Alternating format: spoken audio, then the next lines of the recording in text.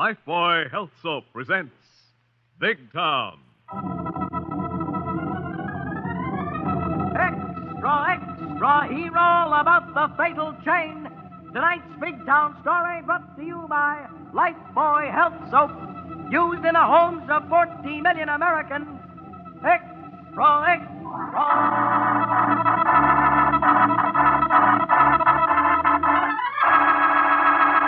Lifebuoy Health Soap presents Big Town, the headline stories of a great city dramatically reported by Steve Wilson, fighting managing editor whose creed, as with all great newsmen, is emblazoned on the masthead of the Illustrated Press.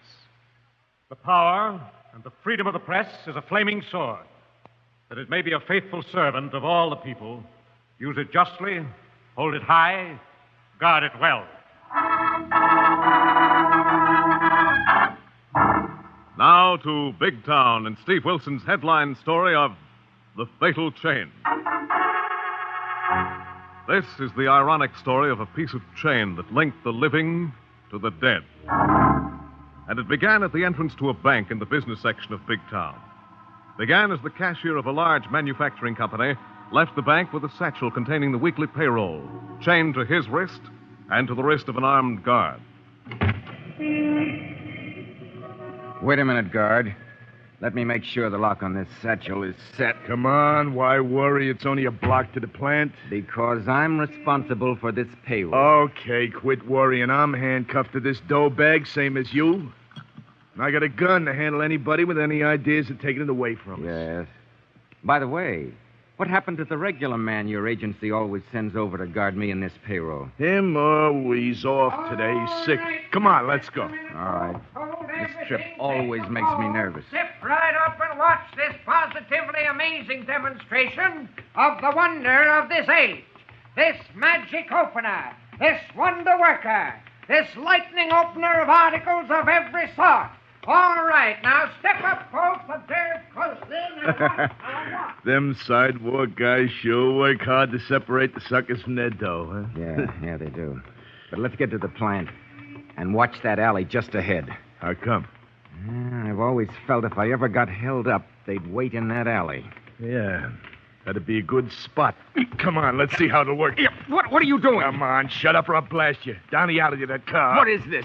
You're not an agency guard. How did you get a badge and credentials? I took them off the dope you was expecting. Come on, in the alley. No. My pals are waiting in that car. No, you won't. No, you dope.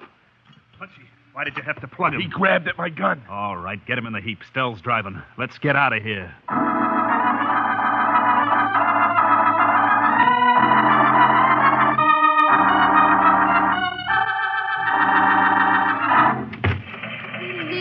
You got a minute? Always for you, Lala. Come in and close the door on those infernal teletypes.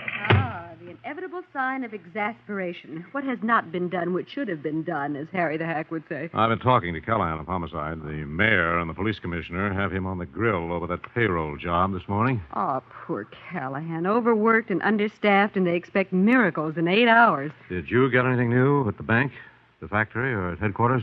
Nothing that leads anywhere, Steve. What about the regular payroll guard? Is there any chance he was linked to that robbery? Not a chance, Steve. His record is 100A+, and he's in the hospital with concussion after the fight he put up to keep his badge and credentials. Yes. What about the cashier? No dice, Steve. Like Caesar's wife, above reproach. And he left some of his blood in that alley before they got him in the getaway car. How about the car? Stolen? Mm-hmm. Abandoned near Water Street. No fingerprints. Mm-hmm. But, Steve, I've got a hunch a woman was driving that car. Oh? How come, Lala? There was fresh face powder on the floor mat under the wheel. I think she got nervous waiting for the payoff and dropped her compact while powdering her nose. I'll buy that. But it doesn't help much. Any new witnesses? None who could add anything to the description of the phony guard handcuffed to the cashier in the payroll satchel. Just a big, hard-looking guy. Yes, Big Town is full of them. Well, how about your underworld listening post, Steve? Any likely bank or payroll artists on the lam from their usual hangouts? I've contacted several, not a thing so far. You know, it might be an out-of-town mob. No, I don't think so, Lorelei. They knew their way around. A private wire, Steve. Yes, this might be something. Hello, Steve Wilson, Illustrated Press. Mr. Wilson, this is that blue-perfect purveyor of paraphernalia, that handy-dandy dispenser of doodads, the one and only Barky the Bop. Hello, Barky. Haven't they run you in for selling those phony static eliminators? I've discontinued continued that line, Mr. Wilson. The maker of that little item was a fraud. After exhaustive tests, I found it inferior to my expectation and that of my customers. Well, what are you hawking now, Barky? Oh, a handy little dandy, Mr. Wilson. A magic can opener that'll open anything. I will even venture to say it would open a bank vault or a payroll satchel. Payroll satchel. Positively, Mr. Wilson. And I have a super deluxe model available only to you at a rock-bottom price in return for past favors. And if you'll hurry, it'll be available to you for the asking, absolutely free. Thanks. Where are you, Barky? In exactly 15 minutes, a quarter of an hour, I will have set up for business on the northwest corner of 5th and South. Now, hurry if you want one of my magic mystery openers with complete instruction inside the box. So hurry. Thanks, Barky. I'll pick it up in 15 minutes. You got a lead, Steve? Yes, Lorelei, get your alleged hat. We're going to buy a magic can opener that may break this case.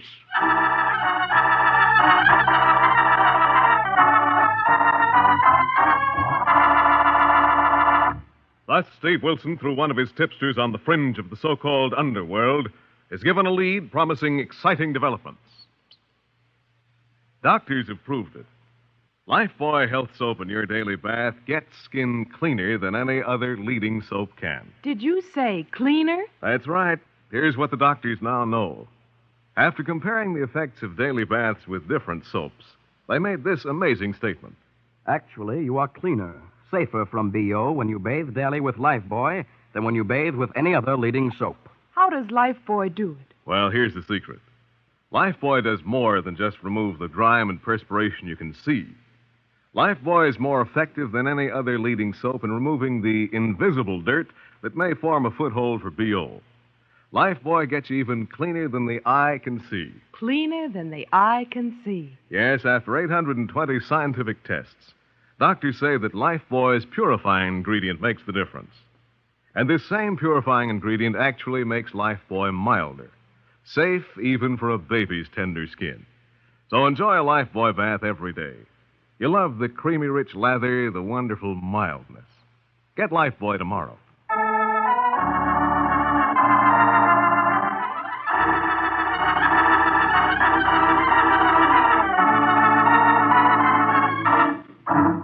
Now, back to Big Town and to Steve Wilson of the Illustrated Press as he moves in to crack the riddle of tonight's headline story of The Fatal Chain. Following up a tip on a sensational payroll robbery phoned in by one of his many underworld listening posts, Steve and Lorelei Kilborn, one of his ace crime reporters, are on the way to a street corner rendezvous in the car of Harry the loquacious Hackey. Say, boss. Say it, Harry, but get us to the corner of 5th and West as quickly as the law allows. Oh, we are practically there, Mr. Wilson. And while I am wondering if this may not be one of those contingencies in which me and my upholstered monkey wrench may not be of assistance. Thanks, Harry, but we're just meeting a tipster who may have a lead on the goons who pulled that payroll robbery this morning. Holmes indulgent in the precarious preoccupation of squealing on a group of characters who have already bumped off one guy to get 50 grand in extremely expendable lettuce. The one and only Barky the Bark, Harry. Holy moly, Miss Kilburn, that pitcher's sure taking a chance. He's playing it cagey, Harry. He's making a pitch and selling me a can opener with the tip inside the box. Well, even so, boss, how come he is taking such a chance squawking on the rub-out boys? Well, I helped him out of a jam once, Harry.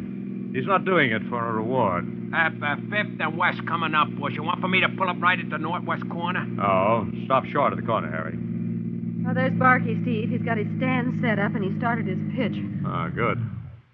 And he's rounded up enough of a crowd to cover our little transaction without exciting suspicion. You want me to come along and buy a can opener, Steve? No, Lorelei. Stay in the hack with Harry and keep out of sight. I'll go join the suckers and buy one as soon as Barkley winds up his pitch. I'm about to demonstrate this here miracle of inventive ingenuity, this masterpiece of mechanical magic, this housekeeper's handy little helper. Oh, step right up, sir. You're just in time to witness the wizardry of an absolutely new and sensational way of opening cans. All kinds of cans. Observe closely now. A mere flick of the wrist and presto, bingo, zingo, and the job is done. Now, for the surprise I promised you folks, the price of this little giant is not $5, not even $1, but $0.25. 2 bits. I'll take one. Ah, a considerate family man who thinks of the little woman. Thanks. I'm a bachelor, but I can use one just the same. Here's your quarter. Ah, thank you, sir, thank you. And for the best results, read the instructions inside each and every box. Well, thanks until you're better paid. I'll do that. All right, now, who else? Step right up, folks. Come on, get your handy-dandy magic opener. Only 24 cents. I'll pull the $1. Now, hurry. Did you get it, Steve? We'll see in a moment. Wait till I get this box open. Did he pass you any word, boss? No, Harry. It should be here inside the box. Well, there's a slip of paper. What's it say? I saw the stick-up and followed the pitch to the payoff, Mr. Wilson. There's 3 working the caper, 2 guys and a dame. They're holed up in the basement of 17 West. Steve, that's in the next block toward the river. Yes, and I think I'd better make sure they're still roosting, Lorna. Steve Wilson, you're not going to go barging in there alone. No, I'll just scout the place while you phone Callahan. I can phone from that drugstore right over there. Good. Tell him the tip may be cold by now. The buzzards may have flown. But he'd better bring his homicide squad and tear gas in case he has to blast them out. How about me, boss? Drive into the alley, Harry, and watch the back of 17. It'll be a pleasure. But if they break that way before homicide gets here, don't try to stop them. Your trusty monkey wrench is no match for hot lead. The same goes for you, Steve Wilson. I'll be careful, Lorelei, but before there's a showdown, I want to know if that cashier who was chained to the payroll satchel and the phony guard is dead or alive. Let's go.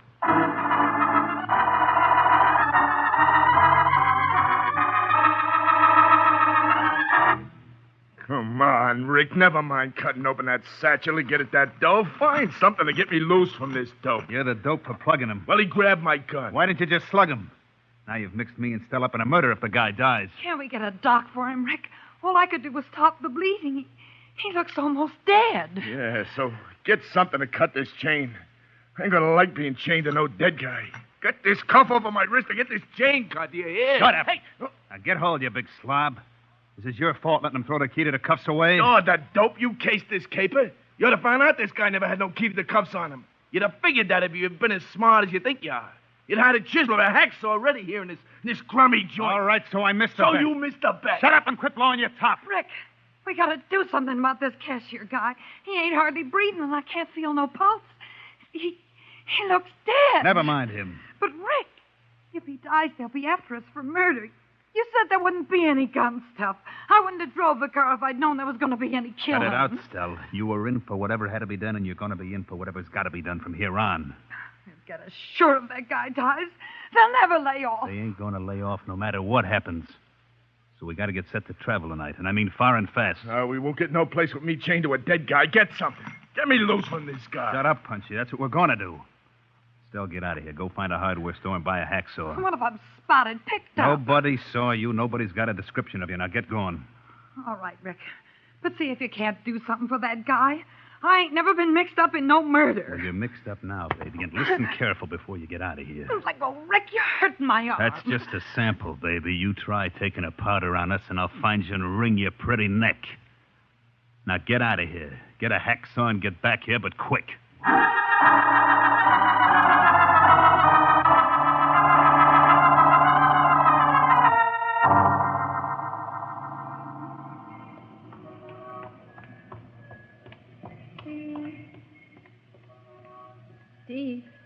Steve, is that you? Yes, Lorna. Step in this doorway. Any sign of activity in the basement of number 17? I can't tell from here. The shades are drawn, but there's a light. Did you get to Inspector Callahan? I had to leave a message. He's on the DA's carpet, but they'll get to him as quickly as possible. Good. If the DA would stick to prosecutions and leave Callahan alone to do his job, we'd have better results in Big Town. Yes, and I hope this isn't a dead-end tip. Well, Barkey wouldn't take the chance of gangland revenge to give us a bum steer on a thing like this. And I don't think anybody will suspect Barkey gave you the tip. And I, for one... Watch it, Lorelei, my lovely. Step back in the shadows. Someone just came out of the basement door of number 17. Golly, Steve, it's a girl. Yes. And we know from Barkey a girl was driving the getaway car, which confirmed your hunch about the spilled face powder. She seems to be looking around to see if the house is being watched. Yeah. Let's wait and see what she does. She's coming this way. Now, keep back in the shadows. Let her pass. Here she comes.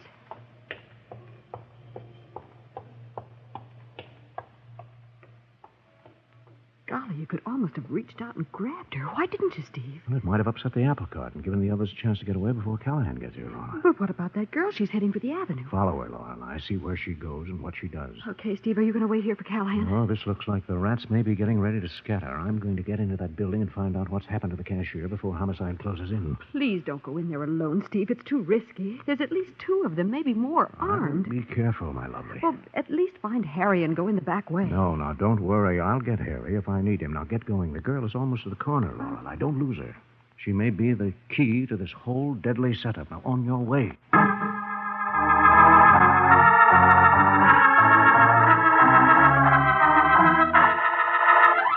What's keeping that dame, Rick? Why ain't she back here with that hacksaw? What's keeping her? Take it easy, Punchy. She ain't been gone but a couple of minutes. Maybe she ain't coming back. She's scared of being mixed in a murder. Rick, maybe she ain't coming back. She'll come back because she knows I'll find her and slit her throat with this shiv. If she don't. Put away that knife, Rick. What's the big idea? Relax, Punchy. Just gonna slash his satchel open and get a look at the dough while we're waiting. Lay off. The dough will keep it. We can divvy it up. If you gotta do something, find a hammer and chisel and cut this chain. That guy's dead. It's giving me the willies being chained to a dead guy. Unwind, will you, Punchy? What's the diff if he's dead? It makes plenty of diff to me. Stay in the chair, Punchy. You ain't going anywhere. Even if I was to let you, you couldn't go nowhere unless you carried that stiff with you. I got a picture of you getting out of town carrying a dead guy. How would you make it? Take a bus? Save the gags, Rick. It ain't funny. And I'm getting a sneaking notion that you don't care if I ever get loose from this guy or not. What's giving you that notion, Punchy? You ain't half tried to get me loose. Well, that's a tough chain, Punchy. I can't cut it with this knife. Of course, if you're in a real hurry to get loose, I could maybe get that cuff off your wrist, but you might not have any hand to speak of. Cut it out, Rick. Lay off. Quit needling me. Put away that knife and think of something to get me All loose. right, just sit back and relax till Stell gets here with a hacksaw. I got a feeling she ain't coming back. I got a real notion she ain't ever coming back. And I tell you, she'll be back. She'll be back because she wants her share of this payroll. Here, have a butt and relax while I slice his satchel open and see how much we got to split. Nah, I'd rather have a drink. Well, there ain't no drink. Here. Now, puff up and take it easy. Forget that guy there on the couch. Wait till I show you a handful of long green lettuce. Okay. Okay, but look out you don't palm none of it, you wisecracking slug. I wouldn't do anything like that, Punchy. We're partners, aren't we? Made a deal and even split 3 ways. Of course, Stell ain't earned her share, and we could settle with her for less. A lot less. Don't get that kind of idea with me, Rick. You're the one that's got the idea, Punchy. I wouldn't have thought of it. Now that you put the notion in my head, it don't sound so bad. It doesn't. Hey, Punchy, look at the dough. Packs of nice, fresh dough right out of the mint. Payroll dough. Packs of 1s and 5s, 10s, and 20s. Easy spending dough, Punchy. There must be 50 grand in this set. Leave it there, you slug. Oh, listen to it make sweet music, Punchy. Listen. Cut it out. Put that dough back. Quit smacking your chops over that stuff and do something to get me loose. I tell you, that Stell dame ain't coming back, Rick. Yeah, Punchy. Maybe you're right. You're so sure of it, you're beginning to sell me. Beginning to give me an idea. Get away from me with that knife, Rick. Keep that rod in your shoulder holster, Punchy. You've used it once too many times today. Use it on me, you'll never get loose from that cashier. Now I got a real notion you don't ever mean for me to get loose. You'd cross up your girlfriend, Stell. Why not me? Put away huh? that gun. Don't be nuts. I was only kidding. Well, I ain't kidding, and I got a real idea. What's the idea? What are you going to try? I'm going to get this chain tied across the arm of this chair and shoot open one of the links. Don't be a dope. It won't work. Well, it's worth a try. What have I got to lose? Don't fire that rod. A shot in this dump will bring the cops. Well, then you think of a better idea, quick. Okay, give me that gun. You slug. You dirty, rotten, double-crossing slug. Shut up and sit down. Give me back that rod. Punchy, I'm going to give it to you right behind you. Yeah. Okay.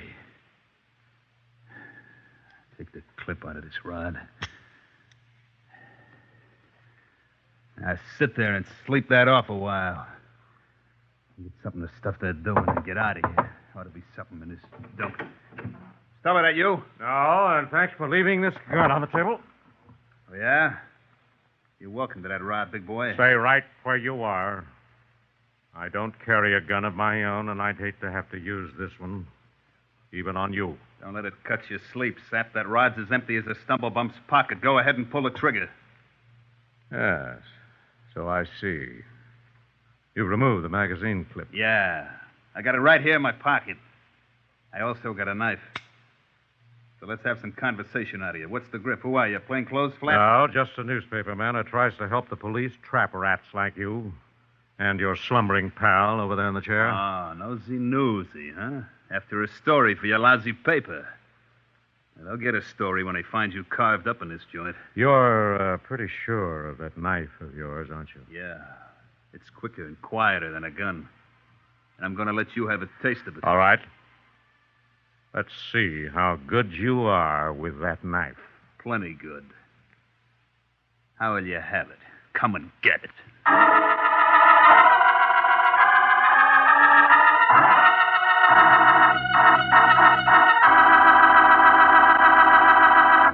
Thus, Steve faces a cunning and desperate killer armed with a knife. In a moment, we'll come to the exciting climax of tonight's story, brought to you by Lifebuoy Health Soap.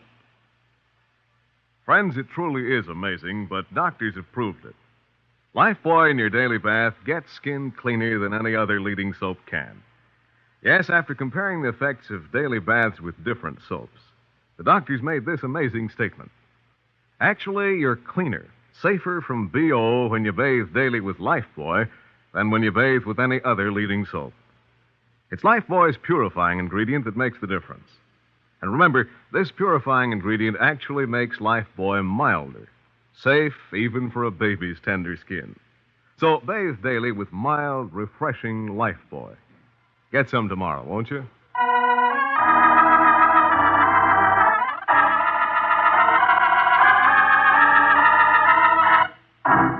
Now, back to Big Town and tonight's headline story of The Fatal Chain.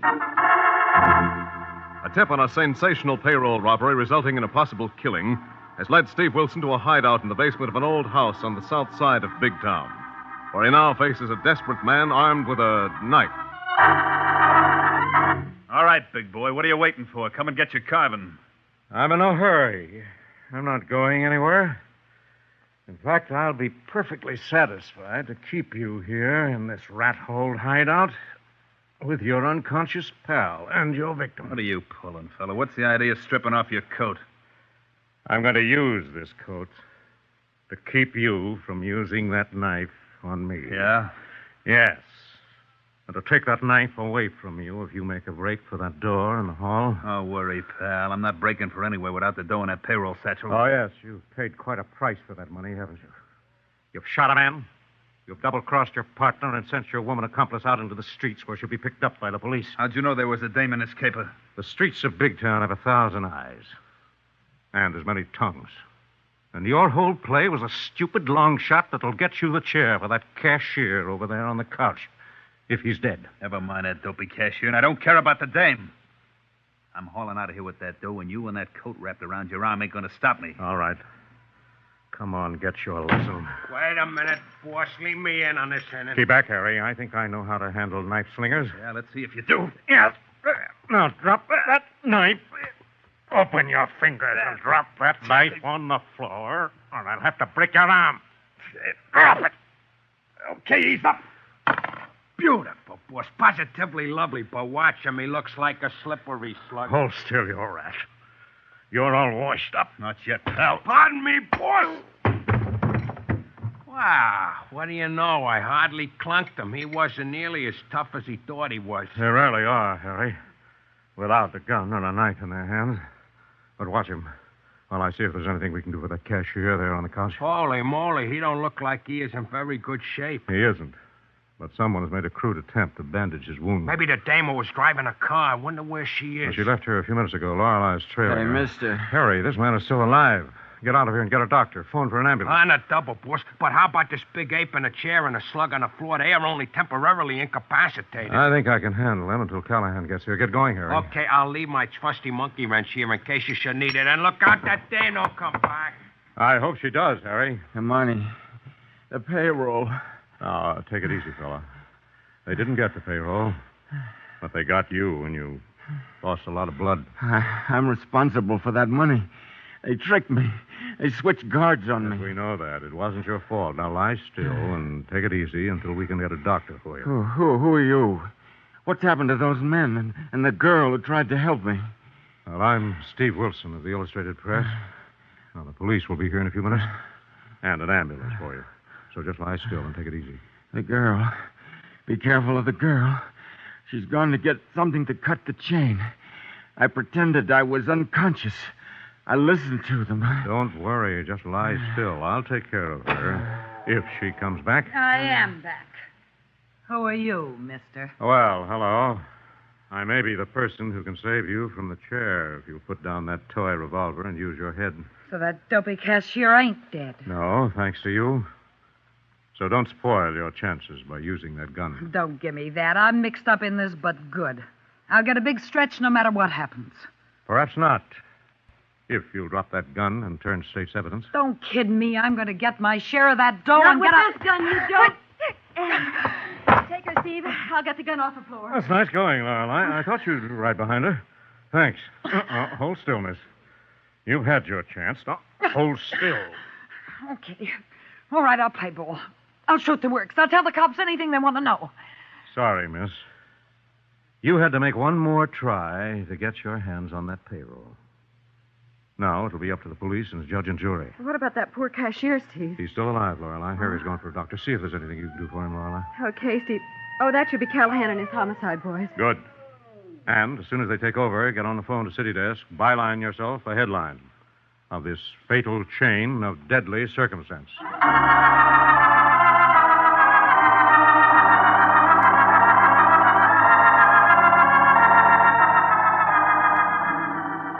So ended with the arrest and conviction of the ruthless payroll bandits and their treacherous woman accomplice, and the fortunate recovery of their victim, another exciting adventure in the newspaper career of Steve Wilson and Lorelei of the Big Town Illustrated Press.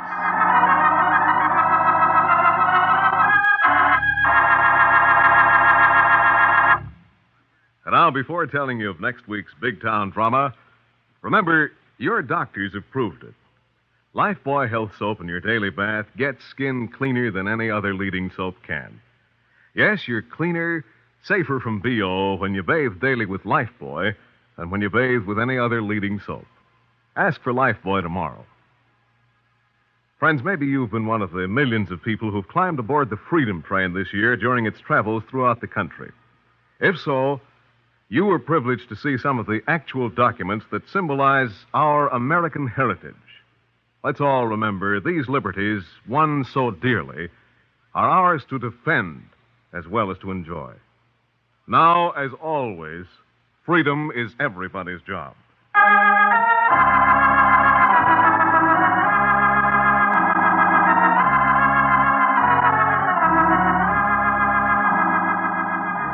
Next week, the makers of Lifebuoy bring you a hard-hitting story entitled Death by Plan. The saga of an escaped convict's fantastic revenge. Another exciting assignment in the newspaper career of fighting Steve Wilson of Big Town. Don't miss it. In tonight's dramatization, all names, times, and places are fictional, and any similarity to other names and places is purely coincidental.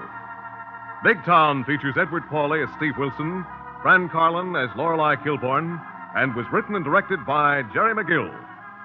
And now, Big Town bids you good night until next Tuesday night, same time, same station, when you'll hear the newsboy calling. Extra, extra, hear all about it.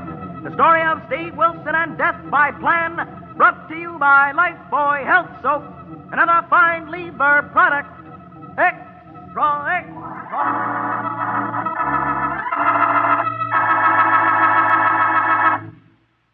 New Rinso with sodium puts sunshine in your wash. Yes, rain or shine, new Rinso with sodium gives your wash an amazing new brilliance.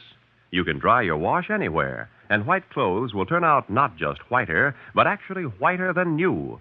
And washable colors not just brighter, but even brighter than brand new. It's because new Rinso contains the scientific sunlight ingredient, sodium. New Rinso is so safe for clothes, so kind to hands. Find out for yourself how new Rinso with sodium puts sunshine in your wash.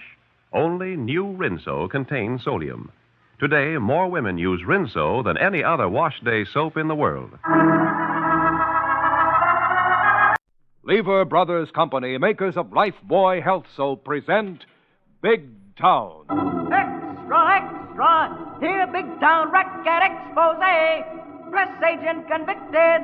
Screen star killed. Extra, extra! Yes, Lever Brothers Company, makers of Lifebuoy Health Soap, are proud to present Big Town.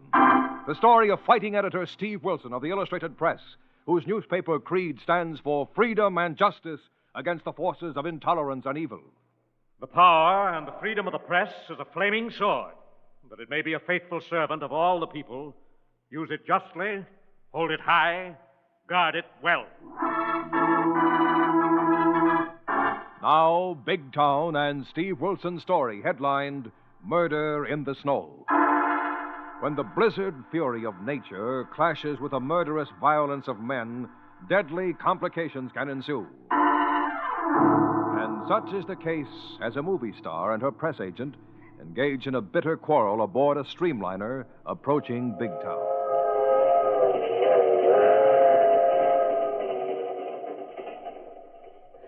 Get out of my compartment, Russ.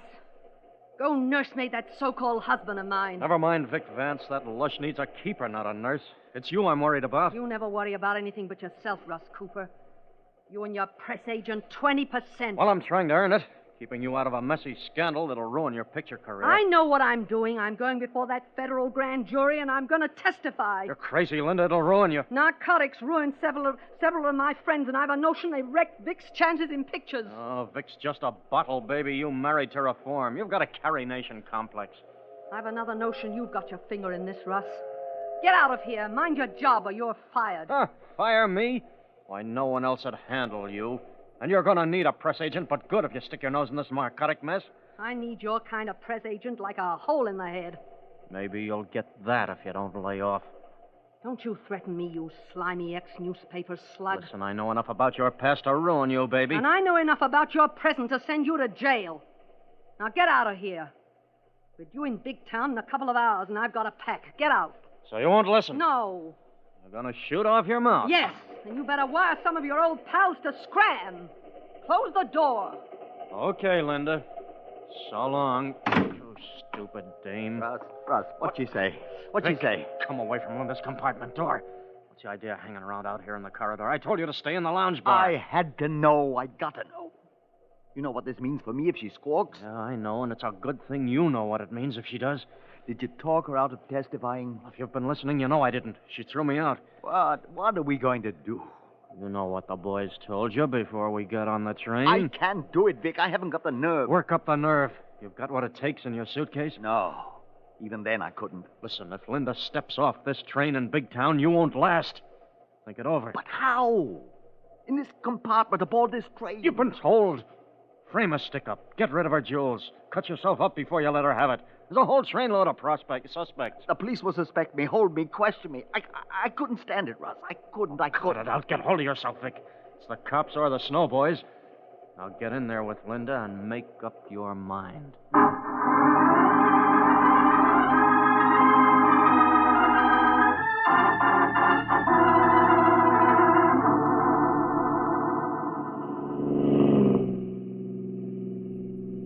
Say, boss, Miss Kilburn. Say it, Harry. How come we are hightailing it to the Big Town Pirate Cage so early in the evening?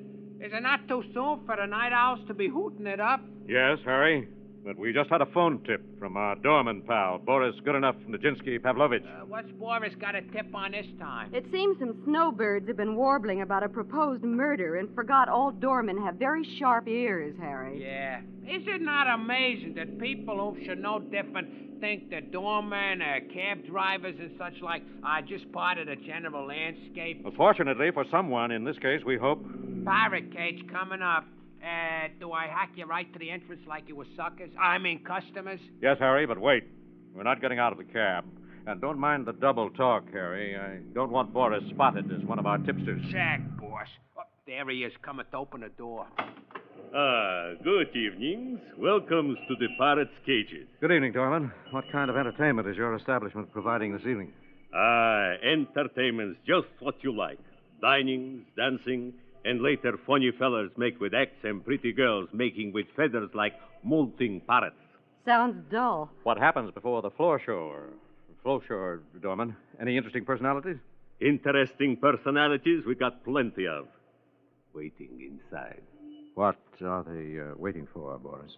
A train called the Sunlight Limited to arrive at midnight with a lady on board who had better be dead. Oh, Steve, the Sunlight Limited from the west. Who is the lady who should be dead, Boris? Some movie lady who's coming to big towns to talk to some grand juries about snow. Only not like the kind it looks like we're gonna get tonight. Narcotics. That could be Linda Lane, the screen star. She's scheduled to appear before the grand jury tomorrow. But two fellers I hear saying she won't go no place. Did you get the setup, Boris? Are they set to get her on the train or here in Big Town? On the train as it comes to Big Town. It is to happen, I think. Steve, it's 10 o'clock. The Limited has left New City. There's no way of getting in touch with Linda Lane to warn her. Yes, there is, Lorelei. The Limited stops at North Junction to change to an electric engine a little after 11 o'clock. Oh, golly, yes. Could you make it to the junction in an hour, Harry? If the snow don't get much worse, boss. We'll try it. Anything else, Boris? Nothing else, Mr. Wilson. Only them fellers are still inside the parrots' cages, waiting for this something to happen. Good. Phone Inspector Callahan of Homicide, Boris. Tell him exactly what you've told me, and he'll put a tail on them. Good. Anything else, Mr. Wilson? Yes. Ask him to meet us at Central Depot when the Limited pulls in at midnight tonight.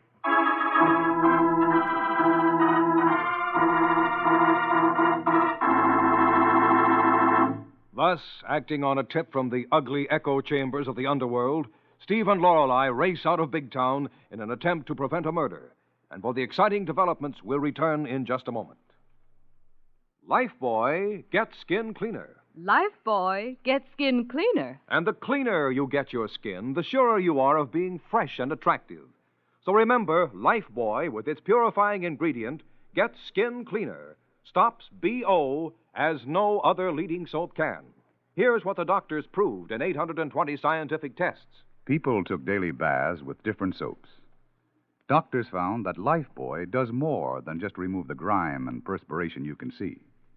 Because of its purifying ingredient, Lifebuoy is more effective than any other leading soap against the invisible dirt that brings on BO. Yes, and it's mild, safe even for baby's tender skin. No wonder Lifebuoy Health Soap is used in the homes of 40 million Americans. Lifebuoy gets skin cleaner. Lifebuoy gets skin cleaner, stops BO as no other leading soap can. So bathe with Lifebuoy every day. Buy Lifebuoy right away.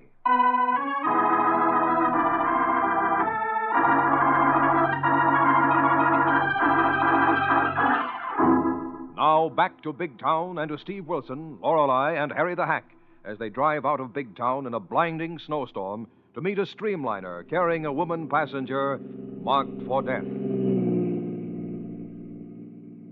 Say, boss, it's still 10 miles to North Junction, and this snow is getting thicker and feathers in a kid's pillow fight. Well, take it easy, Harry. We have 20 minutes left to catch the Limited at the junction and ride it into Big Town. And the train may be late.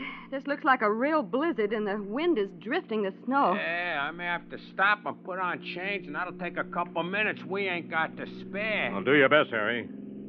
That girl on the Limited may not realize she's marked for death, and there's no way of warning her unless Callahan is able to contact the train through the railroad. Steve, the killer must be on the train. Yes. Or we'll board the Limited at North Junction and try to shut her up before we pull into Big Town. If we make it. Yikes! Snow drift. We're stuck. Quick, Harry. Come on, let's get out and put on your chains.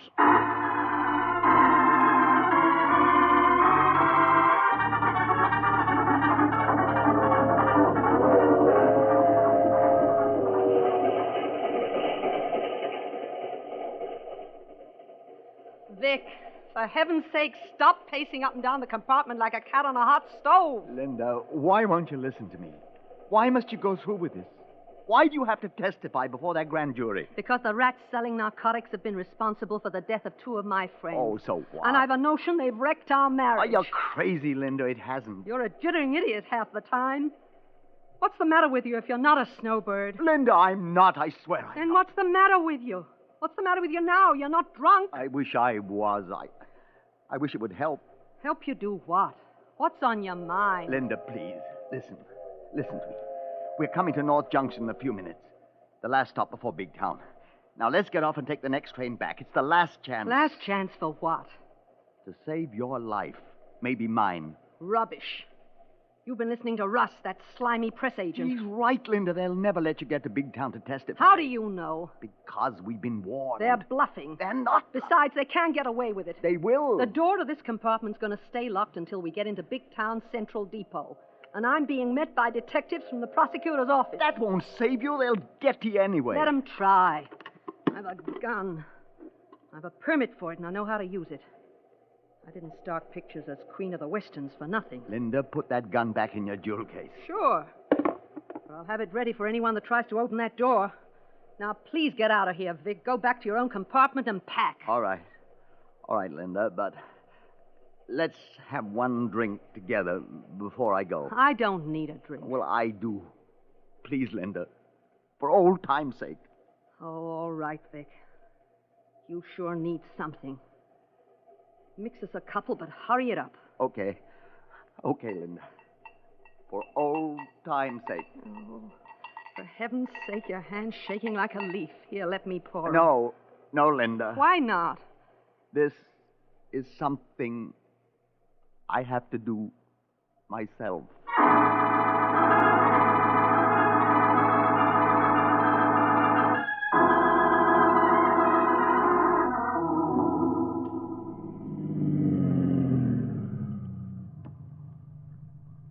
We made it, boss. That's nice driving, Harry. Oh, with a couple of minutes to spare. Steve, look. There's another car here waiting for the limited. Maybe some local job. No. Wait a minute. It's carrying Big Town serial numbers on the license plates. Can you see who's in the car, Steve? No, the snow's too heavy, but the exhaust shows the motor's running. Maybe to keep the heater going like I'm doing. Must be down to 0 outside. Yes. And I think there are 2 men in the front seat. Better be careful, Steve. If they're big town mobsters sent out here to board the train and silence Linda Lane, they may recognize you. That can't be helped, Lorelei. Train coming, boss. I just heard a whistle. What do I do? Now, you've done your part, Harry. Just watch that car until the limited pulls out. Get the license number and phone Callahan of Homicide if any suspicious-looking characters get aboard that train. Check, boss. You and Miss Kilpine better get up on the platform. Now, you better hole up in a hotel till this blizzard blows out and the roads are cleared, Harry. Yes, don't risk getting frozen to death in a drift, Harry. Okay, Miss Kilpine, I would, the way it's piling up. All right, Lorelei. Let's go.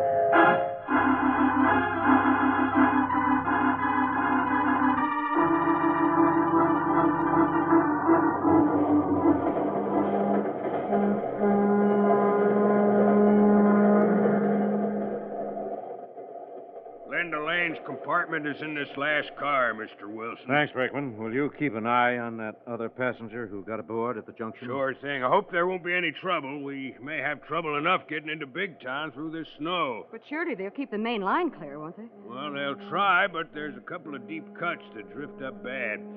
Well, I'll go up ahead and watch the guy that got on with you, Mr. Wilson. What's Miss Lane's compartment number? Room 6, next to the lounge. Oh, thanks, Brakeman. Come on, Lorelei. Steve, look who's coming along the corridor. Russ Cooper. Linda Lane's so-called press agent. Ex-promoter of blackmail columns. Hello, Cooper. Huh? Steve Wilson. Well, what are you doing on the limited? We thought we'd drive out and interview your client on the way into Big Town. Yes, Russ. Give her a good press and some well-deserved publicity for daring to name names in that narcotic investigation tomorrow. Linda ain't talking to the newspapers. I think she'll talk to us, Cooper. What about? She hasn't got anything to say because she isn't going to testify before that grand jury. Then why'd she come to Big Town? Well, if you must know, it was my idea. Oh, your idea? Yeah, a publicity stunt to get her name in the paper. And your illustrated press fell for it like a ton of bricks. Well, coming from you, Cooper, that has all the earmarks of a super colossal lie. Oh, yeah? Yes. Your type of press agent wouldn't make an admission like that until you were over a barrel or had milked the situation of every line of publicity. Well, it's the truth this time. Oh, the truth has never been in you, Russ. You wouldn't have been kicked off the staff of every respectable newspaper that hired you. I could sue you for that crack, Kilburn. Oh, it'd be a pleasure. I'd love to get you on a witness stand under oath. We'll try it sometime, but right now, beat it. Lay off Linda. She's sick. She's gone to bed and sleeping. Sleeping less than an hour before we pull into Big Town? I said she's sick, sleeping. Now get out of here and leave her alone. She's liable to be a lot sicker if we do leave her alone. Now get out of the way, Cooper. What are you talking about, Wilson? I'm talking about nothing to you. Now get out of the way. Stop blocking the corridor. Now, wait a minute, Wilson. Linda has a right to some privacy. I'm paid to speak for her. Cooper, listen to me. This limited is a public conveyance. This corridor leads to a public lounge at the end of this car, and if you don't step aside... Lay off, Wilson. You ain't talking to Linda Lane. Let's leave that to Linda Lane. I'll get out of the way. Like the devil I will. Oh, look out, Steve. Don't telegraph your punches. Now stop talking. Let go. This isn't going to be settled with fists. What's the matter with you? Let go of my arm, Wilson. I'll sue you for assault. I'll risk it to find out why you're trying to keep me from seeing Miss Lane. Now, what's happened? Nothing. Lay off. She's upset. She had a fight with her husband. Hold him, Steve. I'll go down to her compartment and see. Keep out of this, Kilburn. Go on, Lorelei. I'll hold him. Get past us. Something has happened or is going to happen. Just hold him, Steve. I'll see. Lay off. Keep out of this. Now, hold still, Cooper. Keep out of what? How much do you know about the... I warned her. Then you know about the plan to kill her. No, I just heard rumors, but they're bluffing. Now let go. You're not acting as if you think this is a bluff. Now hold still. Lay off or you'll get her She's already killed. marked for murder. How'd you find out? Never mind. I heard, and now I'm convinced. Steve. Yes, what is it, Lorelei? We may be too late. Linda Lane's compartment is locked on the inside. I pounded and called, but there's no answer, not a sound. All right, Cooper. What's happened to Linda Lane? Where is she? I don't know, I swear. The train. Something's happened. The train doesn't matter, Lorelei, now. Talk, Cooper. Is Linda Lane in that compartment? Is she alone? I don't know. Out of the way, please. Let me through. What's wrong, Brinkman? We must be stalled in a drift in Long Cut. Let me through. I've got to set out warning flares to flag the second section. What's the matter here, Mr. Wilson? Never mind, Brinkman. I'll handle this. Go set your flares. Okay, but you better watch out. The guy that got on at the junction is coming back this way. Coming this way? Oh, Steve, he may be a trigger man. What'll we do? Get back to the lounge, Lorelei. Come on, Cooper. If this is the gang payoff, you're going to be in the middle of it. Let's go.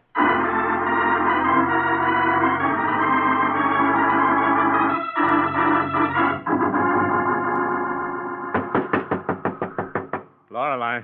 Yeah. There is someone in this compartment moving around. I heard them. Now, watch the corridor for that other junction passenger. Yes, I'm watching it, Steve, but please, be Get careful. back. Get back. I'm going to try and force this door. Stop it, Wilson. Stop it, you fool. Vic Vance is in there with Linda. Linda's husband? Why didn't you say so in the first place? He's drunk. They've been having a fight. I didn't want it in the papers. Now leave them alone. This is not the time to worry about your client's domestic relations. This is a matter of her life. Miss Lane, open this door. Answer me if you can. Cut it out, Wilson. Leave them alone. Cooper, I warned you. I'm sure you're trying to cover something. Now get away from that door. Stop interfering. I won't. I'm trying to help you. Yes, Keep trying to keep me from getting in there. Keep away from this door. Steve, the door. It's open. Yes, now get back in the lounge, Lorelei. It's Vic. He's got Linda's gun. I warned you, Wilson. Shut up, Cooper. Yeah. Shut up. All of you. Yes. Vic Vance. Mr. Linda Lane. The ex-Mr. Linda Lane. Ex. Because I killed her. Because they made me kill her. Frame me. Cross me up. Use me to kill her, then cross me up. Who crossed you up, Vic? Who made you kill her? That rat over there. That press agent Rat Cooper. He's lying, Wilson. Lying, am I? Doesn't matter now. They'll hang me. How many more times can they hang me for killing Cooper? Wait a minute, Vance. Get out of my way, you. Get out of the way, or I'll shoot him right through you. Don't move from in front of me, Steve. He's crazy. He will shoot. Yes, and if he's telling the truth, it's too bad. I can't let him do it. Get out of the way, Wilson. Get out of the way. Let me finish this thing.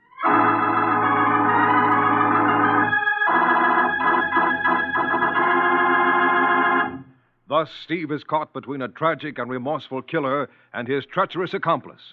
And for the dramatic payoff, we'll return in just a moment. Lifebuoy gets skin cleaner. Lifebuoy gets skin cleaner. Yes, Lifebuoy, with its purifying ingredient, gets skin cleaner. Stops BO as no other leading soap can. Here's what the doctors say.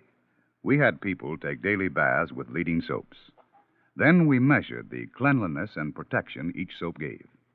We found that Lifebuoy protects best. It does more than just remove the grime and perspiration you can see. Better than any other leading soap, Lifebuoy removes the invisible dirt that brings on BO. The purifying ingredient does it. And it makes Lifebuoy milder, too.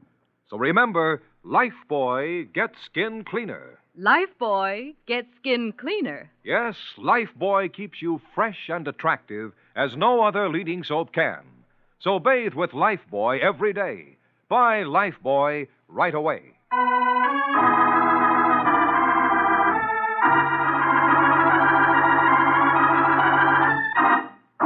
Now back to Steve Wilson aboard a stalled streamliner as he faces an hysterical killer in the deadly showdown of Murder in the Snow. Get away from in front of that dirty press agent, Wilson. Get away, whoever you are. Oh, wait a minute, Vance. Before you use that gun on Russ Cooper and the rest of us, are you sure you killed Linda Lane? Yes. She's in the compartment, smothered with a blanket. Why, Vic? Why did you kill your own wife? She was going to talk to that grand jury. I had to stop her, or they were going to kill me. Kill you? Who told you that, Vic? Cooper. That rat behind you. Get out of the way. No, Steve, don't. He'll shoot. Shut up, Cooper.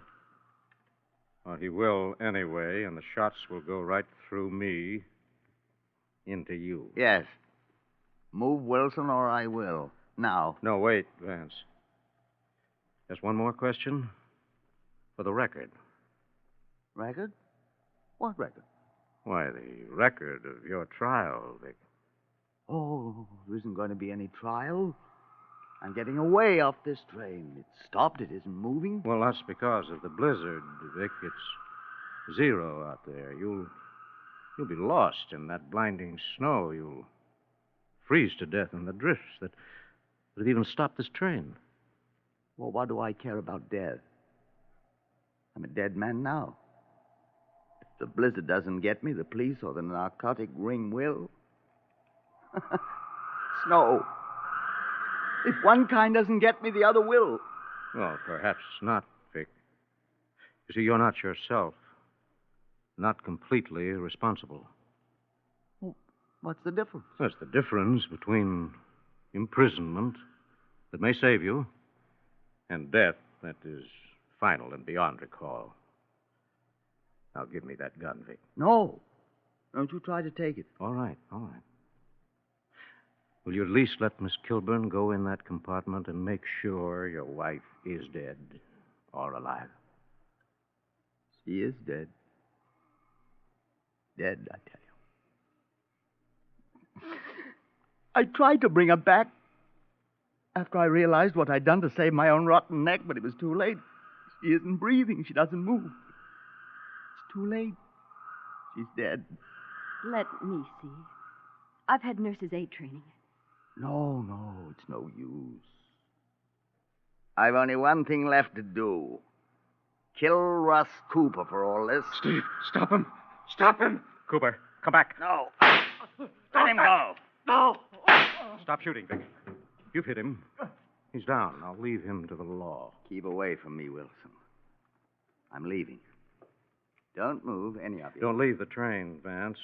You'll be lost out there, freeze to death, die in the snow. Good. That's where I belong. Dead in the snow. Dead in the snow. Oh, Steve. He will die out there. Well, maybe it's best. Quick, Laura, I get in the compartment. See if there's anything that can be done for Linda Lane. Well, what about that other passenger, Steve? I haven't forgotten about him. Get in the compartment and lock the door. Right, Steve. Steve, help me. He hit me in the stomach. Stop crawling, Cooper. Lie still. We'll get a doctor if there is one on the train. Help me. Hide me. Vic's coming back. The brakeman coming back. Hi, Mr. Wilson. Who just jumped out the emergency door? Victor Vance, Wait, brakeman. he had a gun, ran down the embankment, disappeared in the snow. Well, what happened here? Vance shot Cooper and may have killed Linda Lane, his wife. What about the other guy that got aboard at the junction? I don't know. He hasn't shown up. He acted kind of funny, and he was coming back through the train. It's the mob. They've sent somebody to make sure. Don't let him get in this car. Stop him. Well, lie still, Cooper. Lie still, or it won't take another shot to finish you. Steve, Vance was wrong. Linda Lane isn't dead. She's hardly breathing, but she's alive. Brakeman, run up through the train, find a doctor if you can. Yes, sir. Wait. Steve, look. Coming down the corridor. The guy that got on at the junction with you folks. Don't move. Let him come. Track must be cleared. They're calling me in. We'll be starting in a minute. Look, that's no help. Hold it, Laura. Hey, what are you folks doing? Playing games? Yes. What do you want back here? I want to know if there's any place a guy can get a sandwich and a cup of coffee on this doggone train. Oh, no. What's so funny, lady? Oh, sorry. We thought you might be here to kill someone. And if you'll wait a few minutes, I'm sure Miss Kilburn will make you a sandwich at the buffet bar. Oh, yes, mister. With my own trembling little lily white hand.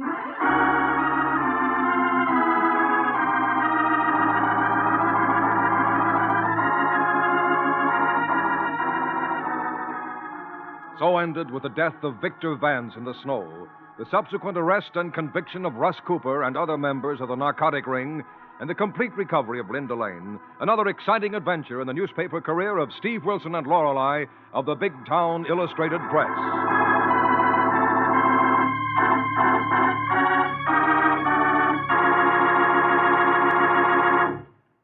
And now, before telling you about next week's Big Town story, here is Lorelei Kilburn. Friends, you've heard tonight how Lifebuoy gets skin cleaner in your daily bath, keeps you fresh and attractive 24 hours a day. Well, now, I'd like to suggest that you try Lifebuoy Health Soap in the big new bath size. Bath size Lifebuoy is generous and luxurious, and that lather, it's so mild and refreshing. I love it, and I know you'll love it, too. Just ask for the new bath size Lifebuoy. Thank you, and good night. In this unstable world, America needs unity as never before. If divided at home, we appear weak abroad. So let's all work for a united America. Let's judge our neighbors as individuals, not on a basis of religion or origin. That's the way to a better America and a better world.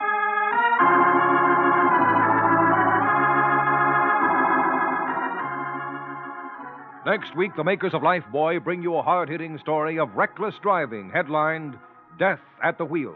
Another exciting assignment in the newspaper career of Fighting Steve Wilson of Big Town. Don't miss it. In tonight's dramatization, all names, times, and places are fictional. Big Town features Edward Pauly as Steve Wilson, Fran Collin as Lorelei Kilburn, and is written and produced by Jerry McGill. Next Tuesday night, same time, same station, you'll hear the newsboy calling... Extra hero about it. The story of Steve Wilson and Death at the Wheel, brought to you by Lifebuoy Health Soap.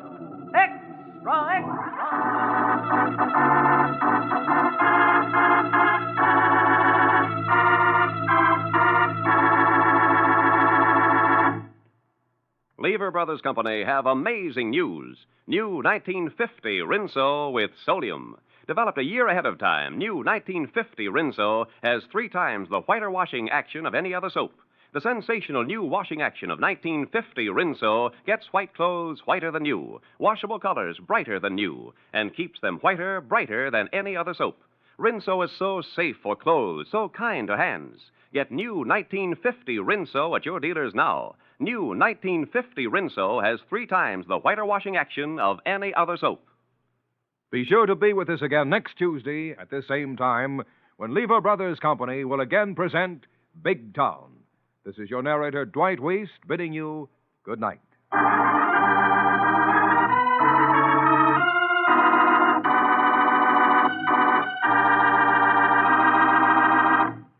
This is NBC, the national. Extra, extra, extra. Hear the Big Town story of the Charity Killers.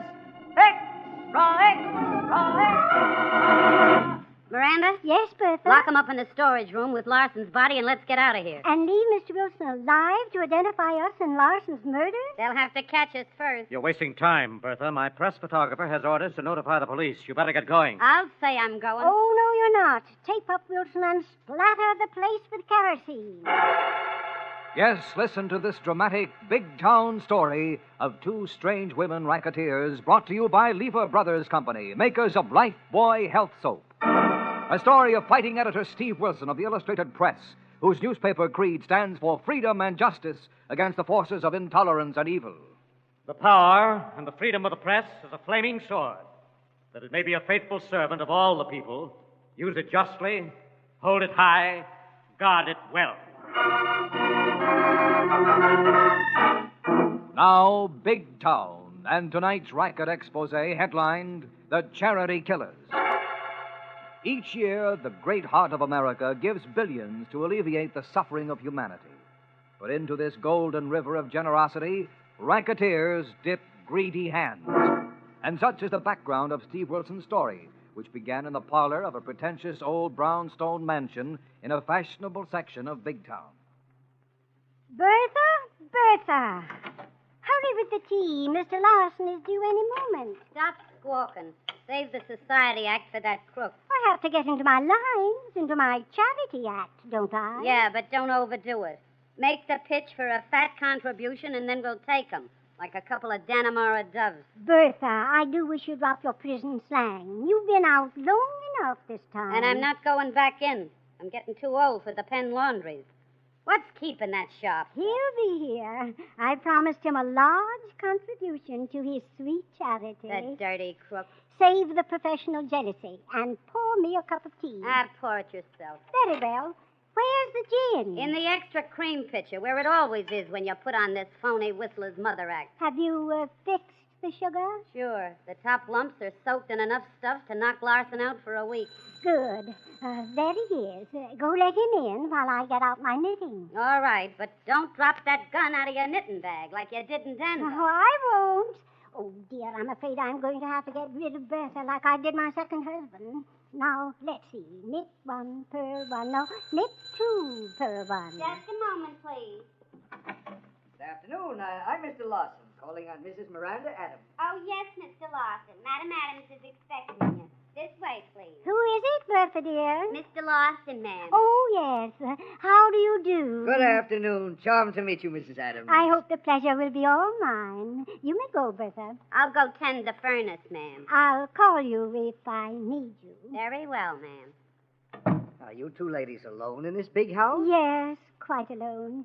It's so difficult to get help these days, you know. Yes. And now, about your contribution to the General Community Fund. Oh, yes. Please sit down.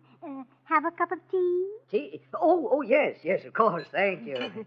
I hope you brought your list of prominent contributors. Oh, yes, I have them all right here. But this list is quite confidential. Most of our large contributors wish to remain anonymous. Don't want to get on the sucker list. I mean the list of unscrupulous fund collectors. I understand. And I assure you the list will not leave my hands. Oh, but I can't leave the list. Very well. I'll have Bertha make a copy. Oh, no, I'm sorry. You wouldn't care to have me give out your name and the amount of your contribution, would you, Mrs. Adams? Decidedly not. No, of course. Now, and how large a donation did you have in mind? Would 1,000... 1,000? Oh, dear, your tea is getting cold. How many lumps of sugar? Oh, no sugar, thank you. I'm putting on weight. I never touch the stuff. Well, 1,000 would be fine. Great help to them, any worthy cause. Oh, I'm sure it would. And a little sugar won't hurt you. It's energy building. Yes, I know, but no thanks. I'll just take it as is while you make out your check. No, let me... Oh, dear, I'm sorry. So clumsy of me. Bertha... Oh, it doesn't matter. Don't bother. Yes, ma'am. What's the trouble? Mr. Larson won't take sugar in his tea. Oh, he won't he? What's the idea? Sit down, Mr. Larson. Hey, what's the idea of that gun, Mrs. Adams? Now, put it away. I didn't come here to rob you. Yes, you did, you dirty crook. Bertha, don't slight our profession. This dope is a disgrace to any profession. Hey, you two are cunt cookies. This is a plan. A scheme to get a hold of my sucker list. Exactly, Mr. Larson. Take that list, Bertha. No, wait a minute. Listen. Let's make a deal. we can work this charity racket together. Why, we'd make a great team. Milk this town dry. That's what we're going to do. Without you. Dear, you dented the teapot, Bertha. Never mind the teapot. I think I've dented his head. What are we going to do with him? Drag him down in the cellar. Lock him up in the storage closet. We don't want him disturbing the neighbors while we work on his succours. Wait a minute, Miranda. Maybe he ain't going to disturb nobody. Why not? I think I cracked his skull. I think he's dead. Oh, dear, oh, dear, oh, dear. My first husband went that way.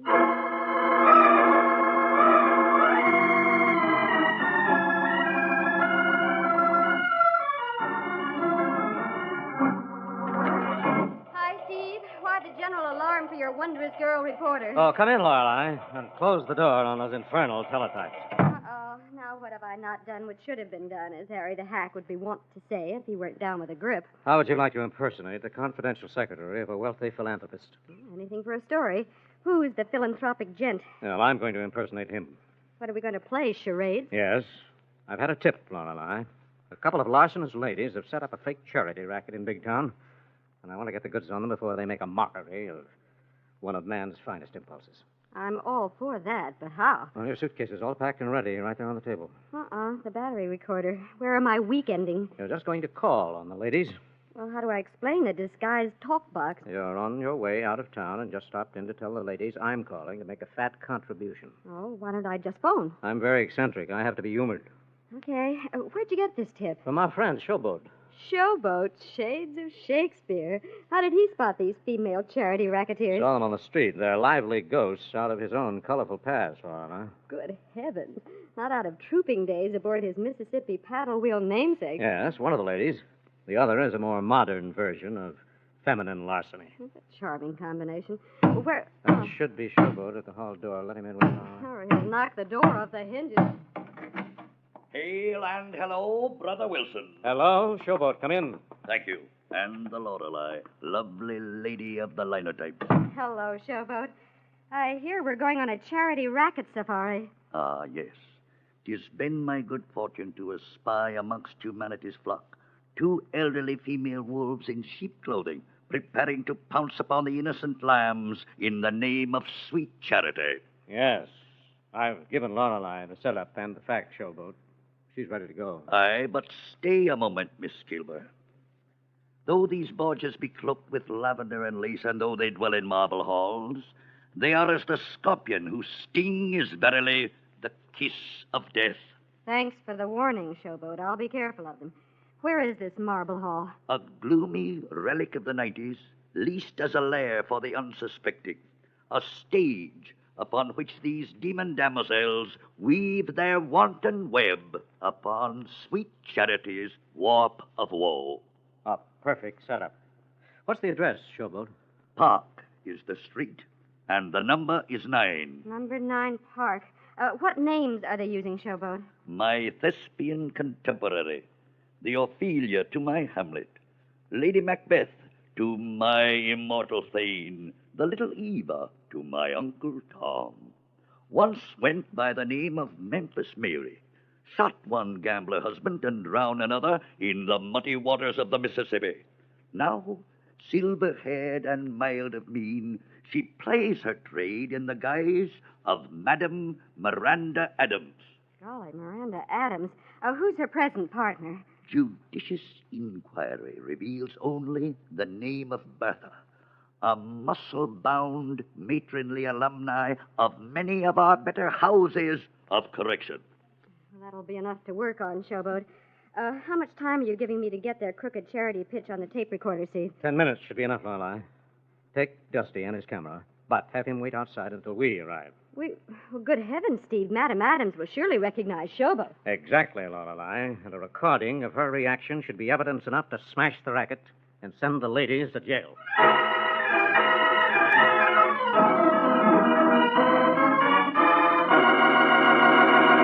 Thus, unaware that a vicious, fake charity racket has become a matter of murder, Steve unknowingly sends Lorelei into a deadly situation. And for the exciting developments, we'll return to Big Town in just a moment. Lifebuoy gets skin cleaner. Lifebuoy gets skin cleaner. And the cleaner you get your skin, the surer you are of being fresh and attractive. So remember, Lifebuoy, with its purifying ingredient, gets skin cleaner. Stops BO as no other leading soap can. Here's what the doctors proved in 820 scientific tests. People took daily baths with different soaps. Doctors found that Lifebuoy does more than just remove the grime and perspiration you can see. Lifebuoy's purifying ingredient makes it more effective than any other leading soap against the invisible dirt that brings on BO. Lifebuoy's milder, too. Safe for baby's tender skin. And you'll like the way Lifebuoy, made with costly coconut oil, bursts into quick, flashing white lather, even in hard water. Lifebuoy gets skin cleaner. Lifebuoy gets skin cleaner, keeps you fresh and attractive, protects you as no other leading soap can. Bathe with Lifebuoy every day. Get the big new bath size. Buy Lifebuoy right away.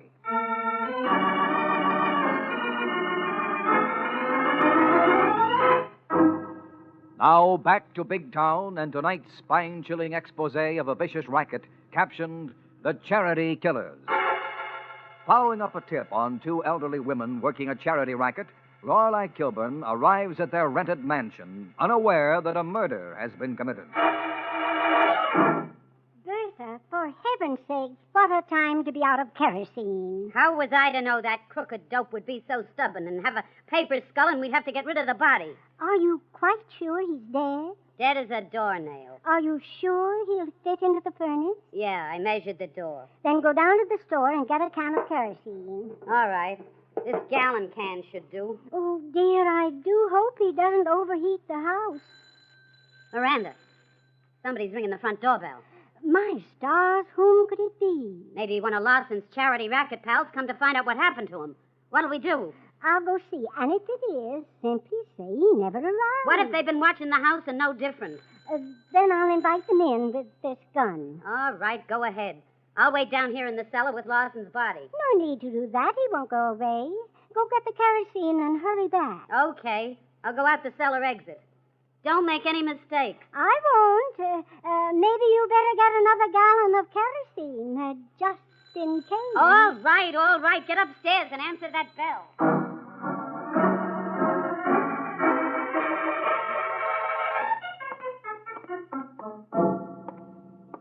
Do come into my parlor, my dear Miss Kilburn. Thank you, Mrs. Adams.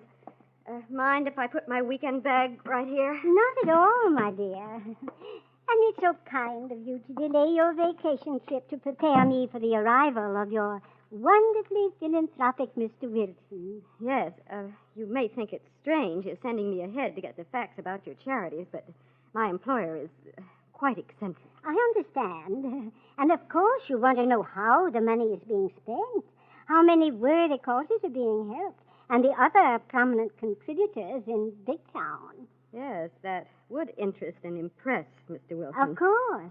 Here is a partial list of our contributors and sponsors. My, that's quite an impressive list. What's the matter, Miss Kilburn? Nothing. But it must be. You're white as a ghost. Oh, it's really nothing. I suddenly felt a little faint. It's rather warm in here. Nonsense. The thermostat is set at 68 degrees. Then it must be something I ate. I'm sorry. I'm afraid I'd better go. No, my dear. It's something else.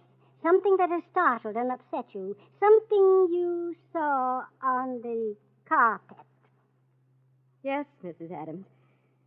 What happened here? Whatever do you mean, my dear? Who was hurt? Left that fresh stain on your carpet. Oh, that. Yes, that. Oh, that isn't what you think. I had a most frightfully clumsy housekeeper. She spilled some catsup. Catsup? For tea? Yes, I just sent her out to get some cleaning fluid when you called. That's why I answered the door myself. I see. And you're alone in the house? Yes. And what do you see, Miss Kilburn? Just who are you and why are you here? Well, I came to ask you a few questions about your charity fundraising activities, But now you are no longer interested in sweet charity. Why not, my dear? I have a feeling something much more important has happened here. And I have a feeling you're not what you pretend to be. Give me your handbag, Miss Kilburn. Uh-oh. It's a rather large gun for such a charitable little lady, Mrs. Adams. Don't get up. Just give me your handbag.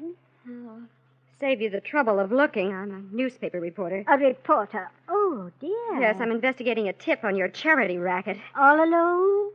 In the hope of getting a scoop for your newspaper, no doubt? Not quite. Now, you better put away that gun or you'll be facing something much more serious than grand larceny, Mrs. Adams. If you aren't already. My stars, you are curious, aren't you, Miss Kilburn? The reporter's stock in trade. Yes. Too bad. How so?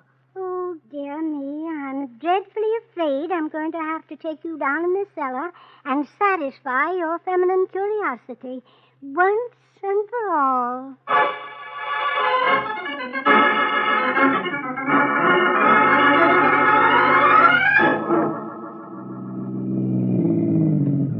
Is this the place, Showboat?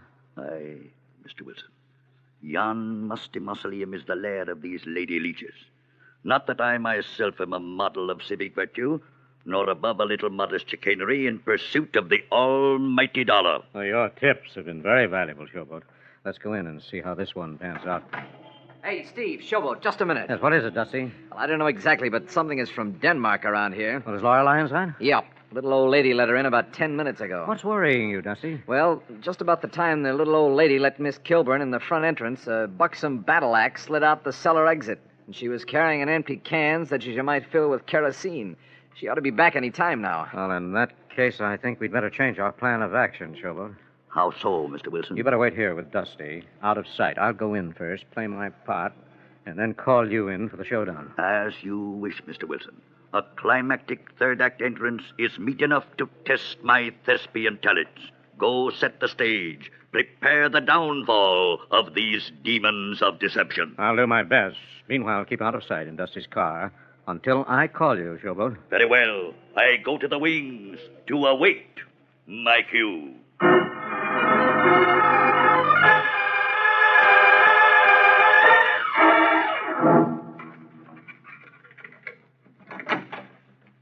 Good afternoon, sir.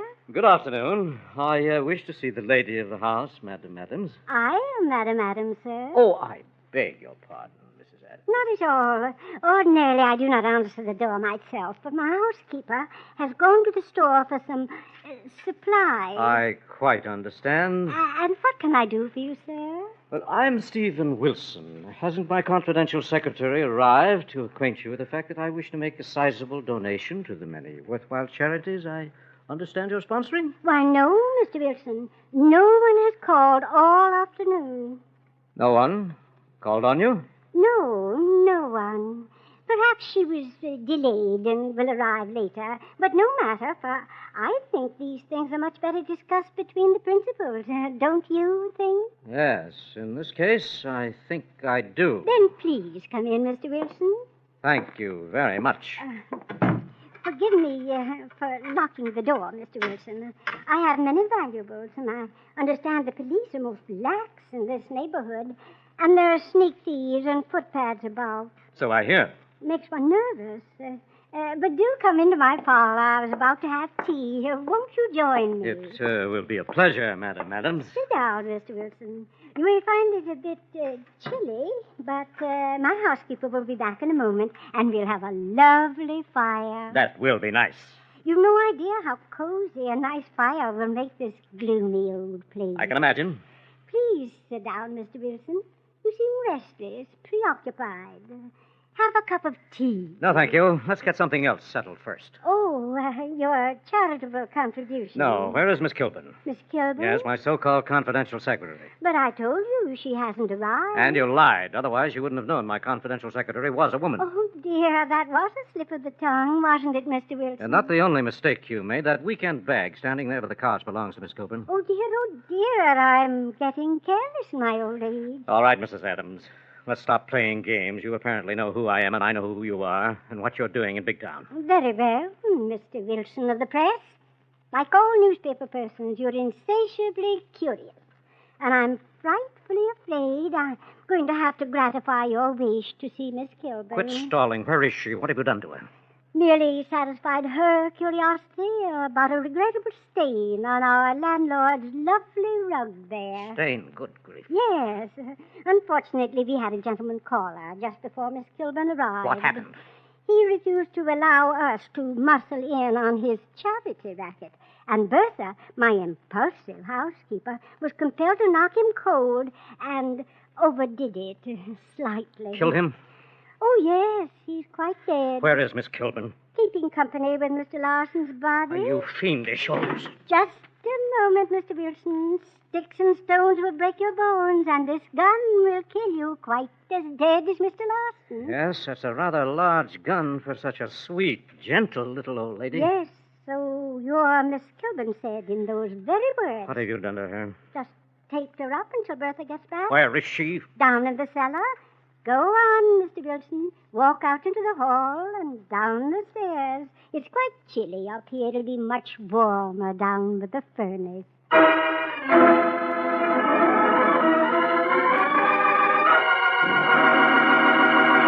Thus, in a swift turning of the tables, Steve and Lorelei are caught in a strange and deadly situation. And for the exciting payoff, we'll return in a moment.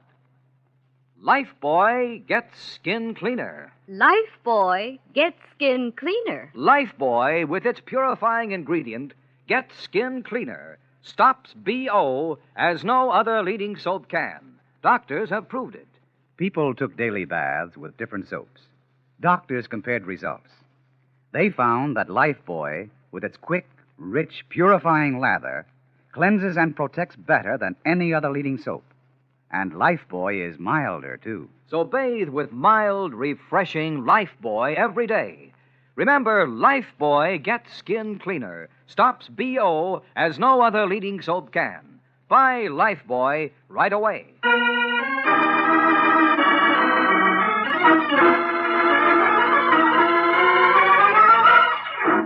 Now back to Big Town and to Steve Wilson and Lorelei, trapped in the basement of an old mansion in the deadly cover-up of the charity killers. Keep away from Miss Kilburn, Mr. Wilson. I know how to use this gun. So I understand from an old associate of your Mississippi showboat days. My stars, that was 40 years ago. Who could it be? An actor. And like your first husband, a gambler on the river. Showboat. Showboat. That scene stealer. I would have thought some woman shot him years ago. Unfortunately for you, he's right here in Big Town. It tipped me off to your fake charity racket. What are you listening for? Expecting, Mr. Wilson?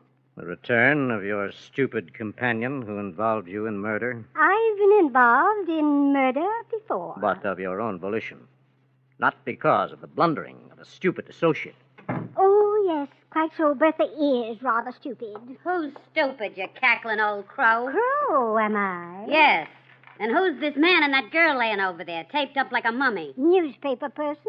What are they doing here? Investigating your charity racket. Oh, Miranda, you old fool. Why did you bring them down here and let them see Larson's body? There was no help for it. And stop calling me a fool. I am old, but you're the fool. Put on that kerosene and tape up Mr. Wilson. Stop giving orders. There isn't time. We got to get out of here. Nonsense. We've spent months lining up suckers. Checks are pouring in every day, and with Larson's list, we can make a real killing. Don't be a complete dope. Those two didn't come along. There's a car out front, and the driver and somebody in it are watching this house like hawks. Why didn't you say so right away? You didn't give me a chance, but I'm telling you now. Let's lock them up in the storage room with Larson's body and get out of here. And leave them alive to identify and testify against us in Larson's murder? They'll have to catch us first. You're wasting time, Bertha. Those men out there in the car have orders to notify the police, and you'd better get going. I'll say I'm going. Oh, no, you're not, Bertha.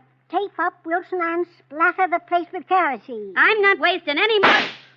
That'll be all out of that gun, Madam Adams. Oh, hold still. I hate to manhandle a woman, even a murderess. Now, hold still. Stop struggling. Oh, dear, very well. Unhand me, sir. As soon as I make sure you haven't another gun in this knitting bag. Hey, Steve, what cooks? What goes on here? What gives? Dusty, just get the tape on Miss Kilburn. And then shoot a few pictures for the front page. Right. Okay, now hold everything, Lorelei. I'll have you undone in a jiffy. Forsooth, what transpires in this dungeon of dark deeds? Well, if it isn't Showboat, the greatest voice in Saldini. Ah, the Memphis Belle, Milady of the Hemlock, the Dagger, and the one-night stand. Shut up, you windy old walrus. Ah, time hath touched thy hair with silver, but tipped thy tongue with acid, Miranda. Oh, be quiet, Showboat. You haven't changed a bit. Yes, hold the reminiscences, Showboat. Are you all right, Lorelei? Oh, a little bruised and mortified, but otherwise okay, Steve. Good. Go upstairs and call Fletch on city desk. Give him the story. And call Callahan of homicide.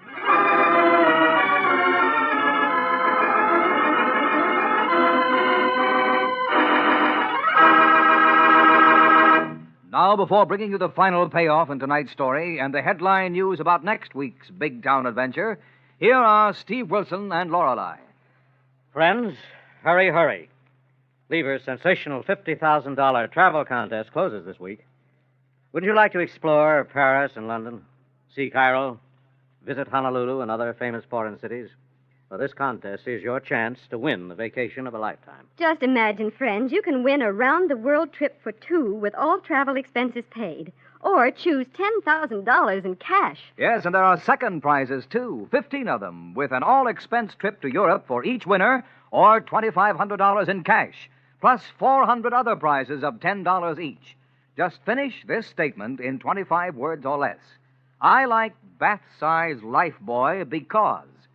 Send each entry with a box front from Bath-Size Lifebuoy to Lever Tour the World Contest, Box 1, New York 8, New York.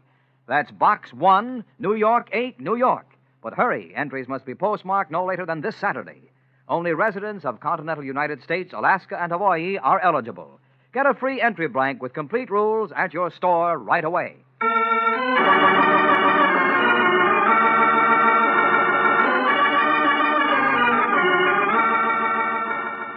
In tonight's big town expose of the fake charity racketeers, the murderess Miranda was tried, convicted, and imprisoned for the rest of her unnatural life. And next week, the makers of Lifebuoy bring you a hard-hitting story entitled The Fatal Joke, the strange story of a gangster's revenge after death. Another exciting assignment in the newspaper career of Fighting Steve Wilson of Big Town. Don't miss it. In tonight's dramatization, all names, times, and places are fictional. Big Town features Edward Pauley as Steve Wilson, Fran Carlin as Lorelei Kilburn, and was written and produced by Jerry McGill. This is Brotherhood Week, at a time when it is vitally important that all Americans stand united. Let us recall the American principles of tolerance and understanding toward one another, and let us practice those principles throughout the year. Next Tuesday night, same time, same station, you'll hear the newsboy calling... Extra, hear all about it. The story of Steve Wilson and a fateful joke, brought to you by the makers of Lifebuoy Health Soap. Extra.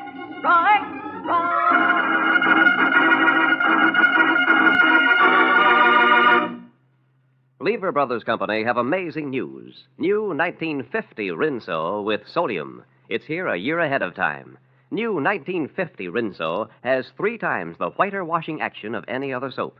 The sensational new washing action of 1950 Rinso gets white clothes whiter than new, washable colors brighter than new, and keeps them whiter, brighter than any other soap. Rinso is so safe for clothes, so kind to hands. Get new 1950 Rinso at your dealers now.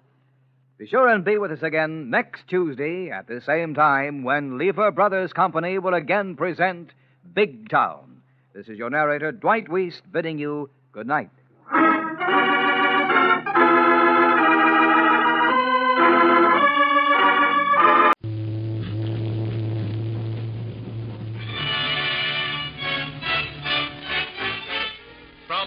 California, the makers of Rinso, America's biggest-selling package soap, present a new series of thrilling and exciting dramas of life in Big Town, starring Edward G. Robinson with Claire Trevor.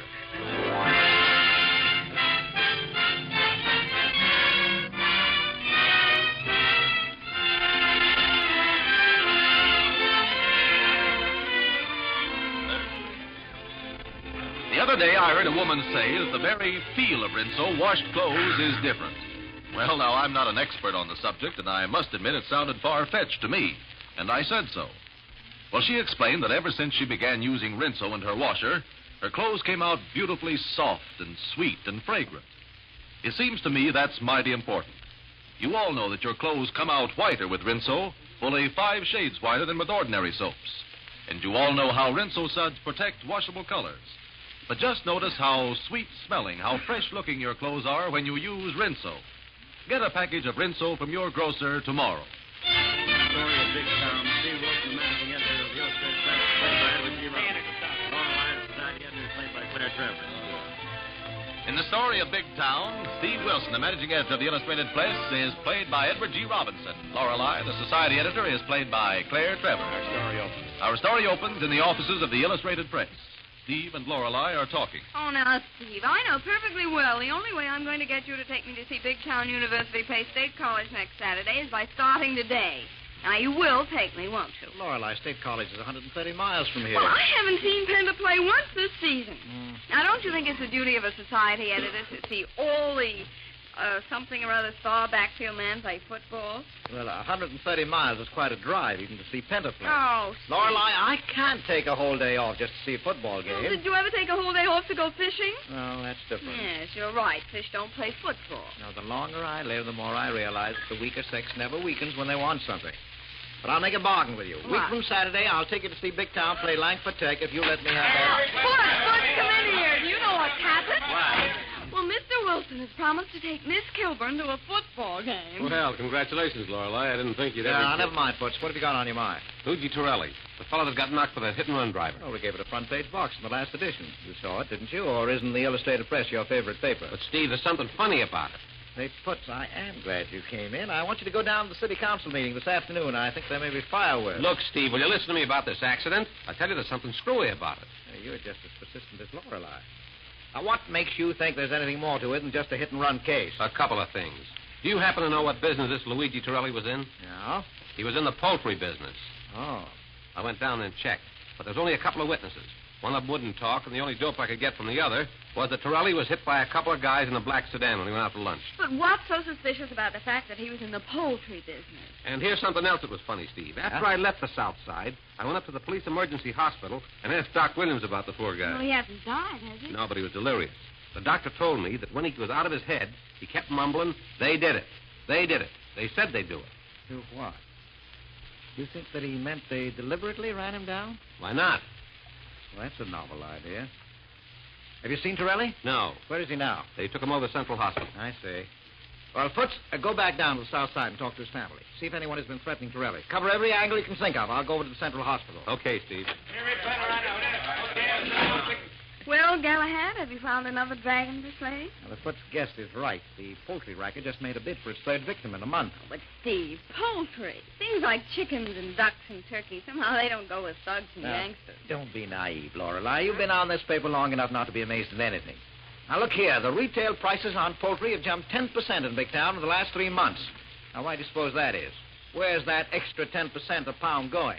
Steve, if you know your groceries, you'll find the prices on many things have gone up. Yes, I know that, but there's no excuse for the rise of poultry prices in Big Town. No legitimate reason. I've checked on it. The poultry dealers aren't making any more profit. Shipping rates haven't gone up. Retail overhead is exactly the same as it was. And what's the answer? Well, there's only been one change in the whole retail setup. 3 months ago, a Poultry Dealers Protective Association was formed. They've got a fancy office down at the State Building with nice gold-leaf lettering on the door. Oh, I don't see anything wrong with that. After all, dealers and other businesses have organizations. Yes, but this Poultry Protective Association was not organized by the dealers. It was organized for them. It's a racket. A new racket that's just getting started. It's not only taking millions of dollars and nickels, dimes, and quarters out of the pockets of every man, woman, and child in Big Town, but it leaves honest shopkeepers, decent citizens of our community at the mercy of hoodlums. Remnants of some of the old mobs we helped smash. You seem to be well informed on this subject. Why haven't you done something before now? Because I haven't been able to find out how the mob operates. The poultry dealers won't talk. I suppose they're scared to death. Yes, and so long as decent people will refuse to talk, crime will thrive. Oh, but Caesar's ghost here. I sit schmoosing with you when I should be on the job. Can't find out about a racket while talking to a pretty girl. I've got to get to Central Hospital. Well, you can't get rid of me. I'm going with you. Okay, I haven't time to state any of the 16 reasons why you shouldn't. All right, grab your hat and come along.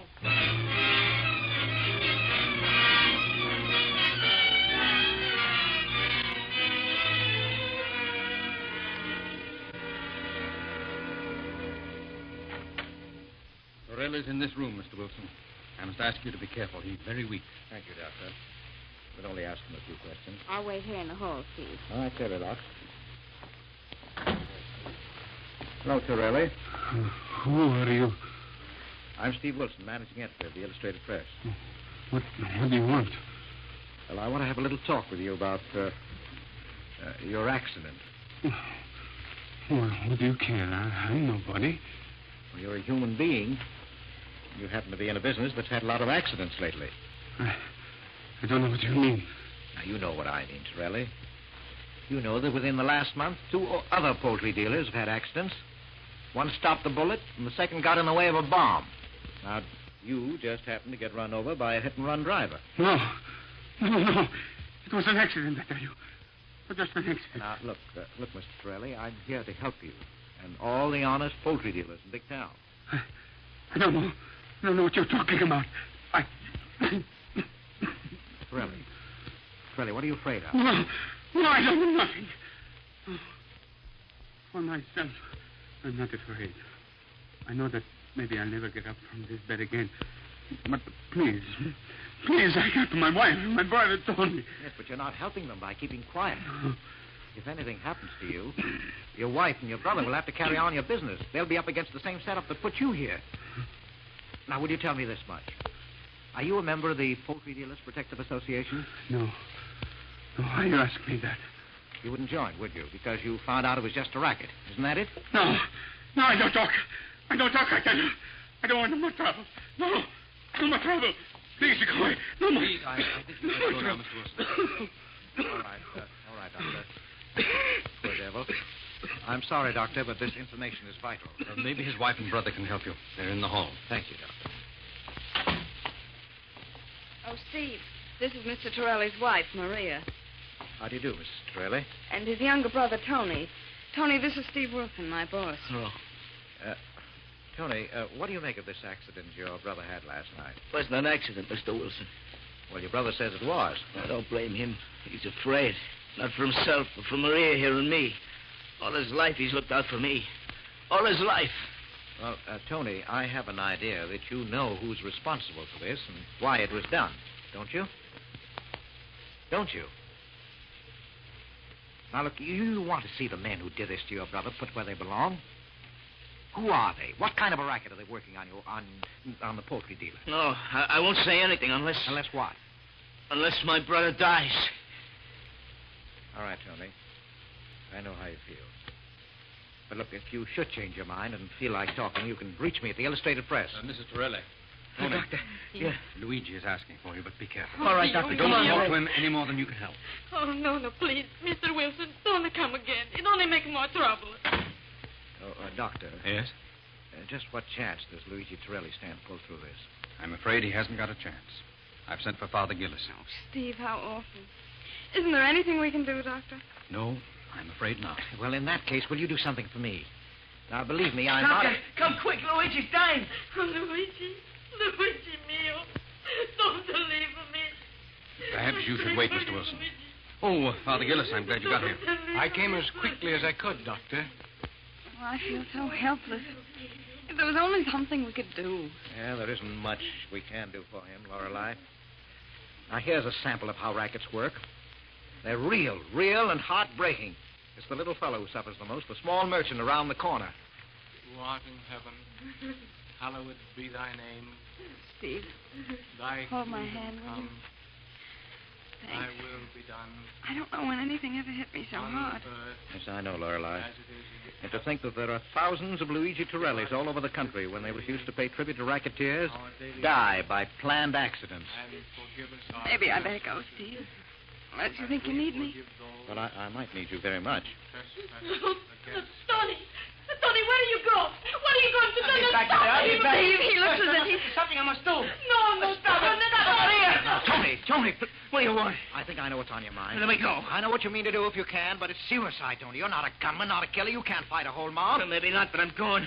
I'm going to kill a man. And I don't kill my brother. Now, wait a minute. Listen to reason. Even if you kill this man, he's only a pawn. You won't get the real murderer of your brother. You can't stop me. Nobody can stop Tony, me. listen to Mr. Wilson. He's trying to help you. Can he bring my brother back? Now, Tony, please. Get out of my way. Get out of my way. Please get him. Tony! We've got to catch him, Steve. No use. We can't stop him. Come on, I've got a better idea.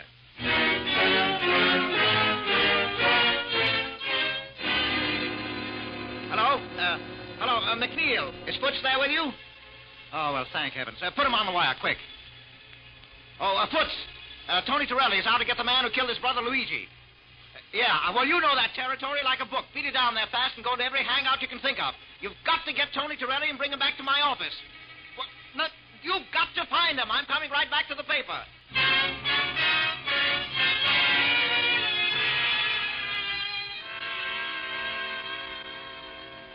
You want some more coffee, Steve? Oh, no. Thanks, Lorelei.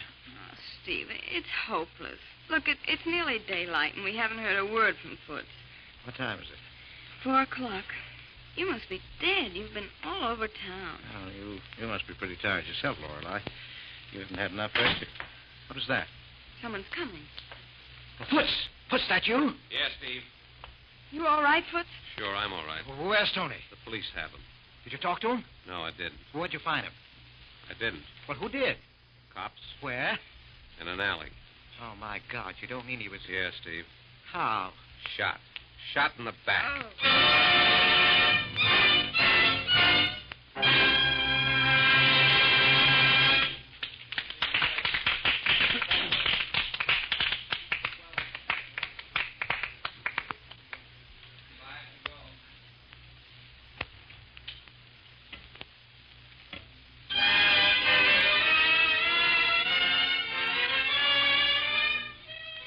With the murder of Tony Torelli, Steve finds himself up against a blank wall.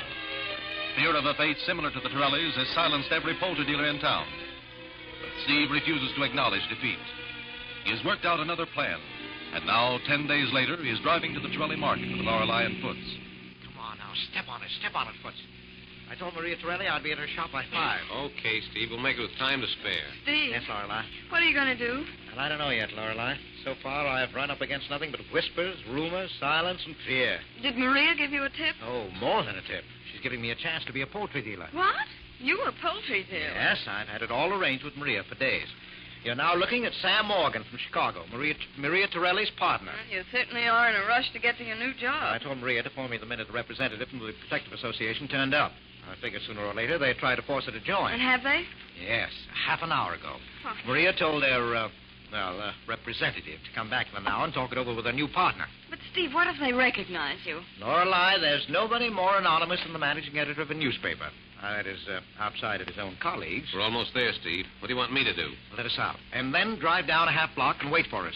I may want somebody tailed. If I do, I'll send Lorelei out to let you know. Well, what'll I do in the meantime? Well, you're coming in the shop, Lorelei, as a customer. So this is it, boss. See you later. Come on, Lorelei. Right.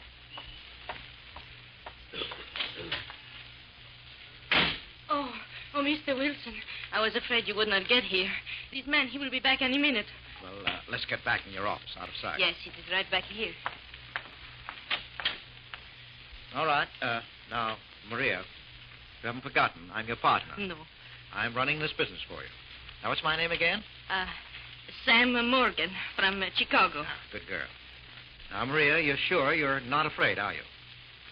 You're sure that you don't want to join the Poultry Association and pay them to protect you from their own hoodlums? No. I'm not afraid now. What more can they do to me? They killed my husband. They killed my brother-in-law, Tony. All right, Maria. Now, stay here in the office and wait. As soon as the association man arrives, you bring him back here and leave the rest to me, okay? I understand. Oh, Mr. Wilson. Yes? I forget to tell you. Yesterday, a man, he wanted to buy my 3 shops. Yes? He only offered me half of what the shops are worth, so I tell him no. I no sell. I see. Well, who was it?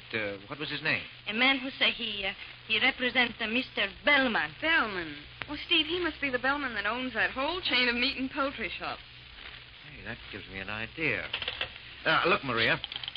You go out front. And if the association man comes, you stall him for a few minutes. We're going to make a phone call. All right. I make him wait. Lorelei, it's a natural. Hello, this is Steve Wilson. Give me McNeil.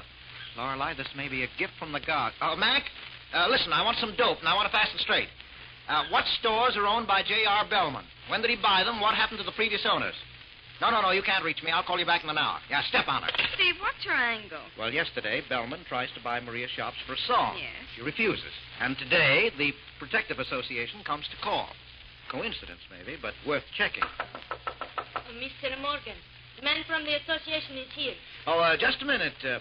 Lorelei, you beat it out that back door and come in front as a customer. All right. All right, Mrs. Torelli, show me in. Good afternoon, Mr. Morgan. Glad I caught you in this time. I'm Ed Davis of the Big Town Poultry Dealers Protective Association. I understand you're Mrs. Torelli's partner now. Congratulations. Thank you. I don't want to waste a lot of time there, so I'll come right to the point, Mr. Morgan. The Torellis never saw their way clear to join the Protective Association, but I can see you're a businessman. You'll want to belong. Well, just what are the benefits if I become a member? Oh, we can make everything very easy for you.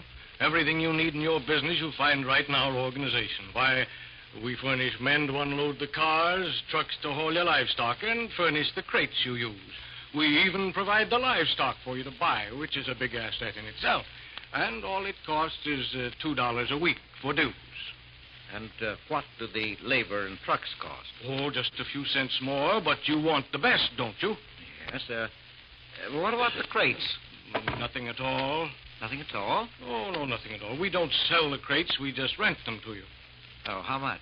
Only 85 cents, and you get 15 cents back when you finish with it. Yes, but I can build a crate for 12 cents. Well, you might be able to at that, but our crates are awfully good. In fact, they're so good we've passed a rule that all the members have to use them. Yes, but doesn't all this make the price of chickens high?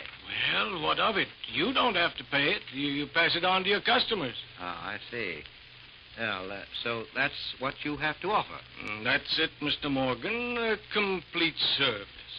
Well, Mr. Davis, thank you very much for this little talk, but I'm not interested. Oh, now, wait a minute. Don't be hasty. You'd better take a little time to think it over. No. I don't need any time, Mr. Davis. I'm not joining. I see. Maybe I haven't made myself quite clear. I merely stressed the advantages of belonging to the association. I have a couple of assistants out in the shop. They might be able to impress you with the disadvantages of not belonging. Mr. Williamson, Mr. Benedict, would you mind stepping this way, please, Mr. B? Right here. What's up? You need us? Yes, Mr. Morgan isn't impressed with my side of our story. I think you gentlemen better explain yours. Good evening, Mr. Morgan. Glad to have met you. Well, gentlemen, what's on your mind? Now, listen, Morgan, we'll lay it right in the line for you.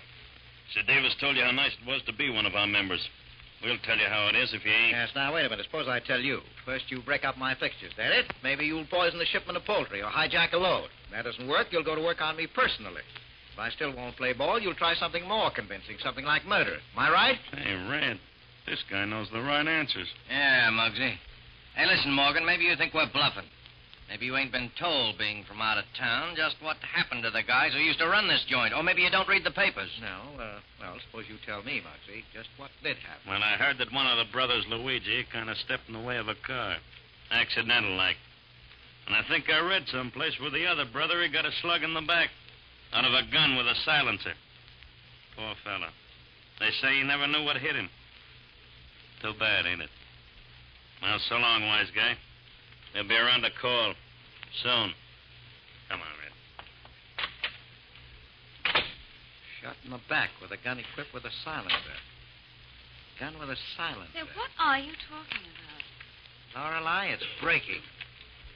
You know, that Mugsy. The guy in the brown suit? What?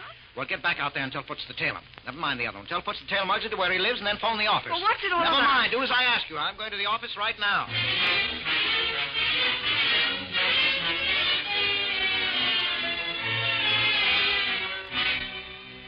I wish Foots would call. Things are going too fast.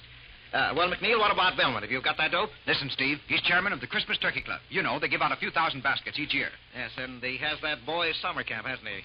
Yeah, but that doesn't interest me. I want to know About that is if he has acquired any stores recently. Yes, 3. Well, did you get the list of members of the Poultry Dealers Association? Yes, and you know, Steve, I just happened to check, and not one of the owners of the last 3 stores he bought were members of the association. Well, that's all I want to know, McKay. Well, here's the report. Hey. What is it? Put this on the wire, Mr. Wilson. Oh, hello? Yeah? Oh, good. Wait a minute. 14 Center Street. Alone, huh? Well, great. You stay there. Look, if he leaves, you keep after him. Oh, I'm on my way with a couple of the boys from the circulation department. Wait a minute. Where's Lorelei? Oh, with you, huh? Well, I might have known it. Well, keep her out of the way. I don't want her around when we corner Muggsy and go to work on him. There may be fireworks.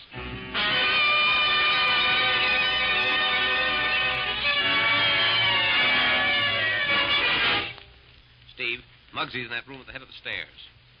He's alone, and I think we can take him without any trouble if we move fast. Yes, you can grab a rattlesnake by the head, too, if you're quick enough. Now, how are we going to get him out of that room? Well, let me see. We could... Now, wait a minute. I've got an idea. See that table at the head of the stairs with the picture on it? Yeah. We'll knock it over and see what happens. Right. Now, listen, you gents. What do you want us to do? Go upstairs and plant yourselves on both sides of that door. The fellow comes out of the room, and I knock over that table, jump him. If he has a gun, smack it out of his hand. Okay, Mr. Wilson. I brought along a piece of lead pipe. You want him out cold or on the hook? No, don't knock him out if you can help it.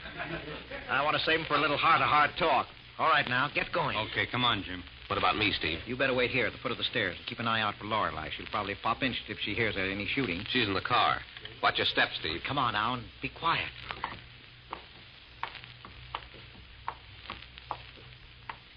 Okay, let her go. Hey, what's the idea? All right. We got him, Mr. Wilson. We got him. Let me go, will you? Let me go. Come on now, hold on. What do we do with him, Steve? Take him in that room, boys. Bring him. Come on, you. What's the idea? Hey, what's going on? Who are you guys? Oh, Muggsy, don't you remember me? Morgan. Yeah. You're the guy that was in Torelli's butcher shop. Atta boy.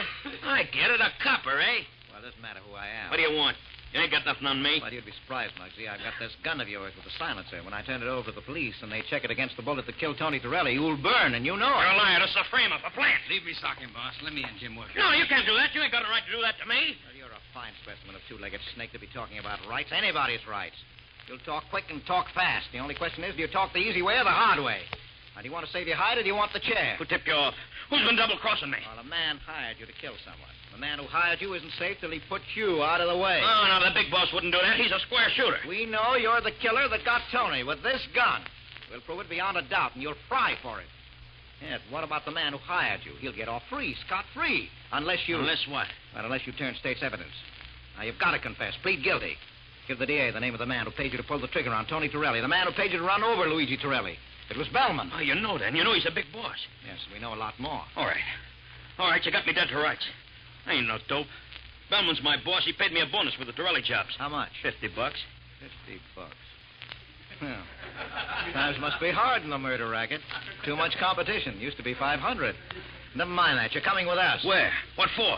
Call on your boss to talk to Bellman. No, you'll kill me. You'll have some of the boys get me, even in jail. Oh, no, he won't. After tonight, he'll be behind bars himself, and so will all his boys. Look, I'll sign a confession, but I won't go. No. You're going with me to Bellman. Pull him, boys. I want to make a call. What's Bellman's number, Muggsy? I ain't telling. What's the number, punk? Quit twisting my arm. It's Overdale, 783. Operator. Get me Overdale, 783. Yes, that's right. I say, Bellman does live in the suburbs. Hello, is Mr. Bellman in? Oh, hello, Mr. Bellman. This is Steve Wilson. Yes, that's right, Illustrated Press. Well, I'm glad I caught you in. Say, I've just left a meeting of the Big Town Citizens Council, and your name was mentioned for chairman of the Civic Improvement League. Yes, I know, but this was a special meeting, and I'd like to come out and talk to you about it. Yes, right away. Look, if you don't mind, I'd like to bring 2 other members of the committee with me. Oh, well, fine. Right away, then. You're in Overdale. What's the address?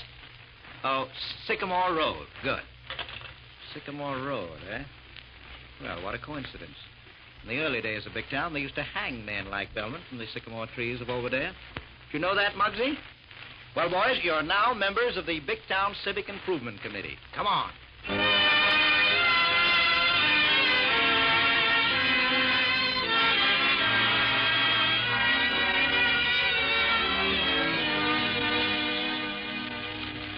Well, this fire feels good. Oh, you have a lovely home, Mr. Bellman. Tennis court, swimming pool. Yes, fine library full of priceless editions. I certainly envy you. Thank you, Mr. Wilson. Now, about this Civic Improvement Committee. Well, are you interested? Oh, of course. Naturally, anything I can do to make Big Town a better place for people to live in. Yes, I've always known that. But what about the members of the committee? I thought they were coming with you. Oh, well, they're right outside, Mr. Bellman. I just wanted to make sure you would be in position to accept the proposition we want to present to you. Oh, I see. Well, who are these men? Do I know any of them? Oh, yes, you know one of them. As a matter of fact, he's a business associate of yours. Business associate? Yes. I'll have them come right in, and we'll get right down to cases. All right, gentlemen, bring them in. All right, come on. Come on, Lorelei. This is our society at Miss Kilburn, Mr. Bellman. All right, Muggsy, get in here. Yeah, all right. What the fuck? Yes, Muggsy, I want you to meet a fellow member of the Big Town Civic Improvement Committee, Mr. Bellman, one of our leading citizens. What is this, Wilson? A joke? Who's this hoodlum? Oh, I see you recognize his type. Hiya, Bellman. So you fell for Wilson's gag. You're not as smart as I thought you were. What's the big idea, Wilson? Who is this man? I never saw him before in my life. Now, it's no use, Bellman. We've got you dead to rights. You know, Muggsy doesn't like the idea of going to the chair for the murder of the two Torelli boys and the other little odd jobs he performed for you. So he's taking his chances when we turn him over to the DA. Muggsy is turning state's evidence against you, and that makes him a charter member of the Civic Improvement League. Better get your hat, Bellman. You're going to the DA's office to do your share. You're going to give him the names of that bunch of strong-arm salesmen you're using to organize the Poultry Dealers Protective Association. Oh, so you've got it all figured out. All wrapped up. Signed, sealed, and delivered, have you, Wilson? Now, don't go near that desk. There might happen to be a gun in that door, and if you try to get it, you might get hurt. Don't be a fool, Wilson. You have no things to connect me with this Poultry Racket. Nothing but the unsupported statement of a small-time killer. With a record as long as your arm. Well, keep on talking, Bellman, but keep away from that desk. That's right. Have you got to come here and accuse me? Now, get out! No, you don't. Bellman? Steve, he's got a notebook in his hand. Look out, Steve. He's trying to put it in the fire. Hey, I got him. Get that notebook out of his hand. Here, hold on, Foots. Give me that book, Bellman. Give it to me. Let go of that book, Bellman, I'll smack you with it. Oh, never mind. I got it. Well, no wonder you wanted to destroy this, Bellman. Well, this is it. The whole case wrapped up in a neat leather-bound book. Or I get on that phone, call the DA. Tell him to hot put it out here as quickly as you can. Okay, Steve, it's practically done. All right, Bellman, now you don't have to talk. This little black book will do your talking for you. Big Town's got a lot to thank you for. With this little book to guide them, the police will have rounded up every one of your thugs before morning, and the Poultrymen's Protective Association will be washed up. Oh, yes, and as a reward, Big Town will give you a free trip to the state penitentiary. Hello? Hello, is this Mr. Miller? Oh, just a minute, please. Steve Wilson calling. Here you are, Steve. Oh, okay. Hello, Miller. Listen, I've got the dope on the whole poultry gang. Names, addresses, and phone numbers. Well, you can round them up in an hour. Yeah, and I've got Tony Torelli's killer right here. Sycamore Road. Yes, I'll give you Big Town's leading citizen, J.R. Bellman in person, with my compliments. Well, that'll pull the feathers out of the Poultry Racket.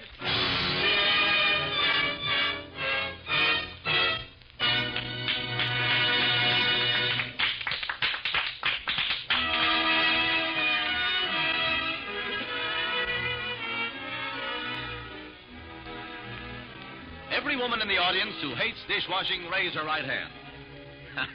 I thought so. And I'll bet there are millions of hands up all over the country that would go up in answer to that. Well, then, as long as you have to do dishwashing, why not make it as easy as possible? Why not use Rehearsal? For you see, with Rehearsal, all you have to do is soak your dishes for a few minutes in those rich, active suds. Then, just a swish with your dish mop, a rinse, and they're all ready to dry. And do they sparkle? Even pots and pans come shiny clean without a trace of greasy film. So take a hint, ladies. Use Rehearsal in your dishpan just as you use it for laundry and all your household cleaning.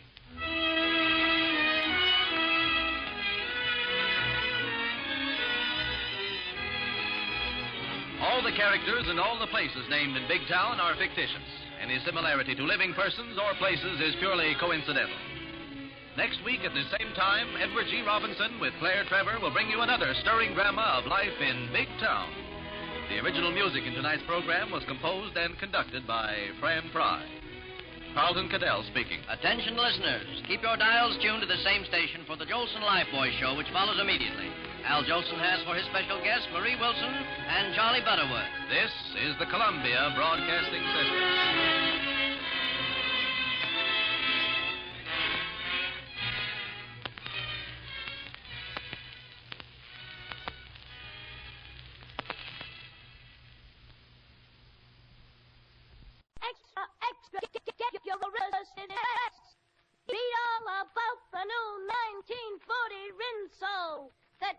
his clothes whiter and brighter.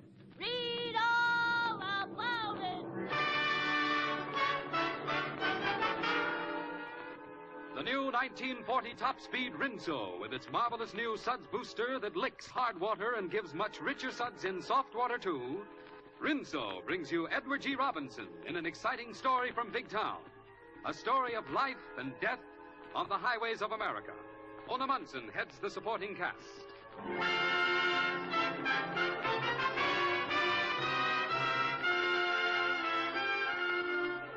In a moment, we'll take you to Big Town. But first, we're going to have a little fun tonight, folks, with a Rinso family quiz.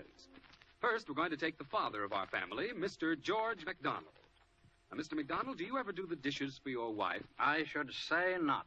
You mean you don't care if her hands get all rough and red from dishwashing? Sure, I care, but her hands don't get that way because she uses Rinso. Oh, she does. Then perhaps you can tell me how much it costs per day to use Rinso for dishes. I'd say less than a cent a day. And you're absolutely right. And every man values the appearance of his wife's hands at more than that. That's another reason why the new 1940 top-speed Rinso should always be used for dishes as well as the week's wash. We'll hear from your wife and little daughter later on, Mr. McDonald. But now, let's see what's going on in Big Town.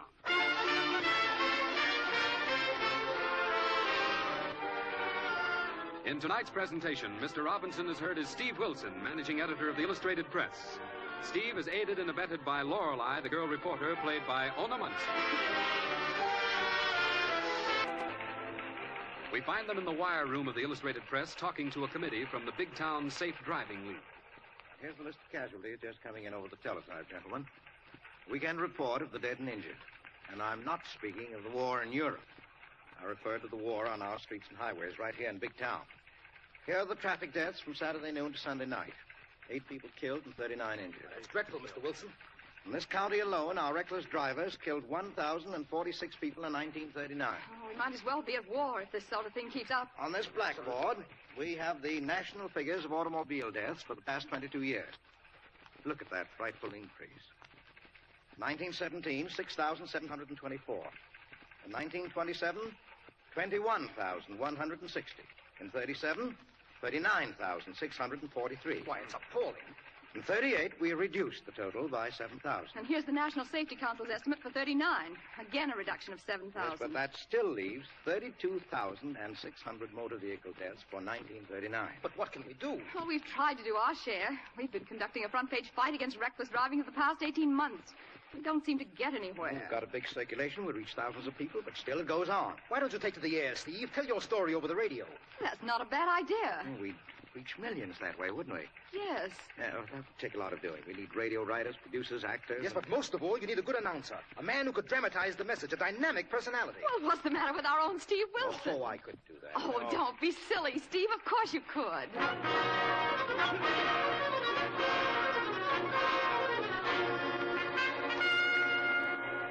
And so, ladies and gentlemen, we're going to continue these broadcasts until we've shocked, ashamed every driver into obeying the traffic laws and using the brains the good Lord gave him.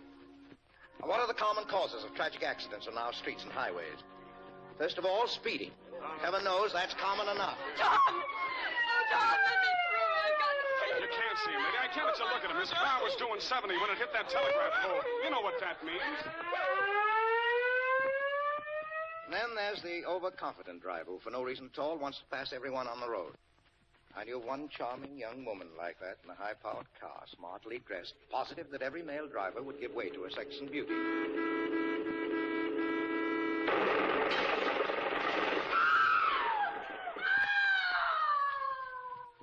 But one of them didn't. And she's no longer beautiful. She keeps her scarred face hidden from the world. And, of course, there's the couple who chatter as they ride along. The man tries to talk and watch the road at the same time. So I walked right into the boss office, and I says, now, look here, you big stiff, you can't do that to me. You promised me a raise 2 years Look ago. out, Jim. You're on the wrong side of the road. And so it goes. The tragic young fools who make love as they drive. The blithering idiot who cuts in from the right. The impatient maniac who tries to pass another car on a curb. Then there's another type. Let me tell you about them. A mother's driving, taking her daughter home. She'd found the girl drunk in a cocktail lounge. Thank heaven the doorman recognized you and phoned me. And to think that you'd be seen drinking in public, well, that's bad enough. But with a man like Pat Bell... Pat's all right. He's a good scout. He's a gangster, a criminal. A darn good-looking one. Oh, if your father ever finds out about this, I don't know... I know. He'll throw me out. He threatened to do that last week. He never knows I'm on Earth till I do something wrong. Hey, watch your driving, Mother. You nearly hit that post. Oh, I hardly know what I'm doing. You've upset me so. I don't understand you, Vi. A girl like you with every chance in the world. Here's the boulevard. Turn right. I know. Pull over, Mother. You turned right in the path of that truck. Oh! Mother, look what you've done. What was it, Vi? What happened? You forced that truck to the left and it crashed head-on into a school bus coming the other way. You better stop. Well, how can we? Don't you realize you've been drinking? I don't dare let the police see you in this condition.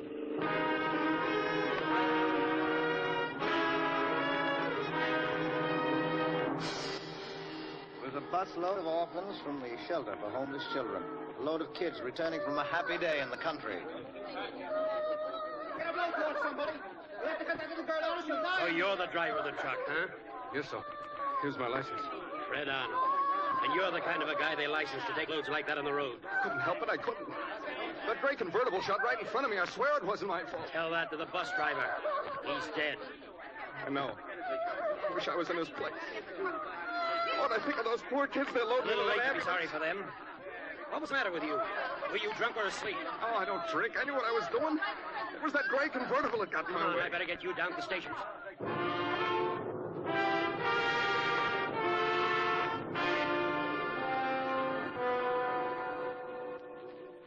The coroner held the inquest on the following day. Lorelei and I were there with Hoagie and a cameraman. Mr. Arnold, it's strange that no one else reported that gray convertible. What make of car was it? A Mohawk. It came tearing out in the middle of the block and made a wide right turn. And I had to swing to keep from hitting it. I couldn't see the bus coming. But they saw you. 10 tons of death bearing down upon them. Now, 3 witnesses have sworn that you lost control of your truck, and not one of them remembers the gray car. You've got to admit your story doesn't stand up. Maybe it doesn't. Maybe I'm crazy. Oh, what's the use? You've got me convicted already. That'll be all. The jury will retire to consider their verdict. Oh, Hoagie, quick, grab a shot of Arnold as he steps down from the stand. I'm going to frame it in the black border right under our masthead. Okay, boss. Hey, Arnold, look over this way. No, don't do that. Don't. What a picture. 10 cameras going off at the same time. Poor devil. Look how he stares around him, holding onto the rail. Steve, he's falling. He's spotted Dave dead away. I'm his wife. Let me get to him. Oh, Fred. Fred, darling. Look at me, Fred. Speak to me. He'll be all right, Miss Arnold. He couldn't stand the strain, that's all. Oh, no. It isn't that. Ever since he hit that bus full of kids, he's been half crazy. You see, 2 years ago, our own baby was killed by a truck.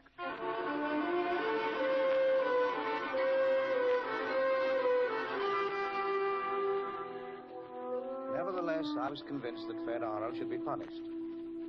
That afternoon, Lorelei and I talked with him in his cell. Mr. Arnold, was it a man or a woman driving that gray car? I know there was a woman at the wheel, and I'm sure there was another woman with her. The car I'm positive about. It was a gray Mohawk convertible. I'd know that hood anywhere, a 1939. The accident happened on Langley Boulevard between 14th and 15th Street, huh? Yeah.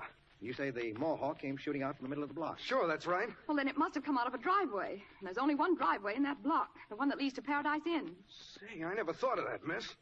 She would be making a right turn coming out of there, wouldn't she? Maybe you've hit it. What do you think, Steve? Well, I don't know. I still think I'm guilty, don't you? Yes, I do, Arnold. But I've been wrong before. I may be wrong again.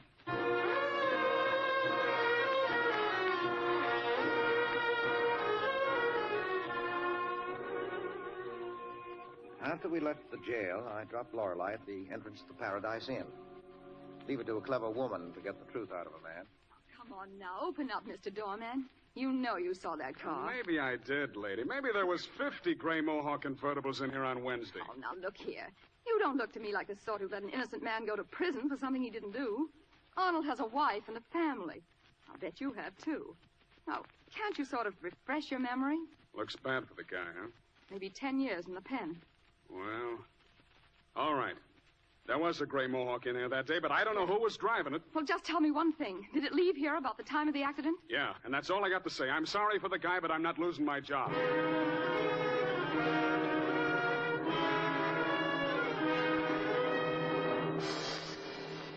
Now, look Look here, Steve, you must admit that there was a Mohawk convertible there at that time. Arnold must be telling the truth. Well, yes, I must admit that, but we've done everything we could to convict him. Now, how can we help him now?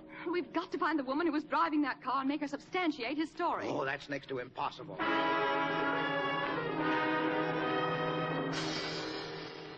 We found there were over 70 convertibles of that same make, and not one of them owned by a possible suspect.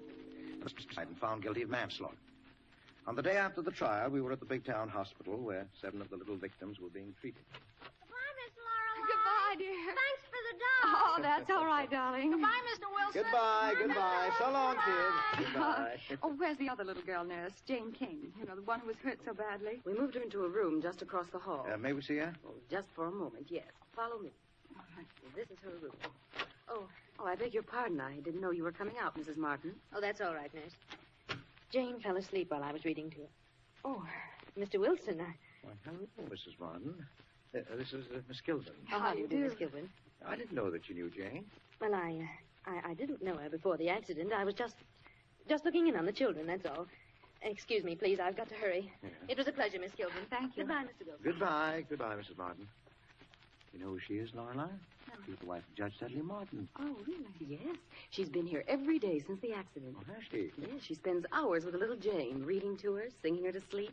Several times when I walked in on them, I found Mrs. Martin in tears. That's strange. You know, I'd never judge her to be that type. She seems so worldly to me. Well, you never can tell, Lorelei. Well, if Jane's asleep, we won't go in now. Just give her these things, miss. All right. We've got to see Fred Arnold's wife. Fred Arnold, the man who caused the accident. Yes. The poor devil's going to be sentenced tomorrow. I'm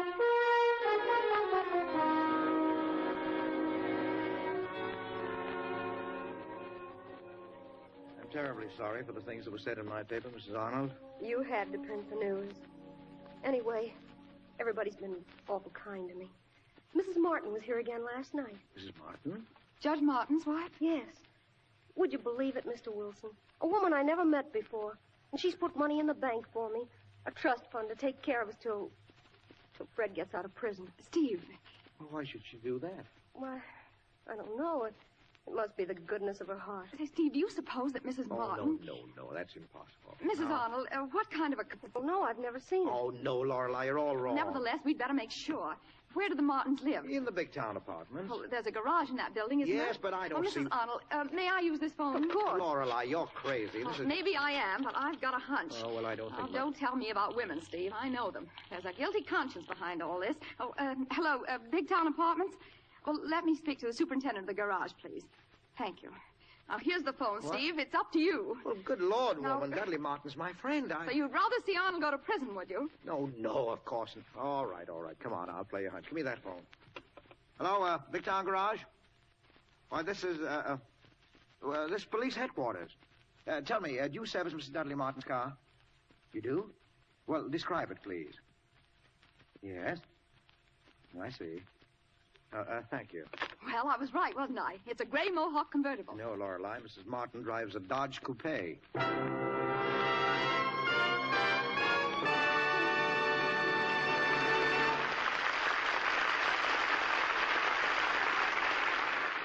just a moment, we'll return to Big Town. But first, here's part 2 of our Rinso family quiz. Our next victim is Mrs. George McDonald. Mrs. McDonald, do you think women are very jealous of each other's skill at housekeeping? Yes, I do, especially when it comes to family wash. I see. And what quality is most envied? Whiteness. We all want our white things to be whiter and brighter than anybody else's. Safely, of course. Oh, of course. And what do you do, Mrs. McDonald? Rub and scrub a little harder than the rest? Well, I should say not. On wash day, I spend a great deal of my time listening to radio. Listening to the radio? Upstairs? Yes, you see, I soak my clothes snowy white with Rinso. Why, often it only takes about 10 minutes for each tubful. Sometimes I let them go a little longer so I won't miss any part of Big Sister or one of my other favorite daytime programs. Well, you know, of course, that Big Sister is a Rinso show. Why, yes, it was Big Sister's announcer, Fred Utel, who persuaded me to use Rinso. Oh, and how much whiter did he say Rinso would get your clothes? Shades and shades whiter than old-style soaps I'd been using. And it did. Then, ladies, I'd suggest you get the new 1940 top-speed Rinso, the whiter washing Rinso, tomorrow. And now, back to Big Town.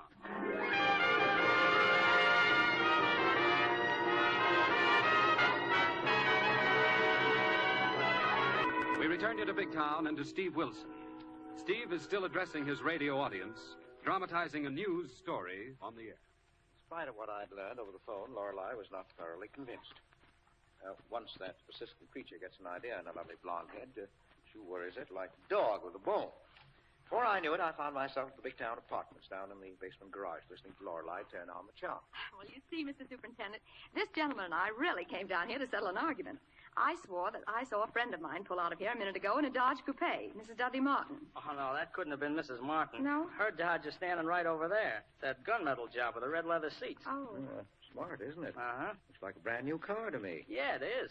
She's just breaking it in. Only had it about a week. Well, what happened to her old car? Oh, the Mohawk convertible? Yes. Oh, she traded it in, I guess. Nothing wrong with it either. Must have got tired of driving it. I see. Well, thank you so much. That's all right, lady. Come on, Steve. Well, it all fits in, doesn't it? She must have gotten rid of that gray convertible right after the accident. Oh, tell me, who's crazy now? I guess I am, Lorelei. Good Lord, I never dreamed that a woman like Marie Martin could do such a thing. I still can't believe it. She must have had a darn good reason for keeping it undercover. Say, how well do you know her, Steve? Oh, not as well as I know her husband. Is he the sort of man who'd stand for a thing like that? I should think so. Then you'd better go to him first. Now, look, would that be fair? Now, if she really is guilty, shouldn't we give her a chance to tell him herself? How much of a chance did she give those kids? And what about Fred Arnold? What a swell chance she's giving him. I know, but we're not sure yet. We'd better give her the benefit of the doubt.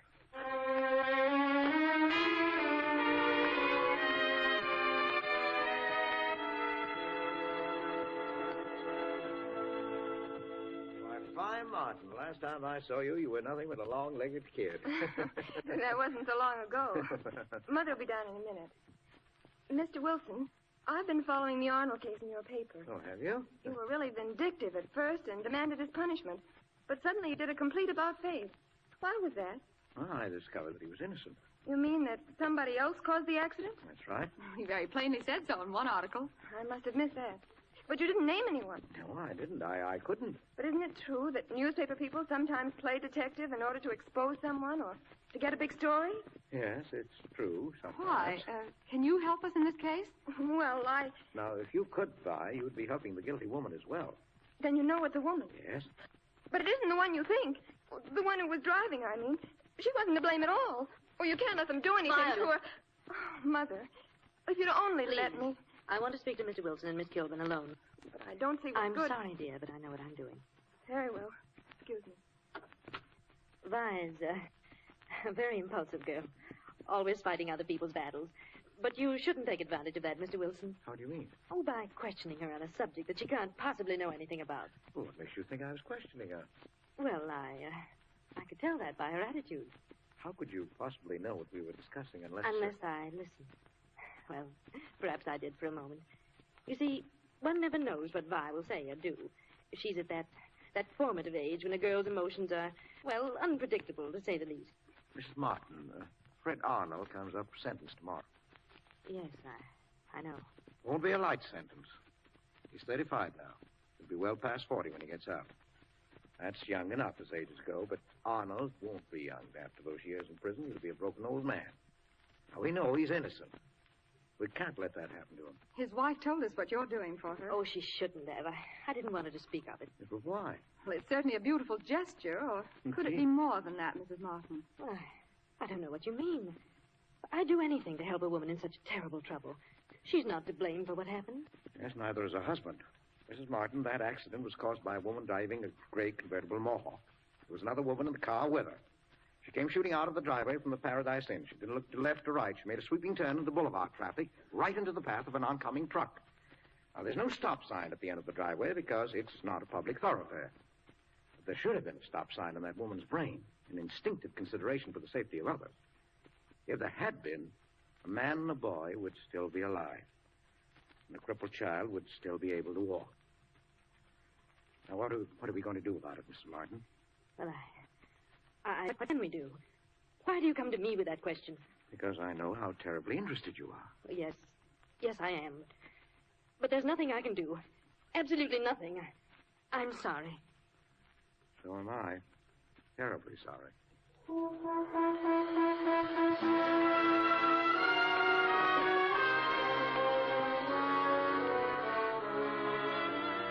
She had her chance, but she thought she was safe, that nothing could be proved against her, so she turned it down.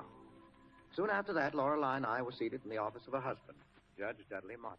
Sorry I had to keep you folks waiting. Oh, that's perfectly all right, Judge. What can I do for you, Wilson? Well, Judge, Miss Kilburn and I have come to you for a little legal advice. Well, what about your own attorneys? Well, this is something of an exceptional nature, a very peculiar case. A certain lady, whom I know rather well, is in a serious jam. Oh. She's at least morally responsible for an automobile accident that caused the death of a man and a boy and permanently crippled a little girl. How do you mean, morally? Well, she made a quick right turn out of a driveway into the heavy traffic of a boulevard. She got across the path of a truck, and the driver swerved to avoid her, thus causing him to crash into an oncoming bus. Would you say that she was legally responsible, Judge? Well, I could hardly give you such a decision without knowing the full details. Was there a stop sign at the driveway? No, Judge. Well, then offhand, I'd say she might be held for criminal negligence. But only the trial judge could decide that. In my opinion, your friend should make a frank statement and throw herself on the mercy of the court. Yes, but she refuses to do that. She won't admit she was anywhere near the scene of the accident. You see, we're the only ones who know about it, and we can't prove it. The worst part of it is the driver of the truck has been convicted of manslaughter and will probably be innocently sent away for a long term. Wait a minute. Is this the Arnold case you're talking about? The driver who crashed his truck into that busload of kids? Yes. That's right. Why, I've been following that case with a great deal of interest. I was never so shocked in my life when I read about the accident. It's a lucky thing for Arnold that he wasn't brought before me for trial. I doubt if I could have rendered an impartial judgment. And do you mean to tell me that you've discovered he wasn't responsible? Exactly. But good Lord, man, you can't let him go to prison. Doesn't that woman realize what she's done? I'm sure she does. She's trying to make up for it in other ways. I know she's tortured by the memory of it. But how could she let Arnold go through the agony of that trial? How can she let him take the punishment that she herself deserves? Is she a married woman? Yes. Does her husband know about this? No. Then it's your duty to go to him and tell him just what you've told me. Well, that's just what I've done, Judge. You see, I've been talking about your wife.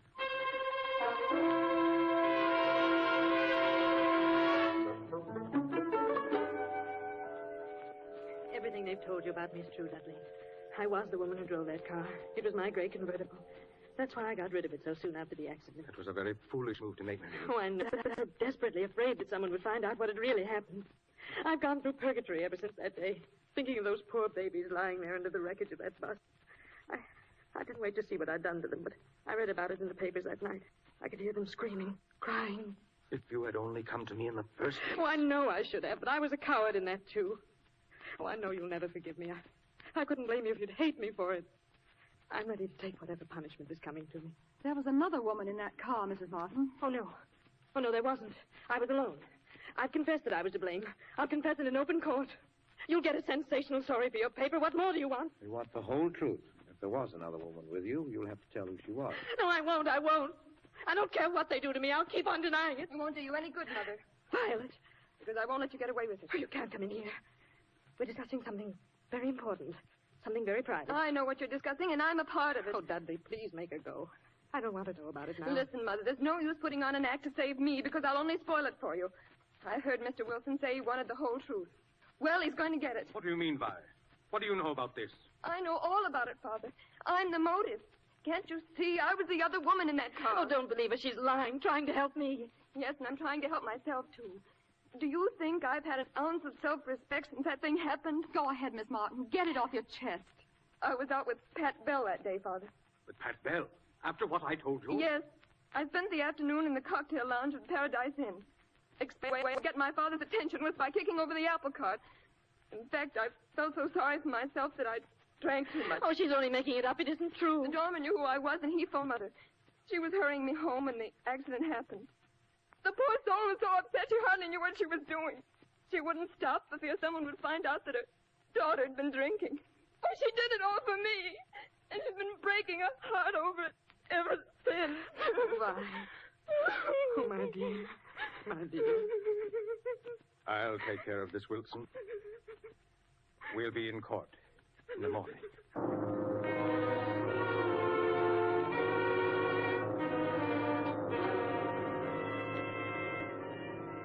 Red Arnold, it was my intention to sentence you to the penitentiary for a term of from 5 to 10 years. But in view of the evidence just presented to this court, I suspend that sentence. Thank you, Judge. Thanks. You are exonerated of moral responsibility. But under the circumstances, it will be necessary for me to release you on probation. Mrs. Martin? Yes. Mrs. Martin, I'm sorry, but it is my duty to order your arrest on a charge of manslaughter. Oh. May I speak, Your Honor? Of course, Judge Morton. My wife is ready to stand trial. Morally, I shall be on trial with her. For it was neglect of my daughter that brought it all about. I shall resign from the bench, retire to private life, devote all my attention to my family.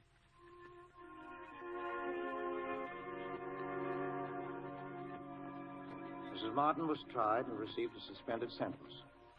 Some have said she got off too easily. But one never forgets the cries of wounded children. That's my story, ladies and gentlemen. And I hope it has achieved its purpose, to bring home to all of us the fact that one moment's thoughtlessness behind the wheel of a car may result in a lifetime of tragedy. We may escape it once or twice, but retribution is always waiting.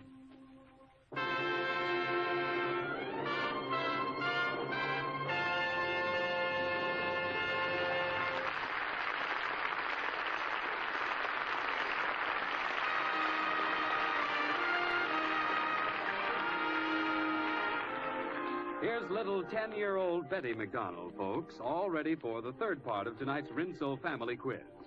Betty, how many different shades of white do you think there are? Oh, about 3 or 4, Mr. Conti. No, Betty, a lot more than that. Why, with Rinso, your mother will get her white clothes up to 10 shades whiter than with old-style soaps. Does your mommy have a washing machine? We just ordered one yesterday, Mr. Conti. You did? Yes, I was with Mummy, and we saw the man using Rinso to show off his washer. Oh, then you must have got one of the 33 leading washers which endorse Rinso. Gosh, we couldn't help it. Everywhere we went, they used Rinso in the demonstrations. Well, Betty, 33 washer manufacturers can't be wrong. They know that for quick, long-lasting suds, you can't beat the new top-speed Rinso. Tonight's story of a man who was penalized for a crime he did not commit is no reflection on the men who are credited with the highest percentage of safe driving, the truck drivers of America. Next week at the same time, Rinso brings you Edward G. Robinson in another mystery thriller from Big Town. It is said that you never miss the water till the well runs dry, and that's what happens to Steve when he loses Lorelei. If you ask me, I think he's crazy about the gal. Anyhow, don't miss it.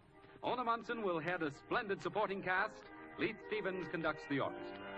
All the characters and all the places named in Big Town are fictitious, and any similarity to persons or places is purely coincidental. Extra, extra, get your illustrated press. Read why the new richer Rinso gives whiter, brighter washes. Extra, try Winso.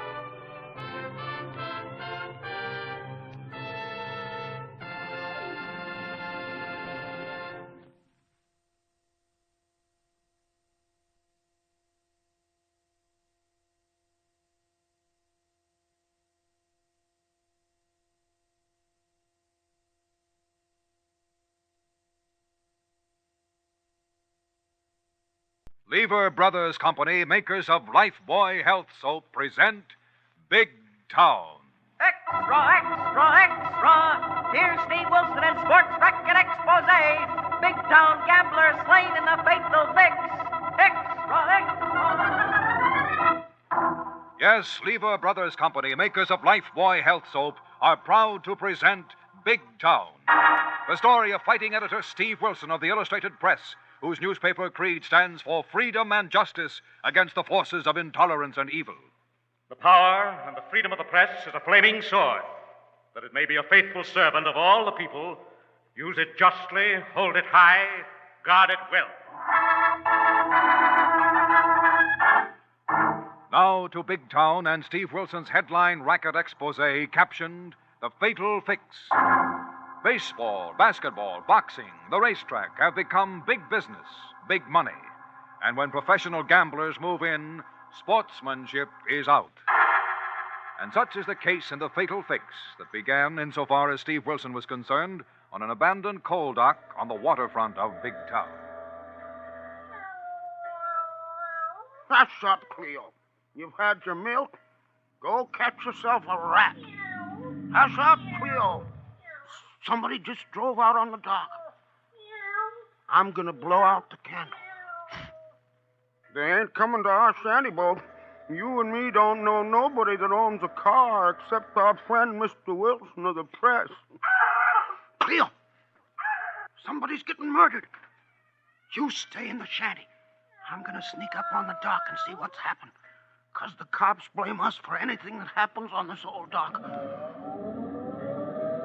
Golly, the car's going away. But something happened. Something awful happened. Help! Somebody! Help! Somebody help me. Lady, I ain't nobody much, but I'll help you. What happened? He hit me. He cut my face with a knife. Help me. Oh, sure. Lean on me, lady. I'll help you into my shanty boat. No. I got away from him out of the car, but he'll come back, kill me. They gotta kill me. Who's gotta kill you? I know too much about the fix. What fix? The bribes, the game, the big game. They're gonna miss shots and fix the score. They'll come back. Oh, then I better get you out of here. I got no place to go. They'll find me. No, they won't, lady. I know a newspaper fella that'll know what to do. A newspaper man? Well, they'll kill me if I talk to the newspapers. No, they won't. My friend, Mr. Wilson, will get them before they get you. Now, come on, lady. I'll help you to a place where we can phone him right away.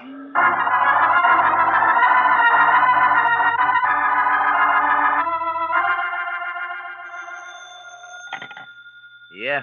Brad? Yeah. It's me, Shiv. So what? Lola got away, You dope. but she ain't got far. Get her or you'll get it. Okay. She's on a coal dock with an old river rat named Willie the Weep. Get her and clam him. I marked her. She's plenty scared. Maybe she'll stay clamped. Bring her here and we'll find out. What if she won't come, Brad? If she won't play, finish marking her up and dunk her deep.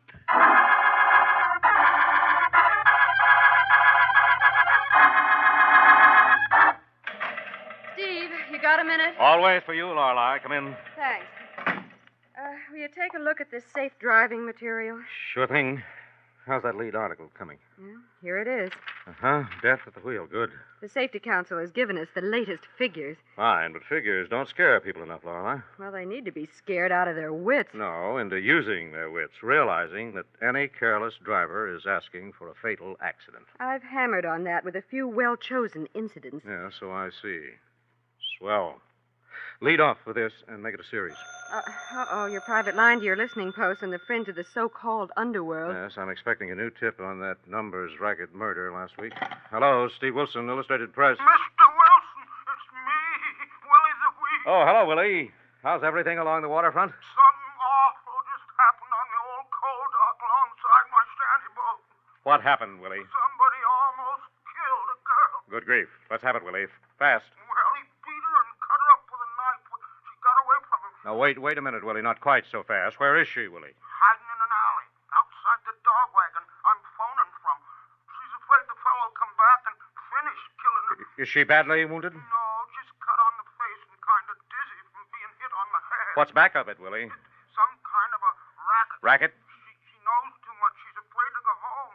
I said you'd help her, but she's scared of everybody. Well, hang up and get back to her, Willie. She may try to get away from you and hide. What'll I do with her, Mr. Wilson? She won't let me take her to the police. Well, take her to Mozart's Harbor Cafe. It's only a couple of blocks from where you are, Willie. Okay, Mr. Wilson. Are you coming down? Yes, with Miss Kilburn. We'll be there in 10 minutes. Get going, Willie. Don't let that girl get away.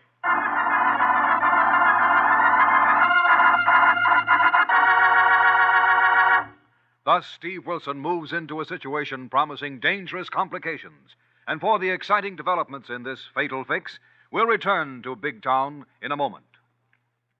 Lifebuoy gets skin cleaner. Lifebuoy gets skin cleaner. Lifebuoy, with its purifying ingredient, gets skin cleaner, stops BO as no other leading soap can. Here's what the doctors proved in 820 scientific tests. People took daily baths with different soaps. Doctors found that Lifebuoy does more than just remove the grime and perspiration you can see.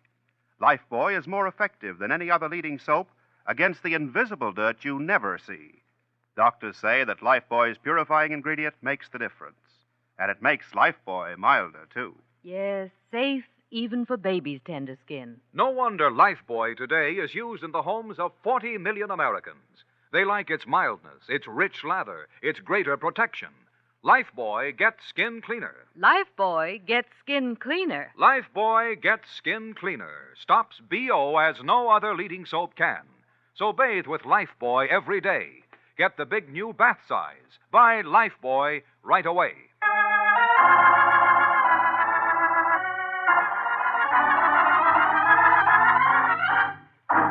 Now back to Big Town and Steve Wilson's story of the fatal fix. Acting on a gang violence tip, Steve is on his way to Mozart's Harbor Cafe. But meanwhile, Willie the Weep is trying to lead the victim, a young girl, along a dark street to Mozart's place. Come on, lady. My friend, Mr. Wilson's going to meet us at Mozart's Harbor Cafe and help you. No. If I talk to the newspapers, they'll find me and kill me sure next time. Let me go, please, Mr. Wilson. No, lady, you're all cut up and bleeding. Mozart will fix you up, and Mr. Wilson will see nothing more happens to you. No, they'll find me and kill me. They was gonna anyway. They will anyhow. Please, lady, come on. It's only about a block to Mozart's. All right, but... that car. Let me go. It's no use. You're too sick to run away. It's him. Shiv. Yeah, Lola, baby. Come on, get in the car. The boss wants to see you. You keep away from this lady. You let her alone. Well, listen to who's talking. You put away that knife and leave this lady alone. And listen to who's giving orders. Leave him alone, Shiv. He was just trying to help me. He don't know nothing. I'll go with you. I can't help myself. Sure, Lola. You're gonna see the boss and tell him you've learned your lesson. Now get in the car while I learn this stumblebum his lesson. Let me go, Shiv. Shut up. You let that lady alone. Oh, so you want to play rough, huh? Okay, brass knucks will do for you.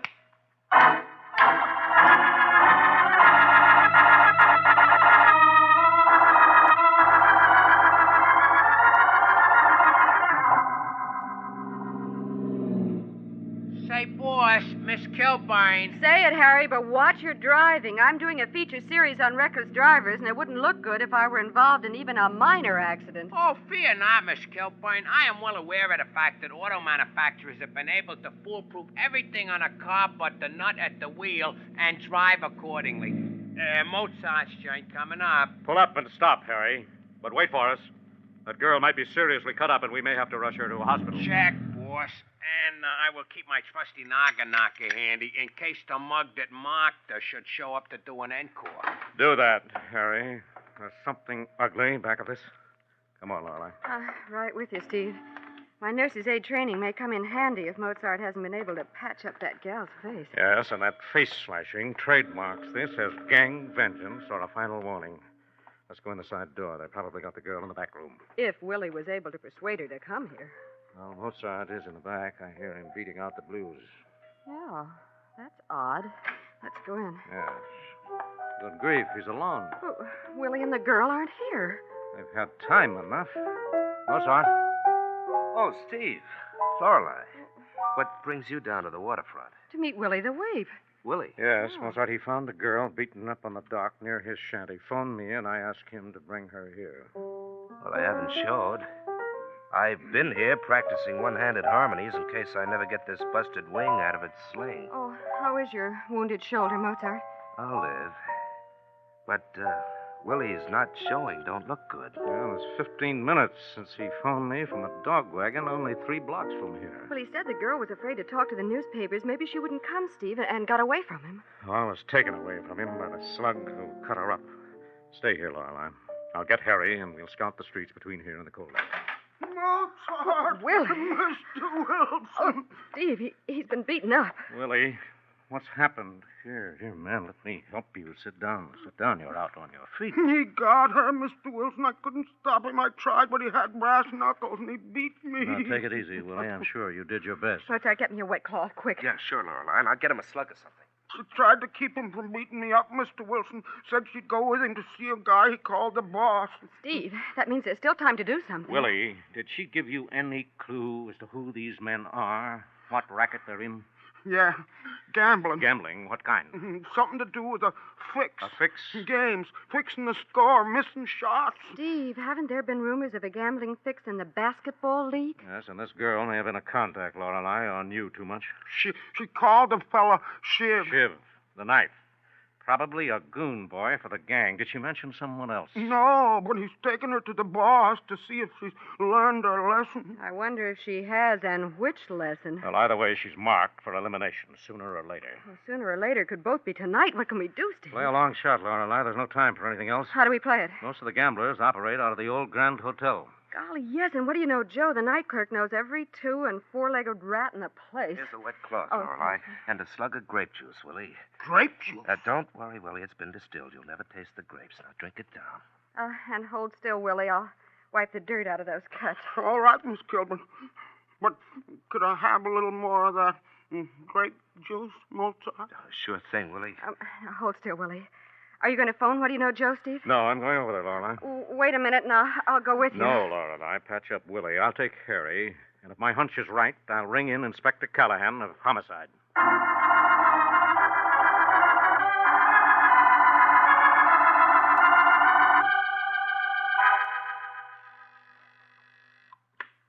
Room service, Old Grand Hotel. Young man, get me the management. Lady, I'm all the management there is this time of night. What's the beef? Beef? Squawk, York, or what have you? Someone has a horse in the room next to mine. A horse? Now, lady. 2 horses. They're galloping round the room. Hey, you're in 7-9, ain't you? Well, what's that got to do with those horses? Plenty, lady. Them ain't horses. What are they?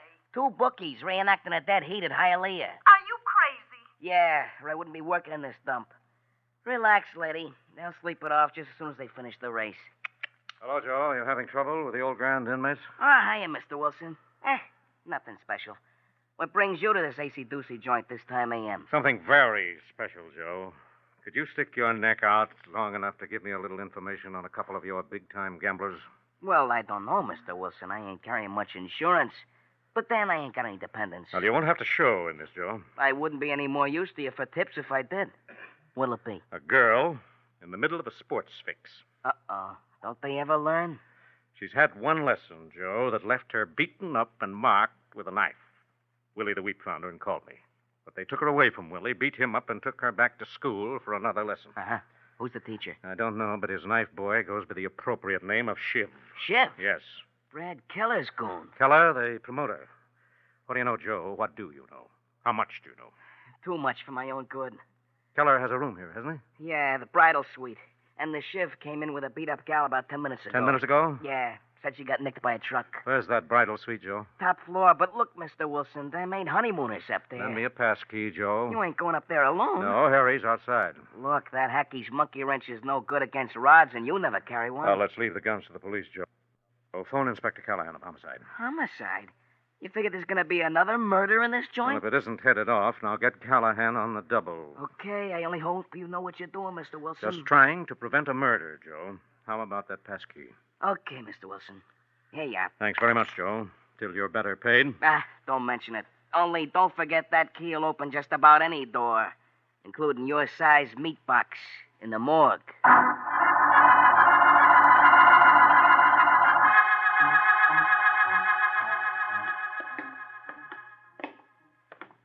Say, boss, how come we are hoofing it up these back stairs? Well, I'd rather not advertise our arrival on the floor outside Keller's suite, Harry. Yeah, and that rickety elevator would sure proclaim our proximity. That's right. And this is it. Now listen carefully. I'm all ears, boss, and I got my trusty monkey wrench ready, willing, and able. Just keep it ready, but keep quiet, Harry. And let's hope we can wait until Inspector Callahan and his homicide boys get here. Okay, but are we gonna just wait here at the head of the stairs? No, Harry, I want you to stay here, out of sight, and watch the hall. If anyone comes up, follow them. Just that and nothing more. Check, boss. But while you will be doing what? Here's my plan, Harry. What do you know, Joe gave me a pass key and a sketch of the layout of Keller's suite. There are 2 entrances, one to the bedroom down at the end of the hall. You going in there before Callahan gets here? Yes, Keller and his knife boy and the girl should be in the front room. I want to hear what they're talking about. Get the lowdown on this sports fix. Who's involved?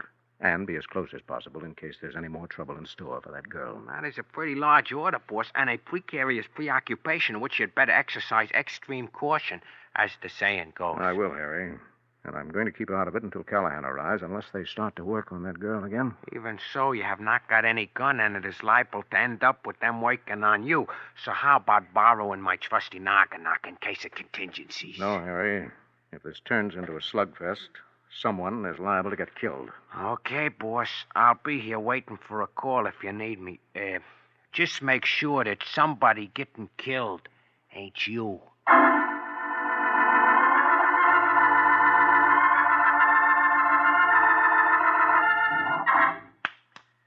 Snap out of it, Lola, and listen to me. Don't, Brad. I won't talk. I swear I won't. She's lying, Brad. I got a notion she talked her head off to that moochin' stumblebum Willie DeWaite. I didn't. I swear I didn't. I spotted him coming out of a dog wagon near the dock. He must have phoned somebody. He was taking her someplace when I caught up with him. Shut up, Shiv. Stop running off at the mouth. You messed this play up, but good. Oh, what do you mean? You told me to... I told you to throw a scare into her. I tried just talking, but she wouldn't listen. She tried to jump out of the car. So you mark her up so the cops will grill her till she talks if they spot her and pick her up. I won't talk. I won't tell what I know. I promise. Don't buy that, boss. She's seen me beat up that dope Willie to weep. If she squawks, I go back to the pen for keeps with my record. Shut up and quit thinking about yourself, Shiv. You muffed this play, and you deserve anything you get. You'll get a piece of anything I get. Listen, you rat. Listen, don't threaten me. If you're picked up for that work on Willie the Weep and you drag my name into it, you won't be safe in solitary. Now, shut up while I tell Lola how it's going to be. Okay, tell her. Now, listen, Lola, get it straight. I'm only going to tell you once. I'm listening, Brad. You got in this deal with your eyes open. You played the come-on to them dribble pusses and hoop artists, primed them for the payoff to throw some key games, so my syndicate could lay plenty of long, odd bets and make a killing. Well, I couldn't help it if they went to the prosecutor. No, but you could have beat it out of town like you were told. I was hiding in a girlfriend's apartment. That's where Shiv found me. I'll say I did. And the cops would have found you if Shiv hadn't got you first. I wouldn't have talked. We're going to make sure of that, Lola. How? You're going to go on a little trip with Shiv. No, please, Brad, not with Shiv. Let me go alone. I'll get out of town. I'll stay out of big town. I'll hide. That chance with that cut-up kisser. Well, that's your fault. That was for scratching and biting me, you lippy twist, and for 2 cents I'd give you. Lay off, Shiv. Get ready to ride. Where's he taking me, Brad? To a place out of town where the cops won't bother you and nobody will see that face of yours. Come on, get going. But, wait, Brad, please. Let me go fix my face. We might be stopped on the way, and I look a mess. Yeah. Maybe you better go wash your face and put some adhesive on that cut on your cheek. Go with her, Shiv. No, please, I can do it. What, and maybe get an idea to slip out the hall door of the bedroom? Nothing doing. Go along with her, Shiv. Okay. Come on, baby, and no funny business, or I'll mark you up so you'll need a couple of yards of tape. Put away that knife and just see she don't break for that hall door or get near no windows and jump. Okay, Brad. Come on, baby. Hurry it up. Get her ready and out of here. I'll phone the boys to take plenty of bets of the big game tomorrow night. Hey, Joe, get me long distance. Come on, Toots, and let's not have any more trouble. Let go of my arm. I hate you, you dirty little rat. Oh, yeah? Maybe I'll give you a real reason when we get where we're going. In the bedroom. Now, wait till I snap on the light. Hey, you don't be dame. You close that door. No, I didn't. Now, shut up, or I'll press your windpipe in your spine, you filthy little rat. Come here, miss. Who are you? Never mind. Snap on the light, quick. Don't let him cry out. Keller's in the next room on the phone. I know. I've been listening. Snap on the light. Be careful. He has a knife. He had a knife? There. Pick it up off the floor. Get out of here. The hall door. What are you going to do? Bring this knife-slinging slug along as Exhibit A. Shiv, what's the idea of closing this door? You... Get away from that hall door, Lola. Let go of my boy, mister. All right, killer. That gun makes him all yours for the moment. Wilson, the racket-busting newsie. Yes. And it looks like I came to the right place. You're gonna wish you hadn't. Come here, Lola. Give Shiv his knife. I didn't fix this fix, Brad. I didn't know he was in here. I wasn't going to talk. I'll get to you, baby. Give Shiv his knife. Yeah, baby. Give me that carver. Looks like this stick has got work to do.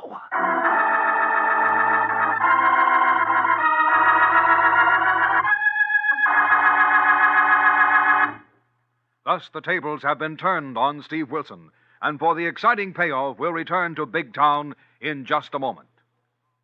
Doctors have proved it. Lifebuoy, with its purifying ingredient, gets skin cleaner, stops BO as no other leading soap can. People took daily baths with different soaps. Doctors compared the results. They found that no other leading soap cleansed and protected as well as Lifebuoy. For Lifebuoy, with its purifying ingredient, is more effective than any other leading soap against the invisible dirt that forms a foothold for BO. And Lifebuoy is milder, too. So enjoy a refreshing Lifebuoy bath every day. Buy Lifebuoy right away.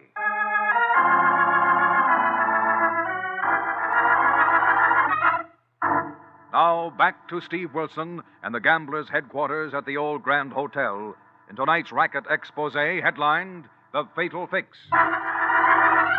Come on, Wilson. How did you get wise to our big fix? Talk. Yeah, Wilson, talk. Tell your goon boy to take the tip of his knife away from my throat, and I'll tell you anything you want to know, killer. Talk, or I'll split your apple for trying to bust mine. Back up, Shiv. I want to know how much this nosy newsy knows and who else knows. The public prosecutor knows plenty, Maybe killer. he does, but he ain't got no proof. No witnesses that we bribed any players to throw games. Wrong, killer. Most of the players are honest, and they reported your girlfriend's attempt to bribe them. That don't prove she was acting for me. And she ain't talking, are you, baby? Brad, let Mr. Wilson go. I won't talk. I swear I won't talk if you'll let him go. Listen to Pocahontas. Shut up, Shiv. What's your angle on this, Wilson? Helping the police smash your dirty racket, killer. Yeah? Yes.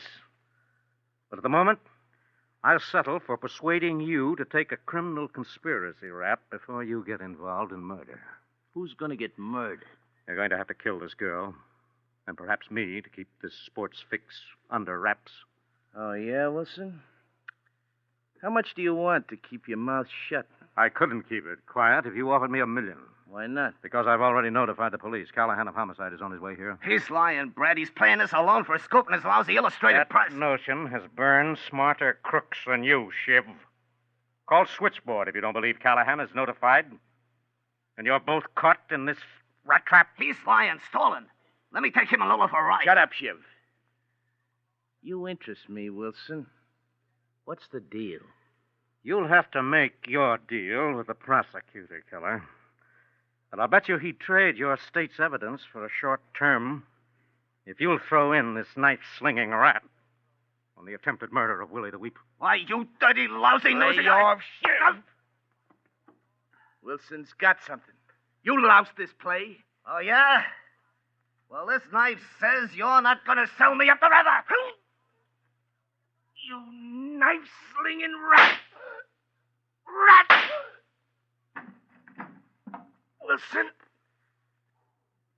Wilson, Shiv's knife.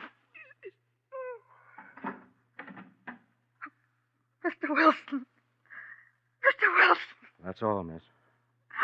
That's all there is. I knew there was bad blood between them.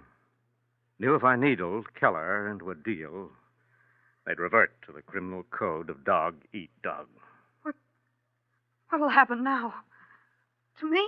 That'll depend on a judge and jury, miss. And how well you've learned the lesson that you can't play around the fringe of crime. It's all or nothing. Boss! Hey, boss, what goes? Me and Miss Kilpain is out here. Just a minute, Harry. I'll unlock this door. Steve, Lorelei. I just got here and heard those shots. What happened? Well, 2 crooks fell out and saved the state and the public a lot of trouble. Get on the phone, Lorelei. Oh, Call the press. Got Dusty Miller over here for a few photos captioned Exhibit A in the big book of crime that doesn't pay.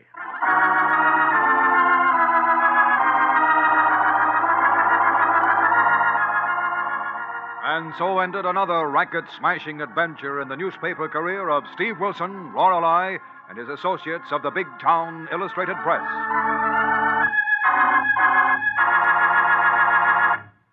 Now, before hearing about next week's Big Town adventure, here are Steve Wilson and Lorelei to tell you about the contest of a lifetime. Friends, this is your chance to win the vacation of a lifetime. Would you like to explore Paris and London, see Cairo, visit Honolulu and other famous foreign cities? Then enter Lever's sensational $50,000 travel contest. Just imagine, friends, you can win a round-the-world trip for two with all travel expenses paid, or choose $10,000 in cash. Yes, and there are second prizes, too, 15 of them, with an all-expense trip to Europe for each winner, or $2,500 cash, plus 400 other prizes of $10 each. It's easy to enter. Here's all you do. Finish this statement in 25 words or less. I like bath-size Lifebuoy because. Send each entry with a box front from bath-size Lifebuoy to Lever Tour the World Contest, Box 1, New York 8, New York. That's Box 1, New York 8, New York. Only residents of continental United States, Alaska, and Hawaii are eligible. Free entry blanks with complete rules are now at your store.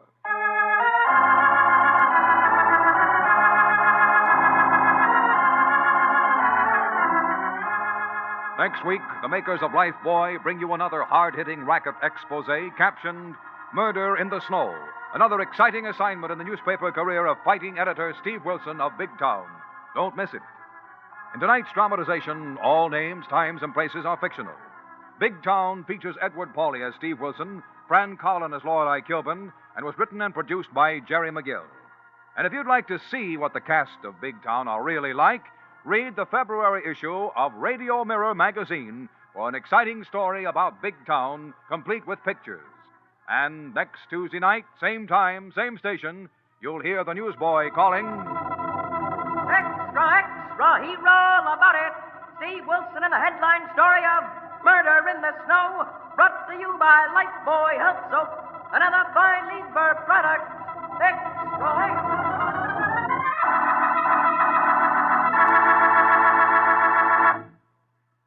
New Rinso with Solium puts sunshine in your wash. Yes, rain or shine, new Rinso gives your wash an amazing new brilliance. You can dry your wash anywhere, and white clothes will turn out not just whiter, but whiter than new, and washable colors even brighter than brand new. It's because new Rinso contains the scientific sunlight ingredient, Solium. New Rinso is so safe for clothes, so kind to hands. Today, more women use Rinso than any other wash day soap in the world. Only new Rinso contains Solium. Be sure and be with us again next Tuesday at the same time when Lever Brothers Company will again present Big Town. This is your narrator, Dwight Weiss, bidding you good night.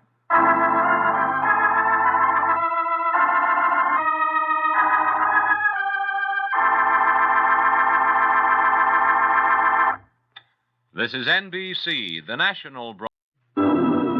Extra, extra! Hear the Big Town story headline, The Prisoner's Song. Extra, extra! Get away from that door, Wilson. Danny, don't use that gun. Hold Mrs. Young, Lorelei. No. Step aside, Wilson. I'll give you till I count to 10. 1. You've got 5 minutes to confess and stop the execution of Johnny Young. Move. 2. The warden is waiting in his office. I ain't going to the chair. 3. Yes, hear this Big Town story of an innocent man's final hours, brought to you by Lever Brothers Company, makers of Lifebuoy Health Soap. It's another story of fighting editor Steve Wilson of the Big Town Illustrated Press, whose newspaper creed stands for freedom and justice against the forces of intolerance and evil. The power and the freedom of the press is a flaming sword, that it may be a faithful servant of all the people. Use it justly, hold it high, guard it well.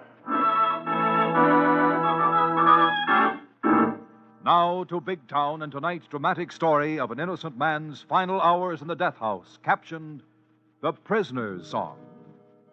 Listen to the story of Johnny Young. Johnny Young's gonna die in the chair tonight. Only the good die young. Yes, the screw's gonna burn Johnny Young tonight. Only the good die young.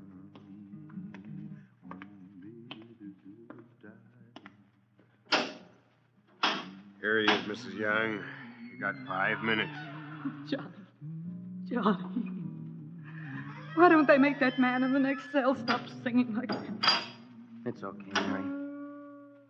He's going to the chair, too, tonight. They let him have his guitar. He wanted it instead of his supper, and I kind of like it because he ain't afraid to die. Don't give up hope, Johnny. That newspaper man, Mr. Wilson of the press, still believes you're innocent. He's coming here. Yeah, the warden told me. He's trying to help. Yeah, but you know what he's trying to do, Mary? Prove your brother Danny killed that cop. He's wrong about that, Johnny. He has to be wrong. Danny wouldn't keep still and let you die. Sure, honey. He's your brother, and you've been father and mother to Danny. I couldn't believe it either if I was in your place. I wish I could take your place, Johnny.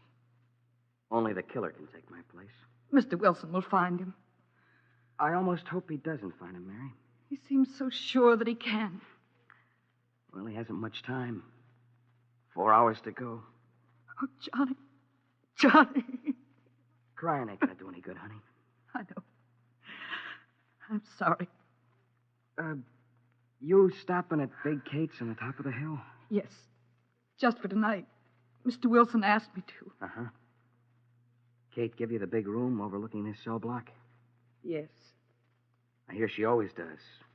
Ever since she had it herself and watched when her husband went to the chair. Don't. Please don't, Johnny. I'm sorry I can't be as brave as you. Well, that's because you've got the hardest part. Going on after. Where's Danny? Outside. Waiting. How's he taking it? He's been drinking. Doesn't eat. Can't sleep. Tell him he's welcome to my clothes. They'll fit him like a glove. No, Johnny, no. Why not? I'll only need my one blue suit. Because I know what you're thinking. What Mr. Wilson thinks. That Danny wore your brown suit that night the cop was killed. Oh, forget it, Mary. 12 good men and women thought different. Because my coat was torn and I had no alibi. I know you didn't do it, Johnny. Couldn't do it. Any more than Danny could. Sure, honey. Look, your time's almost up. You better go now. You're tearing yourself to bits. No, Johnny. Don't send me up to that house on the hill. Let me stay here with you as long as I can. As long as I can. They say there's a newsman fighting a fight for the truth about Johnny Young. But he sure gotta get it and get it right tonight. 'Cause they burning Johnny Young. Though they burning Johnny Young.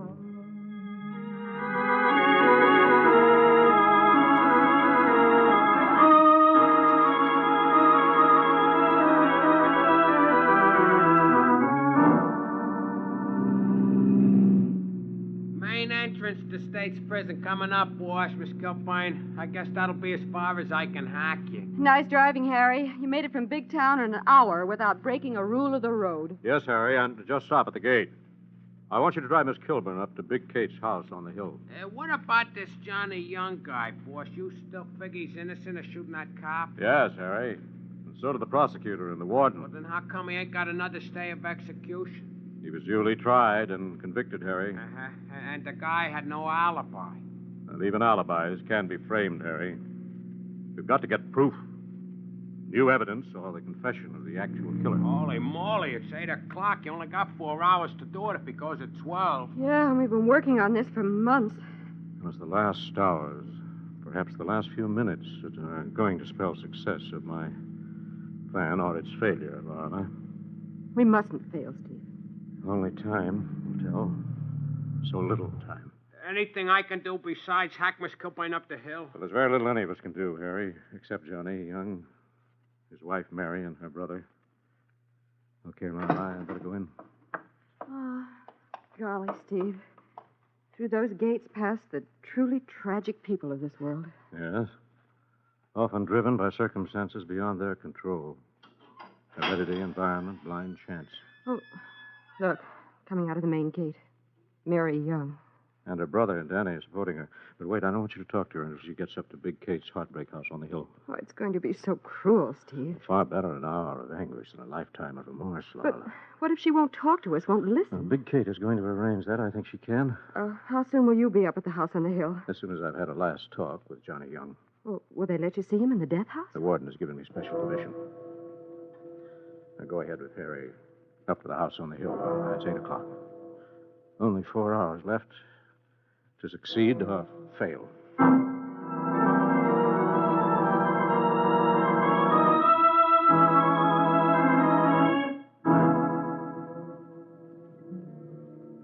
Time's running out at the clock at the gate.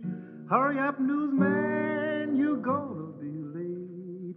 The law's gonna make a big mistake, and poor Johnny's soul the Lord will take. Poor Johnny's soul the Lord will take. Visitor for you, Johnny. I'll have to lock the cell door, Mr. Wilson. Regulations. It's all right, guard. Thanks. I won't be long. I'll be down the block. Call when you're ready to leave. Thanks, guard. Hello, Johnny. Hi, Mr. Wilson. Thanks for coming and all you've tried to do, but you're wasting your time. I hope not. Mind if I sit down? Sure. Sorry I can't offer you an easy chair. They only got one here, and they're saving it. Johnny, I'm not going to ask the impossible. I'm not going to ask you to forget that chair beyond that green door at the end of the corridor. They've been testing it. I could hear it. Johnny, you know there's only one chance of stopping it. I'm not sure I want that chance, Mr. Wilson. Your wife visited you a few minutes ago? Yeah. It's tougher on her than it is on me. Well, not as tough as it will be if she learns the truth after you're dead. Then comes to realize she could have helped stop it. That's the only thing I'm afraid of, Mr. Wilson. Sooner or later, Johnny, her brother Danny is going to crack. Yeah. Yeah, he's drinking. Can't eat, can't sleep. Well, for his sake and for the sake of the sanity of your wife, Mary, we've got to crack him. Get his confession. Tonight. Maybe you're right. Maybe I'm taking the easy way out. It isn't so tough when you know you never did anything wrong. But what can I do but sit here and wait? Tell me just one thing, Johnny. What's that, Mr. Wilson? Did your brother-in-law, Danny, make a habit of wearing your clothes? Yeah, but even if he did, that night the cop got killed and died with a button torn off the coat in his hands. Danny didn't do it to frame me. No, Johnny, there was no premeditation in Danny's killing that policeman in the struggle for the policeman's gun. But there will be premeditation if he lets you die tonight. And even if he lives, he'll suffer the torments of damn, Johnny. Yeah. And it'll kill Mary. But what can you do? I'm going from here up to Big Kate's heartbreak house on the hill, Johnny. And do what, Mr. Wilson? I may have to lie and cheat and trick your brother-in-law. May have to smash your wife's blind faith in her own flesh and blood. But I'm going to get a confession out of Danny before midnight tonight. So long, Johnny. Guard, I'm ready to go. Okay, Mr. Wilson. I heard what you said. Good luck to you. We're all kind of pulling for Johnny around here. Even Singing Boy over there in the other cell. Hurry up, newsman, get on with the fight. Or Johnny'll die with me before daylight. Johnny's going to the Lord with me before daylight.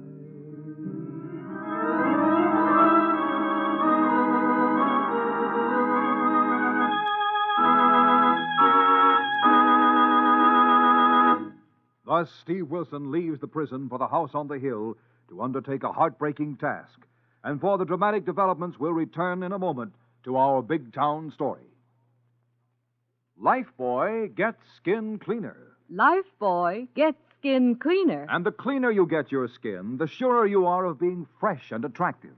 So remember, Lifebuoy, with its purifying ingredient, gets skin cleaner. Stops BO as no other leading soap can. Here's what the doctors proved in 820 scientific tests. People took daily baths with different soaps. Doctors found that Lifebuoy does more than just remove the grime and perspiration you can see. Because of its purifying ingredient, Lifebuoy is more effective than any other leading soap against the invisible dirt that brings on BO. Yes, and it's mild, safe, even for baby's tender skin. No wonder Lifebuoy Health Soap is used in the homes of 40 million Americans. Lifebuoy gets skin cleaner. Lifebuoy gets skin cleaner, keeps you fresh and attractive, protects you as no other leading soap can. So bathe with Lifebuoy every day. Get the big new bath size. Buy Lifebuoy right away.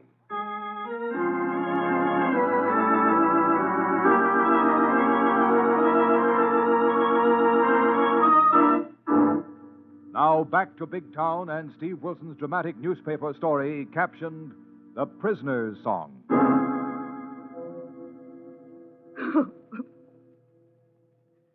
Oh, Danny. 10 o'clock. 2 more hours. Come away from the window looking down on the prison, sis. Watching ain't gonna help. What will help? Maybe that news guy, Wilson, will get Johnny another stay. No.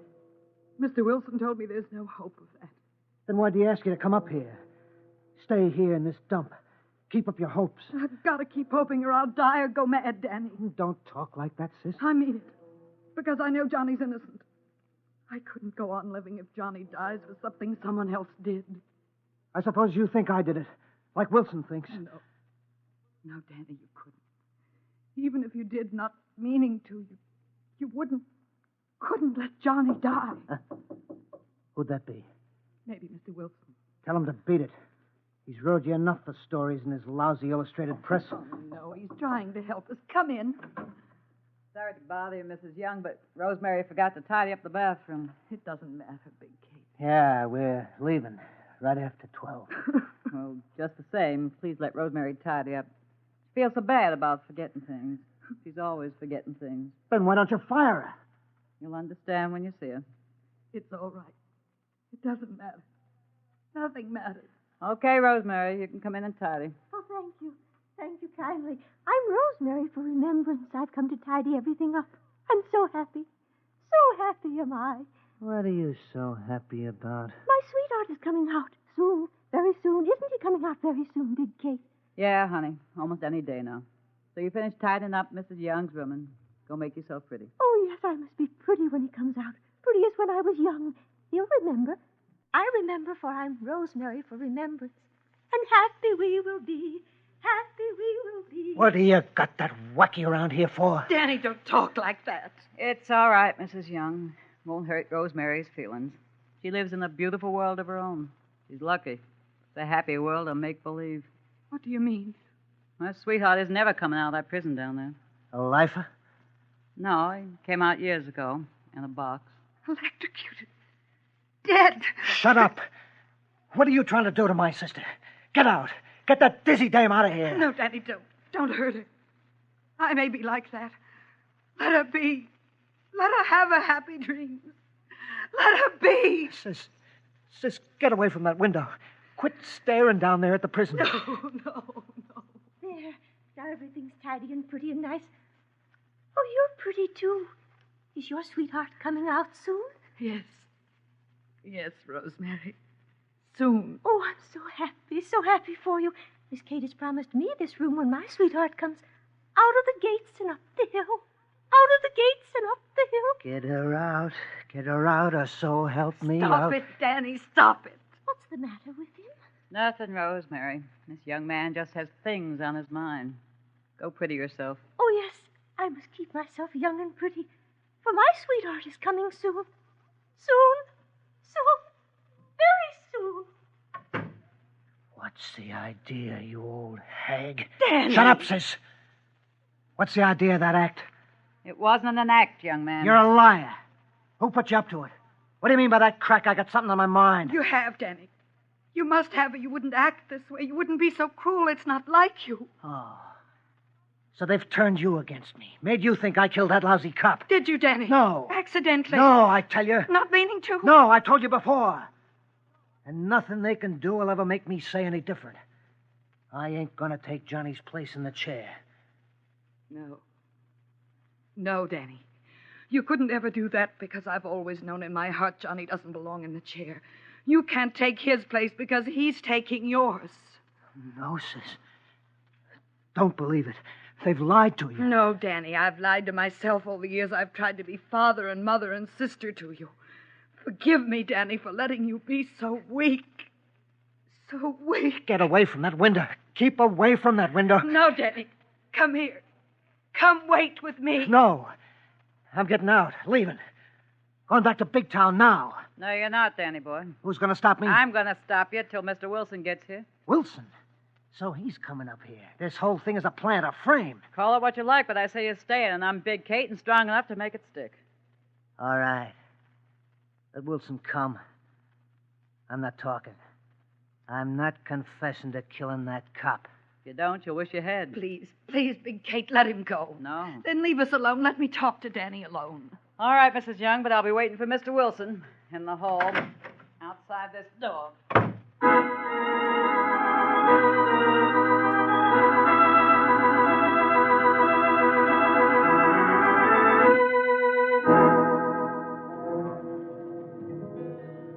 11 o'clock and all ain't well. If they burn Johnny Young, somebody's gonna go to. Gonna walk his life in a pool of pain. 'Cause the truth he didn't tell.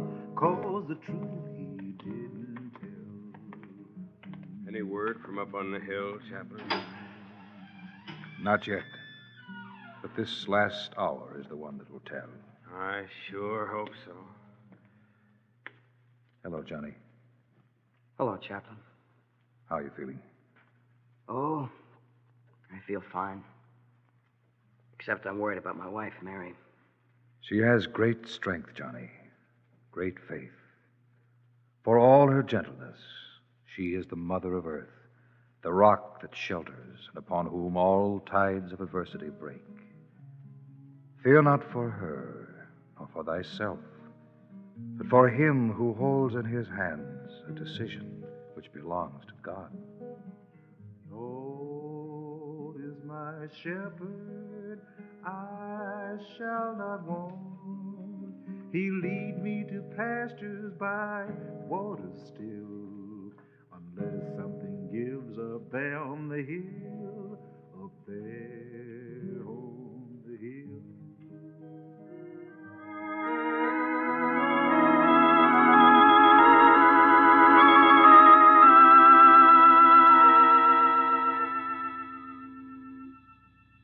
Thanks for all you've done, Big Kate.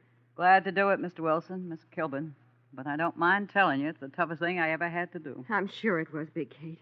It may be harsh and cruel, but there seems to me to be the one case where the end justifies almost any means.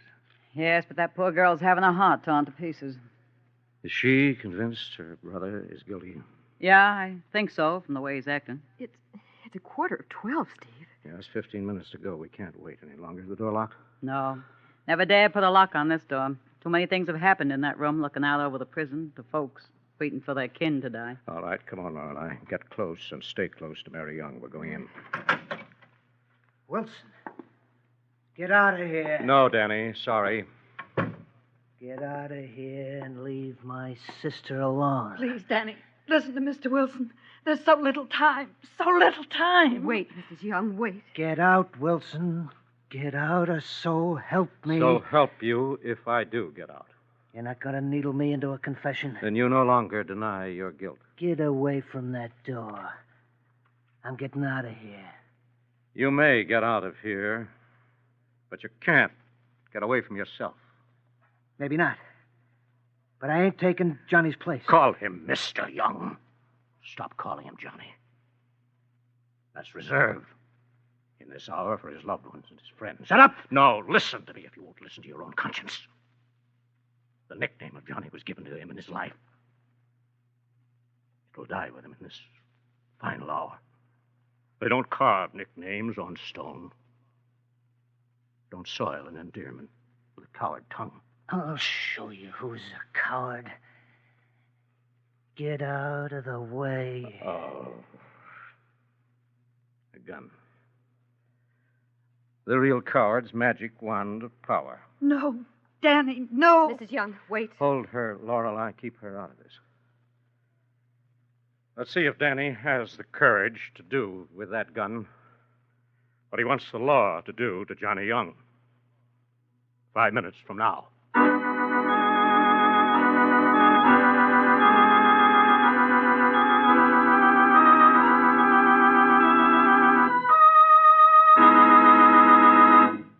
Thus, Steve takes a desperate gamble in a final effort to save the life of a condemned man. In a moment, the tense and dramatic showdown. Lifebuoy gets skin cleaner. Lifebuoy gets skin cleaner. And the cleaner you get your skin, the surer you are of being fresh and attractive. So remember, Lifebuoy, with its purifying ingredient, gets skin cleaner. Stops BO as no other leading soap can. Here's what the doctors proved in 820 scientific tests. People took daily baths with different soaps. Doctors found that Lifebuoy does more than just remove the grime and perspiration you can see. Because of its purifying ingredient, Lifebuoy is more effective than any other leading soap against the invisible dirt that brings on BO. Yes, and it's mild. Safe even for baby's tender skin. No wonder Lifebuoy Health Soap is used in the homes of 40 million Americans. Lifebuoy gets skin cleaner. Lifebuoy gets skin cleaner, keeps you fresh and attractive, protects you as no other leading soap can. So bathe with Lifebuoy every day. Get the big new bath size. Buy Lifebuoy right away.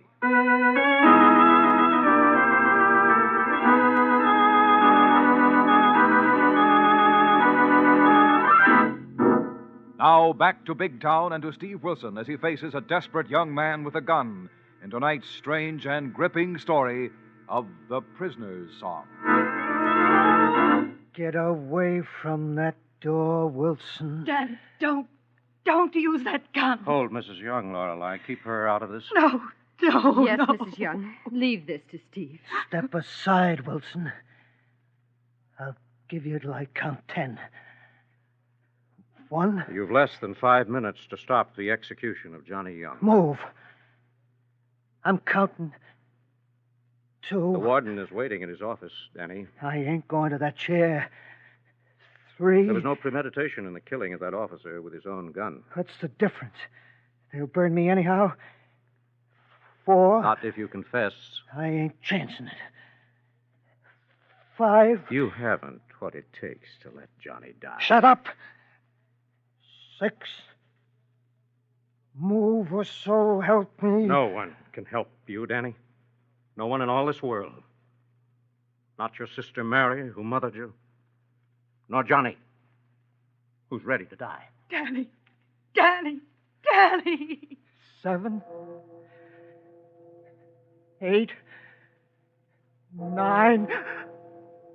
12. It's 12 o'clock. Stop it. I did it. Johnny. Oh, dear. It is 12 o'clock. Get on the phone, Lorelei. But it's too late. Dial the warden, Lorelei. Why, Steve? Because I arranged with the warden to have the prison clock set 5 minutes fast.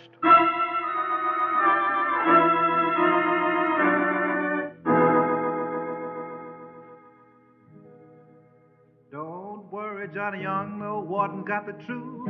The screws don't have to strap you in, 'cause the newsman's got the truth. The killer was your in-law kin. He saved himself and he saved his skin. He kept you off that heavenly train. He kept you off that heavenly train.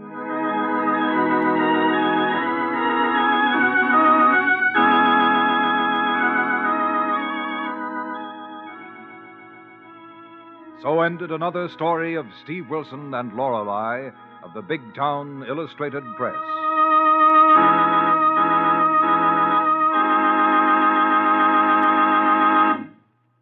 Lifebuoy, with its purifying ingredient, gets skin cleaner in your daily bath. Stops BO as no other leading soap can. Say, Dwight, mind if a newspaper man makes a suggestion? Why, go right ahead, Steve. Well, every good reporter knows that why is important. Say why, Dwight. Okay, here's your why, Steve. After 820 scientific tests, the doctors say Lifebuoy's purifying ingredient is what makes the difference. That's why Lifebuoy gets skin cleaner in your daily bath. Stops BO as no other leading soap can. That's right, Dwight. And it helps explain why Lifebuoy Health Soap is used in the homes of 40 million Americans.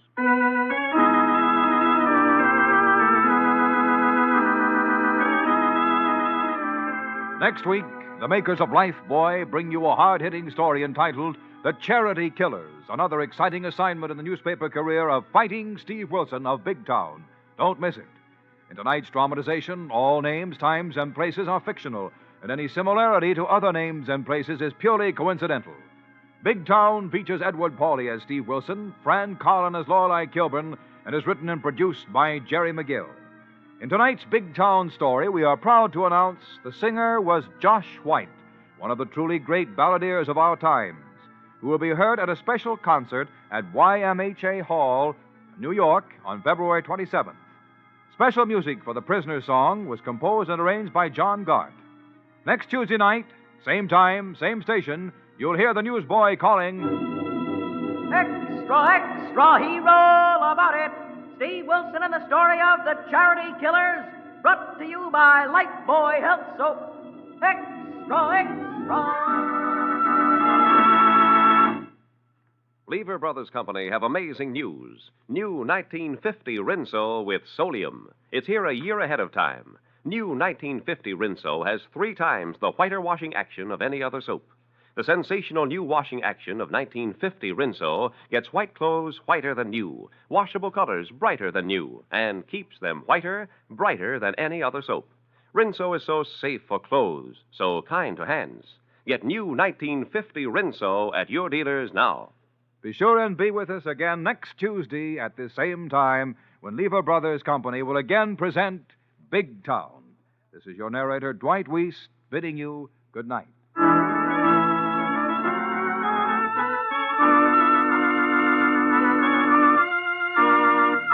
Extra, extra, teenager shoots pal. Hear Big Town story of the shiny gun. Extra, Big Town, extra. Oh, Billy! Sonny, I didn't mean to shoot you. I didn't mean it. No, Mr. Wilson. Not my son. Not my son. The gun-crazy little fool. I told him to leave my gun alone. You're the fool, Brown. You're the irresponsible parent. And if that boy dies, you're the one who should go to prison. Yes, listen to this powerful story of parent delinquency on Big Town, brought to you by Lever Brothers Company, makers of Lifebuoy Health Soap. The story of fighting editor Steve Wilson of the Illustrated Press, whose creed stands for freedom and justice against the forces of intolerance and evil. The power and the freedom of the press is a flaming sword, that it may be a faithful servant to all the people. Use it justly, hold it high, guard it well. Now to Big Town and tonight's gripping story of the shiny gun. Of all man's symbols of power and security, the greatest and perhaps the worst is the gun. And this symbol of man's alter ego is the background of tonight's story, in which, reduced to its simplest terms, began on an old coal dock on the waterfront of Big Town as 2 young boys met for what was to be a tragic rendezvous. Hey, Billy. Billy the kid, where are you? Right here, Sonny. Did you get it? Yes, honey. I told you my old man had a gun hidden in this room. Oh, I'll bet it ain't a real gun. It is so a real gun, and it'll shoot real bullets. Let me see it. Sure. Look at it. You can see from the streetlight at the end of the dock. It's all bright and shiny like the cowboys and bad men use in the movies. Look at how it shines, even out here in the dark. Yeah, and that makes it no good. What do you mean it's no good? It's a six-shooter. 'Cause you oughtn't be able to see a gun in the dark. Who says so? I know for a fact that a gun ought to be black and dull, so it don't reflect no light. Nobody knows you got the drop on 'em till it's too late for 'em to pull their own gun. Oh, that's a lot of malarkey. It ain't. It don't matter if you're quick on the draw. You can be just as quick with a black gun. Besides, nobody carries shiny guns anymore except sissies and women. You're just jealous 'cause your old man ain't got a gun. My old man says only cops ought to have guns. And if nobody else had 'em, the cops wouldn't need theirs. Yeah, but a lot of tough guys have got guns, and there ain't enough cops. And my old man says a person's got a right to protect himself. Yeah, get himself killed 'cause he don't know how to draw quick and shoot straighter than the other guy. You're just talking that way 'cause you ain't got a gun. And a smart guy could take that gun away from you before you could pull the trigger or bat an eye. Oh, yeah? Let me see you try it. Okay, I'll show you how it's done. Yeah? Come on, let's see you do it. First, I get hold of your gun hand. Yeah, I stick the gun in your stomach. But I keep you from pulling the trigger. Oh, yeah? Billy! Sonny, I didn't know it was loaded. Where'd it hit you? In the stomach. Let me down, are you hurt? I'm sorry, Sonny. I didn't mean it. You're my best pal next to Harmony. Does it hurt bad? Awful bad. I guess I'm gonna die. You can't. You beat it. Phone the cops for a doctor, then hang up quick and hide. No, Sonny. I oughtn't leave you here alone. Go on, Billy. You didn't mean it, but they'll burn you if I die. I don't care. I gotta do something. Let me see, maybe I can stop the bleeding. No. It's inside. You die when it's inside.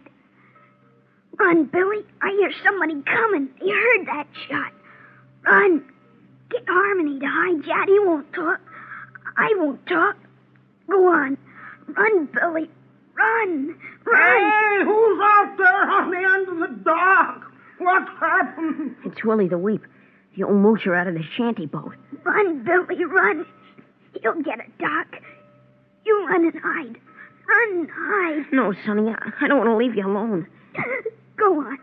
I'm ordering you, Billy. We kids gotta stick together. Okay, Sonny. So long. Hey, who's out there on the dock? What's happened? I gotta stop. Give Billy a chance to get away. Who's that? Who got shot? Who? Willie the Weep. Who are you, boy? Honey Mill. What happened? Who just run past me in the dark? Nobody. I was out here alone, fooling with an old gun. I found it. It went off.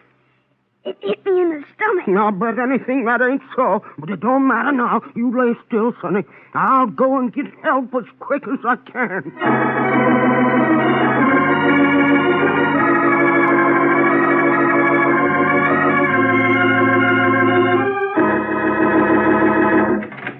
Steve, when did you get in the office? A few minutes ago, Lorelei, via the press room. What's up? I don't know, but Willie the Weep, our Winchell of the waterfront, tried to get you on your private wire and then called Mamie on switchboard. It must be something important. Willie never has Nichols' fare. He wouldn't tell Mamie what it was, but he said he'd call you again in a few minutes. That might be, Willie. Steve Wilson, Illustrated Press. Mr. Wilson, it's me, Willie the Weep. Oh, what's up along the waterfront, Willie? I hear you've been calling me. Yeah, Mr. Wilson, for almost an hour, and this is my last nickel, and I had to mooch that. Oh, sorry, Willie. I'll make it up to you. What happened? My boy got himself shot out on the old coal dock near my shanty boat. Good grief. How did it happen? He said he shot himself in the stomach with an old gun he found in a ash can, but I don't believe it. Why not, Willie? Because another kid run past me in the dark when I come out of my shanty boat to see what had happened. Well, who is the boy who was shot, and where is he? His name is Sonny Mills, and I called the cops, and an ambulance is taking him to the general hospital. Well, what did the ambulance doctor say about his chances, Willie? Doc said his chances ain't very good. Well, what did Sonny say about the other boy? Well, Sonny said I was seeing things. There wasn't anybody with him. What about the gun, Willie? And Sonny said it fell in the river when it went off. That could happen. Are you sure there was another boy? Yeah, Mr. Wilson, and I got a notion. It was either a blind boy called Harmony, on account he's always playing a harmonica, or another pal of Sonny's called Billy the Kid. Billy the Kid. Yeah, on account of he likes cowboy moving pictures. Did you tell the police about the other boys, Willie? No, sir. Sonny begged me not to. He said it would only make trouble for his pals and their folks. And besides, right. She said I was only seeing things. I wonder. I thought there might be something you could do, Mr. Wilson. There is, Willie. Where does Billy the kid live, and what's his last name? His name's Billy Brown, and he lives with his folks at number 10 South Street. Brown 10 South Street. What about Harmony, Willie? Oh, dagnabbit, Mr. Wilson, there goes my last nickel, and we're going to be cut off. Never mind, Willie. Meet us in front of 10 South Street in 20 minutes.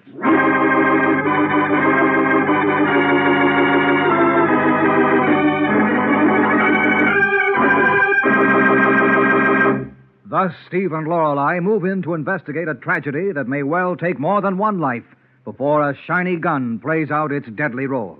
And for the tense and dramatic developments, we'll return to Big Town in a moment. Lifebuoy gets skin cleaner. Lifebuoy gets skin cleaner. And the cleaner you get your skin, the surer you are of being fresh and attractive. So remember, Lifebuoy, with its purifying ingredient, gets skin cleaner. Stops BO as no other leading soap can. Here's what the doctors proved in 820 scientific tests. People took daily baths with different soaps. Doctors found that Lifebuoy does more than just remove the grime and perspiration you can see. Lifebuoy's purifying ingredient makes it more effective than any other leading soap against the invisible dirt that brings on BO. Lifebuoy's milder, too. Safe even for baby's tender skin. And you'll like the way Lifebuoy, made with costly coconut oil, bursts into quick white lather, even in hard water. Lifebuoy gets skin cleaner. Lifebuoy gets skin cleaner, keeps you fresh and attractive, protects you as no other leading soap can. Bathe with Lifebuoy every day. Get the big new bath size. Buy Lifebuoy right away.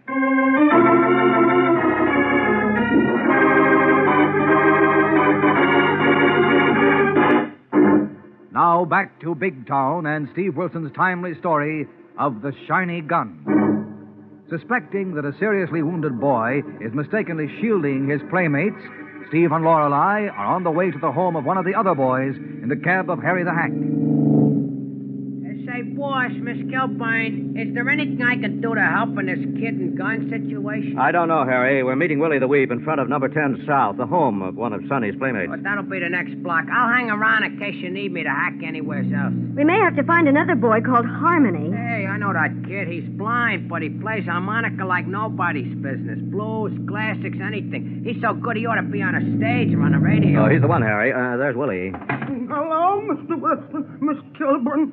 Hi, Willie. Hello, Willie. Have you seen Billy Brown? No, Miss Kilburn, and none of the other kids in the block have seen him since he went down to the dock early this evening. Have you talked to his parents, Willie? No, but just a little while ago, his ma came out of the basement flat where they live, and I heard her asking the neighbors if they'd seen Billy on account it was getting late for him to be out. Well, it may be much later before he comes home, if what I suspect has happened. Oh, Steve. You don't suppose he could have shot his friend Sonny? Let's hope not, Lorelei, but something like that may have happened accidentally. That Sonny's about the bravest kid I ever seen, Mr. Wilson.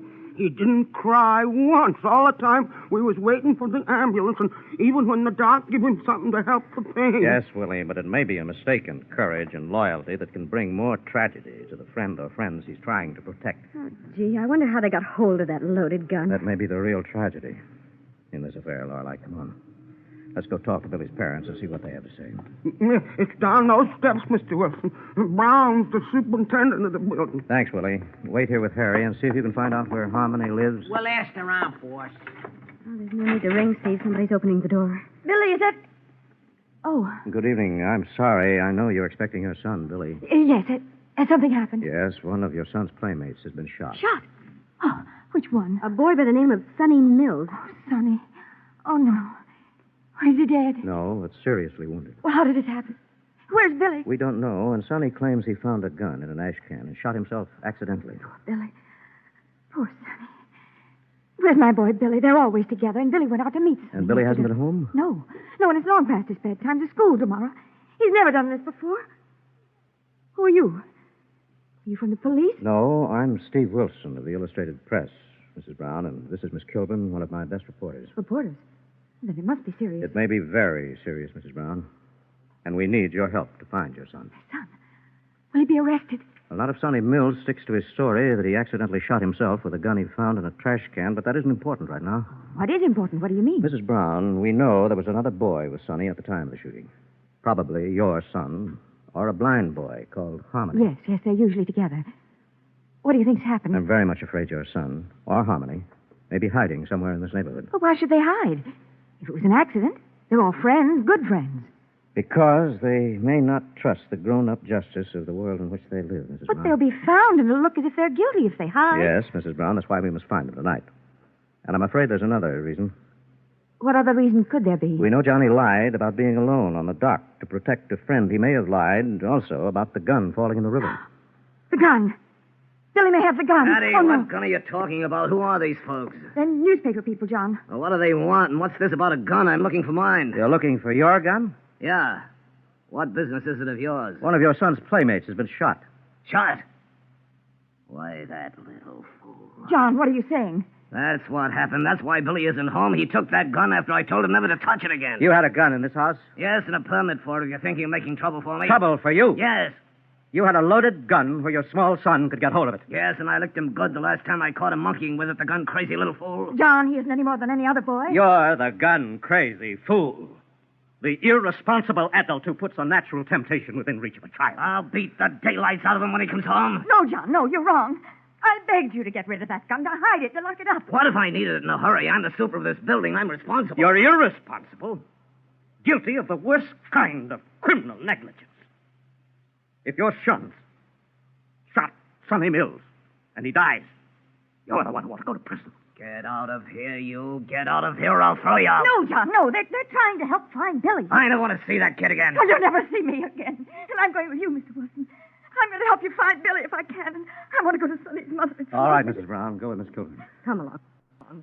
Now get out, Wilson. Get out of here or so help me. I'm going, and you're so right, so help you. If your gun has killed Sonny Mills. Because it also may kill your son. Get out. Get out! Get out! Oh, the poor devil. So help him now. Boss. Yes, what is it, Harry? I got a lead in the harmony kid. Yes, where is he? Another kid says he heard him playing his harmonica. Where? Down where the street drains pour into the river. Good grief. Those big drains might make a good hideout. Yeah, kid could crawl for miles if we didn't get a rain and he got caught and drowned. Okay, let's go question Harmony, Harry. Well, what about Mrs. Brown? I'm afraid of what we may find, Harry. I don't want her along. I'll get Lorelei and take her to the hospital to see Sonny Mills.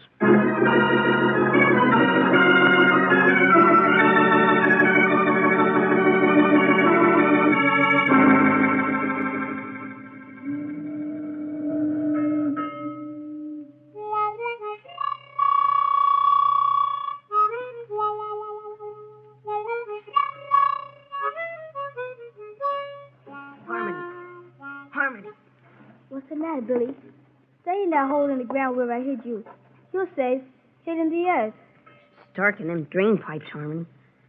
Don't you be afraid of the dark, Billy. You get used to it after a while. It's always dark where I is, and I ain't afraid anymore. Much. But, Harmony, what if Sonny dies? I shot him. It's my fault, even if I didn't mean to. Don't take such a load on yourself, Billy. Let the Lord carry some. He knows what happened. But if Sonny dies, nobody else will.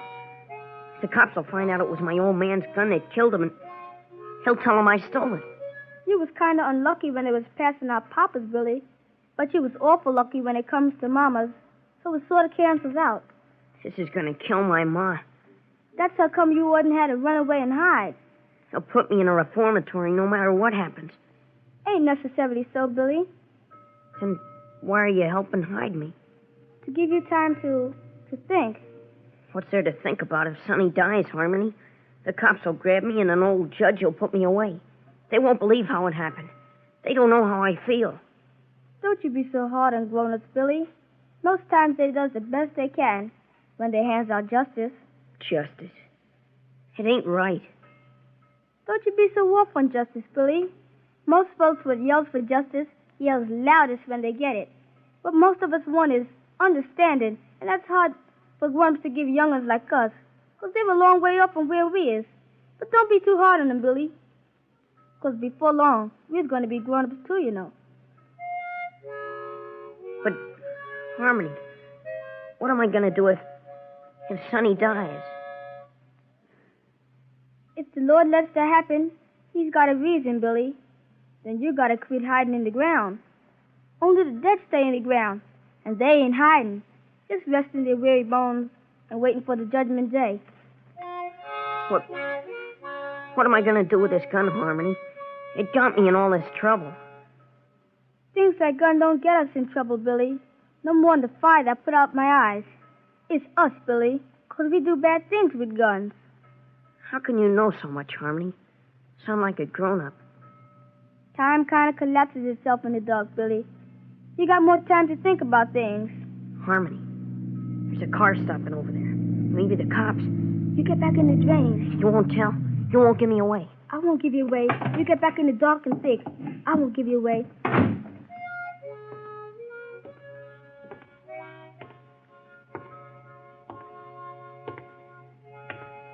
Hello, Harmony. Oh, mister. What do you want down here by the river? I'm looking for something that's lost. The world's full of lost things, mister.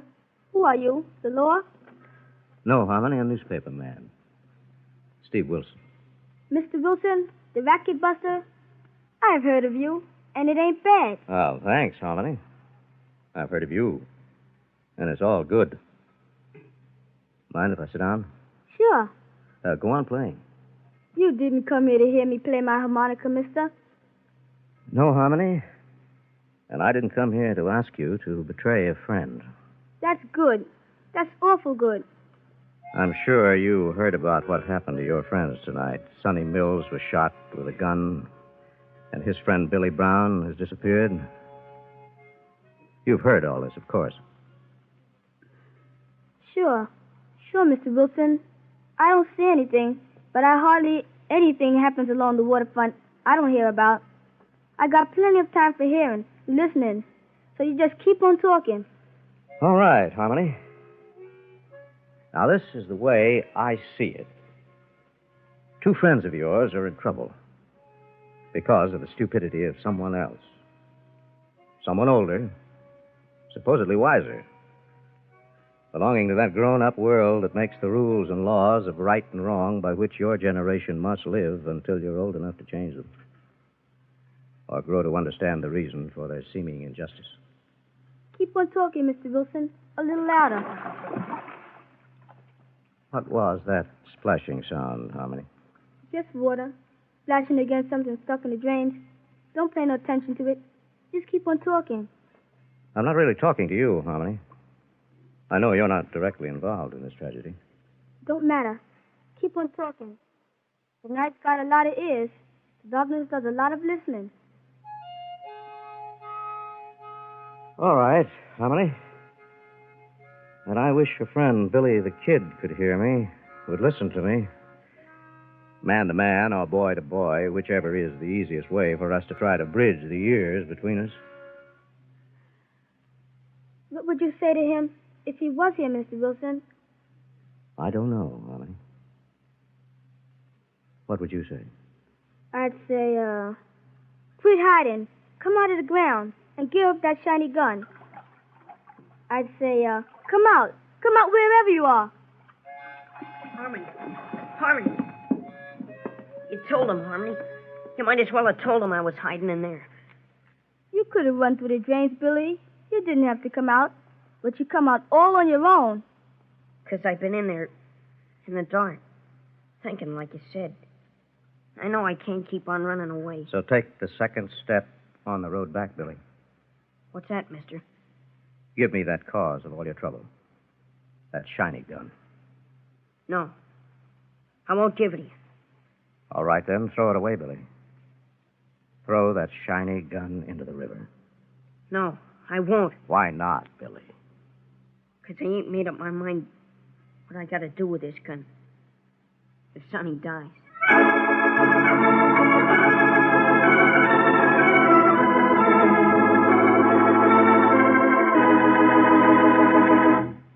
Thus, Steve Wilson is faced with a situation he can solve only by crossing the bridge of years. In a moment, we'll return for the climax of tonight's timely big town story. Lifebuoy gets skin cleaner. Lifebuoy gets skin cleaner. And the cleaner you get your skin, the surer you are of being fresh and attractive. So remember, Lifebuoy, with its purifying ingredient, gets skin cleaner, stops BO as no other leading soap can. Here's what the doctors proved in 820 scientific tests. People took daily baths with different soaps. Doctors found that Lifebuoy does more than just remove the grime and perspiration you can see.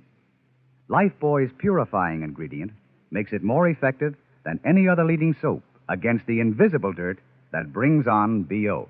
Lifebuoy's milder, too. Safe even for baby's tender skin. And you'll like the way Lifebuoy, made with costly coconut oil, bursts into quick white lather, even in hard water. Lifebuoy gets skin cleaner. Lifebuoy gets skin cleaner, keeps you fresh and attractive, protects you as no other leading soap can. Bathe with Lifebuoy every day. Get the big new bath size. Buy Lifebuoy right away.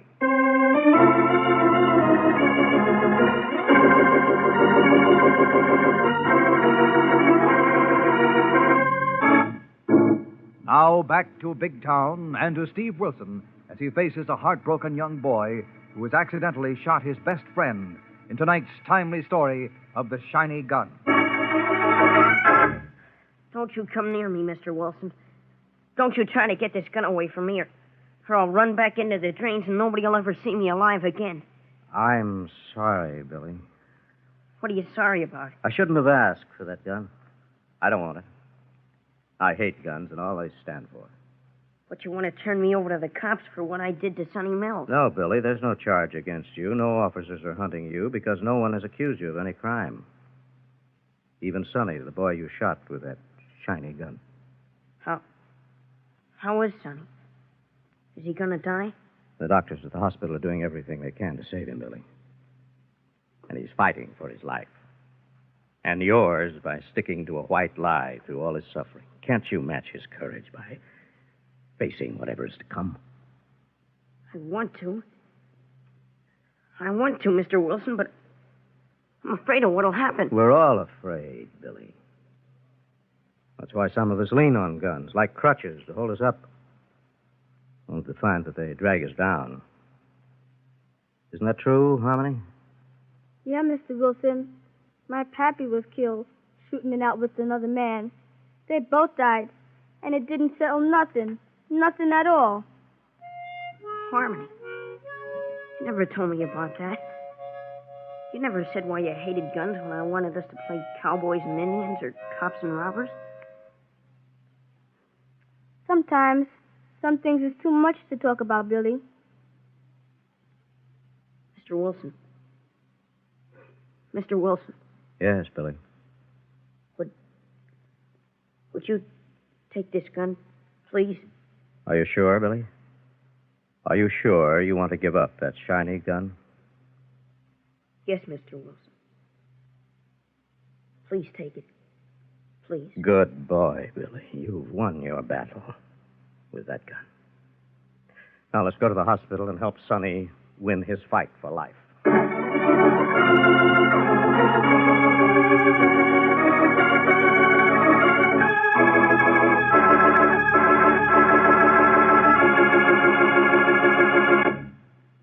Friends, the results of tonight's story of the shiny gun were both happy and tragic.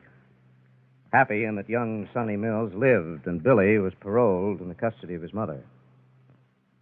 But tragic because in many of our states there are no laws to punish the irresponsible parent who possesses and leaves a deadly weapon within easy reach of a child. But law or no law, hundreds are killed each year by carelessly handled guns. Needlessly, criminally. Don't let it happen to you. Or yours. How about next week, Steve? Well, next Tuesday, we'll bring you a really different kind of story, headlined The Deadly Summons.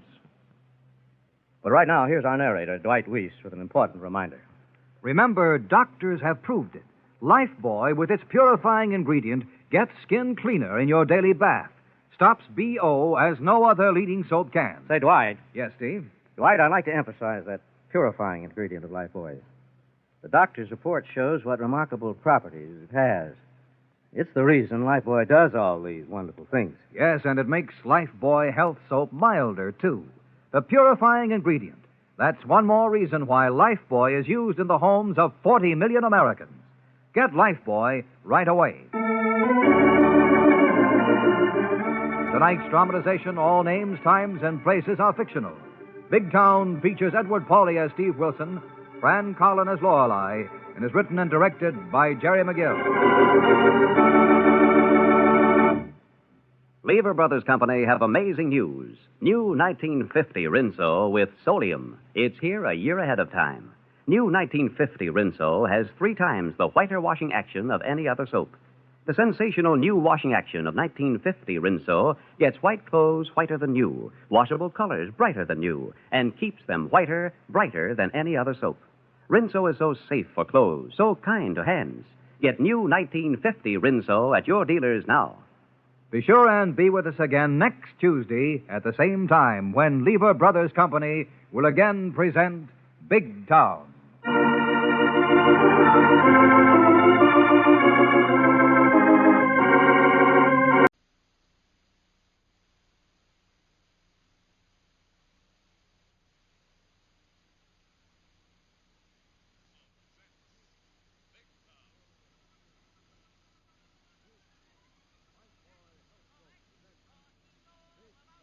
Lifebuoy Health Soap presents Big Town.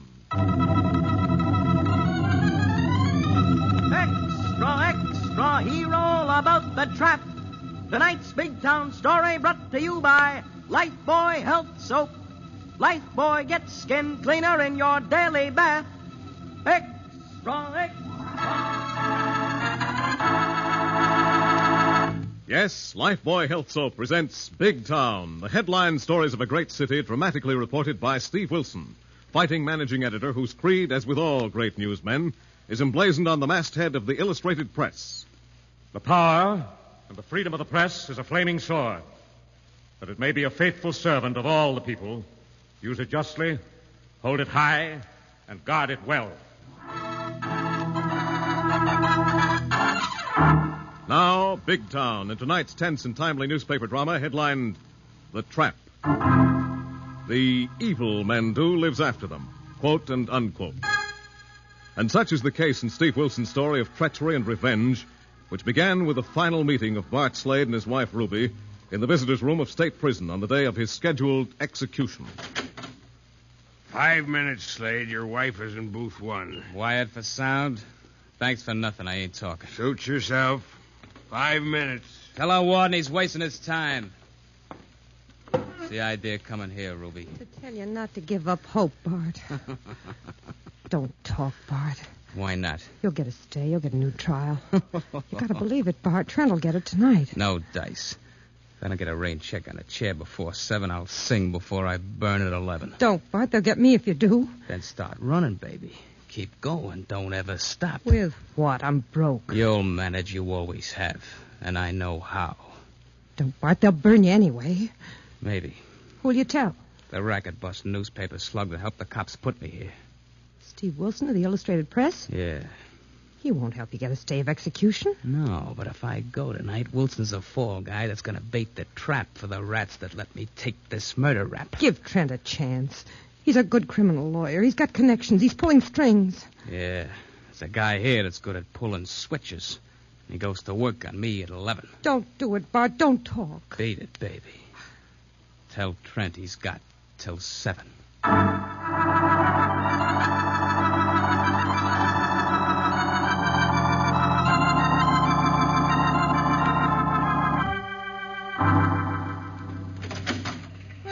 Steve, when and how did you get in the office? The back way, through the composing room. Come in, Lorelei, my lovely. And close the door on those infernal and eternal teletypes. With pleasure. Come on, perch on the corner of my desk and take my mind off these European dispatches. I wouldn't if I could. Besides, you're on the hook. We've been trying to reach you for the last hour. Oh, don't tell me the Illustrated Press hasn't been able to get along without its illustrious managing editor even for an hour. We've managed, but you're the original indispensable man as of 7 o'clock tonight. What's up? You're wanted up at State Prison on the double-double. Oh, good grief, that's right.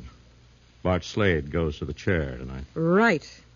Has he talked to anyone? No, but he wants to talk to you. To me? Mm-hmm. Inspector Callahan phoned. It's all arranged for you to talk to Slade in the death house, but I don't like it one little bit, Steve. Well, why not, my lovely? Slade should hate you like poison for helping Callahan of homicide nail him for that election murder last spring. Yes, he does, and with good reason. So, if he's going to name the ward-healing goons who hired him, why should he give you the scoop and the break? Well, ours is not the reason why, Lorelei. Get one of your so-called hats and see if Harry the Hack is out front. Harry's waiting, and one more mere male comment on my latest in feminine headgear will get you a tap on the cranium with Harry's trusty monkey wrench. Let's go.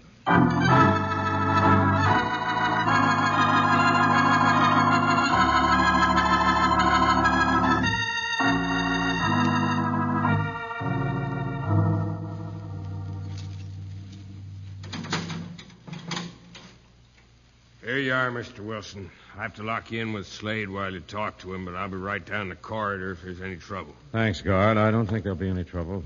I'll call you when I'm ready to leave. Okay. Wake up, Slade. You got the company you asked for. Thanks.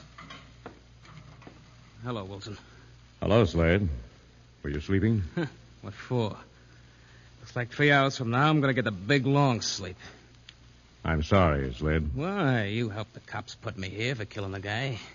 I hate to see any man die without regret. I didn't invite you here for no sermon. We got a chaplain for that. All right, then. Why did you ask to see me?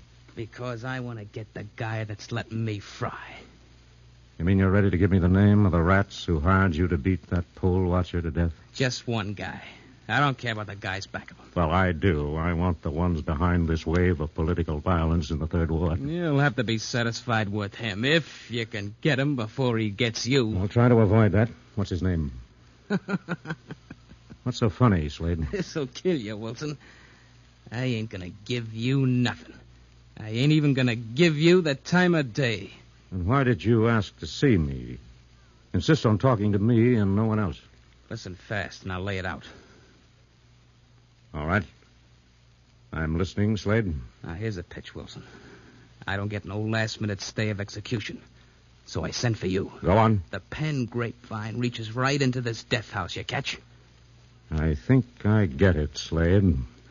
By morning, the word that you squealed will have reached every rat and rat's nest in Big Town. Yeah. And they'll be after you to shut you up, but that ain't the best part. Time is running out, Slade. Let's have the best part. Yeah, for you and me both. When you walk out of this cell, you ain't gonna have a pal in the world. Why not? Nobody's gonna believe I didn't give you nothing, see? Even your pal Callahan of homicide is gonna think you're crossing him up for a scoop in your lousy illustrated press. Or the biggest shakedown that's ever been pulled in Big Town. Don't count on that, Slade. Let me give you what's gonna happen if I go tonight. Look, Slade, I couldn't stop your execution for that cold-blooded murder, even if you told me the names of every crook and ward healer involved. Yeah, I know, because I can't prove a thing. I could give you the name of the guy that hired me to cool that poll-watching dope, but you'd never get him for that. Because he don't know it, but you wouldn't have a thing. Well, what does he think you have on him? Piece of paper. In his handwriting. Telling me when and where to nail that poll-watching dope. Where is that paper, Slade? That will burn him if you really want revenge. I lost it, Wilson. Lost it? Yeah. Ain't that a laugh? I lost it. And that's all there was to pin him to the rap. I'll give me his name, Slade. I'll give it to the warden, and maybe you will get a stay of execution. Don't kid me, Wilson. Not without proof, and I ain't got no proof. Well, how do you expect to get him through me? If there's no evidence, he'll never be convicted for that crime. No, but here's what's gonna happen. Well, let's have it. When you don't print nothing, except maybe I went without spilling my insides, this guy's gonna think you're holding out. Don't stake your life on that, Slade. Don't worry about me, Wilson. I'm as good as cooked, and so are you. Oh, how so? Because this guy that's letting me fry is gonna think you're holding out. Maybe you got your hand out big. And try to buy me off? Yeah, that'll be the bait for the trap. But they'll pay you off with lead. Oh, I see. You can't get him as a partner in your crime, but you think the law will nail him to the chair for killing me. Yeah, Wilson. That's the pitch. Yeah. It's gonna work, Slade. It will work. Now call that screw and get out of here. Because I got a date. Yeah, I gotta order some supper. Anything I want. Steak, strawberry shortcake, ice cream, coffee. A lot of coffee to keep me awake. And I gotta get a shave and a haircut. I got a date at 11 o'clock tonight.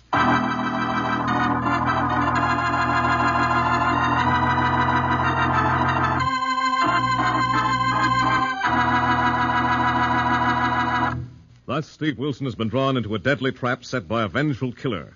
And for the tense and exciting developments as this trap closes in on Steve, we'll return to our big town story in a moment. Actually, I just can't remember how long ago it was that I took my first bath with Lifebuoy Health Soap. I always felt extra clean afterwards. But even so, I was startled when the doctors announced the news that Lifebuoy actually does get skin cleaner. Suddenly it hits you. Cleaner. Yes, and doctors proved it. Lifebuoy in your daily bath gets skin cleaner than any other leading soap. First thing you know, you find out for yourself. Then you're telling everybody. The cleaner you get your skin, these doctors found, the safer you are from BO. And the doctors proved in 820 scientific tests that Lifebuoy gets skin cleaner than any other leading soap. Stops BO as no other leading soap can. What does it? Well, doctors say Lifebuoy's purifying ingredient makes the difference. And this same purifying ingredient actually makes Lifebuoy milder, safe even for a baby's tender skin. So bathe daily with Lifebuoy. It's refreshing and mild. And Lifebuoy gets skin cleaner. I like it. You like it too.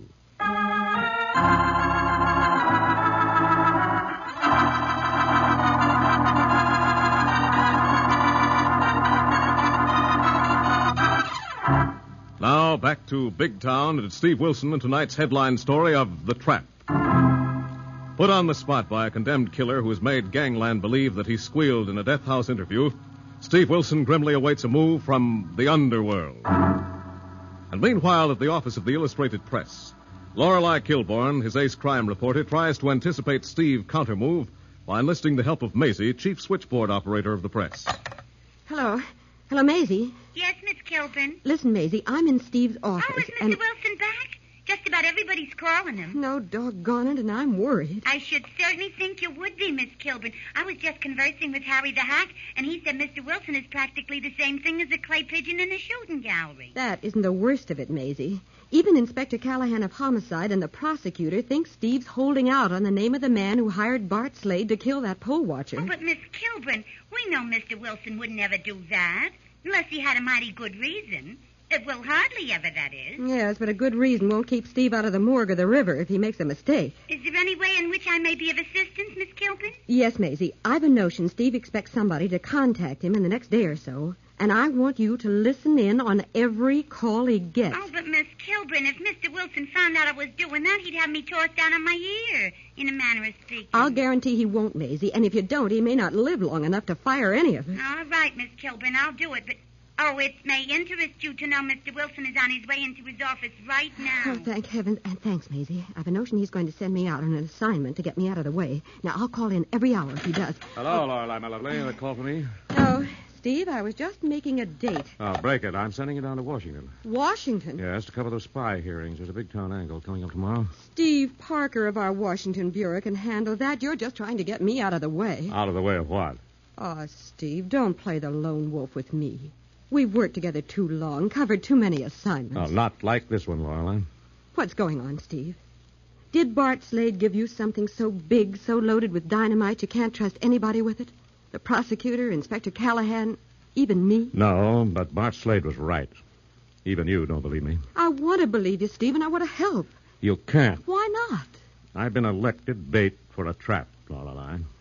And there's nothing to do but wait. Wait for what? Wait for the rats who hired Slade to commit a political murder to come to the same conclusion you and Callahan and the prosecutor seem to have reached.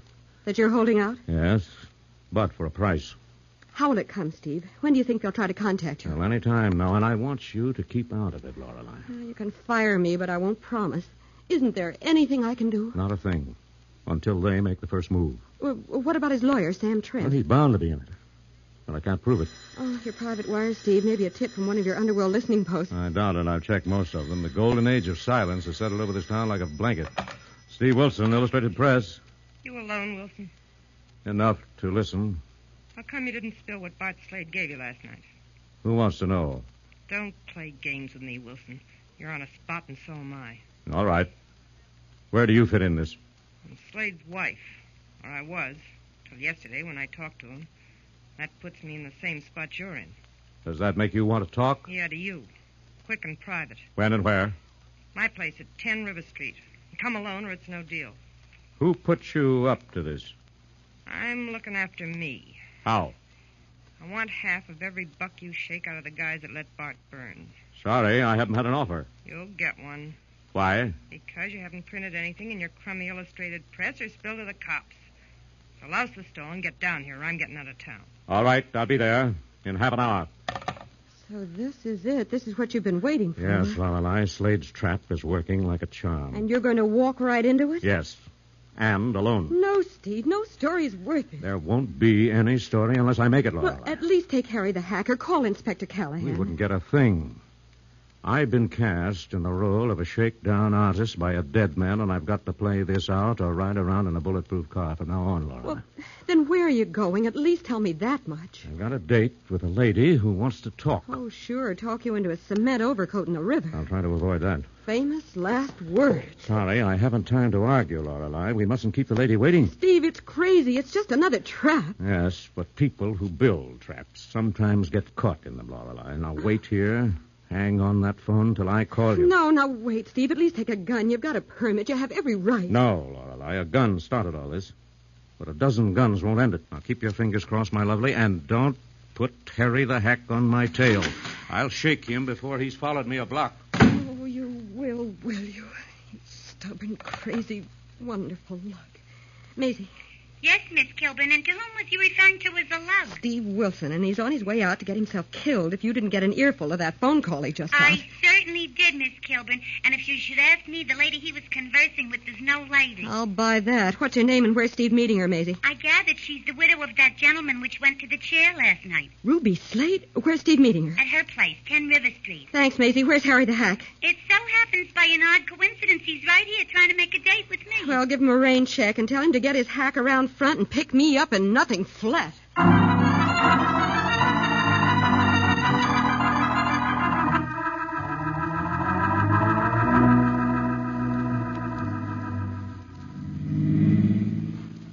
Say, Miss Kilburn. Say it, Harry, but for heaven's sake, get to 10 River Street as fast as you can. It is practically done, Miss Kilburn. And while I'm wondering if we should not call for an assist from Callahan and his homicide boys on account of this is the heart of the 3rd Ward, which is a section so tough even the mice go round with Tommy guns. I'm going to phone Callahan as soon as we get there, Harry. But suppose we should upset Mr. Wilson's apple cart. Will he not be inclined to skin us alive and tack our hides to the wall of the city room? I'll risk it.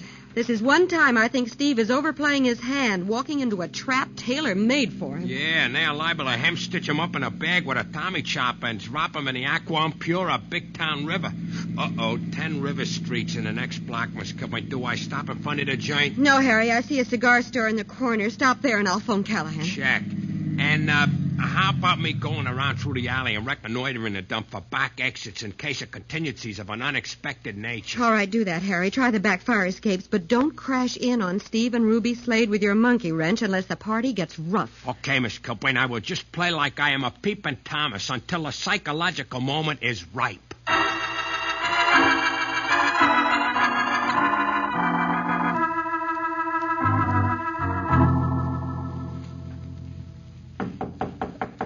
Yeah, who's there? Trent, Ruby. Open up. Come on in. Kept you. I had to check my pipeline into police headquarters to make sure Wilson is still holding out on the cops. You sure he's coming here alone? Sure, I'm sure. He said he was, and he sounded anxious. That a girl. You're playing this smart. When we settle with Wilson, I'll take good care of you. Come here, Ruby. I'll show you how. Cut it out, Trent. Sam to you, baby. Bart Slade's gone. We can quit pretending. Cut it out, Trent. I only want one thing out of you, and that's dough. Don't you trust me, Ruby? No. Bart trusted you.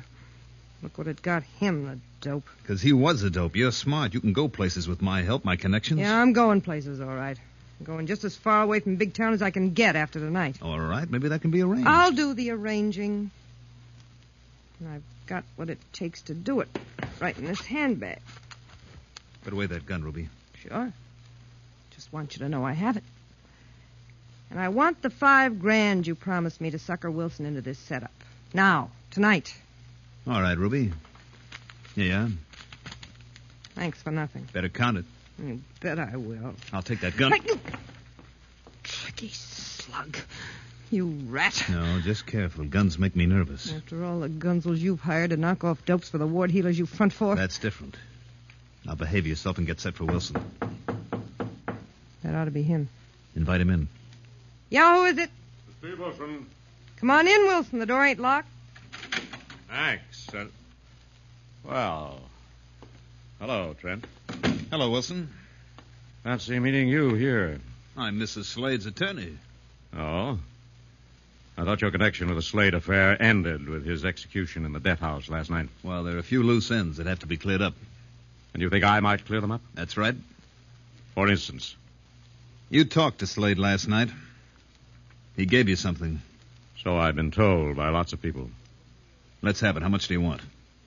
That depends on who you're representing. 10,000? For a scrap of paper with the time and place of a murder written on it? Make it 20 and I could retire. You'll retire, all right, if you don't play ball. Not enough, Trent. You see, I have to split with Ruby 50-50. What's that? He's a liar. That was only part of the come-on to get him here. How does that strike your legal mind, Trent? It sounds like a double cross. So you couldn't play it one way, huh, Ruby? You had to play it both ways. I wasn't. I haven't got anything. Bart never told me anything about a piece of paper. Where is it? Who's got it? You wouldn't have tried shaking Wilson for a share if you didn't know something. Think fast, Ruby. The heat is on, Slade. From the higher-ups, he's got to cover, or they'll cover him. Honest, Trent, Bart never gave me a thing. He never trusted me after word got up to the prison that I was going around with you. And how's that additional testimony strike your legal mind, Trent? It suits me, makes everything fit, makes things easier. Listen to me, Sam. You gotta believe me. Get away from me, Ruby. You wanted to go places. You were going to make sure of it with this gun. No. Don't be a complete fool, Trent. Shoot Ruby, and Bart Slade will have had the last line. Shut up, Wilson. You fit in this. I'll get to you. Shoot us, and you'll walk into the trap Slade set to get you. Wilson's right. Bart said he'd get you if you let him burn last night. Not this way. Murder and suicide. Bart Slade's wife killing the newspaper slug that helped send him to the chair. Murder and suicide with their own gun. No, I'll play it any way you want. Keep away from him, Ruby. I'll go anywhere you Trent, you murderous rat. You poor fool. Stay put, Wilson. Now, where's that order I gave Slade to rub out that dopey poll watcher? Talk your way out of this. If you can.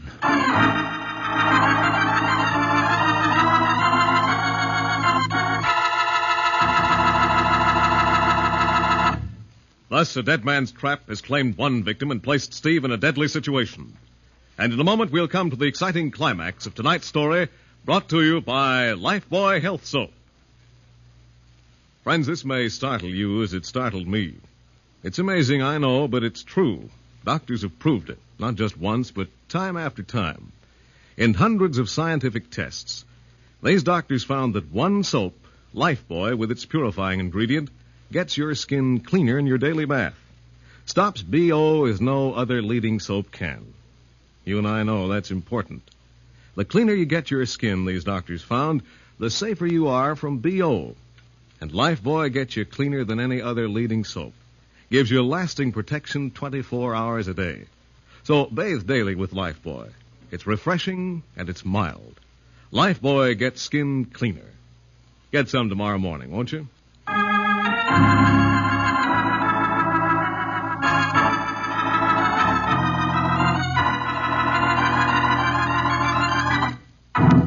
Now, back to Big Town and tonight's headline story of The Trap. Having deliberately walked into a trap set by a dead man to get revenge on those who hired him to commit a political murder, Steve faces Sam Trent, a criminal lawyer who has just slain the dead man's wife in an effort to cover up his connection with the original crime.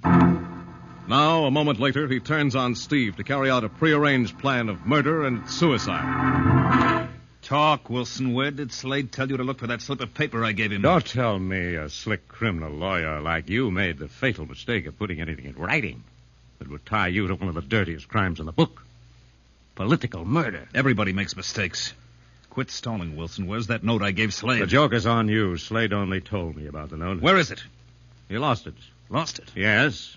He didn't have a thing on you. That's why he didn't name you before he died. He knew we couldn't get you, couldn't prove a thing. You're lying, Wilson, lying. Well, it doesn't matter now. Slade's going to get his revenge for your having let him go to the chair. What are you talking about? You poor fool.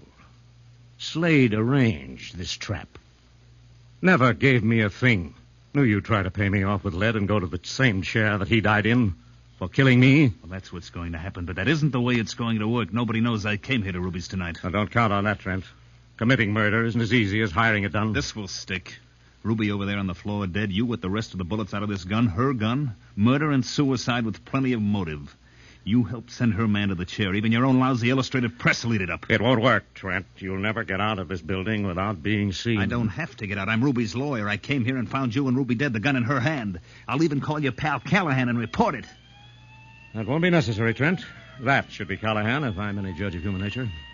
You wouldn't have tipped him off till you knew who you'd find here. Who would have called him? Lorelei Kilburn, one of my best crime reporters, except for the fact that she's a very stubborn young woman. So what? This fix will still work? It won't work, because there's been an eyewitness to everything that's happened here in this last 5 minutes. Where? On the fire escape at the back window behind you. Don't pull that corny old look behind me, Gag Wilson. You've stalled all you're going to stall. It's the deck, boss! Keep out of this, Harry. Bingo! Boss, right on the button. Hey, leave me massage him just once with this knocker for safekeeping till Callahan gets here. He'll keep, Harry. Thanks for the timely distraction. Let me jump in. Oh, think nothing of it, boss, but you really hadn't ought to take chances like this if you wish to live to a ripe old age. Let's call it an occupational hazard, Harry. Where's the Lorelei? Miss Kilburn? Well, what makes you think she would be anywheres around a place like this? Because I told her to keep away from here, not to follow me. Stay at the office. Steve, are you all right? Speaking of the lady in question, boss. Yes, Lorelei, come in here. Oh, thank heavens. I just happened to be passing... It's no use, Miss Kilburn. The boss is a super student of feminine psychology and somewhat anticipated us all the way. Uh-oh. I might have known. Did you call Callahan, Lorelei? Mm-hmm. And I think his homicide boys are throwing a net around this rat's nest by now. Am I fired, Steve? No. Get on the phone and tell Fletch to hold the final half an hour until we can get some conversation out of Sam Trent. Sam Trent, Slade's lawyer. Is he the one you're after? He's the front, Lorelei, but I'm afraid he's all we're going to get in this hall. Why, Steve? Maybe he'll talk to save his own neck. No, Lorelei. Slade's trap worked all too well. Well, how do you mean? Trent has murdered Slade's wife. She's lying over there behind the couch. Oh. All the talk in the world won't save Trent from the chair.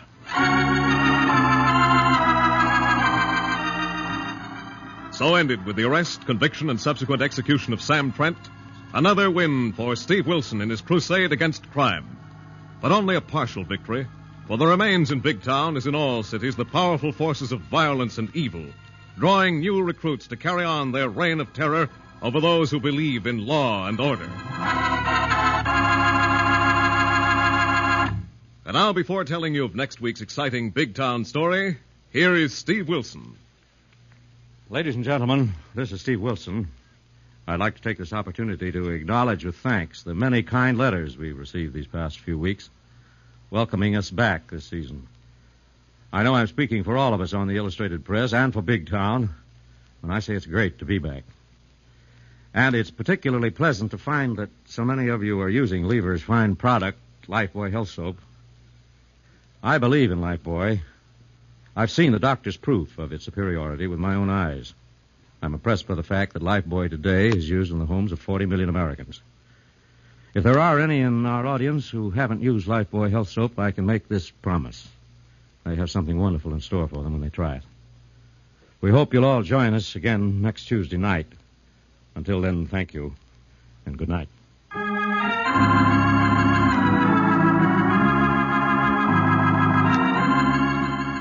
Next week, the makers of Lifebuoy bring you a hard-hitting story headlined The Cat Man, a gripping story of a manhunt for a killer whose mark of murder is a crying cat. Another exciting assignment in the newspaper career of fighting Steve Wilson of Big Town. Don't miss it. In tonight's dramatization, all names, times, and places are fictional, and any similarity to other names and places is purely coincidental. Big Town features Edward Pauly as Steve Wilson, Fran Carlin as Lorelei Kilburn, and was written and directed by Jerry McGill. And now Big Town bids you good night until next Tuesday night, same time, same station, when you'll hear the newsboy calling. Extra, extra, hear all about it. The story of Steve Wilson and the Catman, brought to you by Lifebuoy Health Soap, another fine Lever product. Extra. New Rinso with Solium puts sunshine in your wash. Rain or shine, new Rinso with Solium gives your wash a new brilliance you have never seen before. You can dry your wash anywhere, and white clothes will turn out actually whiter than brand new, and washable colors even brighter than new. It's because new Rinso contains the scientific sunlight ingredient, sodium. No other soap contains sodium, only new Rinso. So safe for clothes, so kind to hands. Find out about the amazing new brilliance of Rinso washed clothes. Find out how new Rinso with sodium puts sunshine in your wash. Get Rinso in the new package with a red sodium label. More women use Rinso than any other wash day soap in the world.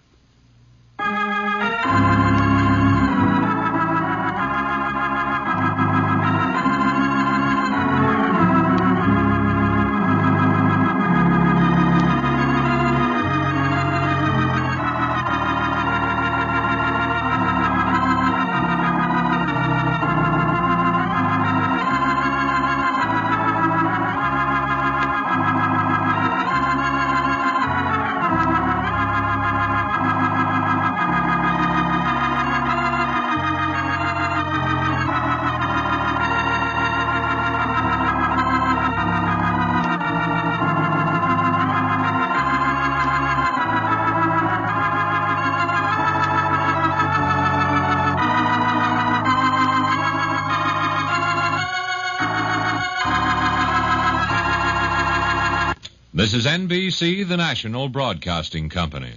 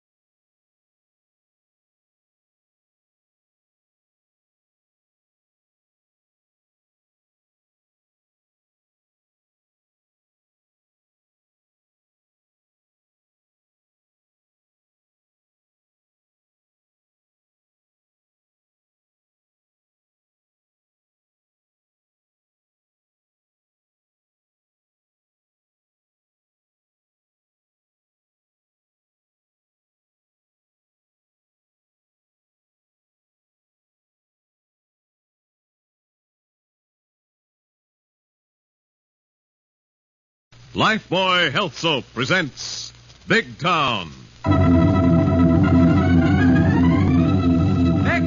Extra hero about the double murder. Tonight's Big Town story brought to you by Lifebuoy Health Soap. Lifebuoy gets skin cleaner in your daily bath. Extra.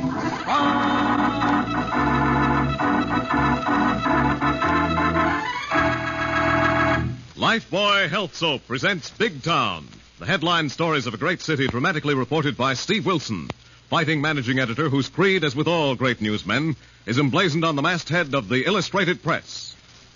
The power and the freedom of the press is a flaming sword, that it may be a faithful servant of all the people. Use it justly, hold it high, guard it well. Now, Big Town, and tonight's headline story captioned Double Murder. Few men are capable of murdering a woman, and if the attempt fails, the would-be killer must strike again. And such is the background of Steve Wilson's strange case of double murder, which began some months ago near Gangland's conventional burial ground, an abandoned coal dock on the Big Town waterfront.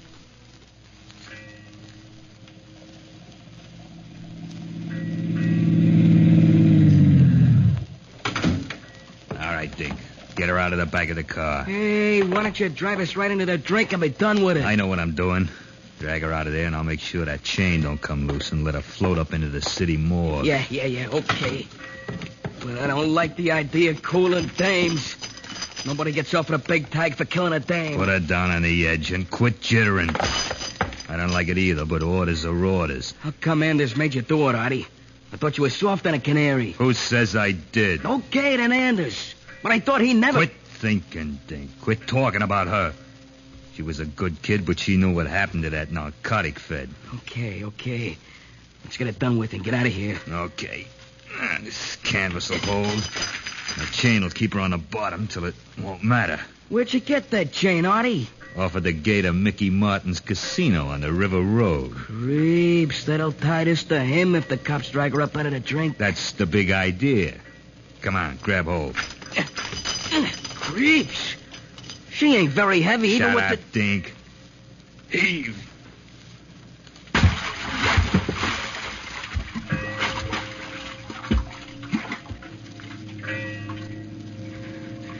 Creeps, Artie.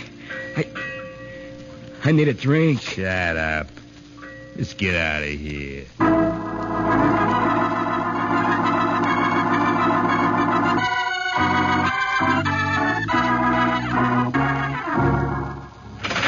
Steve, you got a minute? Sure thing, Lorelei, my lovely. Come in. I want you to listen to something that may be right up your alley. Come in, Miss Mills. Thank you, Miss Kilburn. Steve, this is Cora Mills. She's from upstate. How do you do, Miss Mills? How do you do, Mr. Wilson? She's here in Big Town looking for her sister. She's disappeared, Mr. Wilson.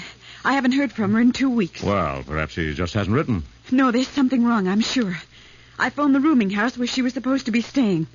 The landlady said she'd never been there. What was she doing in Big Town? She hoped to get a job singing. Singing? Yes, she sang in one of our local nightclubs upstate. I see. Did she ever write you? Mention any contacts she'd made? Only one person. Someone by the name of Tyler, a talent agent. He was going to get her a job. Tyler. Ever heard of him, Lorna? Yeah, Steve. He's a crummy 20%er in the old Big Town building. I went there this afternoon, and his secretary said he'd never had anyone named Clara Mills on his talent list. Sounds like a cover-up. Have you contacted the Missing Persons Bureau, Miss Mills? No, sir, not yet. I checked the bureau, the hospitals, and the morgue, Steve. Nothing. I came to the Illustrated Press because I've heard you help people like me, Mr. Wilson. I hoped you'd run a story. Perhaps even print a picture. We'll do anything we can, Miss Mills. Have you a photo of your sister? Yes. Here it is, Mr. Wilson. Well, this will help. We can print it, but first... Wait a minute, Miss Mills. This is a photograph of you. No, I'm Cora Mills. That's Clara. We're twins, Mr. Wilson, identical twins. Good grief. That changes things. If anything has happened to your sister, those responsible may know you're looking for her by now. How about that landlady, Steve? She must be lying. Go see her, Lorelei. Put the pressure on. Size her up for a sign of a payoff to keep her mouth shut. I think she has been paid, and it'll be a pleasure. Take Harry the Hack along. Landladies who can be bought, maybe rough and tough. Okay, Steve, are you going to call on Tyler, the talent toad? Yes. Let me go with you, Mr. Wilson. No, Miss Mills, I want you to stay right here in my office. But why, Mr. Wilson? Well, this doesn't sound like any penny ante cover-up, Miss Mills. And if anything really serious has happened to your twin sister, those responsible are liable to start thinking they're seeing a ghost. Ghost? Then you think Clara's been murdered? Well, I'm sorry, Miss Mills. It would be folly and dangerous to you to overlook that tragic possibility. I don't care about myself, Mr. Wilson. Clara was so different from me in everything but looks. Talented, wild, headstrong. But I loved her. And I'll do anything to find those who've hurt her, maybe even killed her. I know you will, and you may have the chance, Miss Mills, but I want you to stay right here at the Illustrated Press until Miss Kilburn and I can find out if your sister is alive or dead.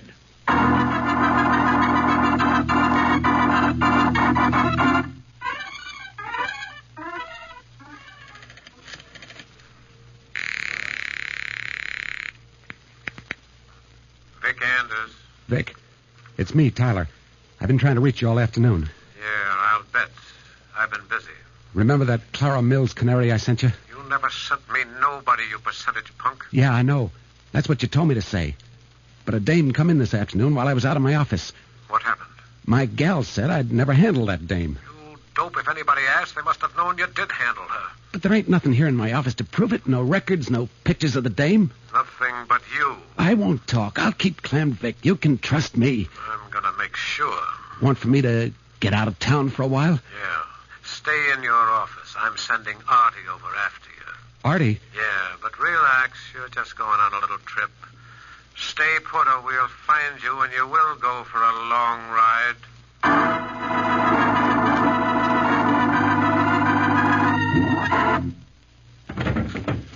Anders lying. You don't trust me. He's going to shut me up like he did that Mills dame. I got to get out of here before... Artie. Hello, Tyler. You going away? No, What's the idea of crashing my private office? The outer door to your so-called reception room was open. Who's the Artie character you're expecting? None of your business. I ain't booking no acts. Beat it. I'm not selling an act, Tyler. What do you want? I want a straight answer to a simple question. Name it. Where is Clara Mills? Clara Mills? Who's she? Never heard of a canary by that name. You're a rotten liar, Tyler. I'm not lying. You tripped yourself in your first lie. I didn't say Clara Mills was a singer. I just guessed. Well, then guess what's going to happen to you if you keep on lying to cover whatever's happened to that girl. Let go. I don't know what happened to her. Stop lying, Tyler. This smells like murder. How do you know I'm lying? It's written all over you. I walk in here and find you waiting for someone called Artie. You're getting ready to run. And when I opened that door, you sounded like you expected the kiss of death. Who are you? A copper? Oh, but thanks for the compliment. I'm Steve Wilson of the Press. Oh, a newspaper guy. Yes. And if you don't talk to me, you'll talk to the police. If your friend Artie doesn't get here first. Oh, no, let me go. I don't dare talk. Don't be a fool, Tyler. It's obvious you're marked for a ride or a rub-out. Whether you talk or not. Let me go, Wilson. I got to get out of here. They're coming after me any time now. Wilson, somebody just come in the outer office. Is there another way out of this office? No. Get out of sight. If they find me talking to a newspaper guy, they'll blast me sure. All right. I'll get against the wall behind the door when it opens, but cross me up and you'll be signing your own death warrant. Okay, Tyler. Come on, let's go. Don't walk out there, Tyler. Try to get him in here. Wait a minute. I'm packing a few things. Oh, yeah? Come on, Tyler. You're traveling light. All right, but I got to take a few papers. Get away from that desk. Like nothing I will. Yeah, that's right. Like nothing you will. So long. Tyler, where'd he hit you? In the throat. Listen, Wilson. Lie still. He's gone. Where's your phone? Behind you. On the windowsill. Listen. Oh, wait a minute. He got you in the throat. You need a doctor. Quick. No, listen. He got me twice. Where else? Here. Over the heart. Homicide. This is Steve Wilson. Will you ask Inspector Callahan to come to room 210, Old Big Town Building, and order an ambulance for a gunshot case? Okay, Mr. Wilson. Can you hold on? Wilson, listen. Yes, just a minute, officer. What are you trying to say, Tyler? Here, write it on this piece of paper. Don't try to talk. Good grief. What happened, Mr. Wilson? I haven't located Inspector Callahan yet. All right. When you do, tell him never mind the ambulance. Just bring a basket. Tag for the morgue.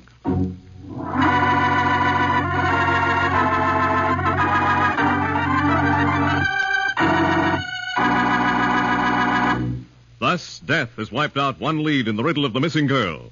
But for the tense and exciting developments, we'll return to Steve Wilson and Big Town in a moment. All these years I've been using Lifebuoy Health Soap. I always did think it got me cleaner somehow, but I never knew how right I was till recently when I saw the actual proof. Here's what the doctors now know. After comparing the effects of daily baths with different soaps, they made this amazing statement. Actually, you're cleaner, safer from BO when you bathe daily with Lifebuoy than when you bathe with any other leading soap. The doctors studied 820 scientific tests and discovered that it's Lifebuoy's purifying ingredient that makes the difference. If all of you could see the evidence the doctors saw, evidence that I've seen with my own eyes, you'd never use any toilet soap but Lifebuoy in your daily bath. Well, these doctors discovered time after time that daily baths are not all alike. You are cleaner, you are safer from BO with Lifebuoy than with any other leading soap. And remember, the purifying ingredient actually makes Lifebuoy milder, safe even for a baby's tender skin. So enjoy the real pleasure of a Lifebuoy bath every day. It's refreshing and mild. And Lifebuoy gets you cleaner. You'll like it. Get some tomorrow and see.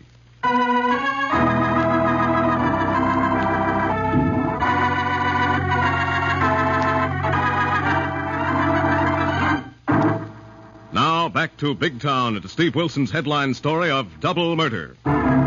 Tracing a young girl whose twin sisters appealed to the illustrated press for help, Steve Wilson located a shady talent agent who apparently booked the missing girl into some big town nightclub. But the agent was murdered before he could talk. Meanwhile, following another lead, Lorelei Kilborn and Harry the Hack approach a cheap rooming house near the theater section of Big Town.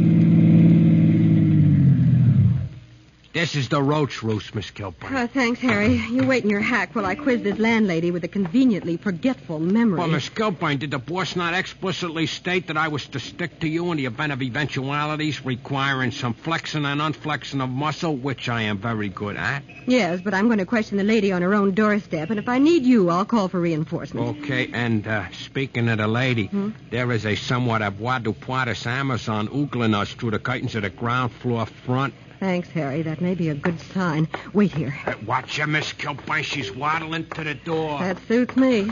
Oh, she's an eager beaver. No need to ring. Good evening. What do you want? I might want to rent a room. I'm full up. No vacancies, dearie. Expect any? No. Who said I might and who sent you? A girl who had a room here a couple of weeks ago. What girl? Clara Mills. You're a liar. No Mills gal ever stayed here. What's the gag? You the dame that phoned yesterday? Said you was a sister from out of town? No, I'm just a friend of the family. Well, beat it. No Mills dame ever rented a room in my place. She got herself in a jam. It's no skin off of my neck. What makes you think Clara Mills might be in a jam? Out-of-town dames are always coming to big town and getting themselves in jams. And the same goes for women who run boarding houses and let their tenants vanish and lie about it when they're questioned. Who are you calling a liar? Who are you? A femme-flap from the missing persons office? No, but if you don't answer my questions, they'll be around and you'll do your talking at headquarters. What's this dame pulled? How come the heat's on? What heat? I mean, how come you and the sister's looking for her? There's a fair chance she's been murdered. Murdered? Yes. And now before you do any more lying, think over the consequences of being an accessory to a murder against whatever you were paid to keep your mouth shut. You're crazy. I don't know nothing. We know she roomed here. She wrote her sister. She was lying. I ain't had a vacancy in a month. How much are they paying you to say that? Nothing, and you can't prove a thing. Oh, so you removed her clothes and her luggage. They've really got you up to your neck in criminal conspiracy. I ain't talking. You can't trick me into admitting nothing. You've been tricked. Who shut your mouth with money or threats? Nobody. Where did Clara Mills get a job? I don't know. If you don't tell us, we'll get it out of her agent. What agent? Tyler. A talent toad in the old Big Town building. Never heard of him. Don't know nothing. Get out. Beat it. Let me alone. What's the matter, Miss Kilburn? Don't the lady want to buy no subscription to help you work your way through college? No, Harry. She's trying to work her way into woman's prison for the rest of her unnatural life. She should live so long. What do you mean by that, crack, Hacky?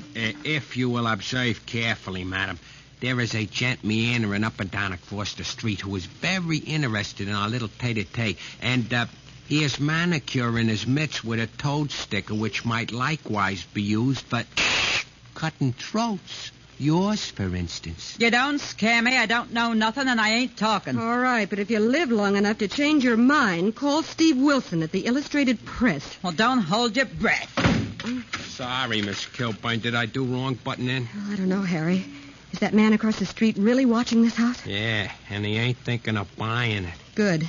I think he'll follow me. Hey, now, wait a minute, Miss Kilburn. The boss I'll walk down to the corner drugstore and phone Steve. And while I'll be doing what? Drive round the block and come up the avenue. If he follows me when I leave the drugstore, I'll shake him in the arcade building. And then? You get on his tail and stay with him until he lights. Okay, Miss Kilburn. You sure you can shake him? I'll shake him. And if he comes back here to take this stupid landlady on a little trip, call Steve at the office right away.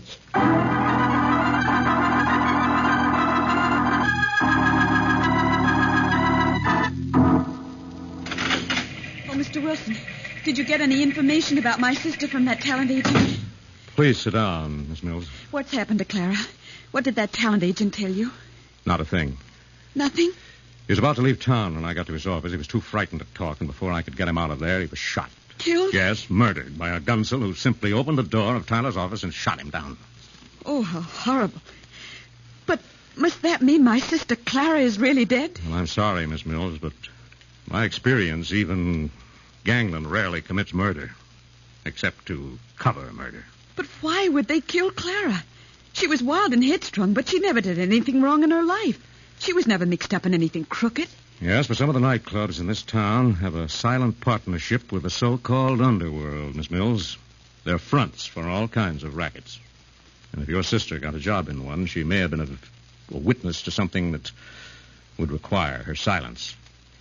And gangland can be sure of only one kind of silence, Miss Mills.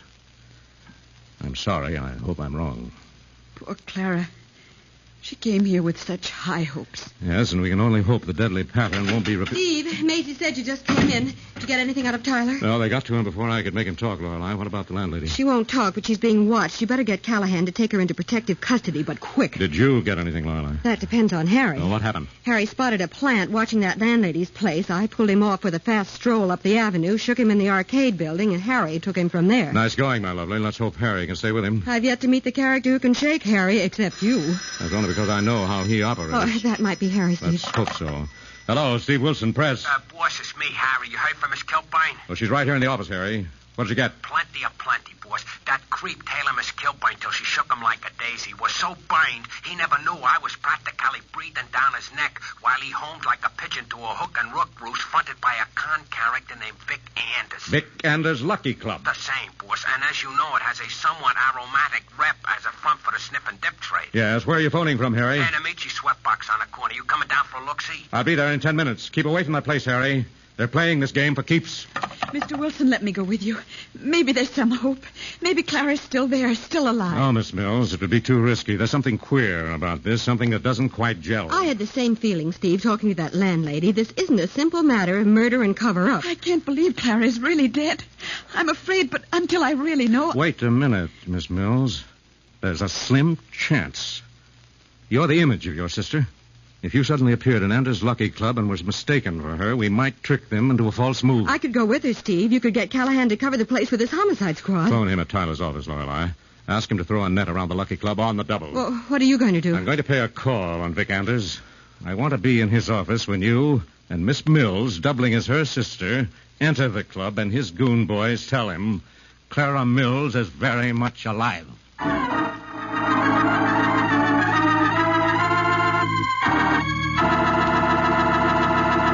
Thus, Steve Wilson gets set for a quick showdown with those who hold the secret of Clara Mills' fate.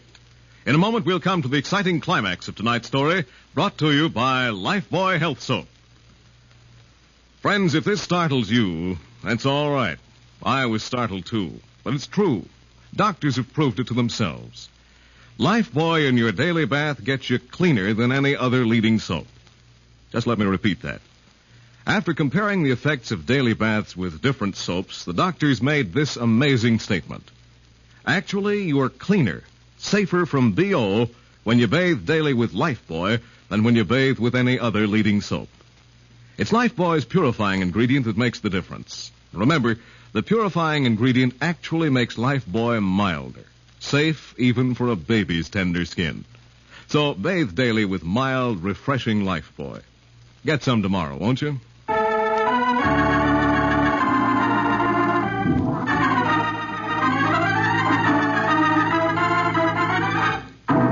Now, back to Big Town for the 5-star payoff in tonight's story of Double Murder. Investigating the disappearance of a nightclub singer, Steve Wilson has traced her to a clip joint known as the Big Town Lucky Club. And now, having arranged a simple trap and informed Inspector Callahan of homicide of his plan, Steve enters the private office of Vic Anders, owner of the club. Hello, Anders. Wilson, what's the idea of barging into my private office? Call it bad manners, if you like. But I wanted to surprise you. Nobody surprises me, Wilson. My doorman phoned me the minute you walked into my club. Yes, I was sure he would. And he's going to have more news for you before this night is over. What are you after, you nosy newsy? The joint's on the up and up? Yes. You boys usually keep your fronts clean. It's what goes on behind the scenes. You're really profitable enterprises. Name one you can pin on me, Wilson. I'm not here to talk about rackets tonight, Anders. No? Well, what do you want? Let's talk about a frightened landlady on South Street, a dead booking agent called Tyler, and a missing girl by the name of Clara Mills. All right, Anders. What about them? You're doing the talking, Wilson. You tell me. All right, I'll tell you. It's all washed up, except for one thing. The landlady is in protective custody. The dragnet is out for your gunboy, Artie, because he made the stupid mistake of killing Tyler while I was in his office. No goon by the name of Artie works for me. All right. So far, we haven't tied him to you. But the Mills girl is another matter. No dame by the name of Mills ever worked for me, neither. And you'll never prove that she did. Oh, no? Suppose she put the finger on you. Told why she had to disappear, why her landlady had to be bought off, why a broken-down booking agent had to be killed. She won't. Well, answer your phone, Anders. It might be very important. Not to you. Yeah? Boss, it's me, Dink. I just seen a ghost walk into the club. What's that? That dame Artie fixed for you, the one we had... Shut up, you stupid. What happened? That dame just walked into the club with the cookie I spotted quizzing her landlady on South Street. What do I do? Keep an eye on them till I get what gives. Now what, Anders? Stay put, Wilson. A gun won't get you out of this, Anders. No, we'll see. Artie, come in here. So there is an Artie. Yeah, Vic? Artie, I've been hearing things. Yeah, so have I. That door's kind of thin. This newspaper slug here says he can put the finger on you for killing a dope named Tyler. Yeah, but I don't think he's going to do that. It's too late for gunplay, Artie. Wait a minute, Artie. Wilson will keep. You and me got something to settle first. All right, but keep your gun on Wilson, not on me. Dink just phoned. He says there's a dame down in the club that oughtn't to be anywhere except... Dink's crazy. He knows where she went. He helped me put her there. But Dink says she's downstairs, and Wilson says she's ready to put the finger on me. How do you explain that? All right, so they found her. So I'll tell you something, Vic. Make it good, Artie. Make it awful good. I told you I didn't go for killing dames. I gave you an order, you punk. That ties you in, Anders. Clam up, Wilson. Anything you hear now ain't going to do you any good. All right, Artie. How did you fool Dink? What did you take down and drop in the river? A roll of canvas and a chain for weight. What did you do with the dame? I made a deal with her and her landlady to keep the trap shut. Keep out of sight till I could get her out of town. Yeah, and then let her sick the cops on me for shooting that narcotic fed. Narcotics, so that's what's back of this. Yeah, but you won't make a headline out of it, Wilson. All right, Artie, go ahead. Wilson's your meat. He's got the finger on you for Tyler. Go on, he's no dame. You don't have to be squeamish about him. Don't be a fool, Artie. Empty your gun into me, and Anders will empty his into you. Yeah, I know, but like Vic said, you'll keep. Drop your gun, Vic. Drop it on the floor. Like the devil.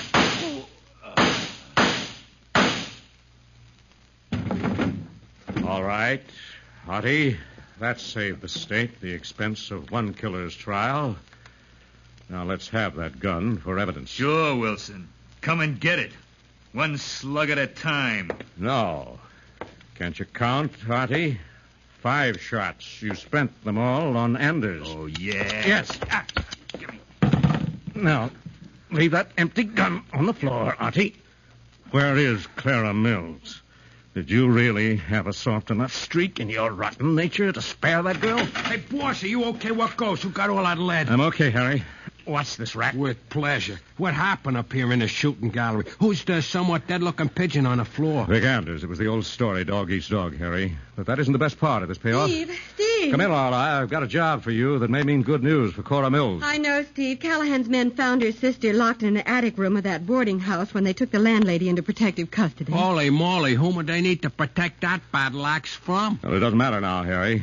Where's Callahan, Lorelei? Rounding up the rats in this dive. He must have heard those shots and is on his way up. Good. Borrow Anders' phone and call Fletch on the city desk. Byline yourself a story of a murderous cover-up that failed.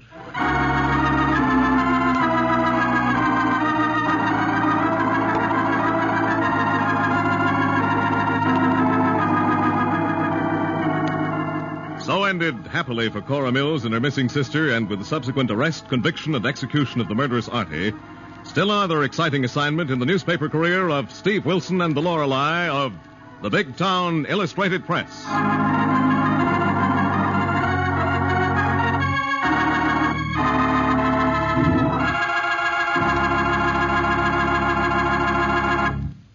Remember, doctors have proved it. Lifebuoy in your daily bath gets you cleaner than any other leading soap. Yes, you're cleaner, safer from BO when you bathe daily with Lifebuoy than when you bathe with any other leading soap. Buy some tomorrow. Now, before hearing about next week's exciting big town adventure, here is Steve Wilson with a message about something very close to his heart and the heart of every American. Ladies and gentlemen, with the red feather as its symbol, this year's great community chest drive is now underway. Hospitals and clinics, day nurseries and homes for old folks, the YMCA, Salvation Army, and a reborn USO. These are but a few of the red feather services that look to the community chest for funds. Their need for help is critical, and you give to them all right in your own community when you contribute once to your local community chest. So give now, and give generously. Thank you.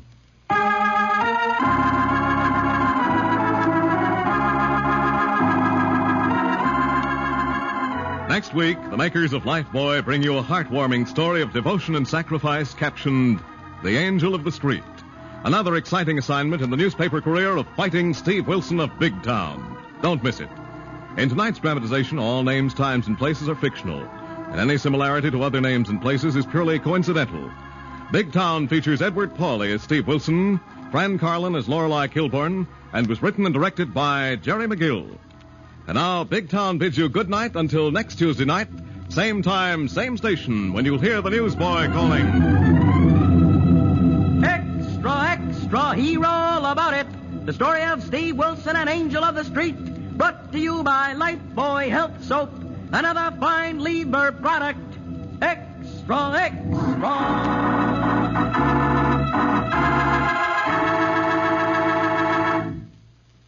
New Rinso with Solium puts sunshine in your wash. Rain or shine, new Rinso with Solium gives your wash a new brilliance you have never seen before. You can dry your wash anywhere, and white clothes will turn out actually whiter than brand new, and washable colors even brighter than new. It's because new Rinso contains the scientific sunlight ingredient, Solium.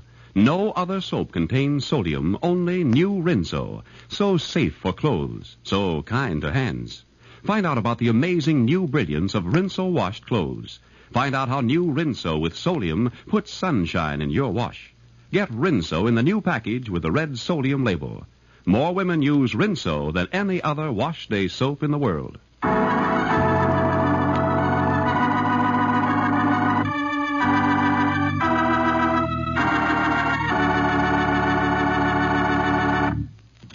This is NBC, the national broadcasting company.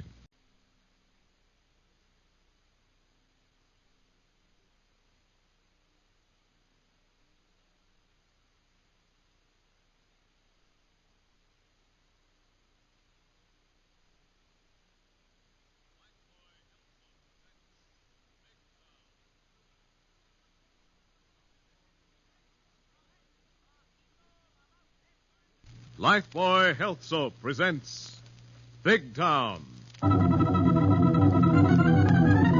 Extra, extra, hero all about the angel of the street. Tonight's Big Town story brought to you by Lifebuoy Health Soap. Lifebuoy gets skin cleaner in your daily bath. Extra, extra.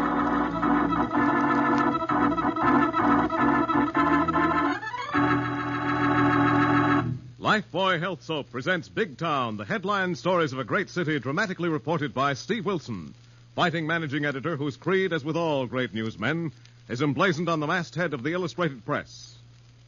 The power and the freedom of the press is a flaming sword, that it may be a faithful servant of all the people. Use it justly, hold it high, guard it well.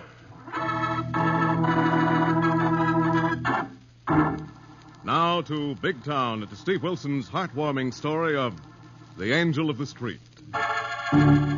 In Big Town, as in all great cities, all but lost amid the brassy clamor of its life, there walk in silence and in suffering angels of the street. And this is the simple story of but one, a flower seller in the theatrical section of Big Town. It began one chilly autumn evening as an elderly woman known as Violet stood shivering in the doorway, waiting for a young man to come out of a swank apartment house. Johnny Nolan, wait. What the... Oh, hello, Violet. Rotten night to be peddling posies. Why don't you go home? I've never missed an opening night in 20 years, Johnny. I produce the friends that think it was bad luck if I wasn't around selling my Violet. They ought to put you in a payroll, Violet. You ought to shake 'em down for plenty. Johnny, don't talk like that. You didn't used to talk like that before you quit night school and started running around with that no-good chick Larson. Don't you worry about me, Violet. I'm learning the angles. Pretty soon, I'll be buying your violets. For luck. Don't, Johnny. All the violets in the world won't bring you the kind of luck you'll need if you take up with Chick Larson and his racket crowd. What do I got to lose? A punk out of an orphanage that some slug left $10 a week instead of a name? I wish I knew who he was. I'd shake him down till his teeth fell out. Oh, no, you wouldn't, Johnny. You ain't that kind. You've been listening to that scum of the earth, Chick Larson. What do you care, Violet? What did playing it straight ever get you? Oh, Johnny. Go on. Peddle your posies. One of these days, I'll buy you that farm you're always talking about, where you can raise your own violets. Not with that kind of money, Johnny. I'd rather die in the gutter of Big Town. I'd rather die... Cut it out, Violet. You've been a pal, and you helped me out. You steered me into my first job when I got out of the orphanage. But I ain't gonna go on being pushed around for the rest of my life. Don't do it, Johnny.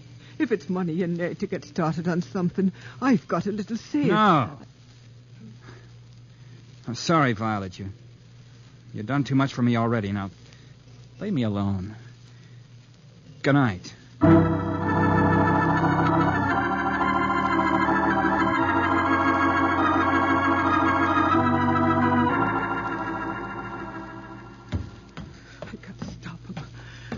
gotta stop him. I gotta make Chick Larson leave him alone. Leave Johnny alone. He ain't their kind. They'll use him, drag him down, and... Yeah? Oh, hi, Violet. What do you want? I want to see Chick Larson. Who is it, Lola, baby? The lady to see you, Chick. Yeah? What's she what? Very funny. Go on, mix some drinks or I'll smack your teeth for a real laugh. Oh, cut it out, Chick. Where's your sense of humor? I haven't any. I just got a thirst. Mix me a drink to get the taste of this posy pusher out of my mind, will you? All right, Violet, how did you get up here? Up the service stairs. I knew the elevator kid'd never bring me up the front way. And Howie wouldn't. Well, what do you want? I want you to leave Johnny Nolan alone. Nolan? Yes. What's my deal with him got to do with you? You're trying to ring him into your dirty rackets. Well, what's it to you? None of your business. But you ain't going to mix him up in your crooked deals. You ain't going to get him in trouble. Get him sent to jail, you ain't. No, huh? Come over here to the head of the stairs. You let go of me. Quit pushing me. Shut up and listen, you rummy old posy peddler. Pushing dopes around is my racket. I don't care what you do to me. Only you'll leave Johnny Nolan alone. Well, it's good you don't care what I'm going to do to you. Guess I'm going to learn you to mind your own business. Let go of me. Let me go. Sure. I'm even going to help you go. You sneaked up the back stairs, so I'm going to help you down the same way.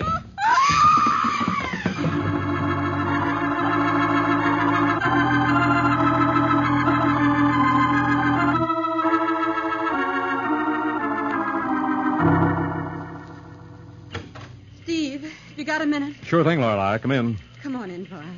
Thank you, Miss Kilburn. Hello, Violet. What do you... Good grief, what's happened to you? How did you get your face cut up like that? Oh, it don't matter about me, Mr. Wilson. Wait a minute, Violet. Here, let me take your flower basket. What's the matter with your side? You keep clutching it. Have you been hit by a car? No, I'll be all right. It's Johnny Nolan. I want you to help. Johnny Nolan? Yes. The boy you befriended ever since he got out of an orphanage? Yes. He's going to get in trouble, Mr. Wilson. He's bitter. They've been lying to him, making him bitter, trying to mixing him up in their dirty racket. Who's trying to mix Johnny in a racket, Violet? Chick Larson. Chick Larson? Steve, isn't he the West Coast character who's supposed to be moving in on the Midtown Cafe operators? Yes, but so far, the racket squad's having a thing on him, Lorelei. He's trying to get Johnny to handle his books. Johnny's good at figures. He was going to be an accountant. Well, Johnny's troubles can wait, Violet. You're hurt. Call a doctor, Lorelei. No, I'll be all right. Violet, let me touch your side. I've had first aid No, training. it don't matter, Miss Kilburn. What happened, Violet? How did you get bruised and cut up like this? Well, I tried to make him leave Johnny alone. He pushed me down the service stairs. Who pushed you downstairs, Violet? Chick Larson. Larson? Steve, I'm almost certain 2 of her ribs are broken. There may be internal bleeding. Get on the phone, Lorelei. No. Call for an ambulance. Get her to City Hospital. Please, Mr. Wilson. I've got to keep them from dragging Johnny down in the gutter. Now, you've done more than your part, Violet. Please find Johnny, Mr. Wilson. Now, don't worry, Violet. I'll find Johnny Nolan and Chick Larson and take it from there.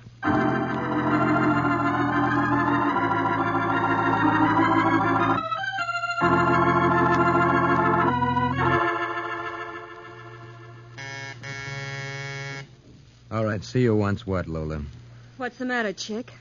Pushing that poor old dame downstairs wear you out so much you can't make it to the door? No, baby. And I told you to quit lipping me for less. Cokie. Yeah, Chick? See you once. Remember, that posy peddler ain't been around. We ain't seen her. Sure, Chick. We've just been playing gin rummy like gents. And that goes for you, too, Lola, baby. Quit twisting my arm, Chick. I don't have to take it. You'll take what I hand out. I want to see Chick Larson. Hold it, fella. Maybe he don't want to see you. He'll talk to me or the police. Oh, yeah? Who says so? Take it easy, Cokie. Invite the gent. Okay, Chick. Come on in, mister. Thanks. So you're Chick Larson? So I've been told. Who are you I got to talk to? The police may want to ask you a few questions, whether you talk to me or not. Yeah, what's the beef? At the moment, it's a simple matter of assault. But if your victim dies, it'll be murder. Murder? Chick, you Shut up.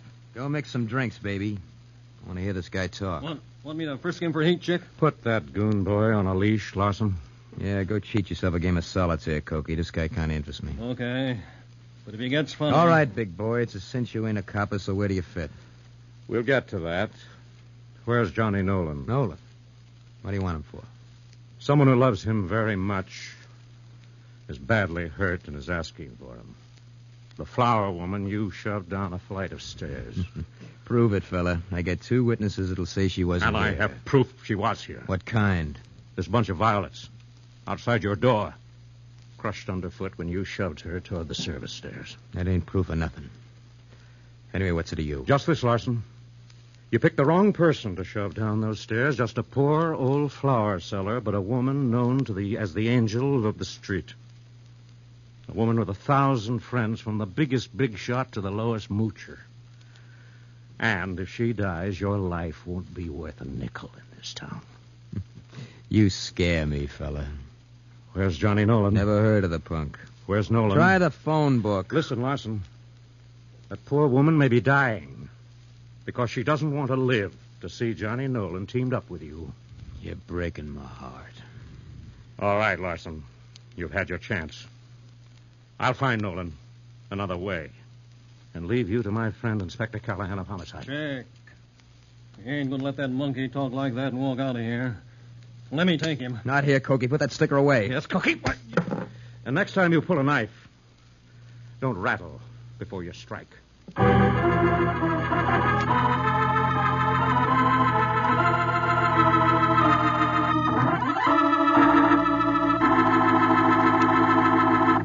Thus, Steve, although failing to get a line on Johnny Nolan, has stirred up a deadly hornet's nest that will lead to exciting developments. And in a moment, we'll continue with tonight's story, The Angel of the Street. You know, one big reason I've been using Lifebuoy Health Soap all these years is that I always felt it got me extra clean. But now I've seen the actual proof, and it really is something startling. Because the doctors now know that Lifebuoy in your daily bath gets you cleaner. Stops BO as no other leading soap can. Yes, after comparing the effects of daily baths with different soaps, the doctors made this amazing statement. Actually, you are cleaner, safer from BO when you bathe daily with Lifebuoy than when you bathe with any other leading soap. The doctors studied 820 scientific tests and discovered that it's Lifebuoy's purifying ingredient that makes the difference. And this same purifying ingredient actually makes Lifebuoy milder. Safe even for a baby's tender skin. So enjoy that Lifebuoy bath every day. It's refreshing and mild. And Lifebuoy gets you cleaner. Buy some tomorrow. You'll be glad you did.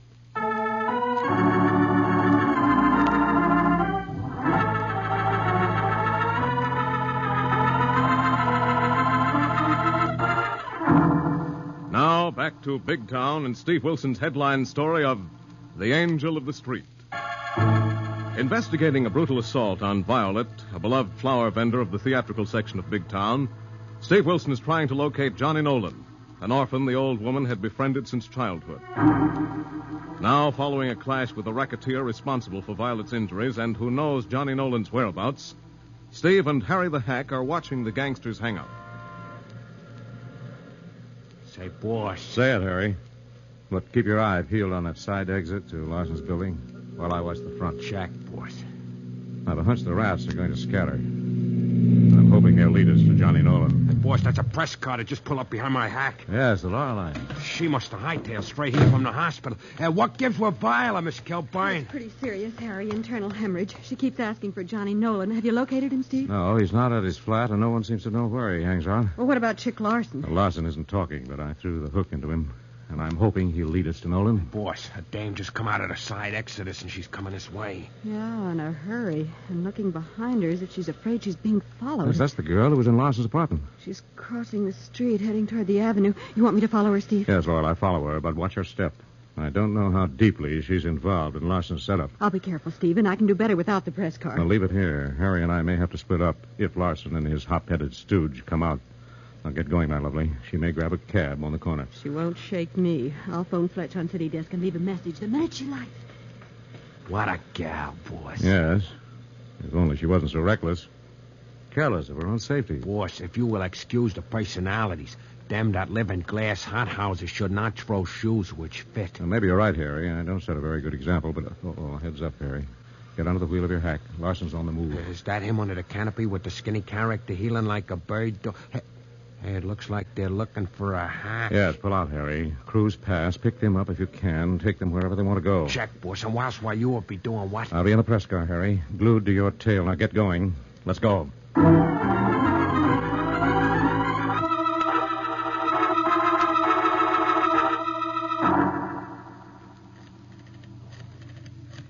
I gotta warn Johnny. There's no telling what Chick will do. Yeah. Oh, Johnny, it's me, Lola. I was hoping you'd be with Sam. Yeah. Oh, what's the matter, Lola? It's Chick, Johnny. Something happened after you left. Something you ought to know about. Has he been slamming you around again, Lola? Oh, no more than usual. But you're mixed up in this, Johnny. How do you mean? Well, I don't want to tell you over the phone. Can you come over here to my place quick? Yeah, okay, Lola. I can be there in 5 minutes. Well, make it quick, Johnny. Make it quick. Chick. Maybe he followed me or sent Cokie. Yeah? Yeah, who is it? Miss Lynn. Miss Lynn? Oh, must be the girl across the hall. Just... Oh, you're not the... No, I'm not whoever you're expecting, but I want to talk to you just a second. Say, who are you? What's the idea of pushing your way into my apartment? To get a straight answer to a simple question. Where's Johnny Nolan? What do you want to know? Who are you? Well, it isn't important, but I happen to be a newspaper reporter. A reporter? Yes, I'm Lorelei Kilburn of the Illustrated Press. What do you want with Johnny? He wasn't there. Wasn't where? At Chick Larson's place when that poor flower seller was pushed down a flight of stairs? Say, how do you know so much? We know plenty, but we don't know where to find Johnny Nolan, and you're going to tell me or you'll tell it to Homicide at police headquarters. Homicide? Is Violet dead? No, but she's in a very bad way. Well, why do you want Johnny Nolan? He wasn't there. He left before it happened. Because Violet wants to see him. She doesn't want to live if he's going to get mixed up in Chick Larson's rotten rackets. Is that the only reason?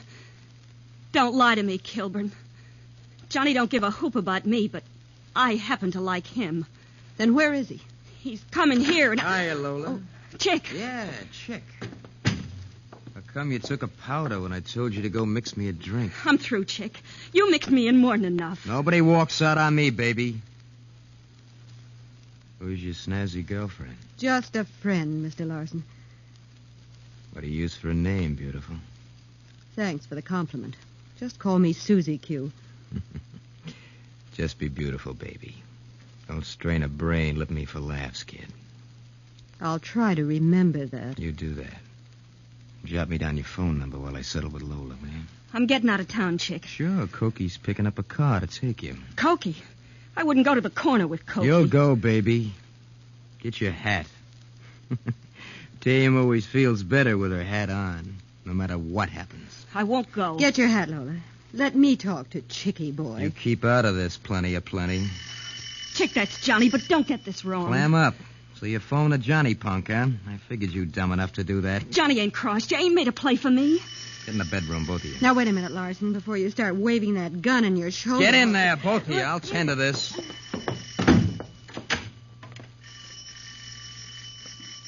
Come on in, Johnny boy. The door ain't locked. Oh, what's up, Chick? Where's Lola? Shut the door, Johnny. Oh, wait a minute, Nolan. Hello again, Larson. Mr. Wilson, what are you doing here? Wilson, the racket-buster newsie, so that's who you are. Yes, Larson. And thanks for leading me to Nolan. So you tailed me, huh? A blind man could have trailed you here. You got nothing on me, Wilson? Nothing but an assault rap so far. But pull that ego crutch in the shoulder holster bulging your tux, and you'll buy yourself a one-way ticket to the chair. What's happened, Mr. Wilson? It's very simple, Johnny.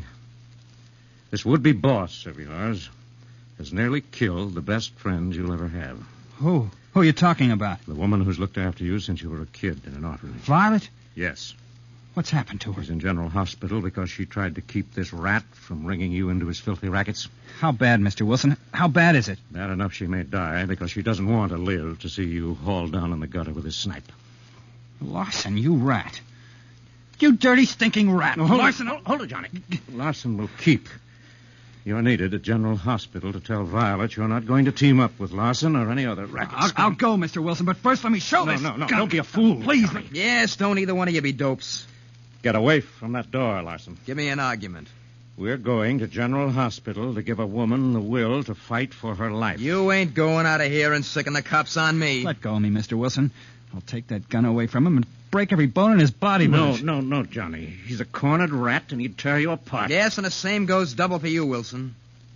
So lead that hero over to the bedroom door over there, and I'll let you guys join a couple of snazzy dames. Mr. Wilson, he must have Lola Lynn locked in there. She phoned me from here 5 minutes ago. Yes, and apparently one of my top crime reporters, Lorelei Kilburn. So the other dame was a reporter, huh? Well, that settles it. And I'll settle you.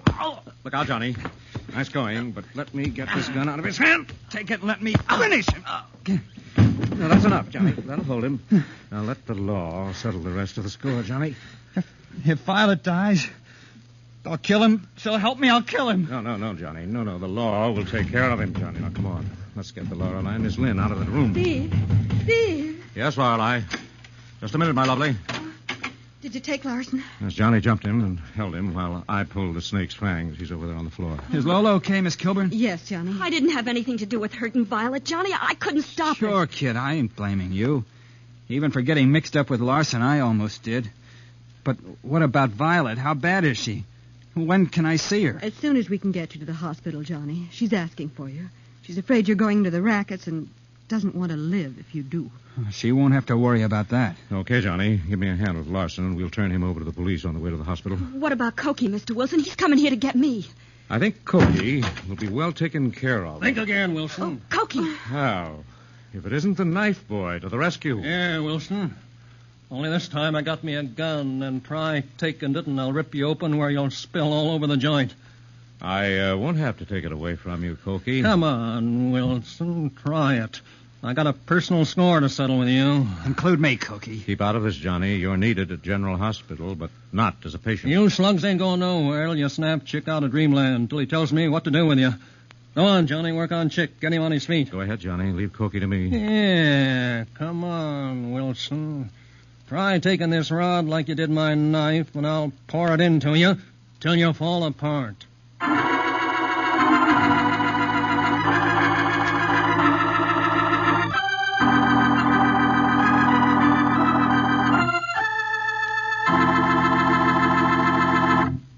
Thus, Steve faces a tricky and dangerous situation. And in a moment, we'll come to the exciting climax of tonight's story, brought to you by Lifebuoy Health Soap. Yes, it's an amazing statement, but doctors have proved it to themselves. Lifebuoy in your daily bath gets you cleaner than any other leading soap can. Yes, it's true. You are cleaner, safer from BO when you bathe daily with Lifebuoy than when you bathe with any other leading soap. Buy some tomorrow. And be sure to listen at the close of this program for thrilling news about Lever's sensational Mercury a Day contest.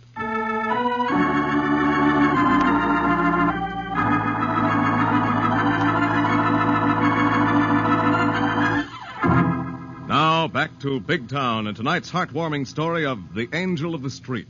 And to Steve Wilson as he faces a hop-headed gunsel by the name of Cokie.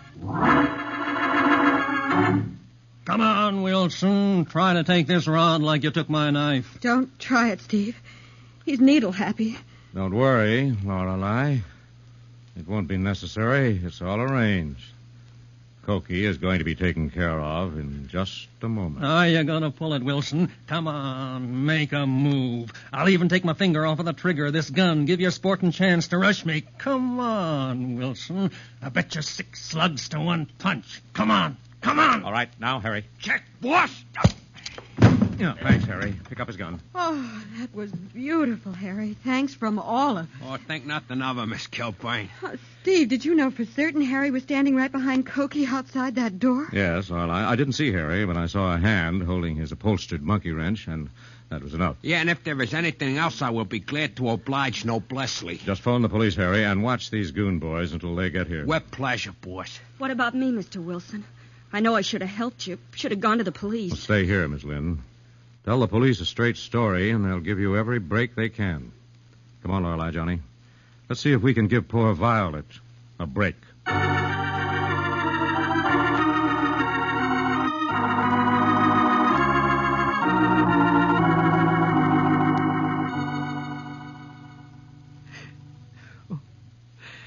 Oh, Johnny. Johnny, you came. Yeah, Violet. Yeah, I got here thanks to Mr. Wilson. And don't you worry about me getting into the rackets. Oh, don't do it, Johnny.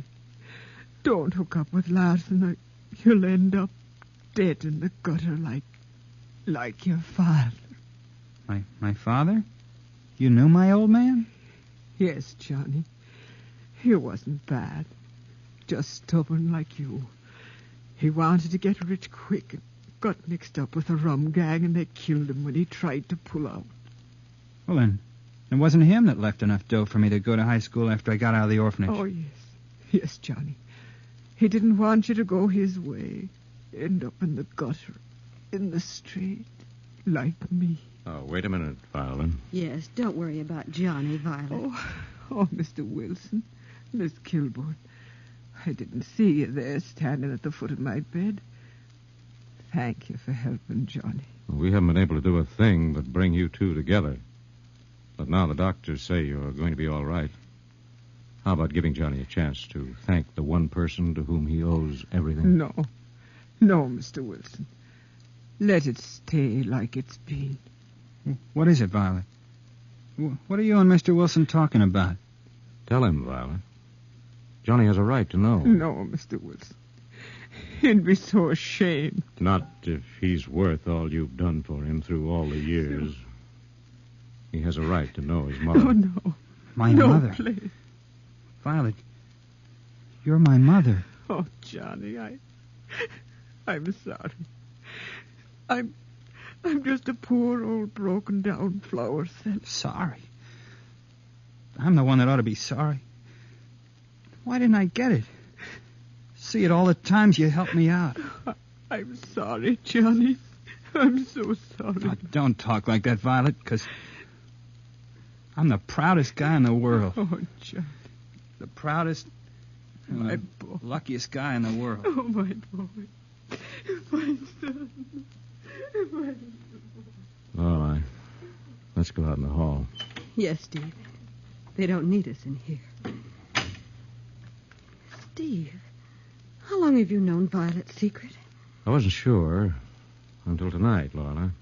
Oh, you want me to phone Fletch on City Desk and give him the story? Only part of it, Lorelei.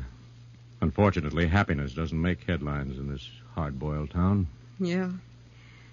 Well, what part of it do I feed rewrite, Steve, and our readers of the Illustrated Press? Just the fact that Larson and Cokie are going up the river for assaulting a flower seller by the name of Violet Nolan, alias the Angel of the Street.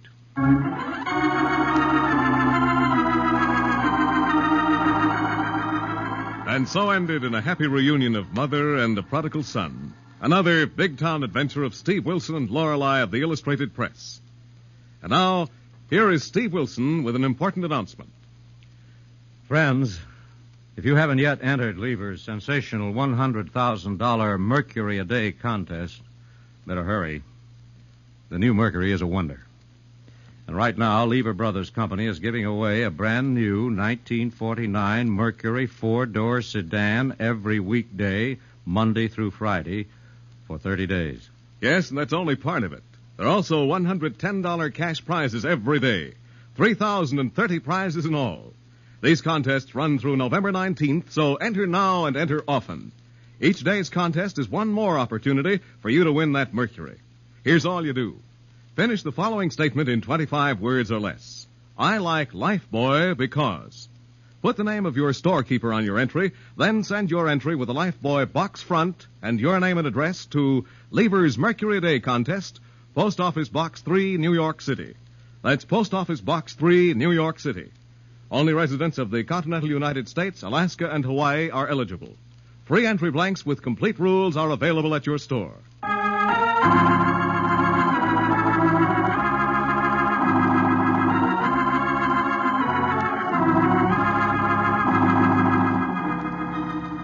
In tonight's dramatization of Big Town, all names, times, and places are fictional, and any similarity to other names and places is purely coincidental. Big Town features Edward Pauley as Steve Wilson, Fran Carlin as Lorelei Kilbourne, and was written and directed by Jerry McGill. And now, Big Town bids you good night until next you hear the newsboy calling. Extra, extra, hear all about it. The story of Steve Wilson and Big Town brought to you by Lifebuoy Health Soap. Another fine Lever product. Extra, extra.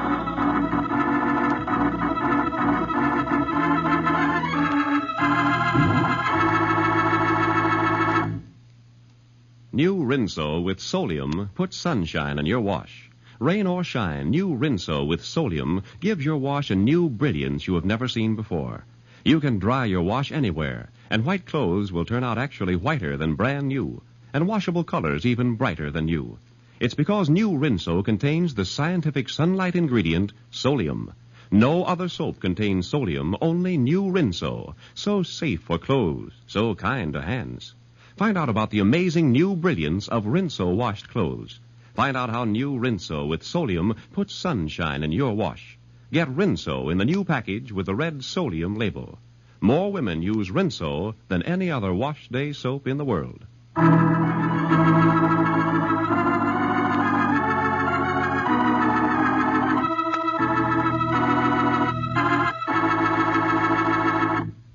This is NBC, the National Broadcasting Company.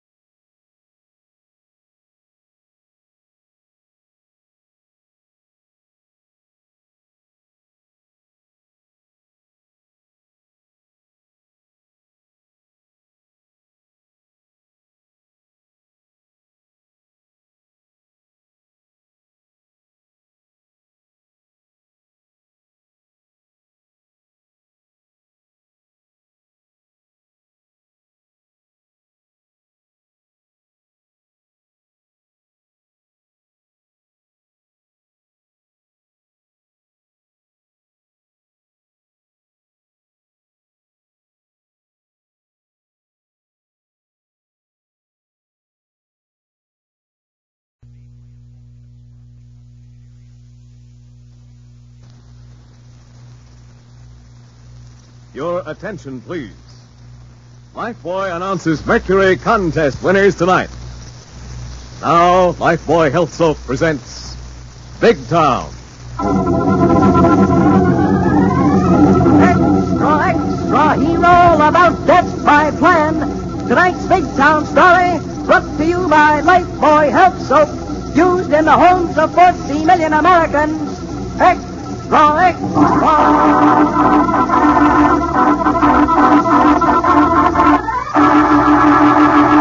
Lifebuoy Health Soap presents Big Town, the headline stories of a great city dramatically reported by Steve Wilson, fighting managing editor, whose creed, as with all great newsmen, is emblazoned on the masthead of the Illustrated Press. The power and the freedom of the press is a flaming sword, that it may be a faithful servant of all the people. Use it justly, hold it high, guard it well.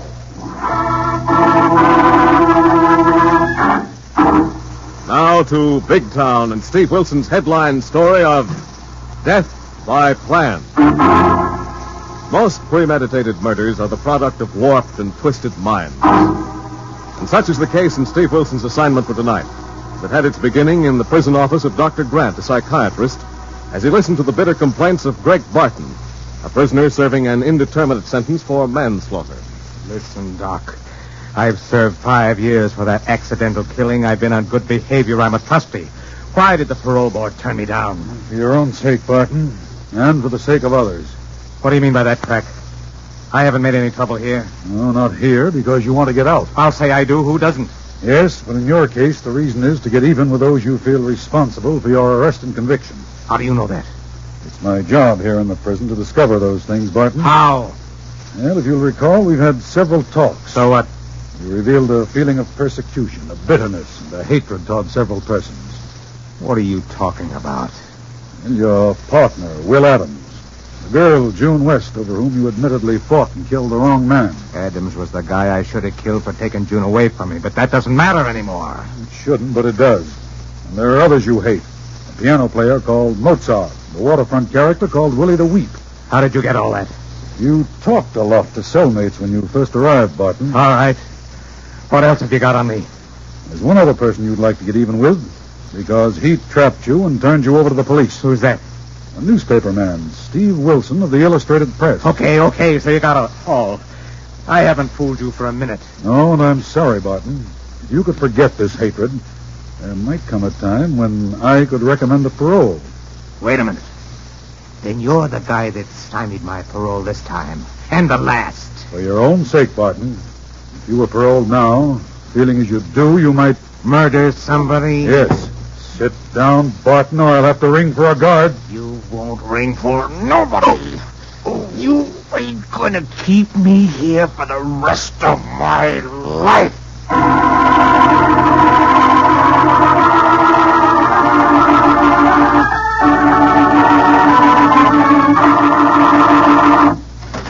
Hi, Steve. Why'd the 4-alarm call? Come in, Laurel, my lovely, and close the door on those infernal teletypes. Uh-oh.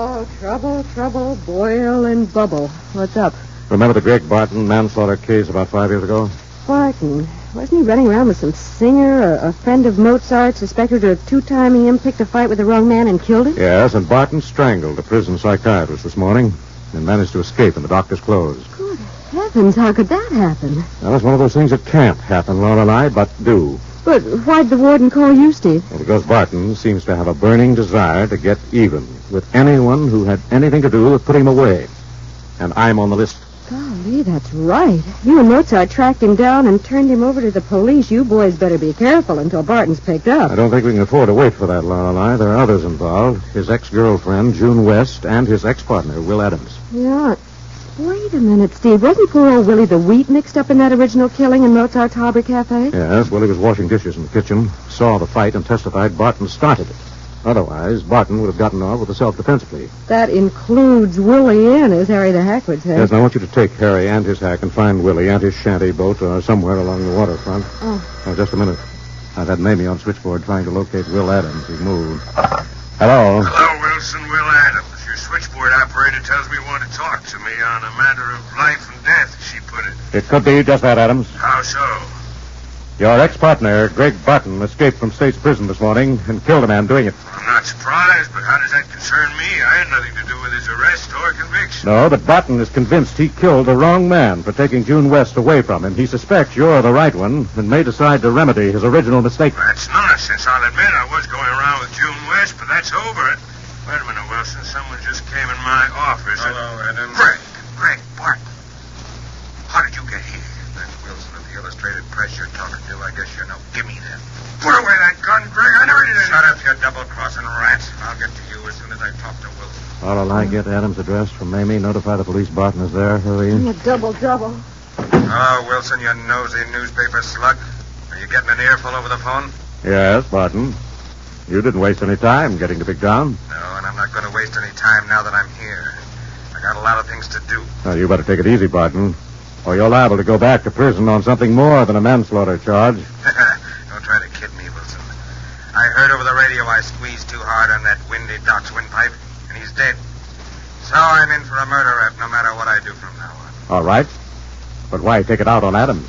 He never did anything to put you away. Don't kid me. I heard what he said to you a minute ago. And quit worrying about this two-timing slug.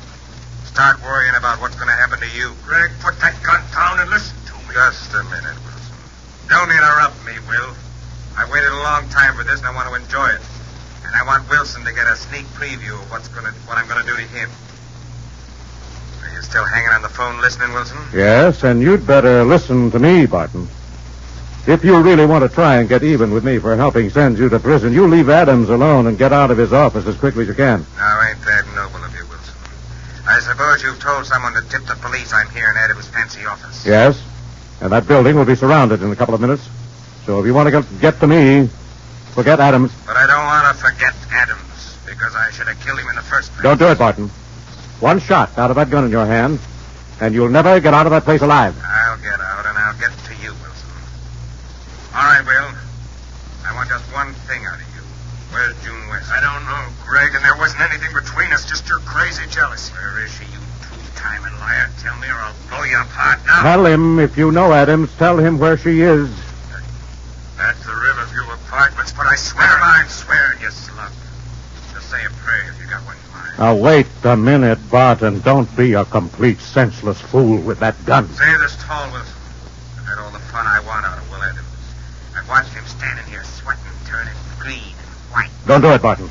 You can't avenge yourself on the whole world. No, but I can get this rat and June West and her piano-thumping pal Mozart and that moochin' stumblebum Willie the Weep. And you, Wilson, you're going to be the best of the lot. And I'm going to save you for the last. And listen to how it's going to be. Greg, don't! Greg,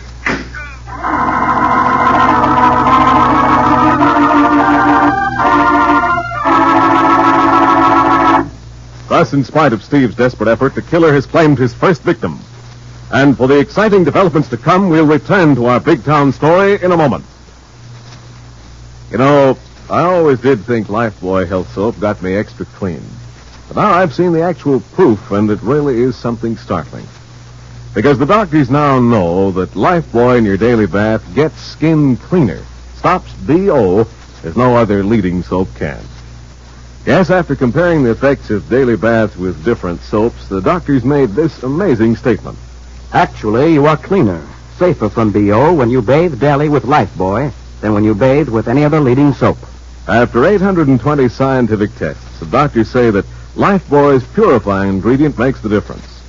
And this same purifying ingredient actually makes Lifebuoy milder, safe even for a baby's tender skin. So enjoy a refreshing Lifebuoy bath every day. You love the creamy rich lather, the wonderful mildness. Get Lifebuoy tomorrow.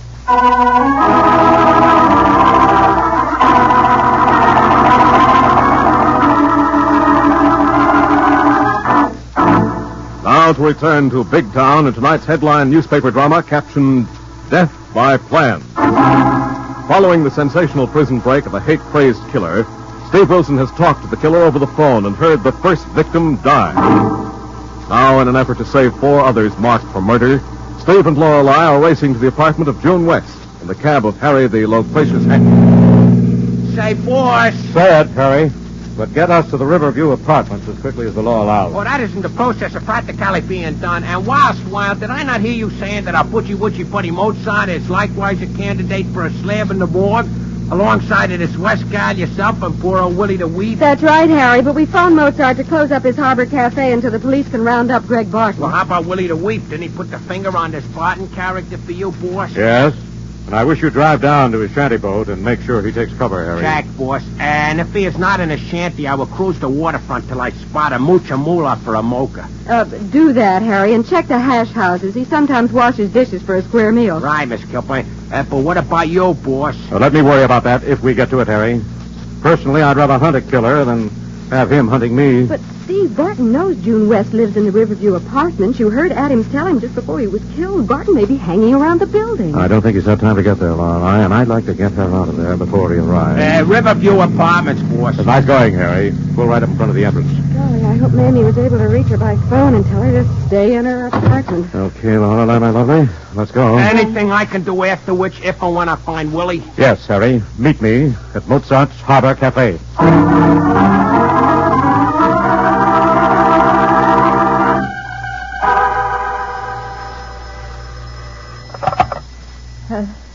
Hello? Hello, June. Greg Barton. So you remember the sound of my voice after all these years. I'm flattered. Greg, listen to me. I didn't do anything to get you put in prison, and Will Adams didn't. It was your own crazy suspicion and jealousy. So Steve Wilson called you, warned you to run and hide. I thought he would. Yes, his office phoned. He's coming here to help me get away where you can't find me. I'll find you, beautiful. Maybe not tonight because Steve Wilson has made me change my plans. But I'll find you when I get through with the others. Oh, Greg, you must be insane. Really insane to kill that prison doctor so you could escape to kill Will Adams and the rest of you? Perhaps. Give it up, Greg. There's still time. Don't you see? You can't be in your right mind. You surprise me, June. You don't sound frightened. Perhaps it's just as well I have to give you a little more time to think about what's going to happen to you. What are you going to do? Give you something to think about. Going down to the waterfront, find an old moocher called Willie the Weep. No, Greg. No. Yes. Remember how that sobbing stumblebum ruined my self-defense plea for what happened at your pal Mozart's Harbor Cafe? Greg, don't do it. The police are hunting for you. They'll be waiting for you. They'll shoot you down like a mad dog. No. What's that? Your doorbell, June? Yes? Better answer it. Probably Wilson. Tell him I'll give his regards to Willie the Weep. No, Greg, don't hang up. Wait. No, you wait, beautiful. Wait for me. And I hope you're still beautiful. I hope you'll look lovely on a slab in the morgue. He hung up. He'll do it. He sounds so sane, but he must be out of his mind. Oh, I hope that's Mr. Wilson. Maybe he can do something to stop him. Who is it? It's Steve Wilson, Miss West. Oh, just a minute. Thank heaven. Please come in. Greg Barton just called. He hung up when you rang the bell. I thought he might. This is Miss Kilburn, one of my best crime reporters, Miss West. Oh, you better get your things, Miss West. I'm going to take you to my apartment where you'll be safe until Greg Barton is recaptured. Oh, thanks, but Greg isn't coming here. Not coming. What did he say to you, Miss West? He's going to the waterfront to look for that man called Willie the Weep. Willie? Good grief. He may get there before Harry. Lorelei. Yes, he... Get on the phone, call Inspector Callahan of Homicide. He may be at Adams' office. Ask him to send a couple of men over here to guard Miss West. Tell him I'm on my way to the waterfront to look for Willie the Weep.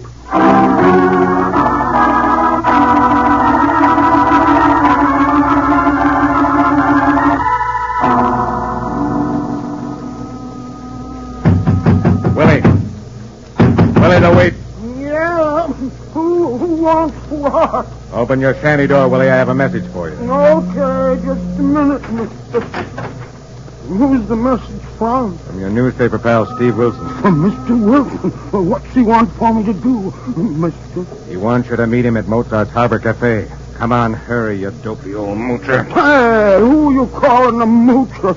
I don't mooch much. Never mind your blabber. Come on, you're going to Mozart's joint. You let go of me. You ain't acting like no friend of Mr. Wilson. Come on, you let go of that table or I'll slug you with this gun. I won't.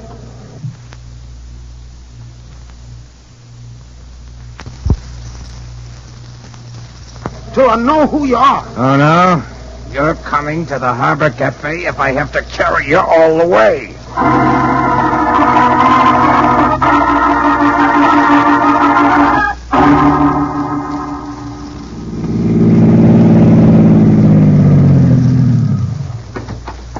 Thanks, driver. No need to wait. Keep the change. No sign of Harry's pack, but there's a light showing in Willie's shanty boy. Hey, boss, Mr. Wilson, is that you? Yes, Harry. Where's your hack? Parked out on River Street and come here, quick. Oh, what's up, Harry? Any sign of Willie? He ain't here, boss, but he's been here and not long ago, and there's been trouble. Well, how do you know that, Harry? The place is a mess. Table upset, oil lamp smashed, and kerosene all over the floor, so it can't have happened long ago. Good grief. Barton must have reached here first. Yeah, poor Willie. It sure looks like he got it. Maybe got slugged by that galoot and dumped in the river. No, wait a minute, Harry. That isn't the way this killer is working. He has to torment his victims, play with them, gloat over them, take his time. Holy moly. Maybe he got him out of here, took him someplace to do that. Maybe he carried him. Willie ain't very heavy. Yes, and there's no trace of blood, no smell of gunpowder.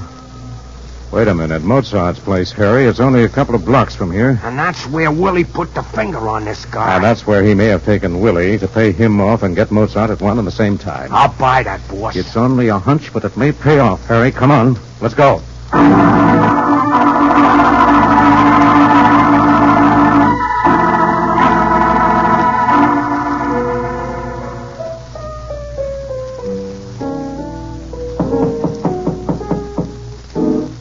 Yeah. Who's out there in the alley? Mozart, it's me. Willie's a weep. Willie. At the sec, Will. I'll unlock the side door. Steve said you might show and stay here until the cops got that Barton slug, so... So I'm here. Barton. Here, you tin horn ivory thumper. I'm sorry, Mozart. He caught me at my shanty boat. He was going to kill me dead right out in the alley if I didn't call to you. It's all right, Willie. You did the right thing. Close the door. Yeah. Now get back over to that crummy piano of yours, Mozart. Start playing your own funeral march. Sure. Anything the customers want. Why, I'll even do an encore and play it for your funeral now that you're here. Sit down and play, you slug. I'll call the tunes.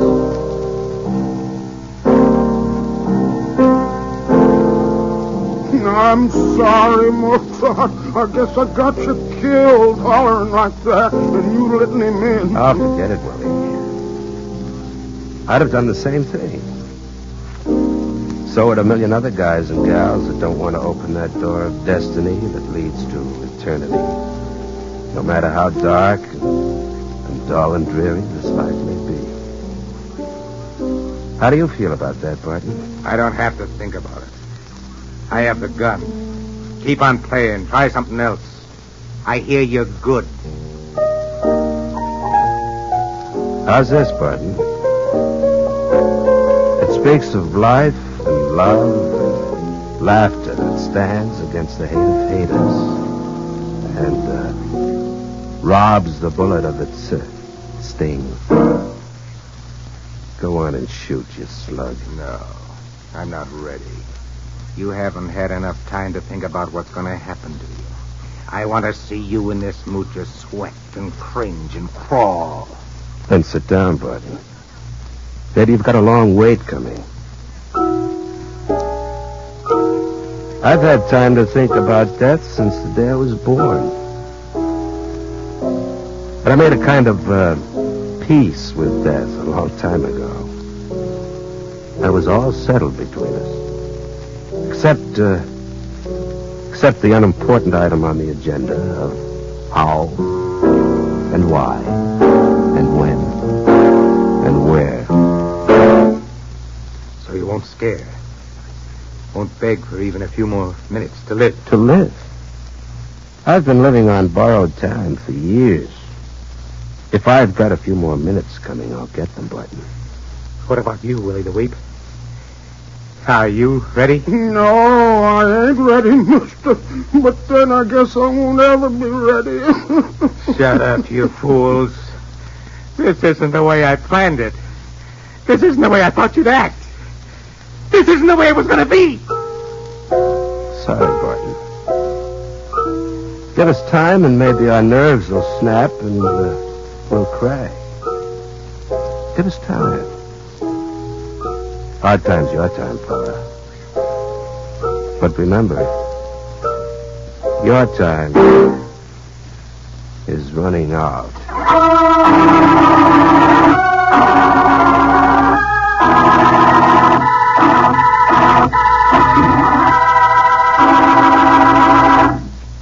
Mozart plays and stalls for time for Steve and Harry to take a hand in this deadly game of murder by plan.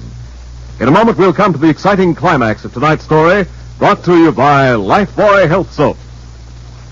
Amazing? Yes. But doctors have proved it. Lifebuoy in your daily bath gets skin cleaner than any other leading soap can. Yes, it's true. You are cleaner, safer from BO when you bathe daily with Lifebuoy than when you bathe with any other leading soap. Buy some Lifebuoy tomorrow.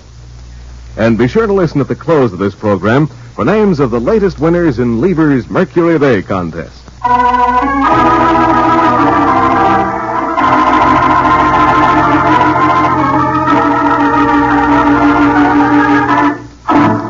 Now for the tense and dramatic payoff in tonight's big town story of murder by plan.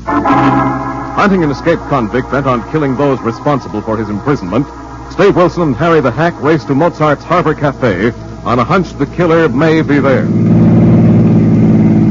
Don't drive into the alley, Harry. Stop here. Jack, boss, and let's hope we ain't too late. No sign of any disturbance. I'll try the side door to the back room. Let me come along and back you up with my trusty monkey wrench, boss. All right, Harry, but keep that wrench in your hip pocket. It's no match for this killer's gun. The same goes for your fist, boss. Maybe we better wait for Inspector Callahan and his homicide boys. There may not be time to wait, Harry. Come on, let's move down the alley to the side door. Right behind you, boss. Watch your step. That character may be hiding somewhere here in the alley, waiting to welcome you with a load of lead. No. Hold it a minute, Harry. I think I hear Mozart at the piano in the back room. Yeah. Mozart's beating out the blues, so I guess Barton ain't showed yet. Well, not necessarily. Mozart would sit down and play the Firebird if his place was burning to the ground. Yeah, but this guy Barton ain't acting like he'd be in no mood for a concert. On the contrary, he's just the type who likes to toy with his victim, Harry. Make them sweat it out before he shoots. Listen. Holy moly, boss. Ain't that the funereal march Mozart's playing now? Yes, and I'm certain Barton's in there, Harry, and there's only one sure way of delaying him. Which way is that? I'm going in there and give him another victim to gloat over. Oh, boss, don't do it. You'd be just asking for Don't worry, Harry. I think I have Barton's number. I think I can handle him. Go wait for Callahan. Tell him to cover this place like a blanket in case I fail. Okay, boss, but look out Barton don't cover you with no blanket. Good luck. Thanks, Harry. Now, if this side door isn't locked. It isn't. Hello, Mozart. Come in, Wilson. Come in. Welcome. Thanks. Hi, Steve. Meet Greg Barton. We met over the phone tonight. But I thought I'd like to renew our acquaintance face to face. Good. I was hoping you'd come, Wilson, but don't come any closer or I'll give you yours now. That would be a shame, wouldn't it, Barton? Wouldn't that rob you of the pleasure of letting me sweat it out, waiting for you to decide the appropriate time? You hadn't ought to come in here, Mr. Wilson. He hates you like poison, even more than the rest of us. I don't think so, Willie. I think there's one other person he'd hate to miss in his murder plan. Who, Wilson? The girl you think betrayed you, Barton. June West. Yes, but I'll get to her when I'm finished with the three of you. Where is she, Wilson? Where is she? At her apartment with one of my reporters. But by morning, she'll be in the protective custody of the police, Barton. If anything happens to us. Oh, yeah? Well, you give me an idea. It means you haven't tipped off the police. That makes it perfect. Get on that phone over there on the wall by Mozart's piano. What's the idea, Barton? The idea is to tell your reporter to bring June down here where she'll be safe. And one wrong word out of you, and I'll cut all three of you down. All right, Barton. But I think you're making the last mistake you'll ever make. That better be the right number, Wilson. Now come closer to the phone so you can listen in. If you don't trust me. Hello? Hello, Lorelei, Steve. Where are you, Steve? What's happened? At Mozart's, and I think you'd better bring Miss West down here. Steve, are you crazy? With Barton on the loose? No. Do as you're told. That's all. Wait a minute, Wilson. That's no reporter you're talking to. That's some girl. Give me that phone. Gladly, Barton. Get that gun off the floor, Willie. I'll get it, Mr. Wilson. Beautiful, Steve. Beautiful. You're pulling in like a fish. Steve, what happened? Who got that shot? Steve. Relax, Lorelei, my lovely. Barton is on ice. The shot merely nicked Mozart's battered old piano. Oh, thank heavens. But, golly, Steve, how did you manage it? Well, I needled Barton into making me call for Miss West. And I counted on his getting suspicious when he heard me talking to a girl. Why should he? I mentioned a reporter being with Miss West. He didn't stop to think that a girl could be a reporter, and a good one. Oh, thank you, kind sir. But what'd you hit him with? The phone receiver. Oh. Cord gave me an extra reach. And speaking of extras, hang up and get Fletch on city desk. Give him the story before Callahan gets here with all our rivals. Okay, Steve, but are Willie and Mozart all right? Willie's okay, and Mozart's still glued to his piano stool. Get going. Byline yourself a headline.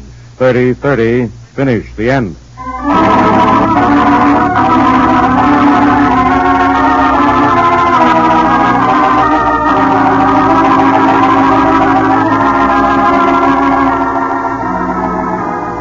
And so ended with the re-imprisonment for life of the murderous Greg Barton, another exciting newspaper assignment for Steve Wilson and Lorelei of the Big Town Illustrated Press.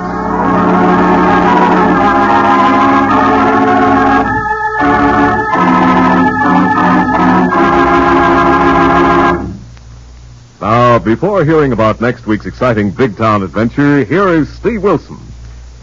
Friends, are you in Lever's sensational $100,000 Mercury a Day contest? Better hurry. That new Mercury is a marvel. And right now, Lever Brothers Company is giving away a brand new 1949 Mercury four-door sedan every weekday, Monday through Friday, through November 19th. Right, Steve, and that's not all. There are also $110 cash prizes every day. So enter right away and enter often. You've still got time to win that Mercury. Here's all you do. Finish the following statement in 25 words or less. I like Lifebuoy because. Put the name of your storekeeper on your entry, then send your entry with a Lifebuoy box front and your name and address to Lever's Mercury a Day contest, Post Office Box 3, New York 8, New York. Only residents of the continental United States, Alaska, and Hawaii are eligible. Free entry blanks with complete rules are available at your store. Here are 4 of the Mercury winners. Mrs. John Berkmere, Chicago, Illinois. Mrs. V.E. Scrivener, Gloucester Courthouse, Virginia. Francis Nyare, Honolulu, Hawaii. Ann Cameron, Riverside, California.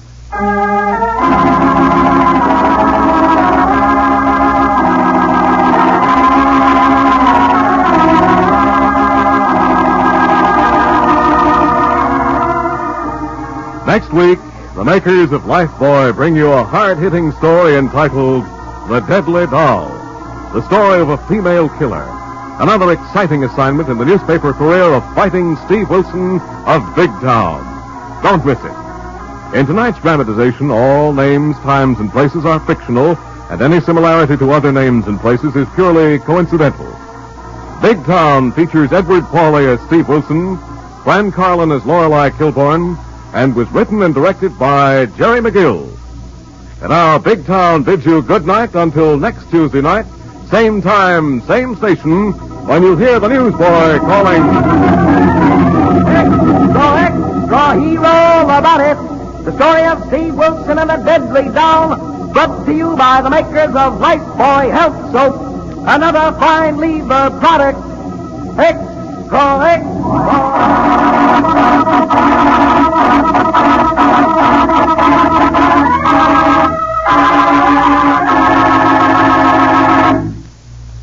New Rinso with sodium puts sunshine in your wash. Yes, rain or shine, new Rinso with sodium gives your wash an amazing new brilliance. You can dry your wash anywhere, and white clothes will turn out not just whiter, but actually whiter than new, and washable colors not just brighter, but even brighter than brand new.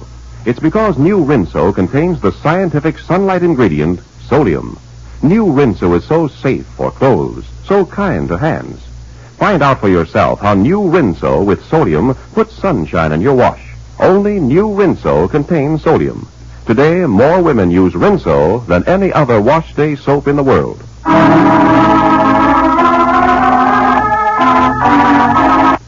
This is NBC, the National Broadcasting Company.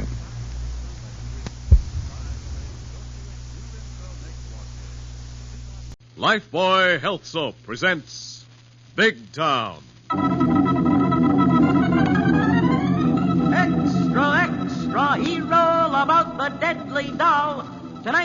Town story brought to you by Lifebuoy Health Soap, used in the homes of 40 million Americans. Extra,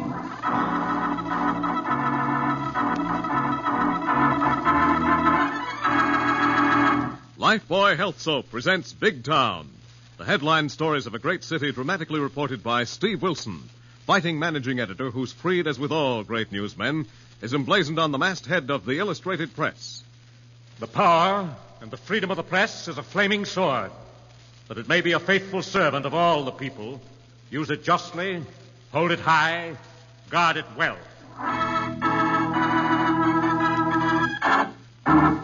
Now, Big Town and Steve Wilson's headline story of The Deadly Doll. Most criminals pay for their crimes one way or another. Some pay in prison stretches, 5, 10, and 20-year installments. For others, the final payment is death. And such is the background of tonight's timely saga of crime and criminals, which began in Steve Wilson's office at the Illustrated Press. Hi, Steve. Come in, Lorelei, my lovely. And close the door on those infernal teletypes. Sure thing. Did you miss me while I was in Washington, Steve? Miss you? We went crazy trying to convince all the swooning swains of Big Town that you were really out of town, even for 3 days. Very flattering. Thanks for the exaggeration. Well, there must have been at least one call, I hope. Ask Fletch, ask Mamie. Probably bill collectors and salesmen. Yeah, salesman, all right. What a line. Well, I hear you did all right while I was away. You got the paper out every day. I'm talking about you and the case of the pretty lady you saved from a fate worse than being a newspaper reporter. Oh, I see you've been talking to Inspector Callahan of Homicide. Mm-hmm. And I saw that picture of the lady thanking you kindly. Now, don't go jumping at conclusions. Jump. They were written all over your face with lipstick. She was just grateful. How grateful can a gal get? Uh-oh. Saved by the bell. That's a private wire to your underworld listening post, Steve, but maybe you gave her that number to call. Shall I leave the office? No, I'll risk it. Hello, Steve Wilson, Illustrated Press. Hiya, Mr. Wilson. What do you know, Joe? Oh, hello, Joe. What do you know? I got a notion there's something cooking over here at the Old Grand Hotel. It's just your dish. Gambling trouble? Yeah, but they ain't playing with cards, and they're playing top stakes for keeps. Murder? Maybe. Better call the police, Joe. Well, it ain't happened yet. The cops would give me plenty, and the management would have my job if it didn't come off. Well, what makes you think it might come to murder, Joe? A guy calling himself John Smith.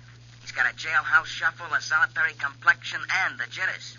Uh-oh. How long has he been a guest of the Old Grand? A week. And he ain't made no calls and ain't hardly come out of his room. Any visitors? Not until now. And now, Joe?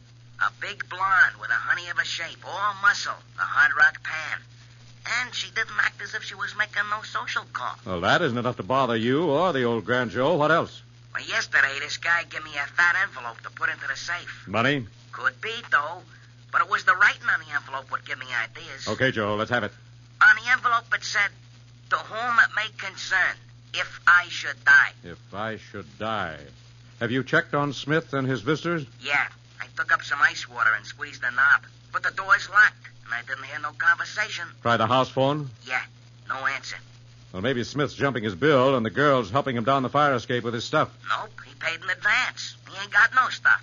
And the fire escape is busted. Well, better call the police, Joe, and the fire department inspectors. Look, I'm only the bellhop night clerk and general flunky, Mr. Wilson. Nobody pays any attention to what I say around here, except you. Okay, Joe, your hunch average is pretty good.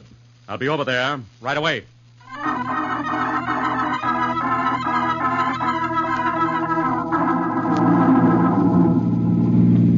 Say, Miss Gilpine. It's my turn, Steve. Say what, Harry? It is sure good to have you back in my hack. Poetry. Thanks, Harry. I'm glad to hear somebody missed me. Ha! Sarcasm. Say, boss. Yes, Harry? I think that scallion was meant for you. Yes, I heard it whistle past my burning ears. Sounds like Miss Gilpine saw that picture of that gorgeous girl thanking you for saving her from a chair wrap. She did. Yes. Can't you keep Steve out of trouble while I'm away, Harry? Miss Gilpine, I am only a hack driver. I cannot keep Mr. Wilson out of trouble even while you are here. Therefore, how can I keep him out of trouble when you are not here, if you get what I mean? I get it, Harry. And whilst we are on the subject of trouble, how come we are hightailed to the Old Grand Hotel if it is trouble you are not looking for any part of? Harry, as a reporter, you'd be a rewrite man's idea of a nightmare. We're going to investigate one of What Do You Know Joe's hunches.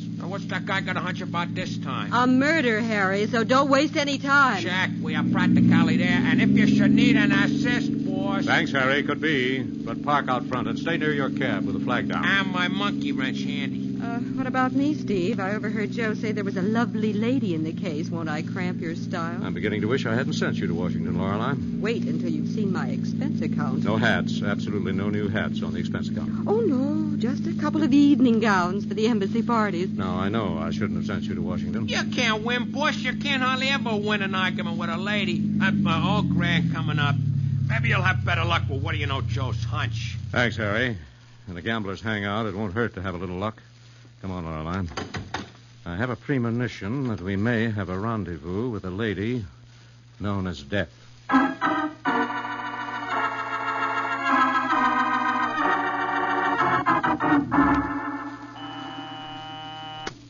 Old Grand Hotel. Sorry, madam. Mr. Brown checked out last night, and he didn't leave any boarding address. But you might try the big house on account of he was not traveling as fast as the cops, which were after him.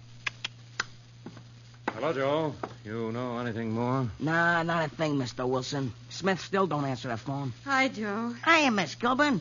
Hey, you oughtn't to be here. This dump ain't no place for a lady. I'm no lady, Joe. Just a reporter.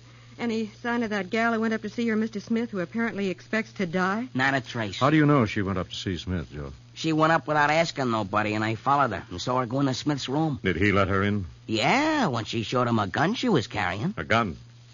I still think you'd better call the police, Joe. Oh, it gives the joint a bad name, Mr. Wilson, and every time the cops show, half the guests check out, but quick. Besides, I figured there ought to be a story in it for your illustrated press. Thanks. Any idea who Mr. Smith really is?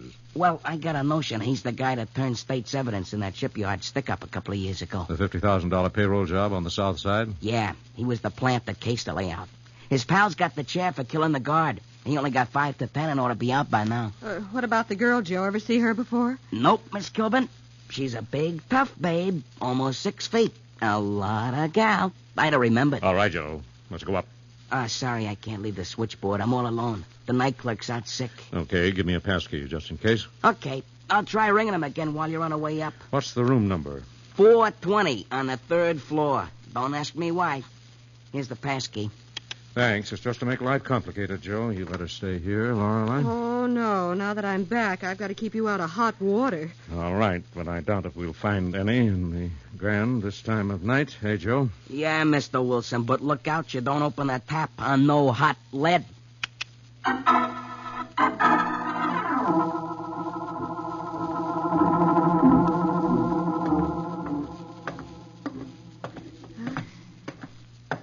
Third floor, Steve. Yes, and room 420 should be down the hall to the right, Laura. What are you going to use for an excuse to go barging into the room at this time of night? I don't think there'll be anyone in that room interested in why we came, Lorelei. I don't suppose you'd stay here by the stairs. That's right. Lead the way. All right. But keep back. Hunches can misfire and blow your head off.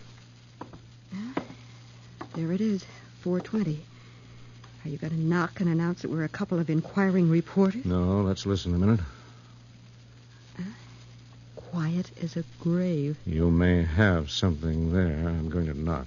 Stand to one side in case we get an answer in lead. The same to you.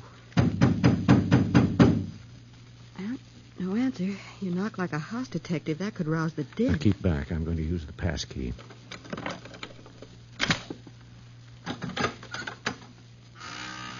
The lights are on. Careful, Steve. Yeah, somebody's been playing roughhouse. Uh-oh.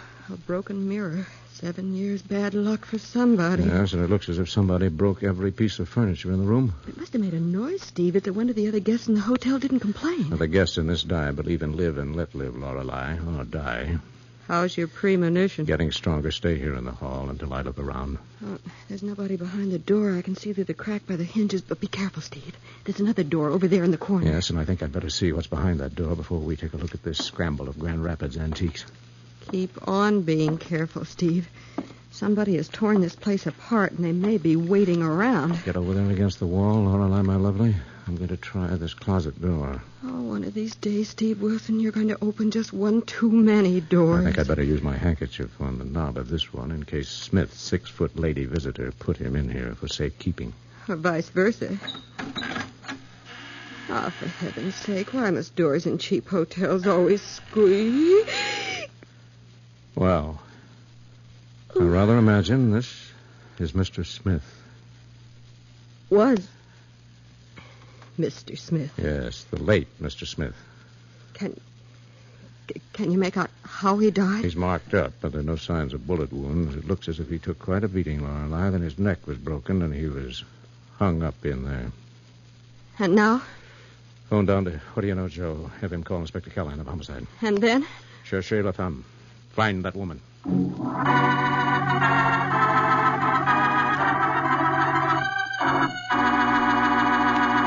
Thus, Steve and Lorelei move into a search for a deadly and determined woman killer. And in a moment, we'll return for the exciting developments of the deadly doll.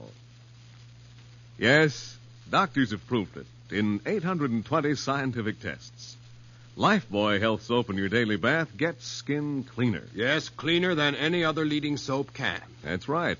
After comparing the effects of daily baths with different soaps, these doctors made this amazing statement. Actually, you are cleaner, safer from BO when you bathe daily with Lifebuoy than when you bathe with any other leading soap. Here's the reason. Lifebuoy does more than just remove the grime and perspiration you can see. Lifebuoy is more effective than any other leading soap in removing the invisible dirt that can form a foothold for BO.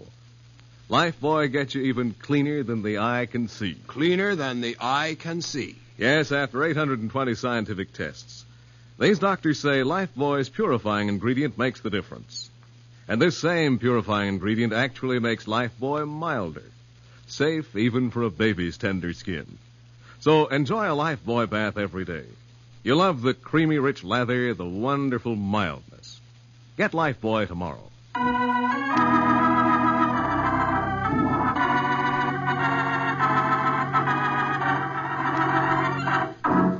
Now, back to Big Town and the deadly doll. Following a tip on the possibility of a murder in the old Grand Hotel, Steve and Lorelei have found the body of a man in the closet of the room, his neck broken. Now, while Lorelei tries to call What Do You Know, Joe on the hotel switchboard, Steve searches the room. Steve, there's something wrong. Joe on the switchboard doesn't answer. Oh, keep trying, Lorelei. Joe's all alone down there on the desk. He may be busy with something else. Oh, but Joe said he'd stick on the switchboard until we called down. I don't like it. Hello? Hello, Joe. Steve, have you found anything in the room that could tell us who Mr. Smith really is? Not a thing. He was traveling light. No extra clothes, no papers to tell us anything. Gee, that's odd. Joe said he'd been here a week. Yes, but never left the hotel. Hardly left this room, Lorelei. Looks as if he were hiding out. Yes. And the big blonde girl finally caught up with him. She must be really big and strong to have beaten him up like that and finally broken his neck. Yes. And she ripped this room apart, looking for something. I've a notion she tried to make him tell her where it was and killed him in the process. Still no answer from Joe? Not a murmur, Steve. I wonder if... Wait a minute, Lorelei. Huh? Joe told us Smith gave him an envelope to put in the hotel safe. Marked, to whom it may concern if I should die. Exactly. And Smith is dead. And we're in this up to our necks, so it certainly concerns us as well as the police. Well, the police might not look at it that way, Lorelei, but I'm sure Inspector Callahan of Homicide will be sympathetic. Come on. Let's go back downstairs and call him from there. And get What Do You Know, Joe, to open the safe and let us look at that envelope? Yes, if he has the combination to the safe. Okay, but what about Mr. Smith? We'll lock the door, but it isn't necessary. Dead men with broken necks don't walk away from the scene of their murder. Let's go.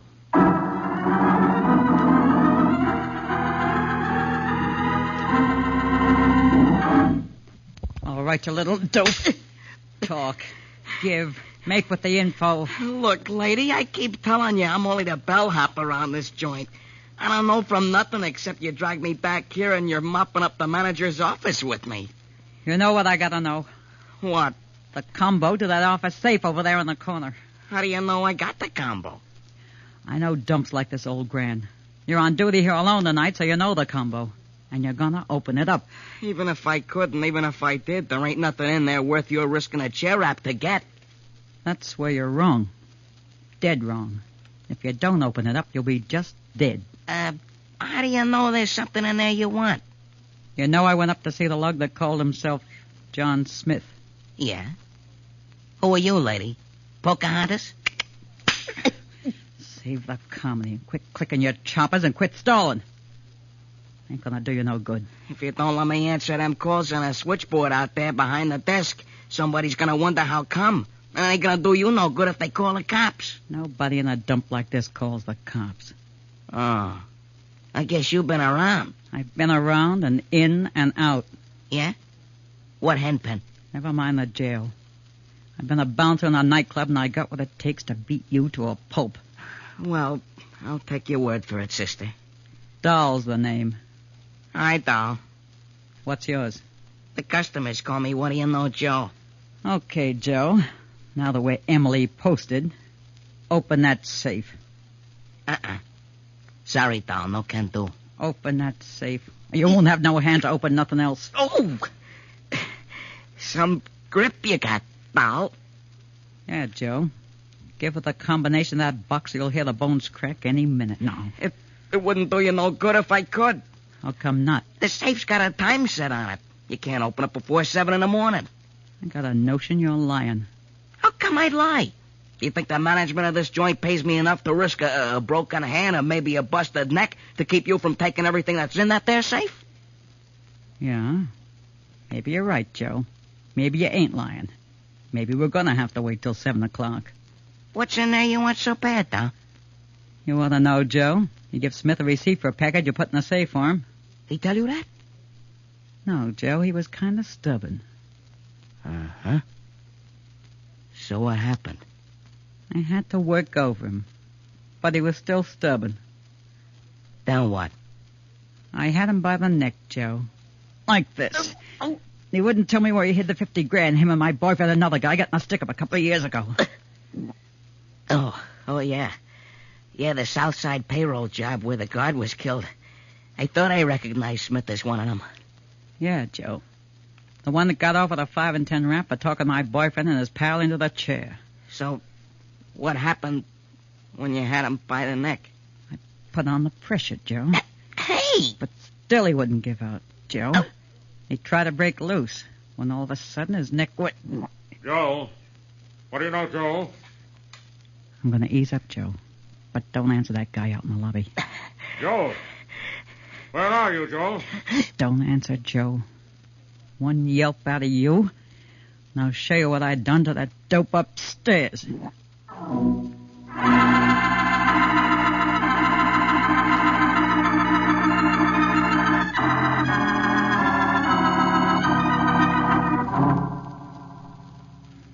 Joe? What do you know, Joe? Where are you? Steve, it's no use calling. There's something wrong here. That big blonde who killed Smith may have come back. Yes, Lorelei. And if she forced Smith to tell her, he'd put that envelope in the office safe. Poor Joe. Yeah.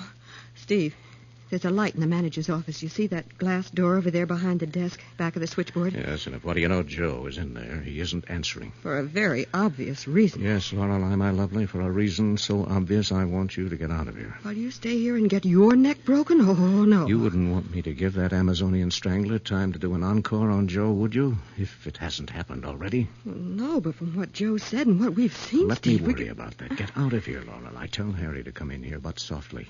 With his monkey wrench? Yes, but tell him not to rattle it unless he has to use it. While I... Get to the nearest phone and call Callahan of Homicide. On the double-double.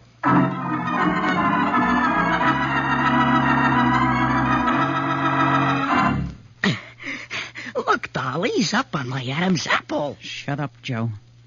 Ain't a bad Joe as Joe's go. I don't have to smash your apple unless you make me. I don't think I could squawk if you told me I could. So don't try. And shut up. Got to be sure that guy that was calling for you has gone on his business. I ain't heard a thing in minutes. Guess he just wanted some room service. Or something. You better not come back and want it again. Yeah. So now what? So now we get down to cases. Tell me more about this time lock on the safe. Well, it's rigged to go off if anybody opens the safe before 7 in the morning. You wouldn't lie to me about that, would you, Joe? No. Hey, doll, do we have to go through that choke act again? Maybe. Maybe not. What happens if you open the safe now? Plenty. Cops come? Sure. Okay. It's almost 3 now. I can wait till 7. We got a lot of night owls roosting in this joint. Suppose one of them wants something. They can go on wanting it. You and me are going to stay right here in the manager's office till 7. And then? That depends, Joe. Depends on what? Depends on if you've been lying to me or not. Uh-oh. Shut up, Joe. Joe? What do you know, Joe? It's the guy from before. Yeah. So what do I do? Ask him in. Oh. So you still got that gun? Yeah, Joe. You only got 2 hands. Ain't enough for 2 guys at once. I wonder. Joe? Joe? Call him in. Like you've been sleeping and didn't hear him before. Yeah? Who is it? Steve Wilson, Joe. You okay? You've been sleeping. Yeah, I'm okay.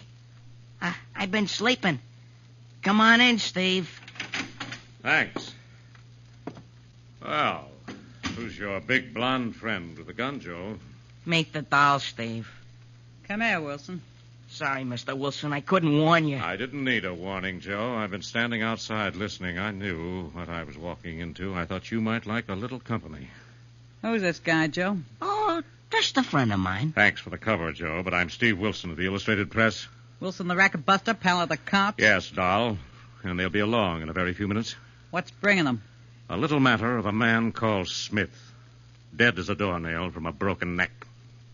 Okay, boys. What have I got to lose? Open up that safe. Or the cops will have a real load for the meat wagon to the morgue.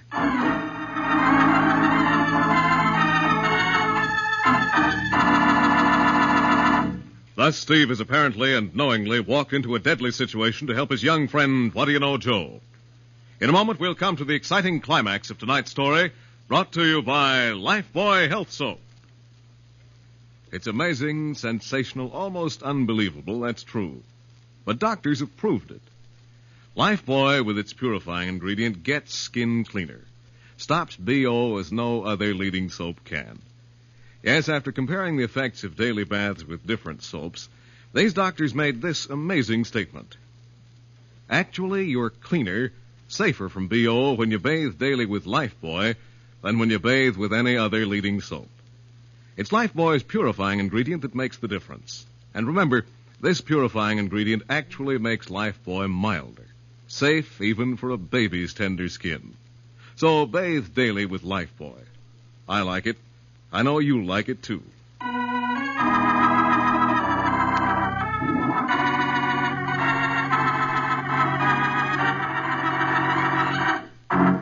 Now back to Big Town, Steve Wilson, and the Deadly Doll.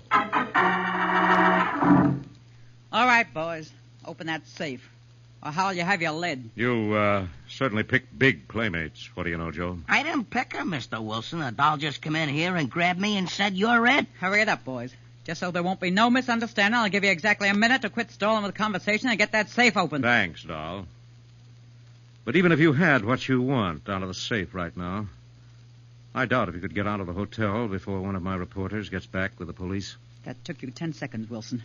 You ain't got but 50 left to get that safe open. She ain't kidding, Mr. Wilson. She darn near choked the wind out of me just before you come in. I know. I heard it, Joe. That's why I came in without waiting for Inspector Callahan. Now you only got 40 seconds to waste. Can you open the safe, Joe? Yeah, sure, Mr. Wilson. But have you figured the angle that if the doll gets what she wants out of that safe, she's liable to knock us off with that gun anyway? Yes, Joe, that's a distinct possibility, but we haven't much choice. That leaves you about 30 seconds, boys. Go ahead and unlock the safe, Joe. I can't. Why not, Joe? 'Cause it ain't locked. It ain't what? If you'd have looked close at the typewritten sign pasted right on the combination, you wouldn't have wasted all this time. Get out of the way, let me see. Please don't blow open this safe. Just turn the handle and help yourself. Well, I'll be... Yeah. You see, the joint's been stuck up so often, the management got tired of having the safe fixed. Wait till I get that envelope. I'll teach you not to lie to a lady, Joe. Okay, you guys. Stay put till I get the dough that really belonged to my boyfriend. Get set, Joe. Watch what gives, Mr. Wilson. The first one that moves gets it first. Hold it a sec, Mr. Wilson. Where's that envelope, Joe? Just pull out the big center drawer. It better be in here. Now, Mr. Wilson. Let's go. I got a gun. I got her. Hold still, doll, baby. I wouldn't want to have to shoot no lady. You dirty double-crossing little perp. If I ever get out of this, I'll get you. You won't get out of this. How do you like my patented burglar alarm? Steve, Joe, what happened? What's going on here? This charming lady strangler didn't want to wait for Callahan, Laura and I.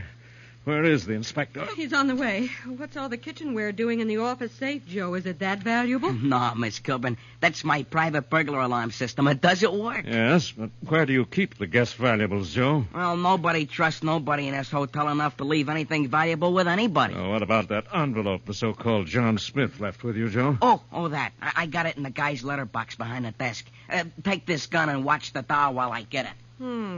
The doll. What a charming name. Shut your girlfriend up, Wilson. No gun or no gun, sir. Help me. Sit down and relax, doll. Or as Joe said, I'd hate to have to shoot a woman. Where's Harry the Hack, Lorelei? Oh, I sent him to call Callahan and borrowed his monkey wrench. So, just let the doll start anything. Yeah, Mr. Wilson. I opened the envelope so you wouldn't be bothered by no newspaper ethics. Look it. Money. 50 grand in hundreds. And a note. The payroll. What's the note say, Joe? Yeah, I didn't take time to read it. What does it say, Steve? If I should die, this is stolen dough. Hot money. So hot it will burn someone to death.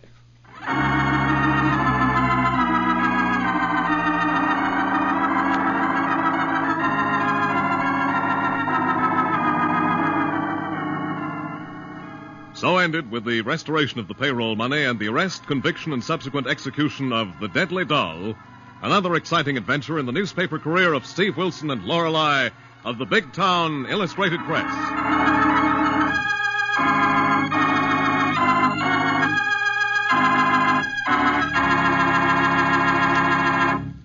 And now, before hearing about next week's story, remember, doctors have proved it. Lifebuoy, with its purifying ingredient, gets skin cleaner. Stops BO as no other leading soap can. Yes, you're cleaner, safer from BO when you bathe daily with Lifebuoy than when you bathe with any other leading soap. Ask for Lifebuoy Health Soap tomorrow.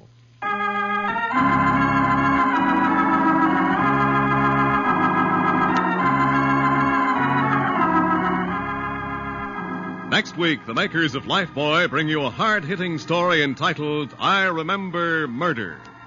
Another exciting assignment in the newspaper career of fighting Steve Wilson of Big Town. Don't miss it. In tonight's dramatization, all names, times, and places are fictional, and any similarity to other names and places is purely coincidental. Big Town features Edward Pauley as Steve Wilson, Fran Carlin as Lorelei Kilbourne, and was written and produced by Jerry McGill. Next week marks the 20th anniversary of Firestone on NBC. Lever Brothers Company is happy to extend its congratulations. Now, Big Town bids you good night until next Tuesday night, same time, same station, when you'll hear the newsboy calling. Extra, extra, hero about it. The story of Steve Wilson and I Remember Murder, brought to you by Lifebuoy Health Soap. Another fine lever product. Extra, extra.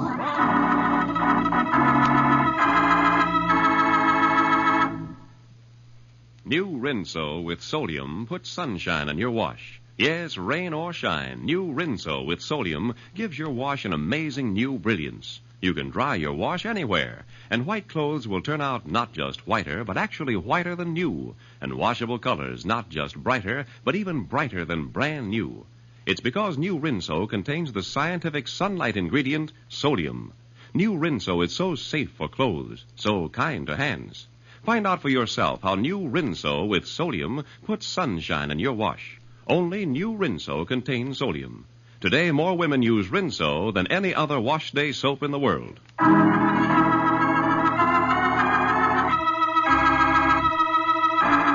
Soap presents Big Town. Extra, extra. Rehearsal about I Remember Murder. Tonight's big town story brought to you by Lifebuoy Health Soap, used in the homes of 40 million Americans. Extra,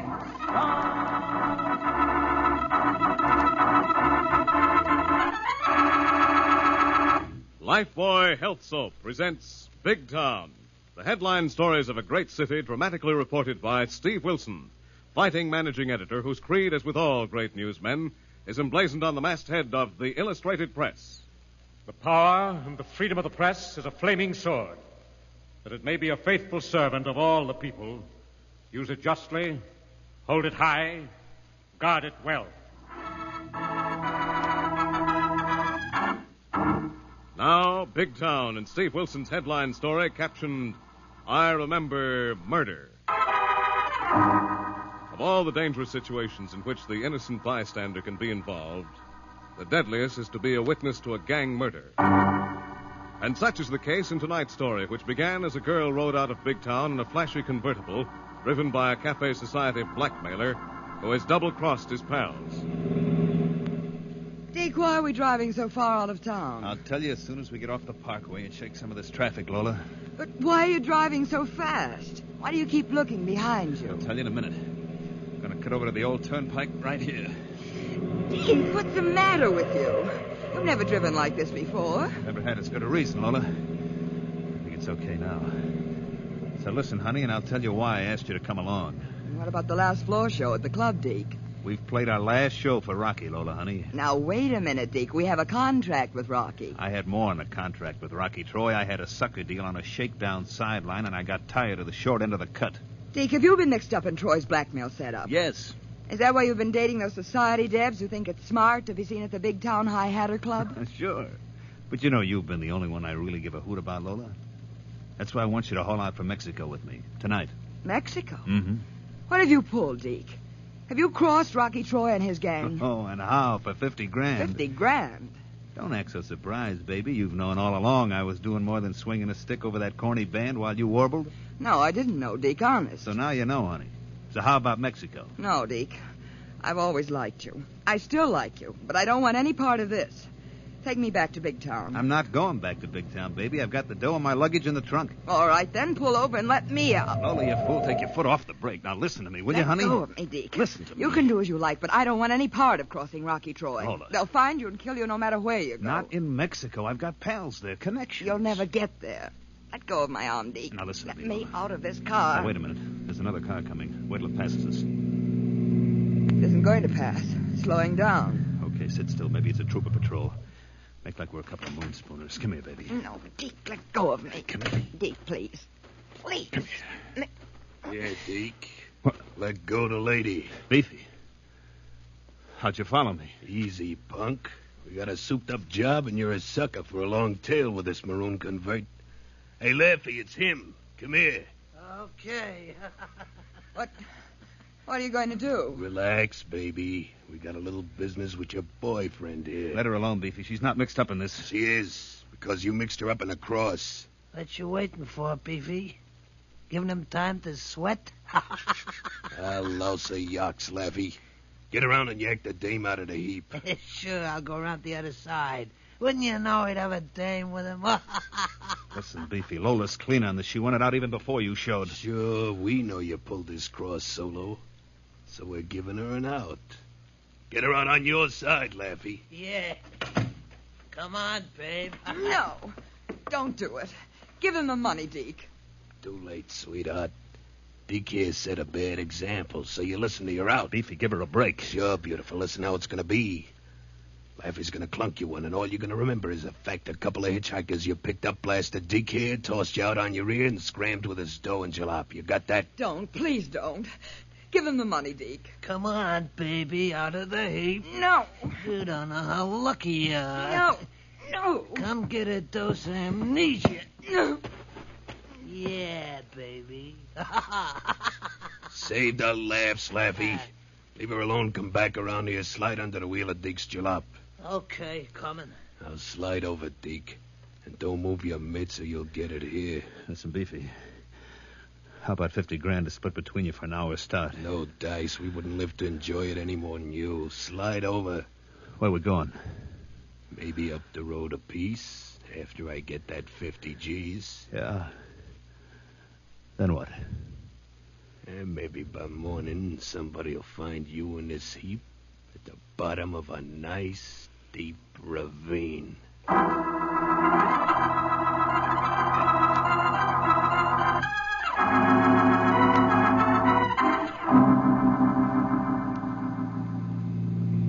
Wait! Stop! Please stop! Holy moly, lady. What are you doing out here in the midst of no place in particular? I don't know. I can't remember. Look, lady, I'm only a hack driver, deadheading back to Big Town, but...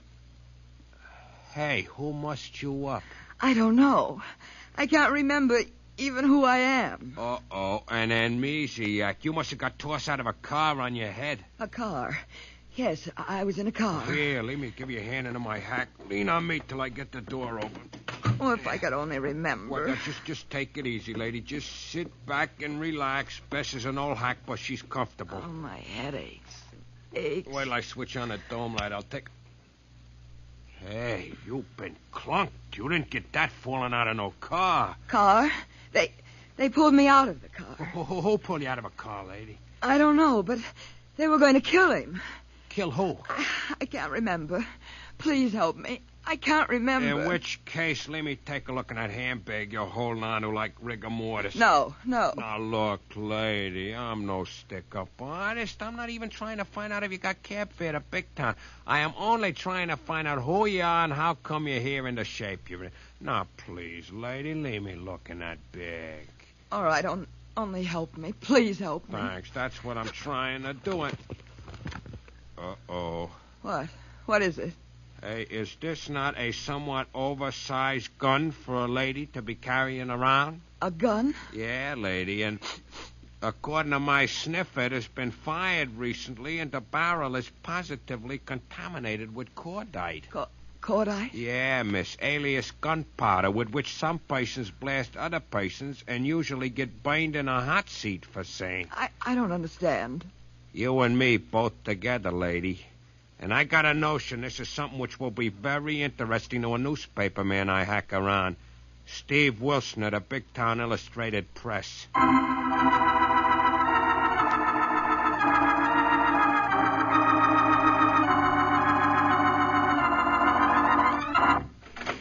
Hi, Steve. Anything on the hook for your wondrous girl reporter tonight? Not a thing, Lorelei.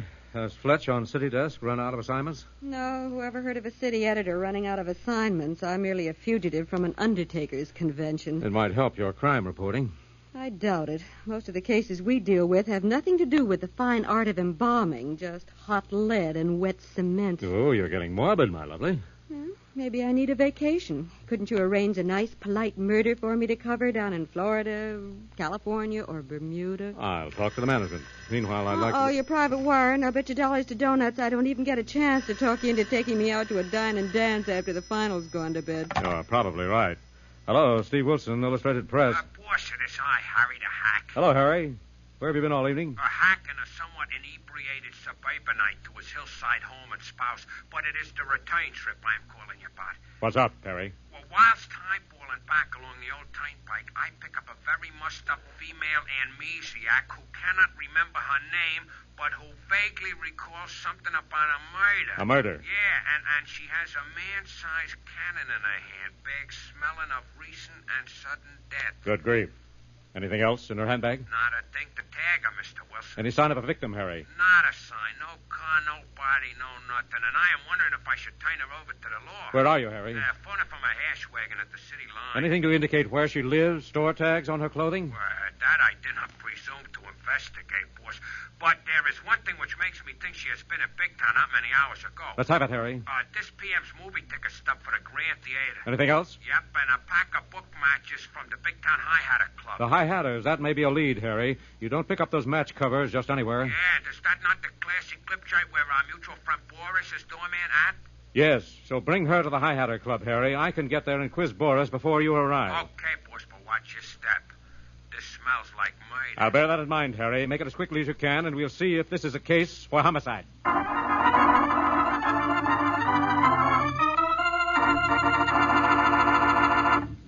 Thus, through one of his many tipsters of the streets of Big Town, Steve Wilson moves in to take a hand in a gang murder promising dangerous complications. Doctors have proved it in 820 scientific tests. Lifebuoy Health Soap in your daily bath gets skin cleaner. Yes, cleaner than any other leading soap can. That's right.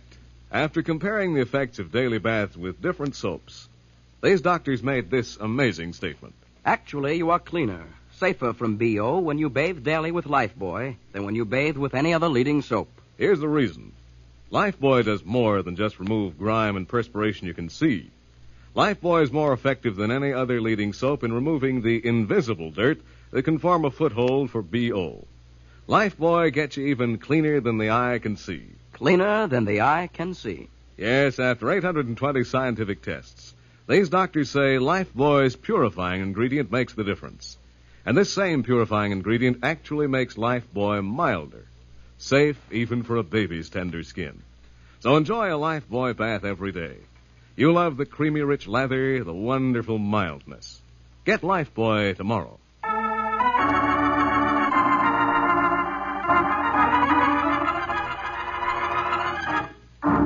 Now, back to Big Town and tonight's swift-moving story captioned, I Remember Murder. Acting on a lead from Harry the Hack that a girl he picked up on a lonely suburban road may be involved in a murder, Steve Wilson has arranged to meet Harry in front of the Big Town High Hatter Club and is driven there in a press car to question the doorman, a more or less mad Russian known as Boris Godunov Najinsky Pavlovich.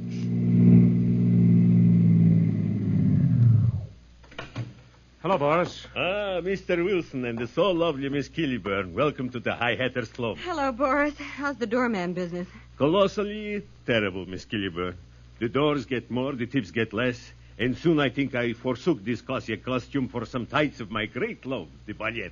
Well, before you do, Boris, could you give us a little information on what's been going on around here tonight? Ah, Mr. Wilson, here at this clips joint, I work overtime at being like them three monkeys in statuettes. Well, how do you mean, Boris? Around this place, Miss Killiburn, if you wish to live healthy so long, you should hear no evils, see no evils, and keep shut with the mouth.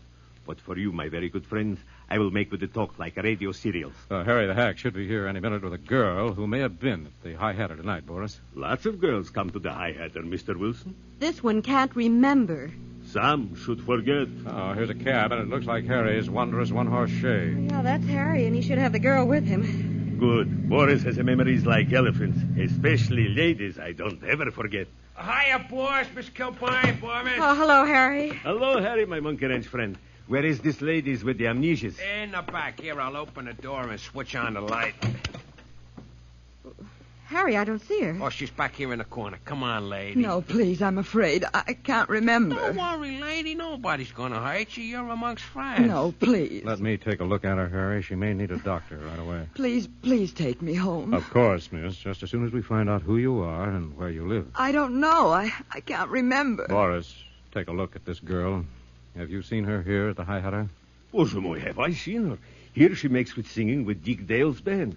From the side entrance she went away with him in his red roadster automobile maybe 2 hours ago. That does it. What's her name? Her singing name is Lola Lynn. You know where she lives, Boris? The same building where this Dick fella lives, at Big Town Arms, 2 blocks away from here. Only not together. Hadn't we better take her home and get a doctor, Steve? Yes, Lorelei, but there's something ugly back of this, and I think we'd better get homicide in on it before it explodes. Where's her handbag, Harry? Right here, boss, and that smoked rod is still nestling in the nest. I didn't touch it. Well, let's have a look. There it is, boss. Some cannon, huh? Yes. And hardly the weapon a lady would choose. How do you figure it, Steve? It could be a frame-up, Lorelei.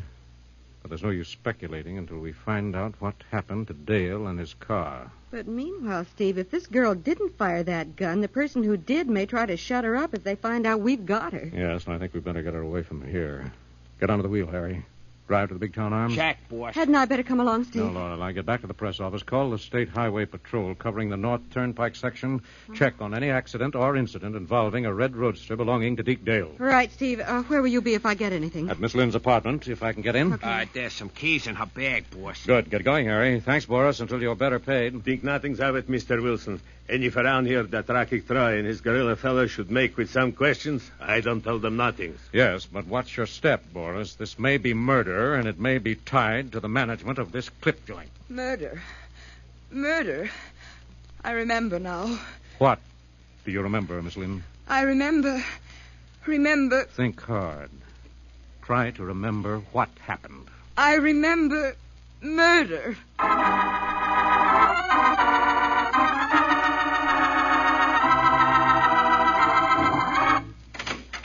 Hey, Rocky. What's up, Beefy?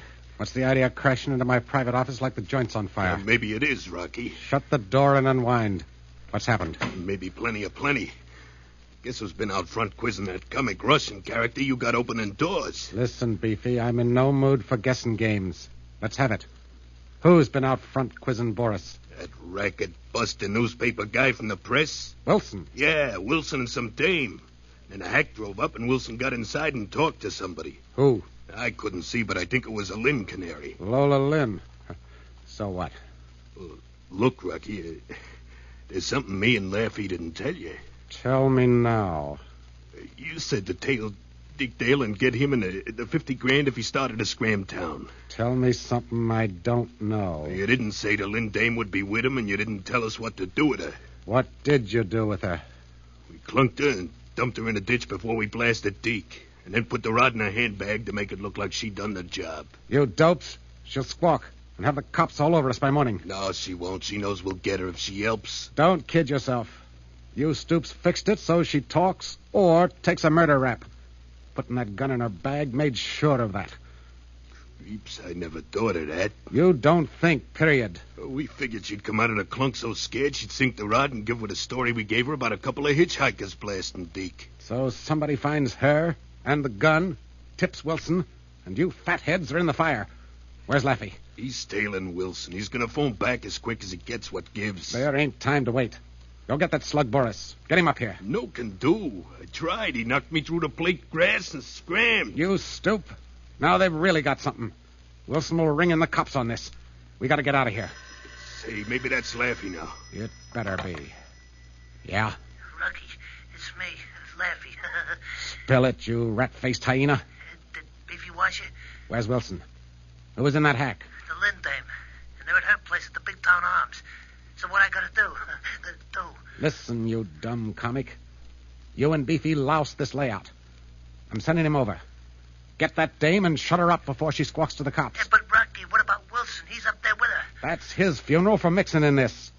Get him before he gets the lot of us.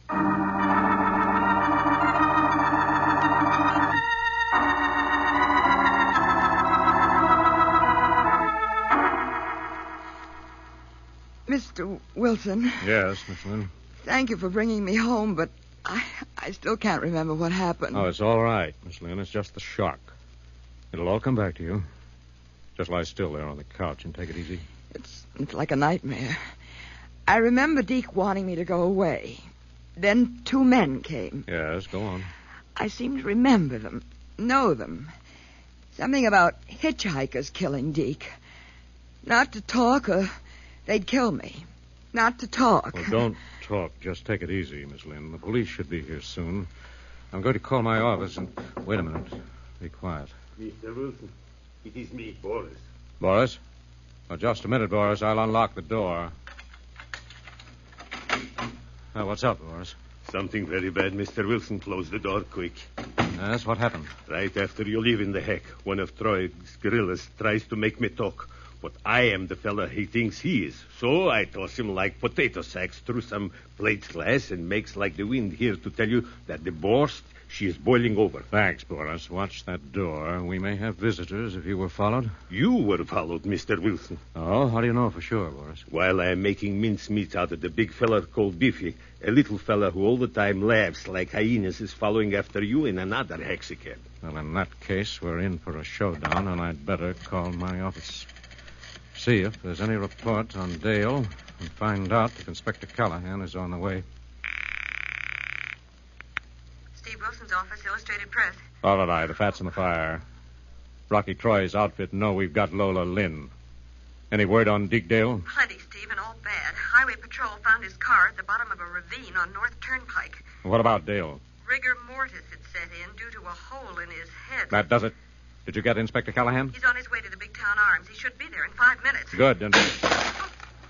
Mr. Wilson, somebody is shooting the lock off the hallway door. Steve, what happened? We've got visitors. Hang on, Lorelei. I'm leaving the phone off the hook. Oh, Steve, be careful. Boris, get Miss Lynn out of here in the bedroom, quick. Okay. Come on, Miss Lynn. What's happening, Mr. Wilson? What's happening? It remains to be seen. Get in the bedroom with Boris, Miss Lynn. Come on, Miss Lynn. I hide you some places and come back. No, stay with her, Boris. I'll try to stall these rats. Hurry. That door isn't going to hold much longer. Steve. Lorelei, stay on the phone, but keep quiet. Notify police headquarters. Tell them to pick up Rocky Troy for murder. But what about you, Steve? You haven't got a gun. Just dust off my obituary and bring it up to date.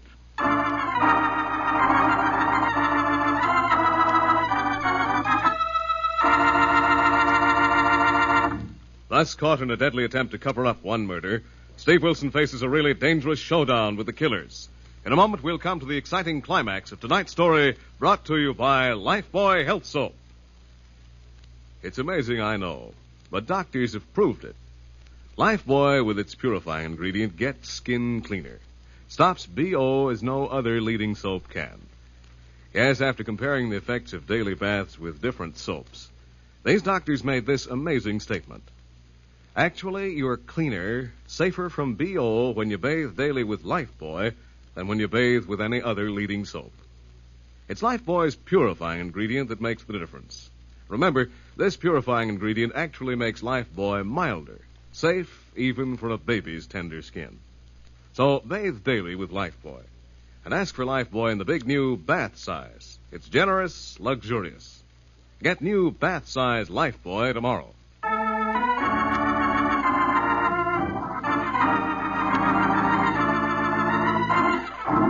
Now back to Steve Wilson of the Big Town Illustrated Press and tonight's 5-star story headlined, I Remember Murder. Caught in the middle of a gangland cover-up of one murder, Steve grimly talks to Lorelei over the phone as he waits for the killers to smash open the door of the apartment of the key witness to the original crime. Steve, can't you get out of that apartment? No, Lorelei, and Boris has hidden Lola Lynn in the bedroom. I've got to stall them till Callahan and his homicide boys get here. Oh, good luck, Steve. Callahan should be there in a few minutes. Thanks, my lovely. I'll need it. I think they've smashed the hall door open. Stay on the line. I'm leaving the phone off the hook. This is it. Atta boy, Beefy.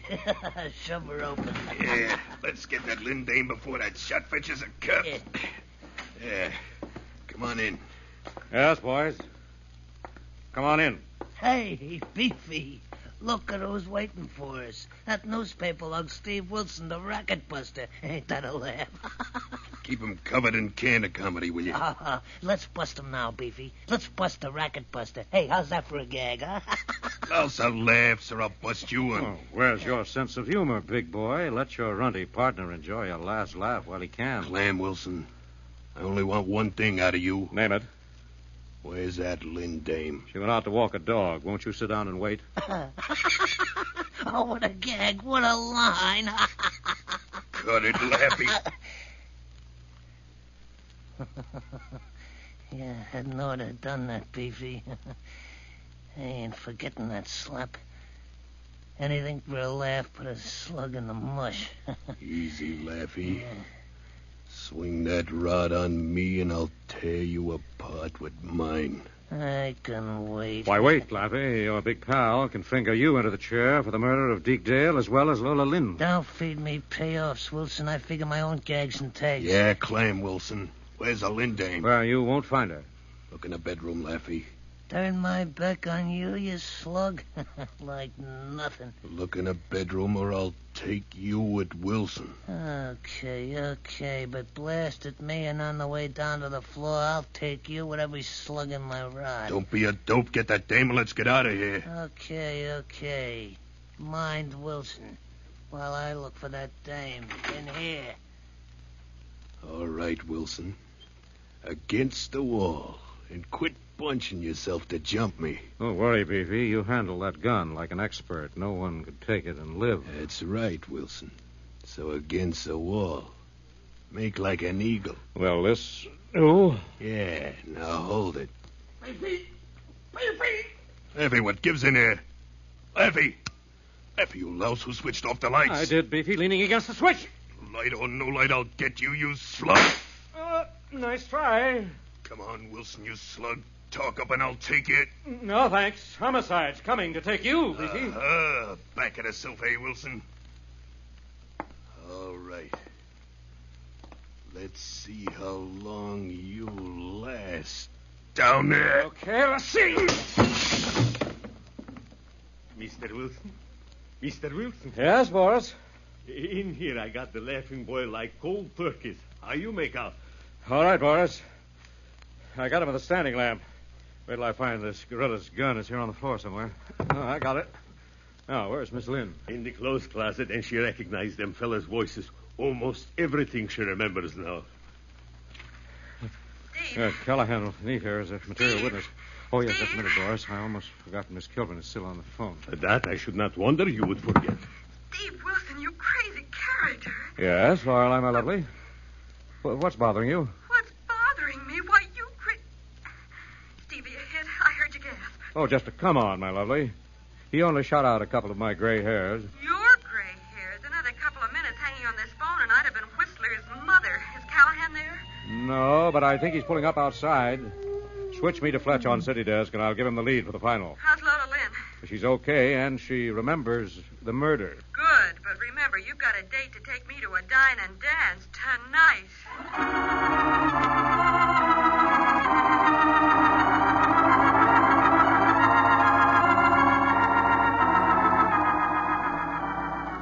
And so ended, with the roundup and conviction of Rocky Troy and his murderous gunsells, another exciting newspaper adventure of Steve Wilson and his staff of the Big Town Illustrated Press.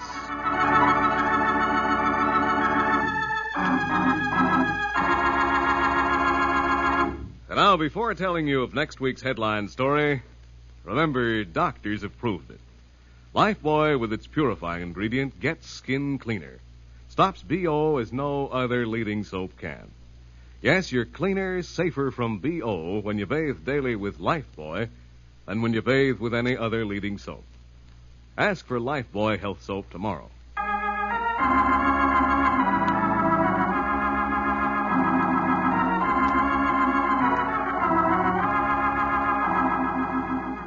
Next week, the makers of Lifebuoy bring you a hard-hitting story of gambling treachery entitled The Lost and Found. Another exciting assignment in the newspaper career of fighting Steve Wilson of Big Town. Don't miss it. In tonight's dramatization, all names, times, and places are fictional, and any similarity to other names and places is purely coincidental. Big Town features Edward Pauley as Steve Wilson, Fran Carlin as Lorelei Kilbourne, and was written and directed by Jerry McGill. Now, Big Town bids you good night until next Tuesday night, same time, same station, when you'll hear the newsboy calling... Extra, extra, hear all about it. The story of Steve Wilson and the lost and the found, brought to you by Lifebuoy Health Soap, another fine lever product. Extra, extra.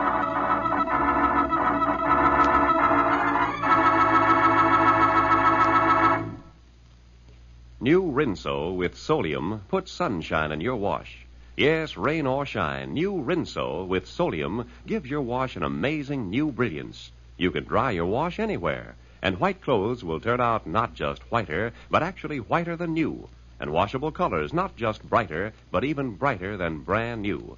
It's because new Rinso contains the scientific sunlight ingredient, Solium. New Rinso is so safe for clothes, so kind to hands. Find out for yourself how new Rinso with Solium puts sunshine in your wash. Only new Rinso contains Solium. Today, more women use Rinso than any other wash day soap in the world.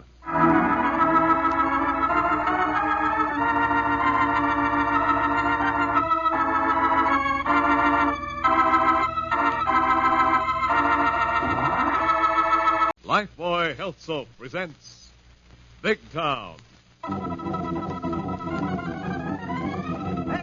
Extra, hear all about the case of the lost and found.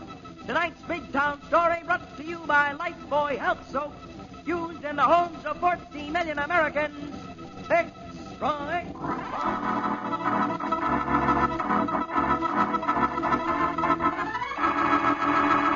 Lifebuoy Health Soap presents Big Town, the headline stories of a great city dramatically reported by Steve Wilson. fighting managing editor, whose creed, as with all great newsmen, is emblazoned on the masthead of the Illustrated Press. The power and the freedom of the press is a flaming sword, that it may be a faithful servant of all the people. Use it justly, hold it high, guard it well. Now, Big Town and Steve Wilson's headline story of The Lost and the Found. The lost and found columns of any newspaper are filled with heartache and tragedy, both great and small. But when a newspaper reporter vanishes, the reason and the consequences may be fatal. And such is the background of tonight's Big Town story that began as Lorelei Kilborn, ace crime reporter, entered the office of Steve Wilson of the Illustrated Press. Hello, Steve. May I have your ear for a moment? Sure thing, Lorelei, my lovely. Come in. Perch on my desk and take my mind off these news dispatches. Thanks. I'll try if I can find a corner. I'll throw those dispatches in the wastebasket and make yourself at home. Home is right. I don't believe you have any other home. Home is where I hang my hat, and this is it. What's on your mind, beautiful? Thanks for the compliment, and lend me that right ear of yours. You've got both of them. Shoot. It's about that demon crime reporter and our so-called rival, the big town gruesome graphic. Dick Rutter? Mm-hmm. What's happened to that headline hound? Nothing trivial, I hope. Dick's missing, Steve. Missing? Mm-hmm. His managing editor's been trying to locate him all day. He's had him paged at every haunt and hangout, but no one's seen him or his hide. Oh, maybe he's off lone wolfing a scoop. Oh, no, Dick wouldn't leave his editor in the dark that long any more than I'd pull a stunt like that on you. Yeah, that's a crazy cub. Might forget he's a reporter, but Dick's an old hand. Phone Slayton on the graphic. Let me talk to him, Laura. Right, Steve. While you're waiting, take a look at this graphic, yesterday's. Dick's last byline yarn before he vanished somewhere between Tony's Bar and Grill and the graphic offices. Oh, hello, Mamie. Get me Sladen, ME of the graphic, please. Yeah, hold on. Oh, it's just a rehash of the Lucky Louie rub-out. We ran this in the press final night before last. Note that last paragraph, Steve. That's where Dick indulged in a little private game of dangerous guessing. Read it. Inspector Callahan of Homicide and Puzzle Police may be overlooking a bet and not questioning the banker who backed Lucky Louie. Why, that crazy galoot. Hold it, Steve. Mamie has his boss on the wire. Here you are. Thanks. Hello, that you, Sladen? Yeah. What's the matter, Wilson? Need a lead for that ossified article you call the Illustrated Press? All the news that the graphic won't use? Listen, you moss-back fugitive from the journalistic junkyard. At least we can keep track of our reporters, except on Saturday nights. Where's Dick Rutter? Well, if you can find him, you can have him. Where'd you last hear from him? Night before last. He phoned in from Tony's Bar and Grill near your place. Then he got hold of something too hot for the wires, and he'd bring it in. But he never showed.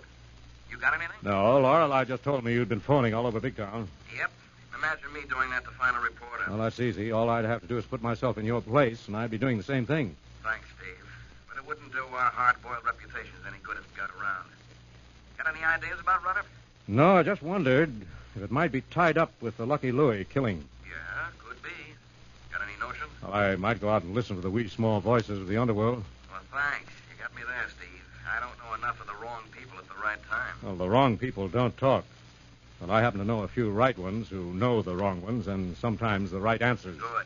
And if you get any right answers, tell me which edition of the Illustrated Press to buy. I'll send you a complimentary copy by messenger with Dick Rutter wrapped up inside. So long. So long, Steve. Now who's playing guessing games, Steve Wilson? We are, Lorelei. Well, let's go scout our underworld listening post before someone wraps Rutter up in a sheet in the morgue.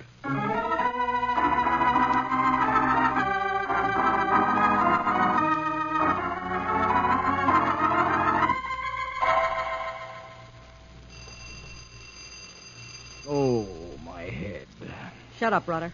I'll stuff some cotton down your throat. Not that gorgeous. My mouth already feels like an army's been marching through it barefooted. Oh, that doorbell, gorgeous. Answer it before the top of my head jumps off and flies out your window. Okay. Probably Marty the Hoop. So don't get your hopes up trying to get loose. Small chance. And look, if it should be my editor, don't let him in. Oh, as if that ain't what you've been hoping for. He should walk in here and find me tied to a lady's love seat, trussed up hand and foot with nylons. The ancient name of Rutter would be viscous. Would be what? Just another word for mud, baby. Well, your boss ain't going to find you here in my apartment or anywhere else if you don't cut the comedy and tell us what you know about Lucky Louie's 50 grand. Sorry, gorgeous. That's off the record. Look, you better answer the doorbell. Marty the Hooper's liable to think you're putting something over on him. You let me do the worrying about Marty. Hey, what's the big idea, Myra? Why don't you open up? This nosy, newsy character's been keeping me busy. You done any singing yet? Not a peep. He's stalling for time like he was expecting somebody to show up and get him. Are you sure nobody saw you picking him up? Nobody seen me trunk him, and nobody seen me bringing him. You'll forgive me if I venture to suggest you're both nuts, and if you don't untie me and let me out of this charming den of iniquity, a certain character is liable to come knocking through your door like a big bad wolf. And who do you think that'd be, you lippy newshound? Another newshound, maybe. Name of Steve Wilson of the Illustrated Press. You're nuts, Rudder. I know all about that racket-busting Wilson guy, and I know you don't work for him. Right, Marty, but Wilson is a very suspicious character. He's bound to have a hunch I'm on the trail of a hot story, and that's enough to start him on my trail. So what? How's he going to find you, with a Ouija board? Or a swami, maybe, but I'll bet you anything you've got he will. Yeah? And I bet your life he don't. And the same goes if he does. Now, come on and spill it.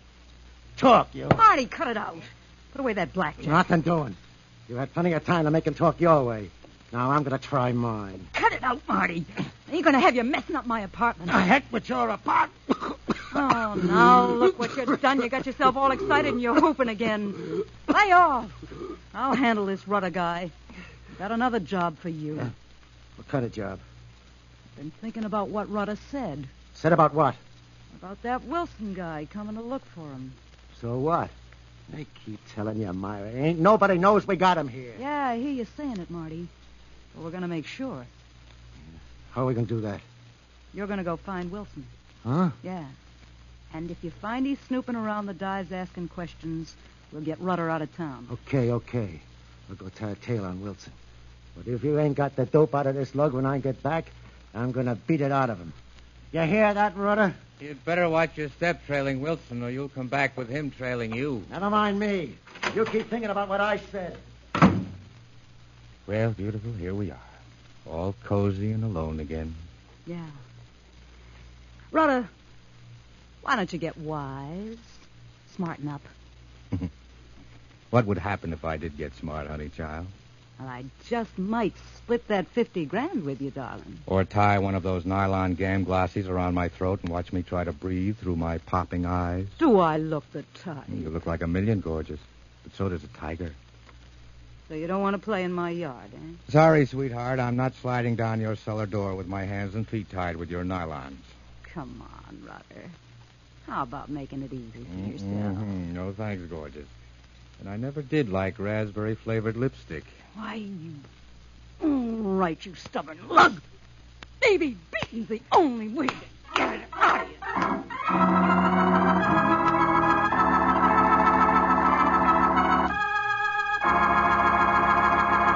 Thus, as Steve and Lorelei set out to find Dick Rutter, his captors anticipate the move, and for the exciting developments, we'll rejoin Steve and Lorelei in a moment.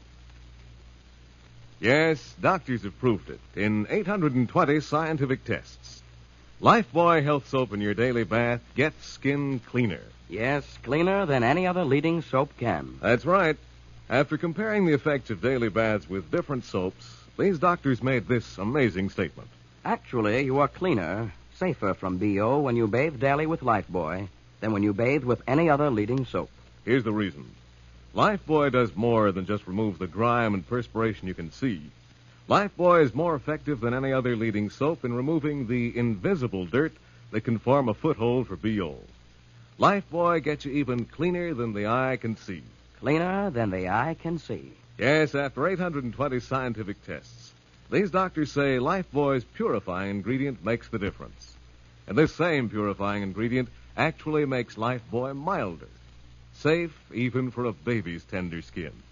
So enjoy a Lifebuoy bath every day. You'll love the creamy rich lather, the wonderful mildness. Get Lifebuoy tomorrow.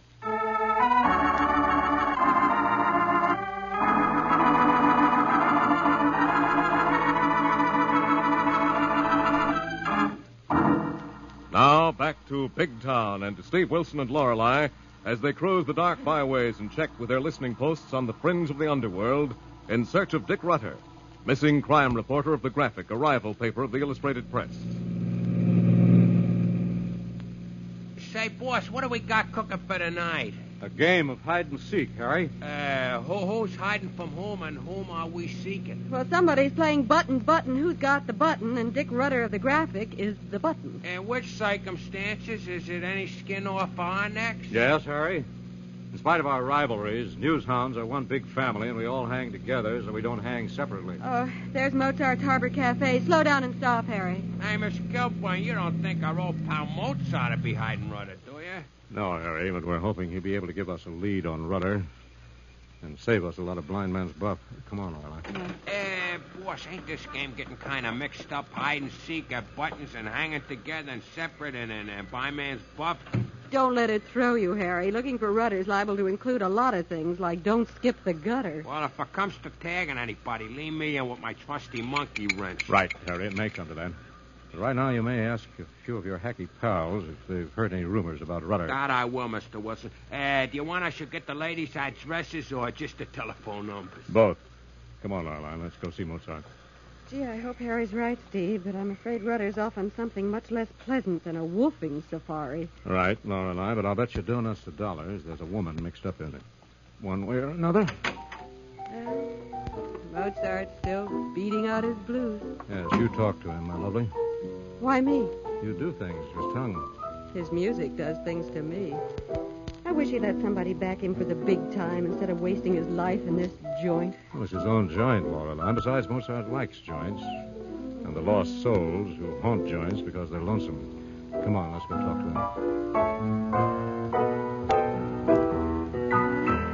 him. He's finished, and the crowd cheers not. Hello, Mozart. Oh, hello, Lorelei. Welcome. Thanks, but why? Well, with you around, life laughs, and the leprechauns come out of the trees and dance. Like this. Mozart, that's the nicest thing said to me for a long, long time. Hello, Mozart. Hi, Steve. What happens when I show up? Well, when you show up, the lights go out. There's a shot, the sound of running feet. And the air is heavy with questions whose answers hide under wet stones. And, if you're looking for Dick Rudder, you might try talking to a shape called Myra Winslow. Thanks very much. I guess you've heard I've been asking around. Who is she, Mozart, and where do I carry on the conversation? Well, she's an ex-chorus dame with dough who staked Lucky Louie to a fling on a long shot at the pony tracks. And you figure she might think Rudder knows who killed him and got away with her share of the $50,000 Louie picked up at the track. We get the same total, Steve. And where does the moneyed Myra park her mules when she isn't playing with the horses, Mozart? The Big Town Apartment, Suite 7B, with a terrace. Thanks, Mozart. We'll call on the lady and see if she's entertaining. Good. Give her my regards. Hey, Mr. Wilson, boss. Hiya, Mozart. Hi, Harry. What's the matter, Harry? I ain't exactly sure, boss, but I thought we was going to go hunting this here Rudder That's character. the plan, Harry, and Mozart's just giving us a lead. Well, that's fine, Mr. Wilson, but then how come somebody is tailing us? Who's tailing us, Harry? A runty character with a bark like a kid with a whooping cough followed us down here in a roadster and sidled up and listened to you and Mr. Wilson talking on a sidewalk, and then he hightailed it. Well, we must be getting warm. Let's go, Lorelei. Now what kind of game we going to play, boss? I think we'd better go call on a certain lady, or we're liable to be playing Body Who's Got Rudder's Body.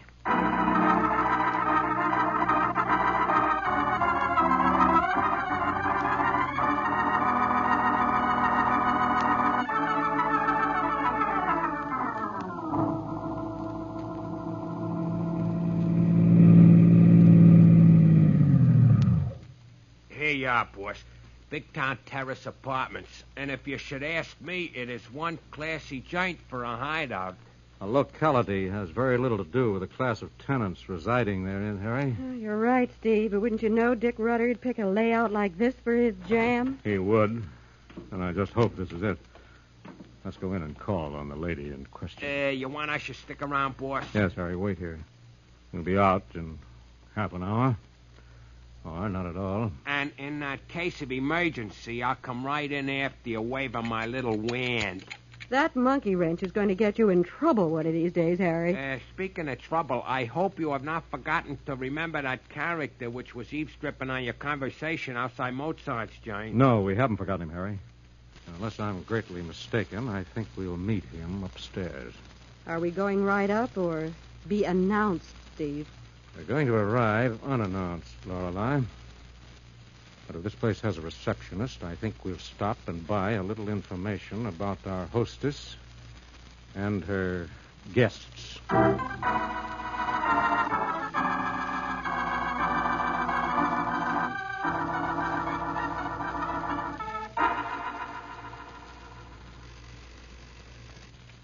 Hello, Big Town Terrace Apartments. Sorry, madam. Mr. Ardsley no longer resides here. I'm sorry, madam. He likewise promised me a mink coat, but all I ever seen was a skunk going out the door. Goodbye. Good evening, miss. Good evening, sir. May I be of any service to you? I'd like a little confidential information if you can spare it. Oh, are you a process server? Oh, no. Sorry. A detective? Sorry, wrong again. Well, don't be sorry. You don't look like one. Thanks. What do I look like? Like you were going to try talking me into something. Would you mind? You could always try. All right. What about the young lady in 7B, Miss Myra Winslow? Well, she isn't as young as she looks, and that hair comes out of a bottle. Oh, I never met the lady. There's some question about that, too. I hear she likes horses. Yeah, but she likes men better. Have you seen her going out with any lately? No. That's funny. Now that you mention it, I haven't seen her going out at all in a couple of days. Has she had any visitors? Not that I know of. Except Marty, and he ain't a visitor. Oh, who's Marty? He's her chauffeur. That's what she says. But if you ask me, I think he's really a gangster. Oh, thanks very much. Is Miss Winslow alone at the moment? Well, as far as I know. But there's a service elevator from the garage in the basement. And some very peculiar personages come in that way. Thanks again. I'll remember that. You're welcome. And are you sure you're not a detective or something? Oh, no. I'm Steve Wilson of the Illustrated Press, and here's something for your trouble. Oh, well, thank you, but that isn't really necessary, Mr. Wilson. I'll keep it just the same. Are you married? So I've been told, to a newspaper. Well, I'm married to the switchboard, so in case you should need anything, I'm here from 6 to 1. I'll put that down in my little book of the numbers. The name's Cora. Okay, Cora. I'll phone you if I need any more information. You're thinking about going up to see that Myra Winslow now? Yes, but first I'm going out to get my guardian. Guardian? You mean bodyguard? Well, in a manner of speaking, and on certain occasions, you might call Miss Lorelei Kilburn exactly that.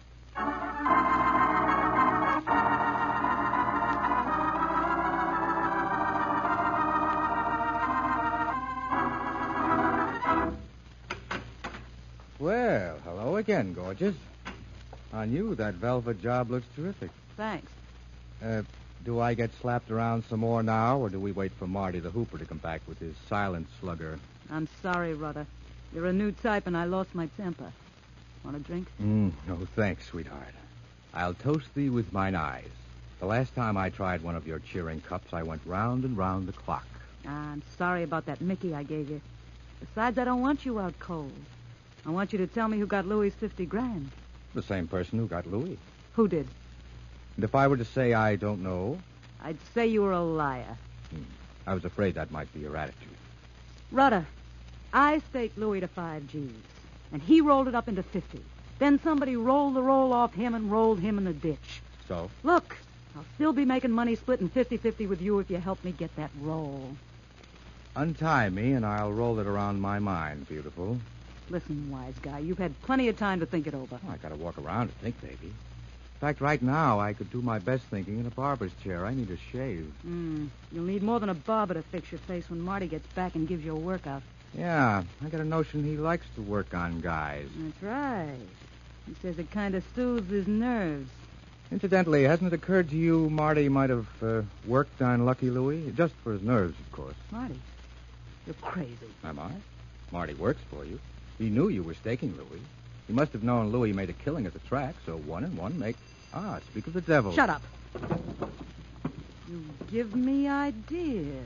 Hey, ideas like that plus a gun like that can get you the hot seat, sweetheart. You better untie me. Nothing doing, and shut up about your idea about Marty till I see what he's got to say. Okay, gorgeous, but don't say I didn't warn you. Yeah? That you, Marty? Yeah. Oh, what did you get around town? Hey, who are you? I'm the exterminator, lady. I hear you've been complaining about Get pests. out of here. I didn't call for nobody. Who's that with you? Miss Kilburn, my assistant. Who specializes in ladybugs. What a comedy. The idea you're pushing your way into my apartment. We're looking for a pest known in the bug world as the rutter moth. Yes, quite the pest. Gets into things. You've no idea what he can do to a lady's wardrobe. Oh, I get it now. You're Steve Wilson. Steve, your reputation really is growing. Somebody must have warned her we'd show up. Where are you keeping Dick Rutter, Miss Winslow? Right in my room. However, in case you haven't noticed, I also have a gun. How could we miss? So try thinking twice before getting ideas about taking him out of here till Marty the Hoop gets back. Marty. So that's his name. I thought a little coughing was just the touch needed to get you to open that door. What do you know about Marty? Very little, but we expect to find out a lot more when he arrives. So do I, Wilson. So open that door and we'll wait for him in the other room with your pal Rudder. Aren't you going to a lot of dangerous trouble to get your share of Louis's 50,000, Miss Winslow? That's my business. Get going. Open that door. That kind of business can lead to murder. Have you thought about that? Let me worry about that. Inside. Well, hello, Steve. And the Lorelei, beautiful as ever. Hello, Dick. You certainly look natural, posed on that love seat. Oh, Steve, is this a spot for Dusty Miller's camera? We'd all be happier if you had a gun. I don't think this call is for gunplay, Rudder. That's what you think. Don't look now, but we've got another guest. That goes for you, too, gorgeous. What are you talking about? By the door behind you, if you look carefully. Yeah. Marty, how'd you get in here? Come in the back entrance before you let these nosy dopes in the front. Give me that gun, Myra, before you get hurt with it. I will not. Give me it. That a girl. Now get over there with the rest of them dopes. Marty, what's the idea? Look, baby. I've been here long enough to hear this Rudder guy trying to put a bee in your ear about me being a guy that's got Louis's roll. Wait a minute, Marty. You don't think I swallowed that? If you don't get over there, you'll swallow something else. Come on, Miss Winslow. You forgot to learn the rules before you started playing the game. You oughtn't to have kept your nose out of this, too, Wilson. Yes, you may be right, Marty. But since I'm in, let's play it out. Stay put, wise guy. I got all the chips in this gun, and I'm playing them to win.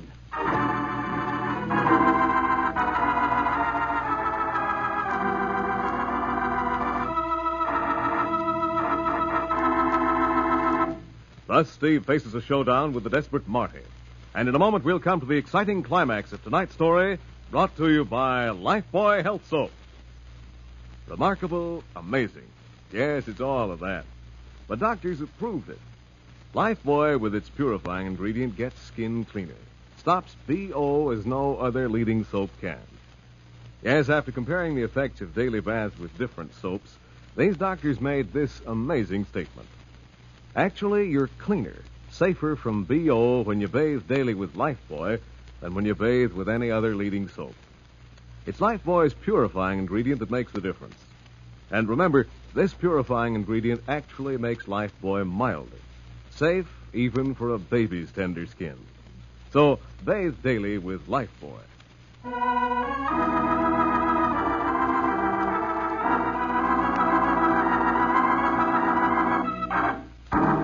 Now back to Big Town for the payoff in tonight's story of Lost and Found. As Steve Wilson and his companions face a murderous little gunsel known as Marty the Hoop. Stay put, Wilson. I got nothing to lose by flogging a lot of you. So you did kill Lucky Louie to get the 50,000 he won on Miss Winslow's bet? Yeah. You named it, Wilson. And that 50 G's is going to take me a long ways from Big Town. If you could just get out of this building, Marty. Yeah. You and who else is going to stop me? Half a dozen homicide men armed with Tommy guns might persuade you. Next, you'll be telling me you phoned for him on your way over here. Look, Wilson, I've been trailing you ever since you left the Illustrated Press office, and you ain't been near no phone, you... Forget, Marty. We came in a cab, and we had a driver. Oh, yeah? Give a look. Steve, he's got Harry's monkey wrench. What did you do to Harry? Relax. That guy's lucky. He's down in the garage in the back of his hack, taped up like a Christmas turkey. Well, you seem to have it all arranged, Marty. We underestimated your ability. You sure did, Wilson. Now back up and turn around. Better listen to him, Steve. He's a jittery guy when he gets nervous. Yes, I know. Definitely the nervous type. Cut the guff. Back up, Wilson. Turn around, I said. You better see a doctor about that cough, Marty. Yeah, quit stalling, I tell you. I ain't got all night. Now turn around, Joe. Right, Marty. You don't have to get excited about it. I'll turn around, but first, listen to me. Go on. Get back up there, you that silly. Get back. Sorry, Marty. I've just been waiting for this coffee. Get that gun, Lorelei. I got it, Steve. Careful, he's still got Myra's in his pocket. Thanks, Lorelei. I almost forgot this one. All right, Marty. Stop struggling. You'll cough yourself into a shroud.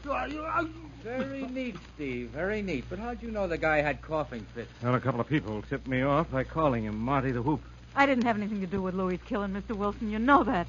You know I was trying to help find the killer. You'll tell the police that, won't you? I'm sorry, Miss Winslow. You'll have to tell that to the judge when you answer to a kidnapping charge. But I haven't kidnapped anyone. I was only trying to get Mr. Rudder to help me get my money. The name's Dick, sweetheart. Bend down. Take your nylons off my hands and feet, and maybe I'll put in a good word for you. Just a minute, Miss Winslow. We mustn't disturb the evidence in the person of Mr. Rutter or the graphic. Hey, look, Steve, you can't do this. I gotta call my office. I rather thought you might want to do just that, Rutter. Lorelei? Yes, Steve. Phone Fletch on city desk. Give him the story and have him send Dusty Miller and his camera over for an exclusive close-up of Dick in that love seat. With pleasure, Steve. Hey, have a heart, Steve. You want to cost me my job? Sladen will have my hide. Don't worry, Rutter. We won't publish the picture in the illustrated press. I just wanted it for my scrapbook. Maybe I can get a laugh out of it. All right, I guess you've earned it. But don't laugh yourselves sick. Yeah, we'll try to avoid that. Lorelei. Yes, Steve. While you're on the phone, call Callahan of Homicide and tell him to drop by and pick up Marty the Hooper for the killing of unlucky Louie. So ended with the recovery of the stolen money and the subsequent arrest and conviction of the murderous Marty.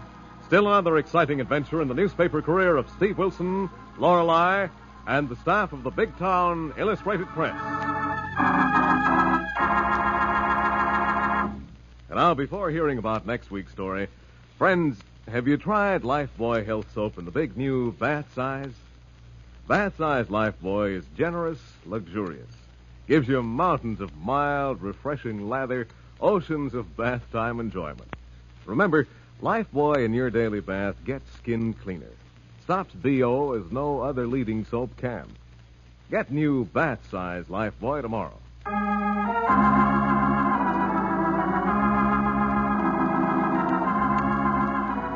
Next week, the makers of Lifebuoy bring you a hard-hitting story entitled Deadline at Dawn. Another exciting assignment in the newspaper career of fighting Steve Wilson of Big Town. Don't miss it. In tonight's dramatization, all names, times, and places are fictional.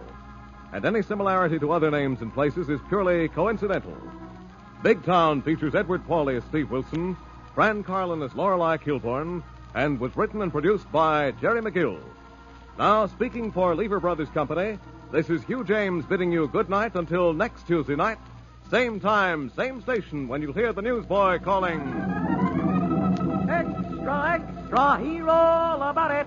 The story of Steve Wilson and Deadline at Dawn, brought to you by Lifebuoy Health Soap, another fine Lever product. Extra,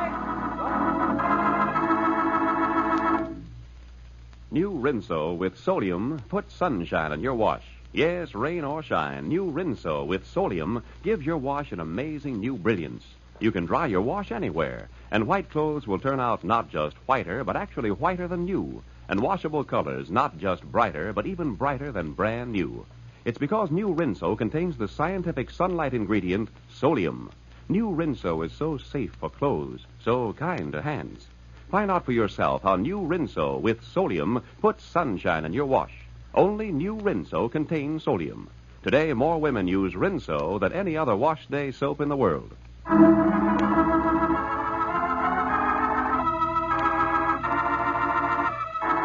Lifebuoy Health Soap presents Big Town. Extra, extra, hear all about Deadline at Dawn. Tonight's Big Town story brought to you by Lifebuoy Health Soap, used in the homes of 40 million Americans. Extra, extra.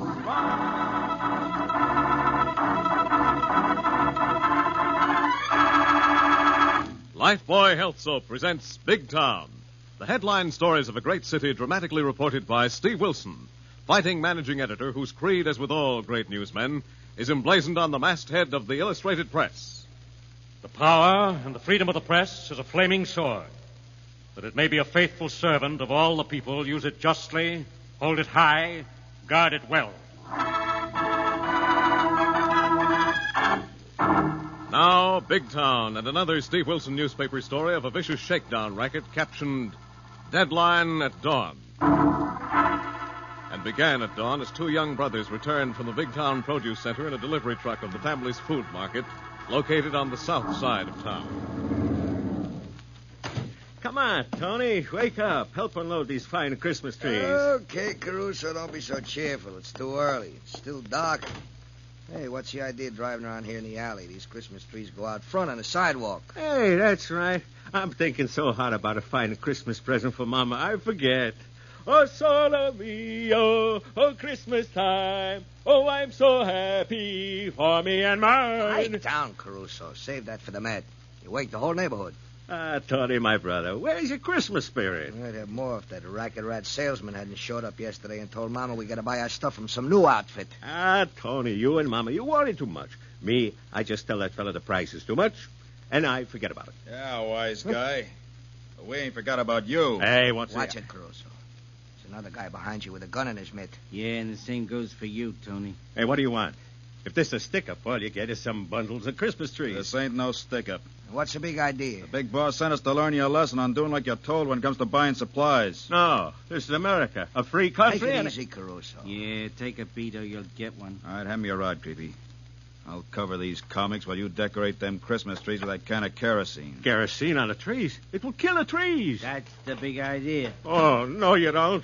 For the children, these trees are. Get away, Caruso. We can get more trees. No, my brother, it's the idea. Move or I'll douse you with some of this kerosene and send you up with them lousy Christmas trees. Get away, Caruso. No, Tony, my brother, it's the idea. Caruso, lay off. Jojo! He's got me by the throat. Let him have it. Break away from him. Swing him around. You don't shoot my brother. Oh, no.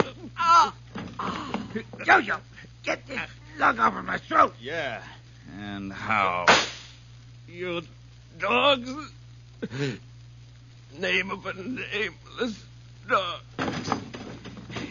Thanks, Jojo. That'll learn the slug. Yeah. And the rest of the holdouts in this part of town. Now, douse them Christmas trees. Light them up like a torch. Let's get out of here.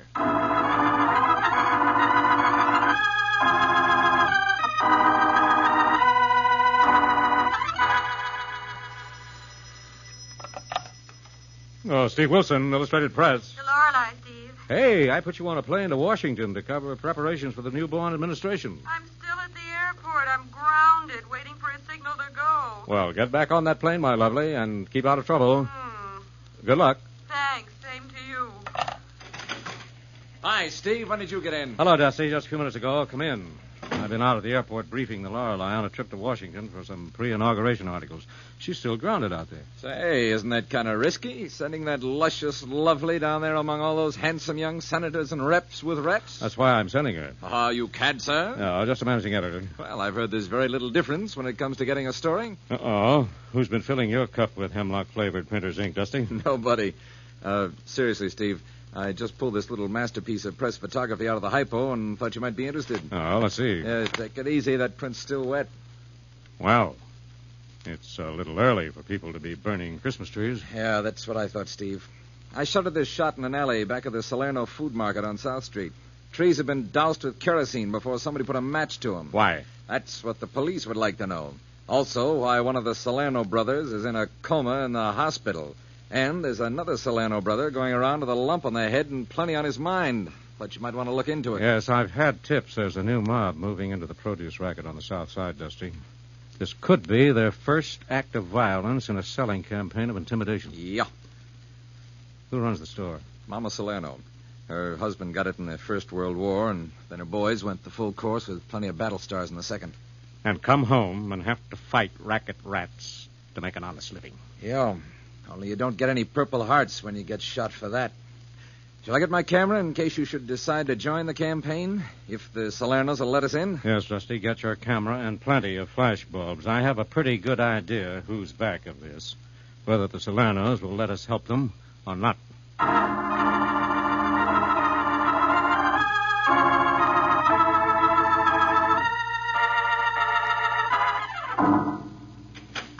Mama, Yes, Tony? I'm gone out for a while. Oh, no, Tony, wait. Maybe we hear from the doctor at the hospital about Caruso again tonight. No, Mama. The doc said he wouldn't be out of the coma till morning. I'll be back in a couple of hours. Oh, no, please, Tony. You need a rest, a little sleep. All last night at the markets, all day at the police station, not answering the questions about what happened to Caruso. Tomorrow morning, I'm going back to a regular wholesaler for the turkeys we got orders for. Then I'm going to go with you, Tony. You don't go alone. No, Mama. You got to be here at the shop early and decorate the windows. Later I can do that. I won't let you go alone to the market. I won't be alone, Mama. Tony, your papa's gone for the store. Yeah. No, Tony. No guns. No killing, even for what is right. I know what I'm doing, Mama. I got a phone call this evening about where I'm to buy all our produce from now on. Oh. I'm going to go see how much they want for turkeys. Oh, no. No, please, Tony, don't go. Maybe they're going to kill you, too. And if Caruso dies, I got nobody left. Nobody. No. Don't worry, Mama. Caruso will be all right. You stay here. I'm going to make sure nothing happens to him again. No, please, Tony. Oh, come back. Come back, my son. Come back.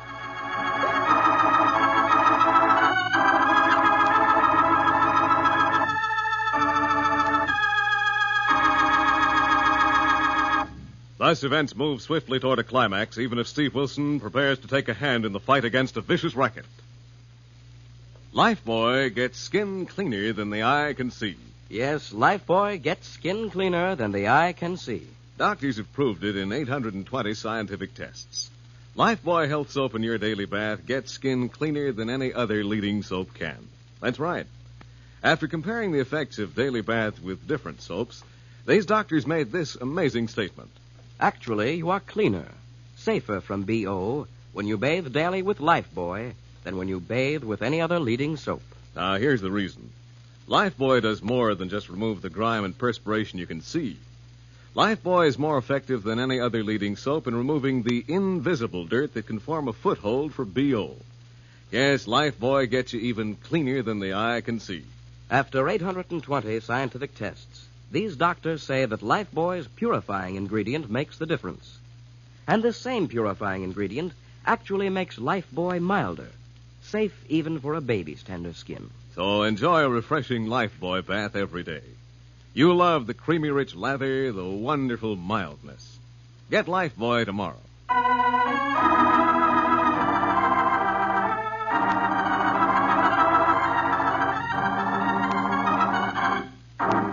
Now back to Big Town and to Steve Wilson's timely story captioned Deadline at Dawn. Learning that storekeepers of Big Town are being victimized by a new gang of produce racketeers, Steve and Dusty Miller, a news photographer, are on their way to the south side in the cab of Harry the Hack.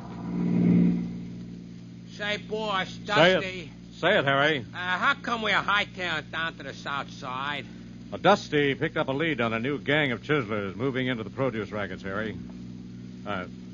Stop at the Salerno Market in the middle of the next block. Check, boss. And if you and Dusty should have any need of me or my trusty monkey wrench whatsoever, I'll be happy to oblige. Thanks, Harry. Just wait in your hack. I may want you to drive us to a rat's nest down near the river. Okay, Mr. Wilson. Hey, you want me to bring my mugger, Steve? No, leave your camera in the hack, Dusty. Yeah, these folks are kind of camera shy when there's trouble in the wind. I can't say I blame them. Say, there's Mama Salerno decorating one of the store windows. Oh, boy, what a shot. Oh, look, let me get my box and flash. Just one through the glass, No, wait, Steve. Dusty. It might upset her and make her afraid to talk. Okay, but oh, what a shot. Madonna the market. Hear ye, be of good spirit, have joy, have pity, have faith. Say, Steve, isn't that your old pal, the prophet? Yes, just a minute. He may know something about what's been happening around here this morning. Hello, Prophet. Hear ye. Oh, who calls my name in the voice of a friend? Steve Wilson of the press, Prophet. Oh, Mr. Wilson, what brings you from your ivory tower of words? I'm hoping you might be able to tell us something about the Salerno trouble.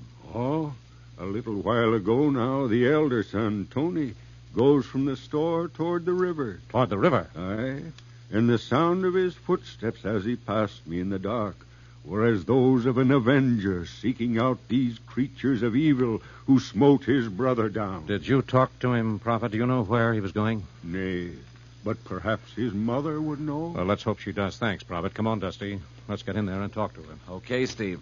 Well, let's hope she'll open the door. Tarry not, my friends, for there is evil abroad this night, and softly o'er the city beats the wings of death. I sure hope that poor old guy isn't a real prophet, Steve. That remains to be seen, Dusty. Well, the door's locked. You'll have to knock and hope she'll open up and talk.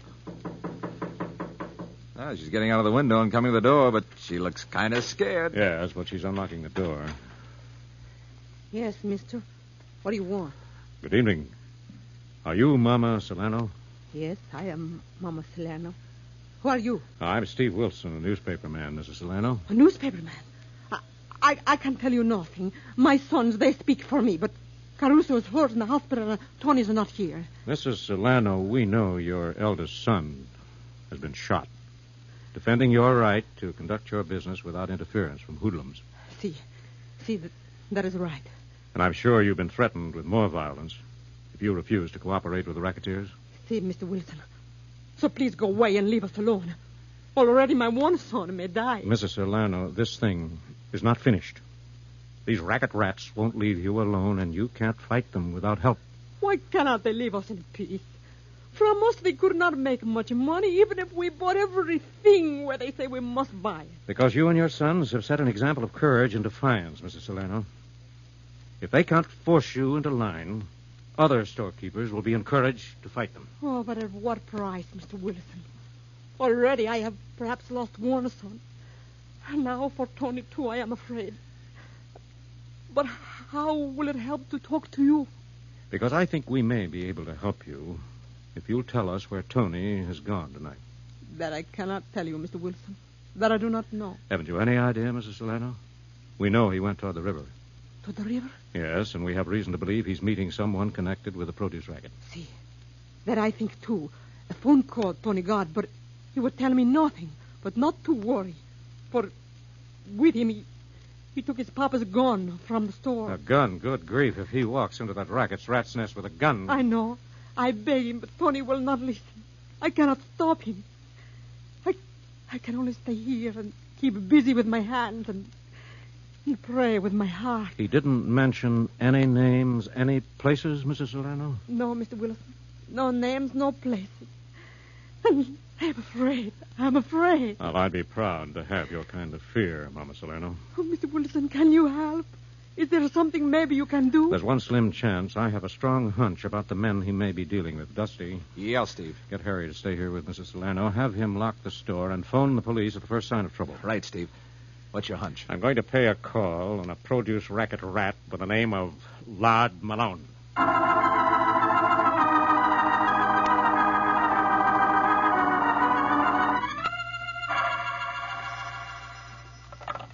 Yeah, Lod Malone. Hey, Lard. It's me, Jojo. So what? Better come down here to the warehouse. What's up?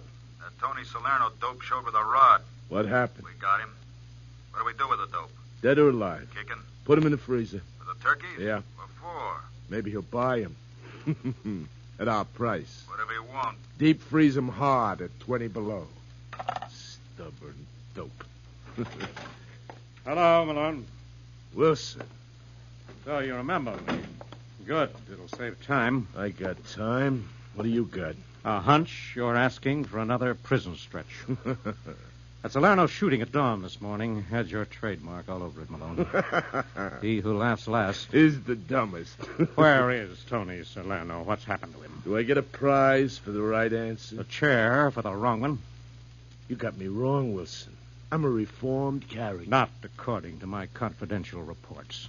You got too many ears around Big Town, Wilson. Somebody ought to do something about that. Your victims have too many tongues, and you can't silence all of them with guns, Malone. My new business is on the up and up. You haven't even crawled out of the sewer, Malone. 5 years in prison didn't teach you a thing. I ate him silly. 300 pounds. Well, that's a lot of fat to fry in the chair. All right, you want to look over my plans? Thanks very much. I'll take you up on that. Okay. Maybe you'll find the Salerno dope with my stock of turkeys. You better be alive, Malone. Okay. Let's go.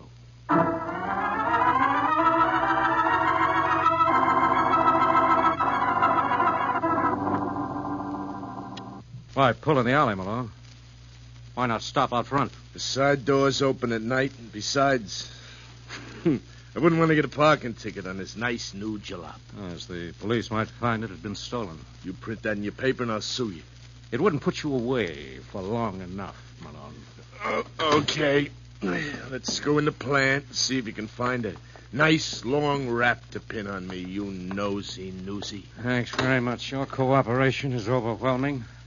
Suppose I don't care to play the fly to your spider's act. Come again? I don't get it.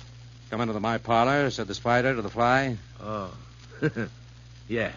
Come on. I said, suppose I don't care to walk into a pretty obvious trap. You should have thought of that sooner. This jogger says, come on. Oh. I didn't think you'd risk a return rap for carrying a gun. Well, this is a special occasion on account of you, Wilson. I'm highly flattered. Hold it, Wilson. Clam up. We got company. Just a blind guy from the sound of his cane. Clam up. Hear ye, ye who walk in darkness, come to the light. Beat it, you loony. You're off your beat. Who speaks? Who speaks? Never mind. Beat it, bum. Yes, beat it, old man. Go back to the street where people will listen to what you have to say. Aye, back to the light where I shall proclaim that the hosts of evil do gather. But wait a minute, Pop. Here's $5. Go souse yourself. Money? Nay. Well, take it, old man. Render unto Caesar the things which are Caesar's. At the moment. Aye, for the poor, the blessed, and the unpossessed, I will take Pontius Pilate's gold. Why didn't you shoot the poor old devil, Malone? I'm superstitious about guys like that, especially blind and cracked characters, and he's both. Yes. Most savages are afraid of the afflicted. Well, that ain't going to help you. Come on, Wilson. Inside. Let's go. You don't give me much choice. Well, it's a filthy-looking place to store food people have to buy and eat. It's just a temporary dump till we get going. Where do you keep the turkeys Tony Salerno came to price? Or was that just a gag? No gag. We've rigged up a freezer room. We can keep it down to 20 below for the perishable stuff. Malone, where is Tony Salerno? Come on, I'll show you. Hey, lad. That you? Yeah, Jojo. Where's the creep? Frosting that Salerno slug. Hey. Who's the big guy you're covering with that rod? A nosy newspaper slug named Wilson. What's he got, Larn? It don't matter. What if he tipped the cops? He was playing a hunch, and cops are too busy to listen to newsies' hunches. Suppose he was trailing a tail. You'd be as easy to follow as a hippo in a circus parade. No tail. I made sure of that. Death is the only thing you can be sure of in your racket, Malone. Yeah. That's right, Wilson. Cover him, Jojo. This heavy heater is making my hand tired. Sure, lad. What'll I do with him? He wants to see Salerno. Let him. In the deep freeze? Where else? They'll want to talk, private. There won't be anybody in there to disturb him except some cases of frozen birds. They can talk turkey. I'll make the jokes. Get going. Oh, wait a minute, Malone. The police know you own and operate this place. They'll come looking for Tony Salerno and for me. Don't worry about them finding you, Wilson.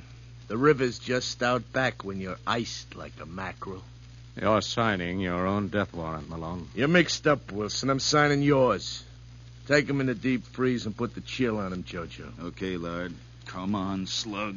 And tell the creep to get down to the hash wagon and get me a ham and rye and a piece of pie.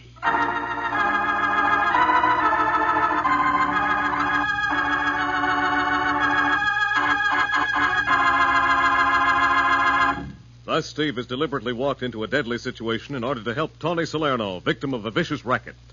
In a moment, we'll come to the exciting climax of tonight's story, brought to you by Lifebuoy Health Soap. It really is amazing, but doctors have proved it.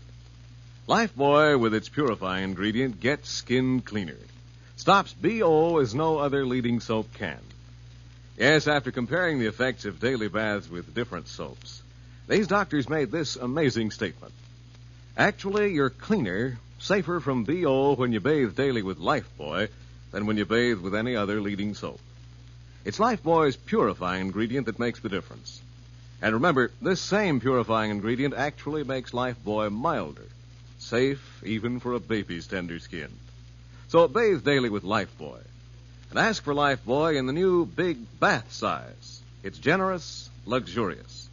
Get new bath-size Lifebuoy tomorrow.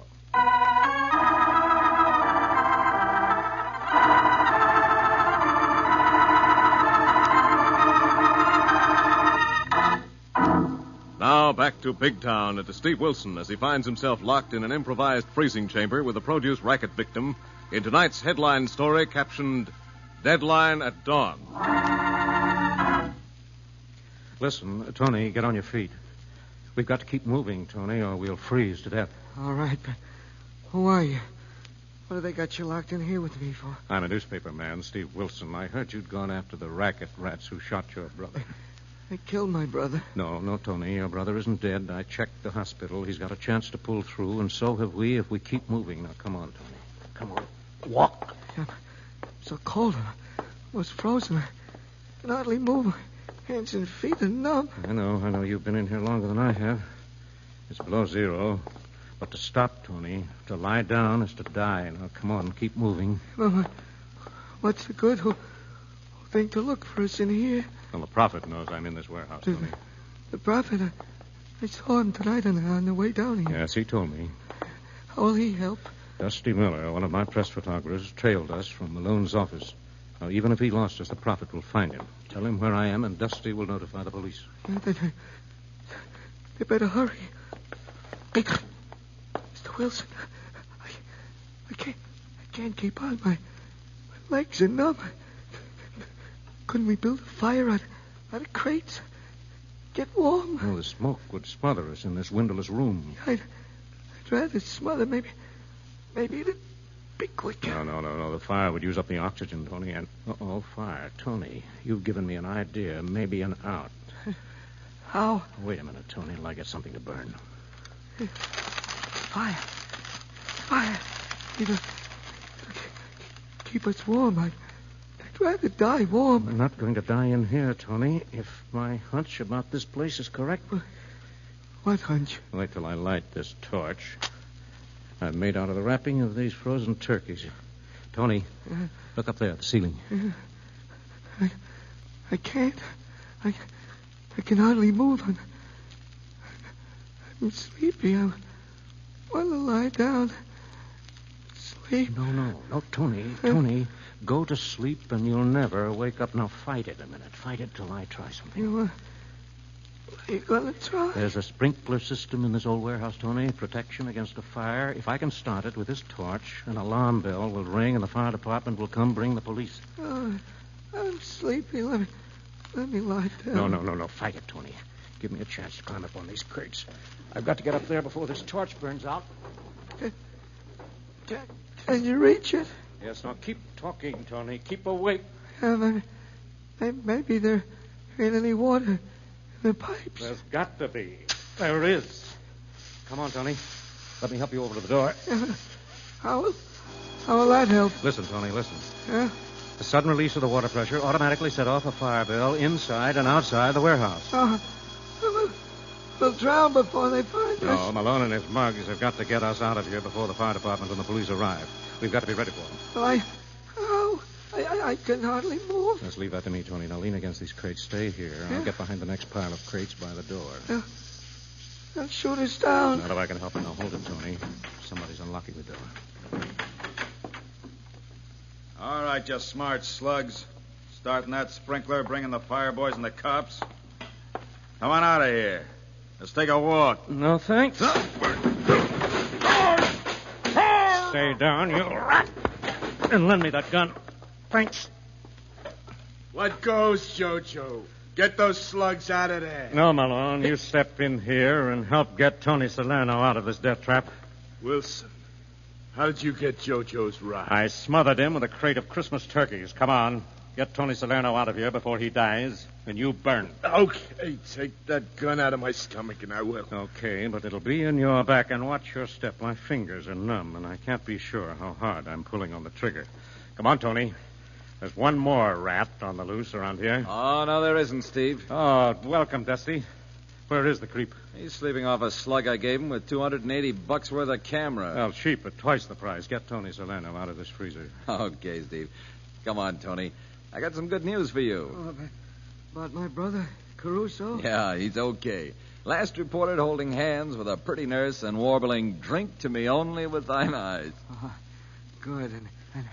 And Mama? Mama Solano's got Harry the Hack in your grocery store window polishing apples and tying them on your Christmas tree. Hey, what about this overstuffed porker, Steve? I think we just keep him on ice till the police get here, Dusty, and let them hang him on their Christmas tree. And so ended, happily for the Salernos and other potential victims of the vicious produce racket, with the arrest and conviction of Malone and his gang, another exciting newspaper adventure of Steve Wilson and his staff of the Big Town Illustrated Press.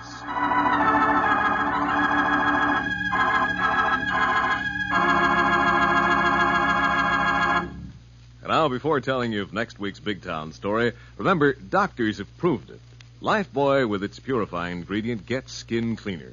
Stops BO as no other leading soap can. Yes, you're cleaner, safer from BO when you bathe daily with Lifebuoy than when you bathe with any other leading soap. Get Lifebuoy Health Soap tomorrow. Friends, if you're sending relief packages of food or clothing overseas, investigate CARE. CARE is a non-profit agency that sends more for less, sends it swiftly, guarantees delivery. Ask about CARE packages at your local CARE office now.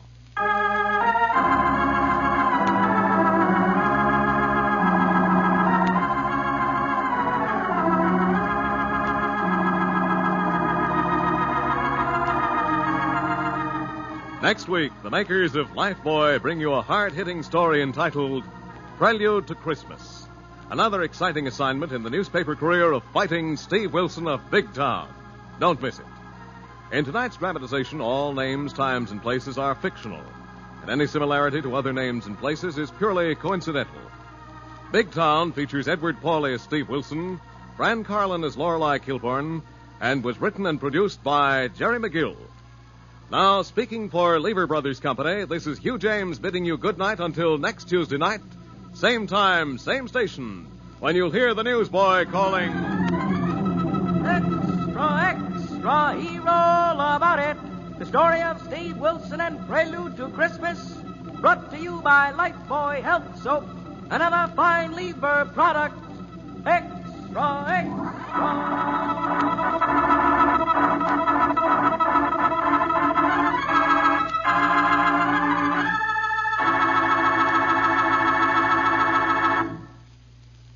New Rinso with Solium puts sunshine in your wash. Yes, rain or shine, new Rinso with Solium gives your wash an amazing new brilliance. You can dry your wash anywhere, and white clothes will turn out not just whiter, but actually whiter than new. And washable colors not just brighter, but even brighter than brand new. It's because new Rinso contains the scientific sunlight ingredient Solium. New Rinso is so safe for clothes, so kind to hands. Find out for yourself how new Rinso with Solium puts sunshine in your wash. Only new Rinso contains Solium. Today, more women use Rinso than any other wash day soap in the world.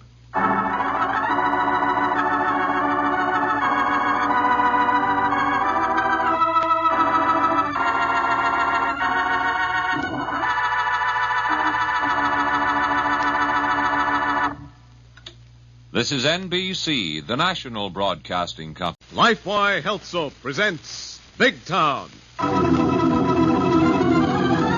Extra, extra, hear all about Nightmare House.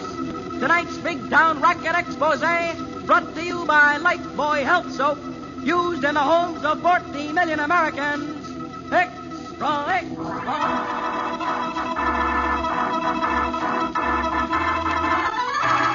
Lifebuoy Health Soap presents Big Town, the headline stories of a great city dramatically reported by Steve Wilson, fighting editor whose creed is emblazoned on the masthead of the Illustrated Press. The power and the freedom of the press is a flaming sword, that it may be a faithful servant of all the people. Use it justly, hold it high, guard it well. Now, Steve Wilson's headline story of Nightmare House. This is not the story of an ancient mansion peopled by ghosts of the past. This is the story of Bill Barton, his wife Helen, and their new house in the suburbs of Big Town. Doggone it. Oh, Bill. Huh? Oh, never mind, darling. Needn't have washed the dishes. I'm not that helpless. Oh, maybe not, honey, but you've got a lot of things to do. Yes, but I have all evening, and you'll be late for work if you don't hurry. Oh, I'm almost done with what's left of these dishes. I would be, except the darn water's almost cold. Oh, it's the heater, Bill. It's no good. Yeah, like the whole plumbing system, the foundation, roof, and floors. We've been had, Helen. Yes, and so has everyone else on Honeymoon Hill. Honeymoon Hill. What a name. Nightmare Hill would be better. Oh, but it could be a lovely house, Bill. We could only make Kane live up to his contract. Fat chance of that. Have you talked to him? Yes, till I'm blue in the face. And so have the other owners. All we get is excuses, promises. And we're all through talking. What are you going to do? We're getting together. We're going to refuse to make any more payments until Kane finishes these houses according to contract. Copper pipe, waterproof cellars, put in standard appliances. And supply doors. Helen, do you realize that except for the storage room in the cellar, there isn't one inside door to any room in this or any other house on Honeymoon Hill? Please, Bill, don't work yourself up so. I know it's bad, but at least we have a roof over our heads. Yeah, that leaks. Honeymoon Hill. Well, Kane is going to find out the honeymoon is over. Someone's at the back door, Bill. You stay put on that stool. I'll see who it is. All right. But you worry too much. The baby isn't due for a month, and I feel fine. You stay there and keep on feeling fine. Hello, Button. Oh, good evening. I'm Parker, Kane's new agent. Parker? Yeah. Mind if I come in? Want to talk to you. Evening, Mrs. Barton. Good evening. New agent for Kane, huh? Well, I hope you'll do more about our complaints than the last one. That's what I'm here to talk to you about. We're all through talking to Kane. So I hear. I understand you got the folks up here on the hill together. That's right. And you're talking about not meeting your next payments on these houses. If you want to call them houses. And it's more than just talk. Now, look, Barton, this is serious business. You're telling me. You can lose this place and every cent you've sunk into it. Not if we stick together and fight for our rights. That's the point. Most of the folks up here won't stick with you. Just a few soreheads. That's what you think. Look, Barton, you're the leader of this movement. You started this. You can stop it. I'll stop it when Kane lives up to his contract with us. Now, look.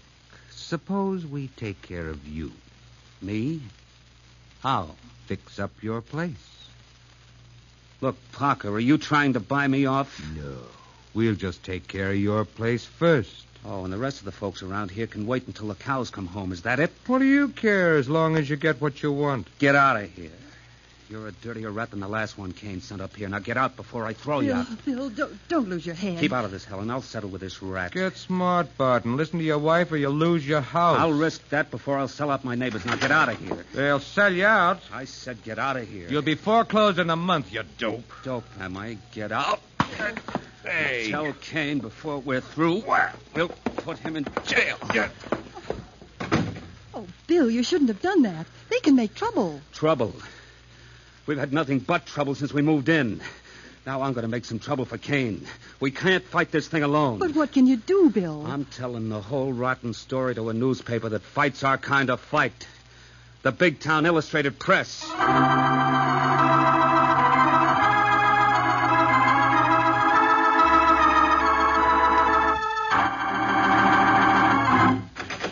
Steve, could you spare a minute? Sure thing, Lorelei. Come in.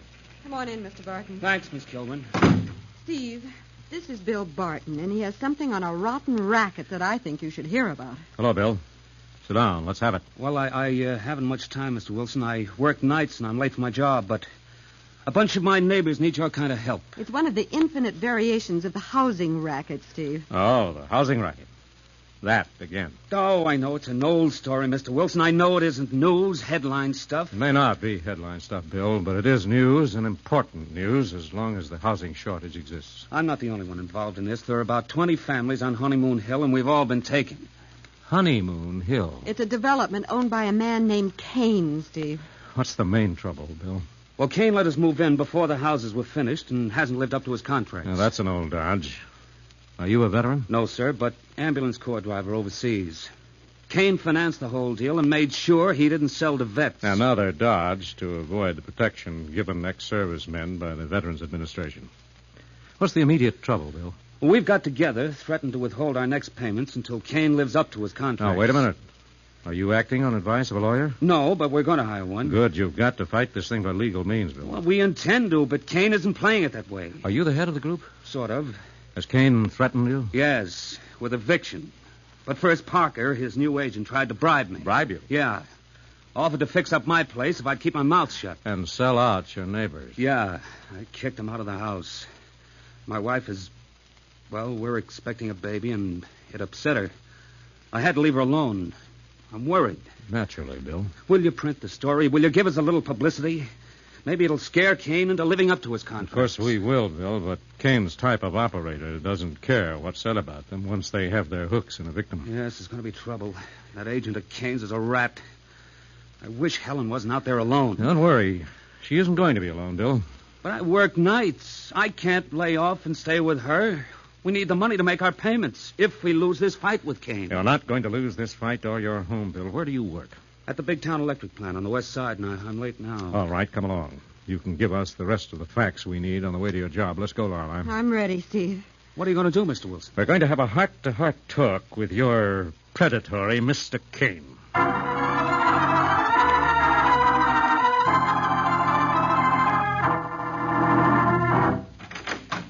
Hey, look, Kane. What's the matter, Parker? You got trouble. Plenty of trouble. Sure. That's why I hired you, Parker. You said you was good at handling trouble, so handle it. I'll handle it, but I gotta know a few things first. Such as what? Are you covered if anything should just happen to one of those cracker boxes up on the hill? You mean insured? Yeah. Yeah, but wait a minute, Parker. Never mind. You hired me to handle those suckers? Keep them in line, collect the installments? Yeah, but listen. Don't butt me around, Kane. I don't like being crossed.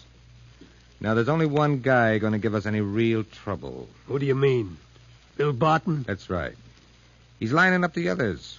The rest are sheep, but they'll follow him if we don't get rid of him. Okay, foreclose on Barton if he don't pay up tomorrow. That'll take time. We got to get him out of there before he organizes that bunch and they get a lawyer. Oh, yeah. That'll cost me $2,000 a unit to live up to those contracts. Yeah, $40,000. That'd break me. That's why you hired me. But this is going to cost you a bonus. A big bonus. How much? $5,000. $5,000? Yeah, $5,000 if I get rid of Barton and bust up the organized squawk. Now, wait a minute. I ain't risking any rough stuff. There ain't going to be any rough stuff. Nobody's going to get hurt. Except one of them so-called houses. And the way I'm going to handle it will cover up a lot of your crooked building shenanigans. What are you going to do? I ain't sure you ought to know. You're my agent. I'm responsible for your acts. Yeah.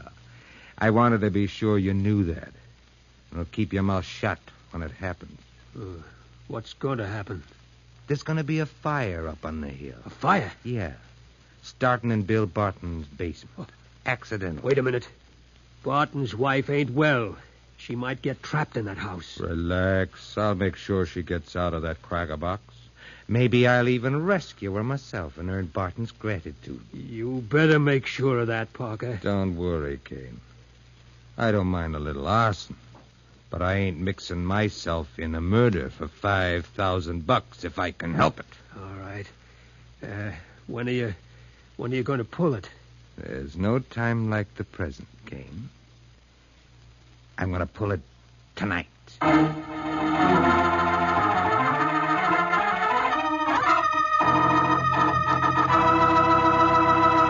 Thus unaware that dangerous complications are in the making, Steve and Lorelei head for the suburbs to help Bill Barton. You know, some people think all soaps are the same. Not me. I always felt that Lifebuoy Health Soap got me cleaner somehow, and now I know I'm right. Because doctors have actually proved it in 820 scientific tests. Yes, after comparing the effects of daily baths with different soaps, these doctors made this amazing statement. Actually, you're cleaner, safer from BO when you bathe daily with Lifebuoy than when you bathe with any other leading soap. Startling, isn't it? Well, here's the explanation. Lifebuoy does more than just remove the grime and perspiration you can see. Lifebuoy is more effective than any other leading soap against the invisible dirt that can form a foothold for BO. Lifebuoy gets you even cleaner than the eye can see. After 820 scientific tests, Yes, these doctors say that Lifebuoy's purifying ingredient makes the difference. And this same purifying ingredient actually makes Lifebuoy milder, safe even for a baby's tender skin. So enjoy a refreshing Lifebuoy bath every day. You'll like Lifebuoy's creamy rich lather, its wonderful mildness. Get Lifebuoy right away.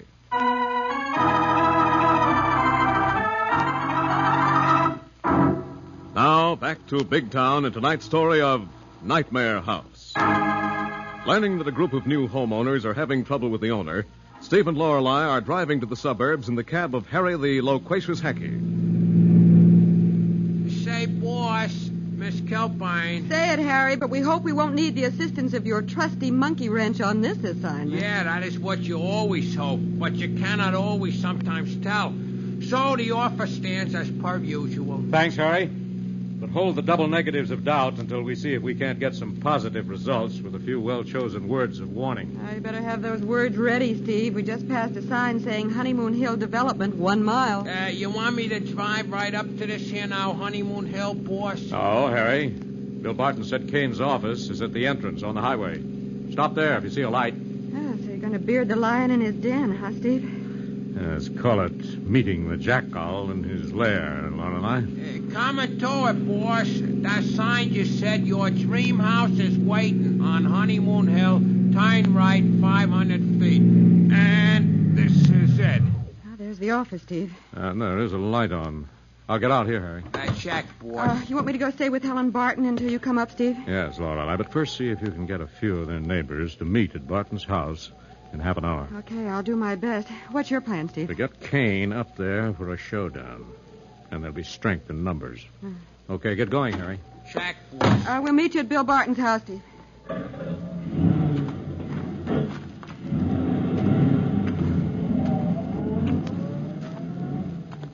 Well, let's see what Mr. Kane has to say for himself.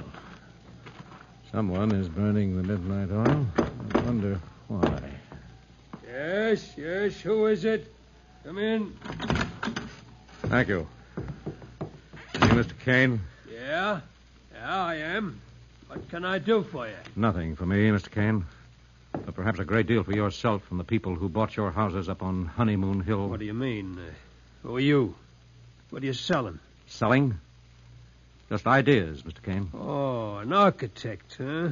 Well, I'm sorry, I make my own plans. Have ideas of my own. Yes, so I hear. What have you heard? Who are you? I'm Steve Wilson of the Big Town Illustrated Press. Oh, from the press. I'm sorry, I'm not buying any ads right now. All my houses are sold, and, of course, when I start another development... Quit ducking the obvious, Kane. We don't come miles out of Big Town to solicit ads in the middle of the night. Well, who are you, and what do you want out here, then? I'm Steve Wilson, managing editor of the press. Editor? Yes. And I want your side of the story that you failed to live up to your contracts with the purchasers of your houses on Honeymoon Hill. Who told you that? That isn't important. I want to know if it's true before I publish the story. And I'm arranging a meeting at the home of the owners. A meeting? Yes, where you'll have a chance to answer the charges. If you can. Well, where is this meeting going to be? At the home of Bill Barton in about 20 minutes. At Barton's? 20 minutes, huh? Yes. Say, what's the matter with you? Why should that be important? Well, nothing. I just remembered. I've got an appointment. I can't go with you. Wait a minute, Kane. The appointment you just remembered can't be as important as this one. Let go of me, Wilson. I've got to meet somebody. Not so fast, Kane. That somebody wouldn't be Parker, your new agent, would it? That's none of your business. I'm making it my business. Parker threatened Bill Barton this evening. Where is he? I don't know. Let go of me. Where is he, Kane? I want him at that meeting. He's your agent, and you're responsible for his acts. I'm not. I don't know what he's going to do to the Barton house. Do to the Barton house? What are you talking about? What's going to happen? What do you know? Talk. I don't know. Let go. Drop that inkstand, Kane. Leave me alone.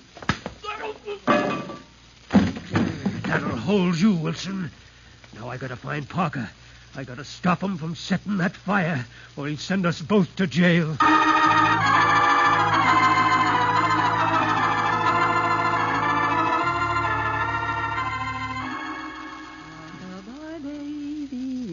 Treetop. Being silly, it's too soon for that. Besides, there won't be any treetops. Mr. Kane didn't plant the maples and well, that noise was in the cellar. I guess the lid must have fallen off the ash can. Maybe Mrs. Thompson's cat's gotten in the cellar again. I better go see. Let the poor thing out. I hope this light switch works.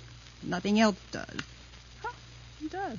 I better be careful of these steep stairs. Here, kitty, kitty, kitty, kitty, kitty. Here, kitty.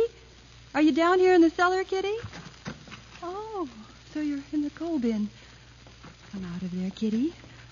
Come on out, or I'll... Come here. Mr. Parker, what are you doing here? Shut up, you little fool. Oh, go. Shut up, you... Oh, try to bite me, will you? What are you doing here? Why have you crumpled all those newspapers? Never mind. Fire. Fire.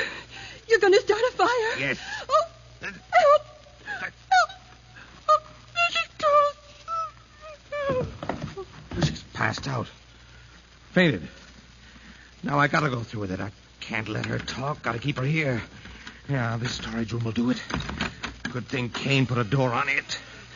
I'll leave her in there. Nobody'll know she wasn't caught upstairs when this dump goes up in smoke.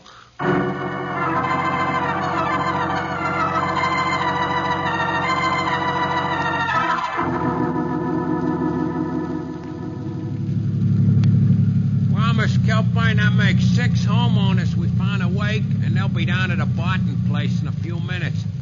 Should we try for some more? No, Harry, I think that'll be enough to suit Steve's plan, and we better go tell Mrs. Barton she's going to be host to a community protest meeting. Yeah, she'll be kind of surprised. Which place is it? It's the last house on this street. You better slow down, Harry. Yeah, some street. Bet you go down to the axles in mud if it rained. Yes, another of Kane's unhonored commitments. Oh, that must be the house, the white one. Pull in the drive, Harry. Yeah.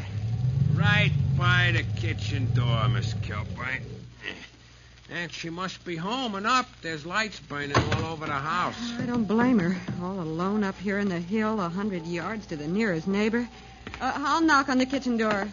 The shades are up, but I don't see nobody. Well, I'll try again. Maybe she's in the bedroom on the other side of the house. Yeah, maybe. Hey, Miss Kilpine, look at that little window down there next to the ground. Good heavens. There's a light in the cellar, too. Maybe she's down there fixing a furnace. Oh, golly, Harry, she's not well. She may have gone down there and fainted. Look, I'm going to try to get in. This door is locked. Well, maybe there's an outside door to the cellar, Miss Kilpine. It should be on this side. Yeah, and folks hardly ever remember to keep them locked. Maybe we can get in that way.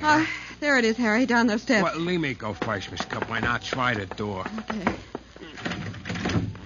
Is it locked, Harry? No, it's just stuck, I think. Well, try it, Harry. Try to force it. I'm worried. Yeah, something screwy. Hey, the lights are out down here.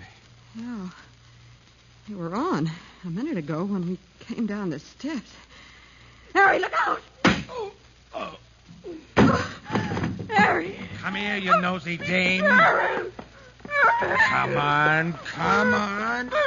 Now, get in there with that Barton woman. Now, I really got to get out this thing done. I got to get out of here. Parker, wait. Wait. Kane. No, don't. Stop. Don't set a fire. Too late. Get out of here, Kane. That fool Barton woman caught me down here. That doesn't matter. Stop it. Everything's gone wrong. I'll say it has. Another dame and a hack driver showed up. I had to hit the guy with his shovel. He's laying over there. I think I busted his skull. That doesn't matter.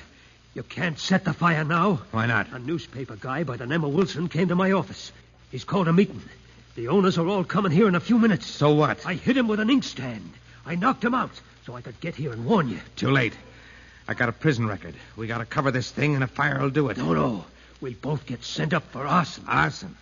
I've been tagged for arson before, and I'm talking about murder. Murder? Yes, murder. That hacky over there on the floor. I'll burn for it if the Barton dame and the other woman talk. Where are they? What have you done to them? Nothing but locked them in that storage closet over there. But they ain't going to talk me into the chair. What have you got in that bucket, Parker? Gasoline. Gasoline? Yeah, I'll make a torch out of this dumping nothing flat. Get out of here unless you want to stay here from now on. No. You're not mixing me up in more murder to save your own hide. Put down that coal shovel, Kane. You put down that bucket of gasoline. All right. Now, you put down that shovel. Drop it. A gun? What are you doing carrying a gun? I got the habit from working for dirty crooks like you. Drop that shovel or I'll drop you. No. Listen, Parker, listen.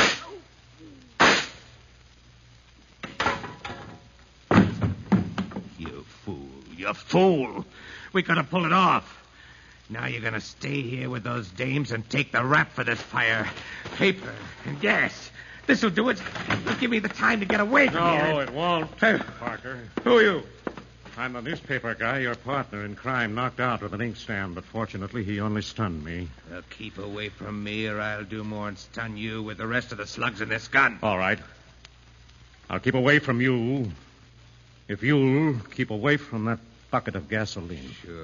Sure, I'll keep away from it, you nosy newsy. That's easy, because you're going to pick up that bucket of gas and throw it on that pile of newspapers. You murderous swine. Shut up. Pick up that bucket of gasoline. Pick it up.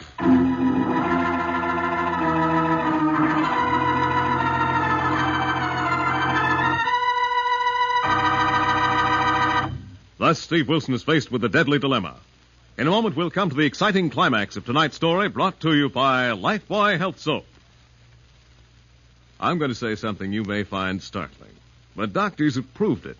Lifebuoy, with its purifying ingredient, gets skin cleaner. Stops BO as no other leading soap can.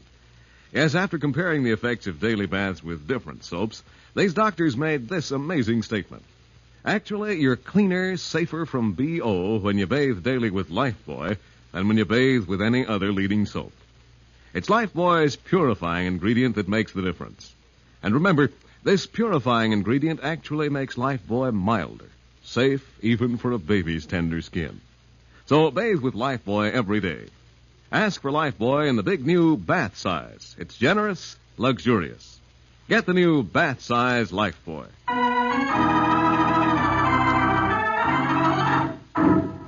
Now back to Big Town and Steve Wilson as he faces a desperate killer in tonight's racket expose headlined Nightmare House.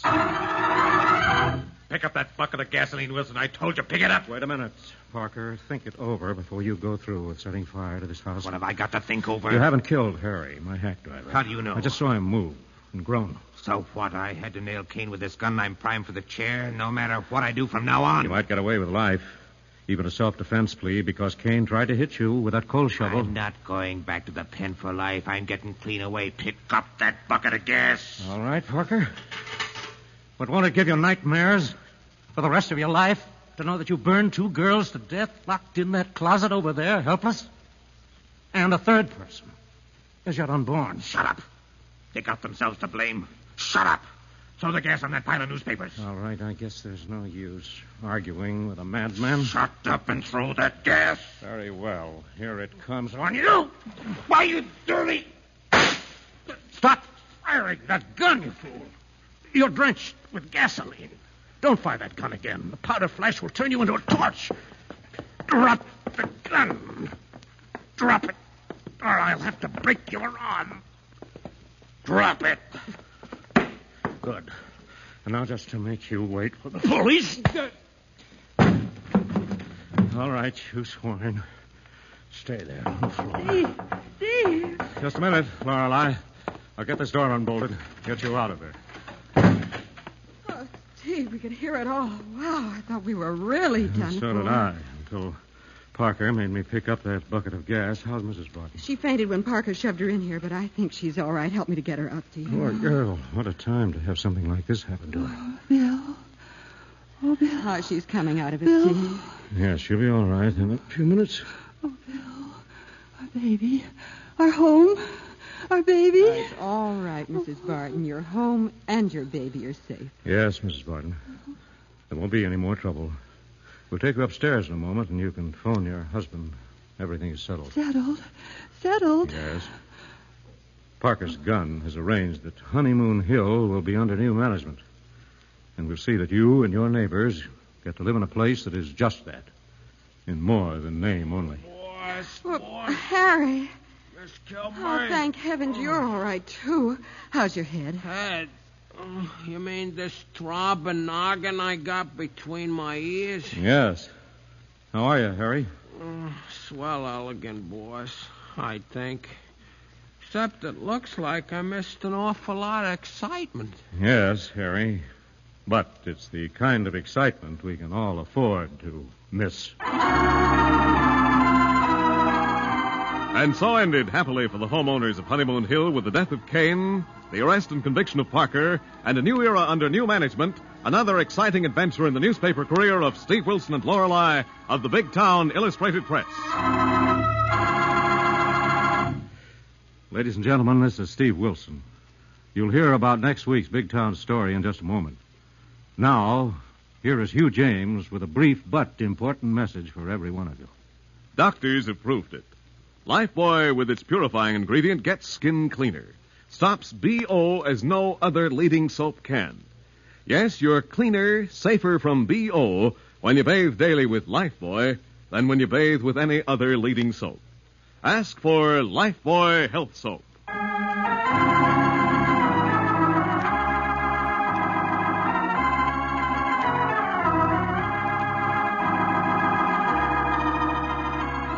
Next week, the makers of Lifebuoy bring you a hard-hitting story of juvenile delinquency leading to gunplay and murder. And headline, A Date with Death. Another exciting assignment in the newspaper career of fighting Steve Wilson of Big Town. Don't miss it. In tonight's dramatization, all names, times, and places are fictional, and any similarity to other names and places is purely coincidental. Big Town features Edward Pauly as Steve Wilson, Fran Carlin as Lorelei Kilbourne, and was written and produced by Jerry McGill. Next Tuesday night, same time, same station, you'll hear the newsboy calling... Extra, extra, hero about it. The story of Steve Wilson and A Date with Death. Brought to you by Lifebuoy Health Soap. Another fine Lieber product. Extra, extra.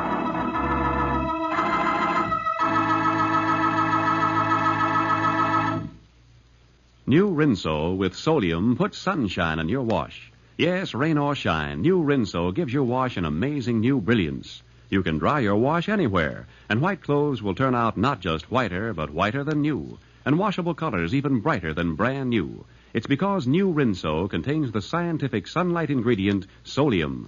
New Rinso is so safe for clothes, so kind to hands. Today, more women use Rinso than any other wash day soap in the world. Only new Rinso contains solium. Be sure to be with us next Tuesday at the same time when Lever Brothers Company will again present Big Town. This is your narrator, Hugh James, bidding you good night.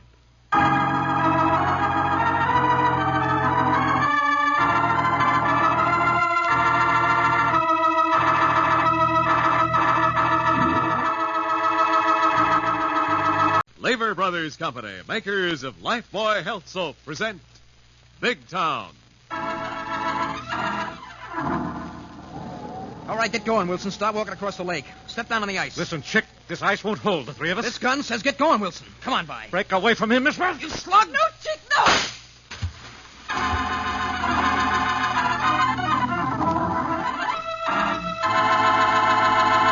Yes, listen to A Date with Death.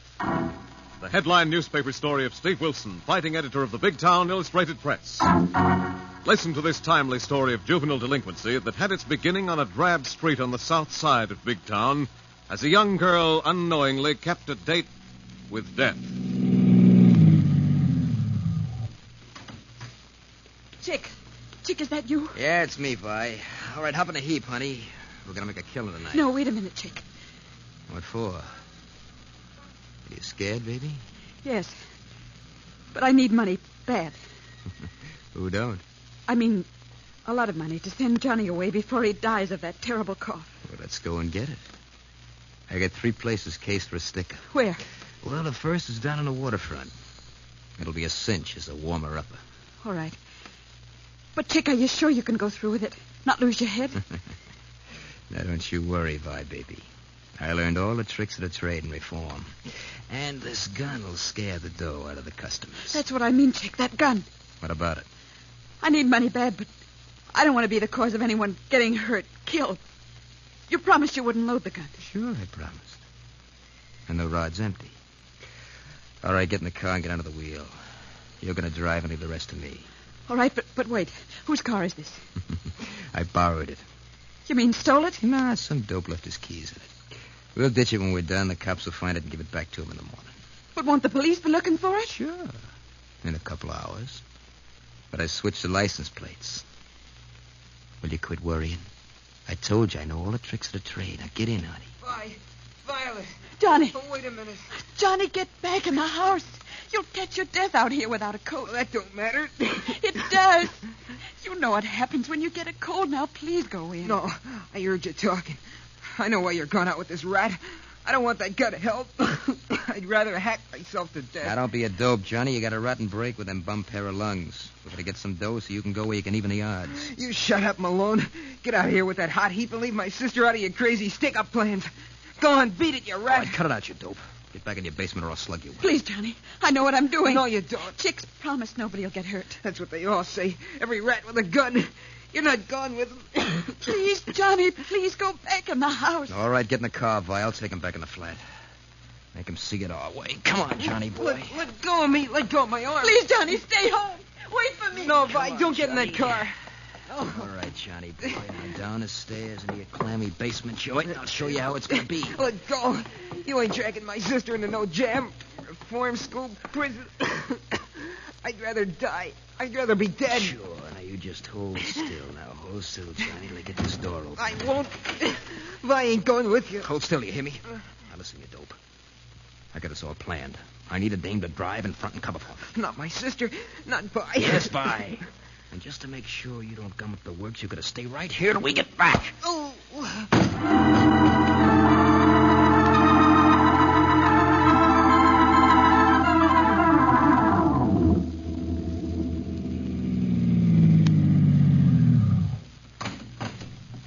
Okay, Vi, you stand at the wheel. Keep the motor going for a quick getaway. But, Chick, why pick a waterfront joint like this Harbor Cafe? Because it's usually deserted this early in the evening. And because a piano-thumping dope called Mozart runs it. He's alone after the dock workers go home, leaving a couple of $100 in the cash register. Are you sure? Sure, I'm sure. Told you I cased this dump. This is just sort of practice for a couple of big jobs I got lined out in the suburbs for later tonight. All right, but be careful, Chick. If he puts up a fight, let it go. Run for it. I'll get us away from here. All right, Vi, you just stay out of the wheel, huh? Keep the motor going. Keep the jalop in gear for a getaway. All right, Chick. I'll be waiting.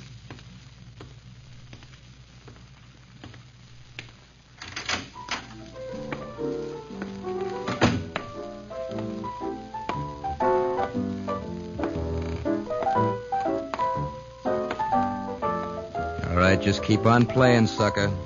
Make like I'm a music-loving customer. What'll you have, fella? Dough.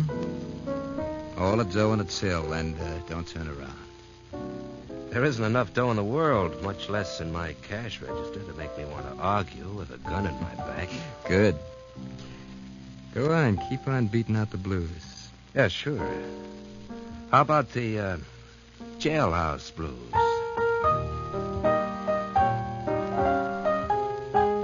All right, cut the musical wisecracks or I'll blast you for laughs. Okay. But you'll need a sense of humor when you open that cash register behind the bar. Yeah? How come? You taking plenty when the dockers bend a few on the way home? Yeah, but I cash some of their paychecks, and you can't. Checks. That's all there is in the till. You're a liar. Liar? You're a dope. Go on, keep playing. I'll see it myself. Sure, but you scare me. Makes a guy's throat dry to have a gun jabbed in his back. Mind if I have a swing of suds out of that stein at the end of the keyboard? Yeah, sure, go ahead. And then play me I Got Plenty of Plenty while I tip the till. Sure. You're welcome to any cash you can find. But I don't like being called a liar. Tricky slug. You slug. You blinded me with that beer mug. I can't see. I can't see.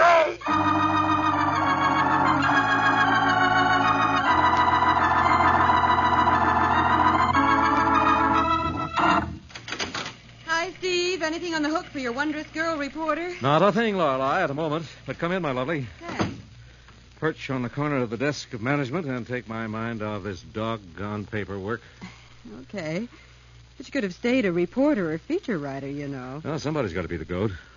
Alias, managing editor. Yeah, but you still jump every time a 5-alarm goes in the city room, and then there's your anti-crime campaigns just to keep you from getting bored. Yes, and not so incidentally, we're starting a new one against a different kind of criminal. Oh? A reckless driver. The killer at the wheel. Good. Let me in on that one. Okay, we're going to try a different approach. We're going after the driver who's had minor collisions, but has never had a serious accident. Well, there's sure plenty of those on the road. Yes, and all the more dangerous, Lorelei, because he doesn't believe he's a reckless driver. The private wire to your underworld listening post, your own 5-alarm. Yes, I'm expecting a tip on that South Side police killing. Hello, Steve Wilson, Illustrated Press. Hi, Steve. Mozart. Got a minute for a laugh? Sure thing, Mozart. There was the matter. You sound kind of feeble. Kind of feeble-minded, Steve. Well, how so? A punk kid tried to practice his stick-up technique on me and my cash register. Now, hold up. What's happened? Well, I told the kid there was no cash in the register, and he called me a liar. I cocked him with a beer stein, and he opened me up with lead. Where'd he hit you, Mozart? Have you called a doctor and notified the police? Through the shoulder, Steve, clean and hot as a poker. I lost some plasma the blood bank ought to had, but an ambulance intern just finished patching me up while I gave the law the lowdown on the kid. You recognize him? No, but I marked him up. Heard him say I blinded him. Blinded him? Yeah.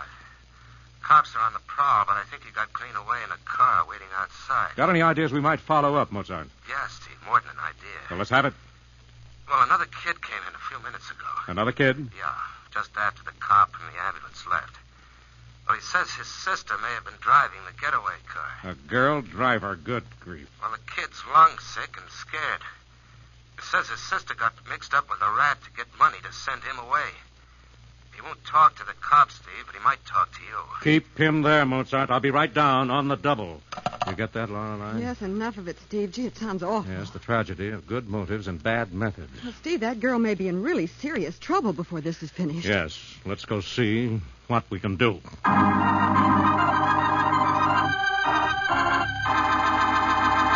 Thus, Steve Wilson and Lorelei take steps to help a sick boy and his misguided sister.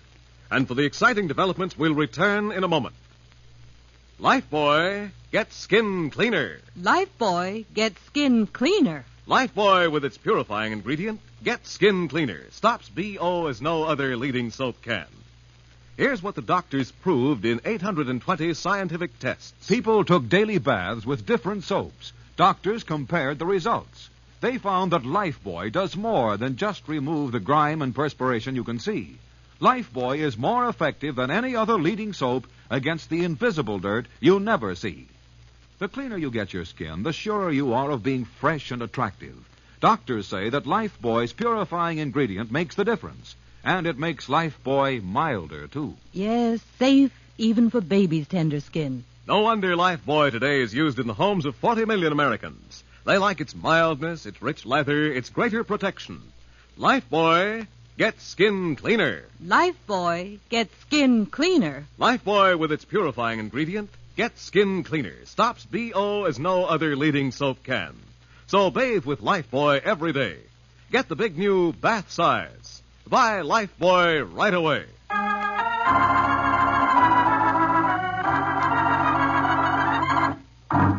Now back to Big Town and to Steve Wilson's headline story of juvenile crime captioned A Date with Death. Learning that his friend Mozart has been wounded in an attempted robbery at the Harbor Cafe, Steve and Lorelei Kilborn are on the way from the Illustrated Press office. Meanwhile, Mozart is at his inevitable piano, talking to a boy who may have vital information about the crime. What's your last name, Johnny? I won't tell you. You'll just tell the cops and they'll grab my sister for being with the rat who shot you. Well, you'll have to know sooner or later, kid. And if she teamed up with that louse to get money to send you away to get rid of that cough, a judge will go easy. Maybe. Who's this newspaper guy you say will help us? Steve Wilson of the Illustrated Press. But, kid, nobody can help your sister if you don't come clean and tell us where we can find the gun-toting slug she was driving tonight. Well, I don't know for sure. Well, make a good guess, kid. Here's Steve and Miss Kilbourne, one of his crime reporters. Hi, Steve. Hello, Mozart. Hello, Mozart. Hi, Lorelei. How's your shoulder wound? Oh, not bad. I can play with one hand, but I can't manage beer at the same time. Oh, meet Johnny No Name. Hello, Johnny. I'm so sorry your sister is mixed up in this mess. And the rat promised Vi he wouldn't carry a loaded gun. I begged her not to go with him. I tried to stop her, but he slugged me. Take it easy, Johnny. Let's have the facts, and perhaps we can help you and your sister. Well, how do I know you won't go straight to the cops or print everything in your newspaper? You don't, Johnny. And the police will have to know. But this isn't just a matter of keeping your sister out of trouble over an unsuccessful stick-up, Johnny. Huh? What do you mean? Look, Johnny, her companion may think he killed Mozart. Your sister would be a material witness. It's obvious she isn't a hardened criminal, and he may feel he has to shut her up to keep her quiet. You mean kill her? Kill Vi? Yes, why not? If he thinks he has killed one person, he would have nothing to lose in killing the one other person who could place him at the scene of the crime, Johnny. Yeah, I never thought of that. So who is this trigger-happy fool? Where can we find him, Johnny? What's his name? His name is Chick Malone. Malone. He got out of reform school last month. I met him at a party. I don't know where he lives. Well, where does he usually hang out, Johnny? Where would he go to keep under cover? He said he was coming back to our flat, but they didn't come. I was waiting when I heard about the shooting down here over the radio. I must have cut him up pretty bad with that beer stein, Steve. I heard him yell I'd blinded him after he hit me with that one shot and staggered out. Well, that could mean he'd have to make your sister drive him to a safe place where he could lay low until his face healed up. Now, think hard, Johnny. It may mean your sister's life. I don't know. Wait a minute, Mr. Wilson. I did hear him telling Vi about a cabin out of town. A cabin out of town? Yeah, on a lake. What lake, Johnny? Think. Try to remember. That would be the kind of hideout he'd need now. It was lost? No, Lone Lake. Steve, I know that place. It's about 20 miles out. Half a dozen summer cottages. 2 sisters were murdered there. I covered it. Yes, it's a long shot, but our best bet. Let me go with you, Mr. Wilson. No, not in this weather. Not without a hat and coat. Here, take mine, kid. Oh, please, Mr. Wilson. All right, Johnny. We may need you. Let's go.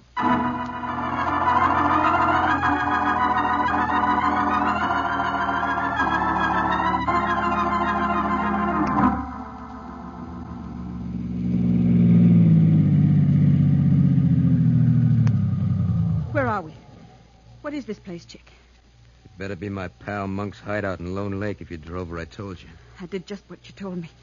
Made every turn, and please let go of my arm and take that gun out of my side. Not a chance, baby. As long as I can't see, I'm holding on to you. If you try to get away, I'll let you have it, same as I did that Mozart punk. Why did you lie to me, Chick? You said that gun wasn't loaded. Sure. Because I was sure you wouldn't come along if you knew I was carrying a loaded gun. I needed you to drive and make it look like we're a couple of moonspooners. Now I need you till I'm able to see again. What's the good of coming to this cabin? You ought to see a doctor. You're liable to be blind for the rest of your life. I'll get a doc when the heat's off, one I can trust. Meanwhile, you're going to be my eyes, baby. All right, now get out of the car. Let's get in the cabin and start a fire. Come on. It's crazy, Chick. It's cold and dark, and we didn't bring any food. Cans of stuff in the cabin. Come on, lead the way. If you park where I told you, there's a path to the shack. It's right on the edge of the lake. It's right over there.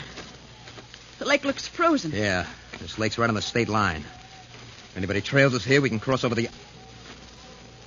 Hey, we gotta be at the cabin by now. It's right here.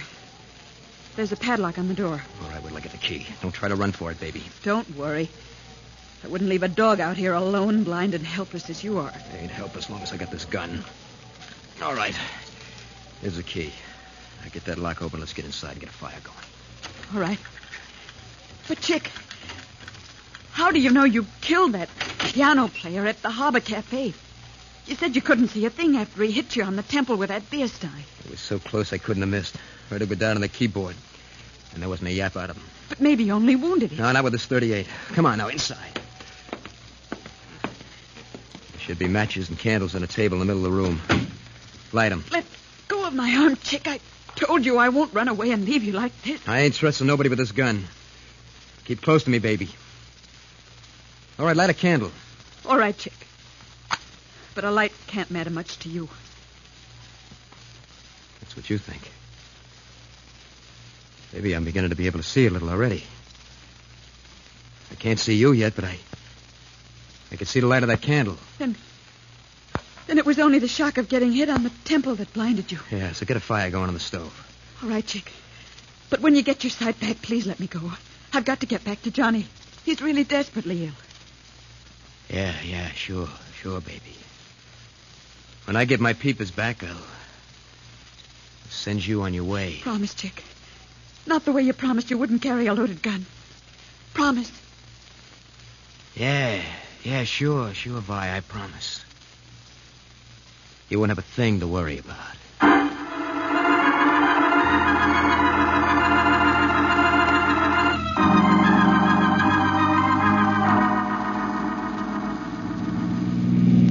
Say, boss, Miss Kilburn. Say it, Harry, but watch for that sign pointing to the Lone Lake Cottages. Oh, it ought to be right along here. I remember from the time I hacked you up here to cover that story of the two ladies what hacked each other up with hatchets. I'd rather forget that assignment, wouldn't you, Steve? Yes, it's one of those things that make you wish you'd never heard of the newspaper business. How will we find the right cabin, Mr. Wilson? Chick Malone made Vi drive him here.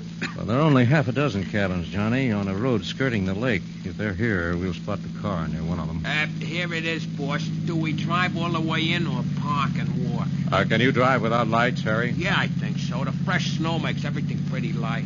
Hey, tire tracks. A car has been in here since it stopped snowing. That means tonight. Cut your lights and drive slowly, Harry. The cabins are only a short way off the main road, Steve. Yes, this is far enough. Stop here, Harry. Jack, boss. There's a cabin, Mr. Wilson. Over there in the woods on the left. Yes, but no sign of a light. I can see the lake through the trees on the right. Looks frozen over, boss. Well, the ice can't be very solid, Harry. We haven't had enough cold weather. Steve, over there, look. Where, Lola? The third cabin. I just saw sparks coming out of the chimney. There they are again. You're right. That cabin is occupied, and the regular summer people don't come up here this time of year. Your guess may have been right, Johnny. What are we going to do, Steve? Harry? Yeah, boss. There's a gas station on the main road about 100 yards from where we turned in. Yeah, and it was open. Run back there and phone the state troopers. Give them the whole story and ask them to send a patrol car here as quickly as possible. Jack, boss. And I'll ring the law in on this on the double-double. What are we going to do, Steve? Just wait? No. Stay here in the hack with Johnny, Lorna. I'm going to go over to that cabin and scout around. Let me go with you, Mr. Wilson. My sister... No, Johnny. Stay in the hack. You keep as warm as you can. I'll come back and get you if I need your help. Oh, now, please be careful, Steve. That young hoodlum is armed, and he must be pretty desperate. Yes, Lorelei, and that's why we've got to get Johnny's sister out of that cabin before the troopers have to blast him out with Tommy guns. Now stay here, Lorelei, and keep Johnny here. In the hack.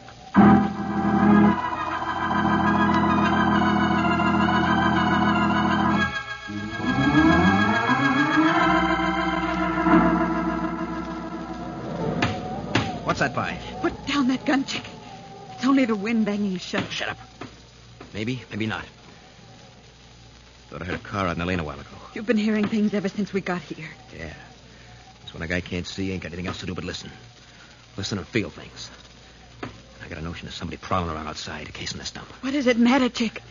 The police followed us. They'll surround the cabin and get you. You're helpless. You can't see. I can see enough to empty this rod and anybody that crashes in here. Why? What good will that do? Listen, if they're after me, it means that Mozart guy is dead. They ain't taking me to burn in the chair. They'll be after you whether Mozart is dead or not. Listen, you got it wrong, baby. Not just me. They'll be after you and me. You're in this, baby. In it to the finish. You lied to me.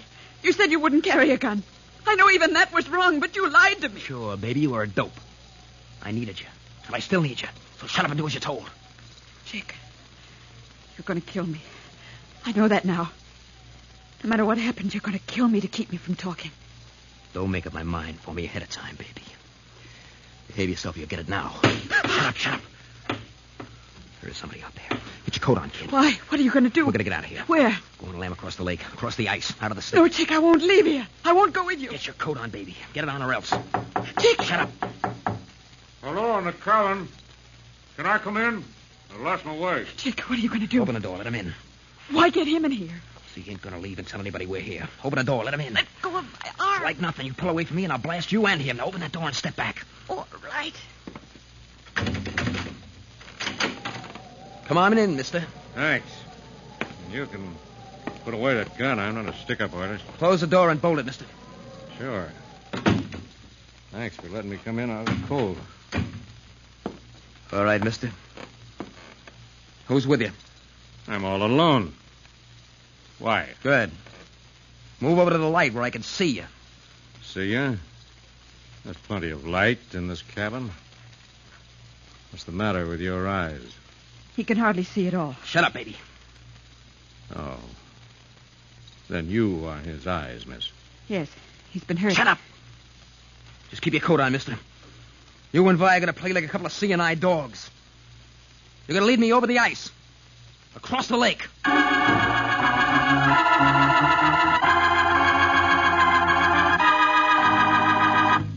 Thus, Steve has deliberately walked into a deadly situation.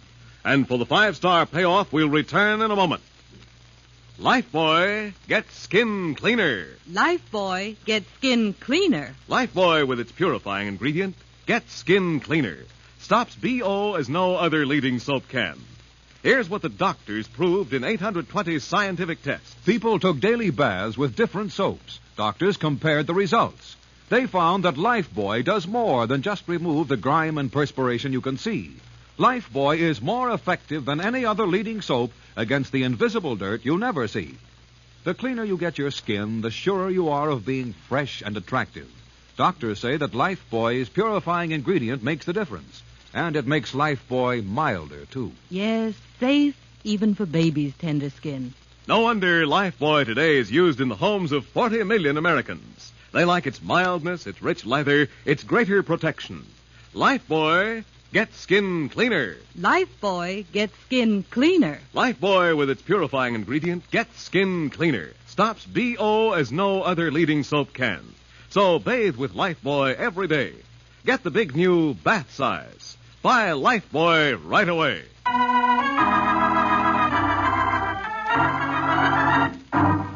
Now back to Big Town and to Steve Wilson's tense and timely drama of juvenile crime captioned A Date with Death.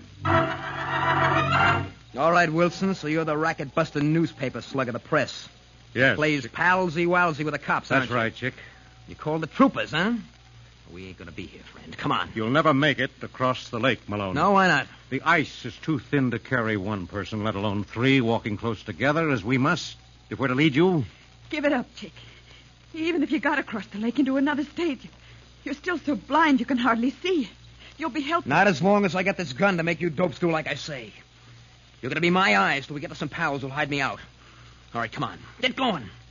Out the front door and down to the lake. All right, open that door, Wilson. All right, Chick. I'll lead you by the arm. No, you don't, Wilson. Don't turn around. Just keep in front of me where I can keep this gun on your back. Okay. Come on, Vi, baby. Try and break my hold on your arm, and I'll plug Wilson. Now walk down to the dock, Wilson. It's only a few feet from here. We'll never make it across the lake. Give it up, Chick. We'll break through the ice. Drown. Shut up. Come on. Come on. Try getting away from me, and I'll let Wilson have it in the back. All right, Chick. Here's the end of the dock. It's one step down to the ice. But it looks thin and cracked. Try it. Put your weight on it. Chick, it's your last chance to turn back. To hand over that gun, give yourself up, and take your chances with the law. Nothing doing. Get going. Don't, Chick. Mr. Wilson says you only wounded Mozart. He's lying to save his own hide. Now get going, Wilson. Step down on the ice. Put your weight on it. All right. Break away from him, Miss West. You slug! All right.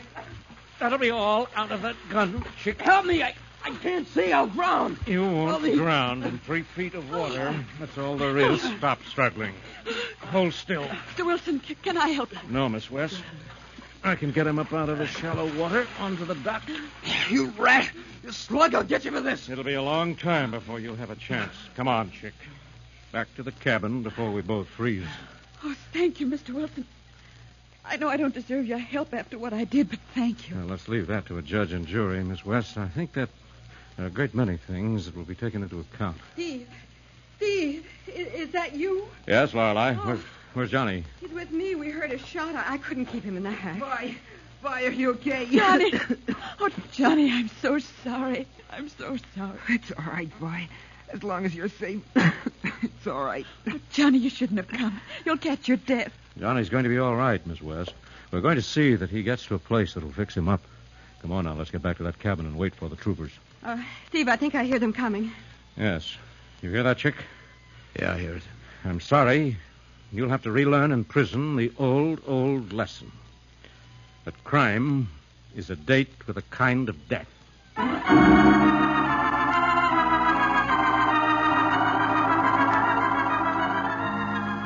And so ended with the rearrest and imprisonment of Chick Malone and a suspended sentence for Violet West. Another exciting assignment in the newspaper career of Steve Wilson and Lorelei of the Illustrated Press. Now, before hearing about next week's big town adventure, here are Steve Wilson and Lorelei with exciting news for every woman listening. This is Steve Wilson, welcoming a brand new member of the famous Pepsid and Lever Laboratories. It's Rave, the new personalized home permanent. Rave is the new improved cream cold wave that eliminates guesswork. Right, Lorelei. With Rave, and only with Rave, you get the easy-to-use dial-a-wave chart. Your guide to the one right wave for your kind of hair. Women will find a Rave wave is gentler, easier, up to twice as fast as old-type home permanents. A Rave wave is long-lasting, yet softer, more natural-looking from the very first day. Ladies, make your next permanent a personalized Rave home permanent. It has been granted the Good Housekeeping seal and accepted for advertising in the journals of the American Medical Association. Now on sale for the first time, a complete Rave kit is only $2. Rave Refill Kit, $1 at all drug and cosmetic counters. Both kits contain the exclusive Dial-A-Wave chart.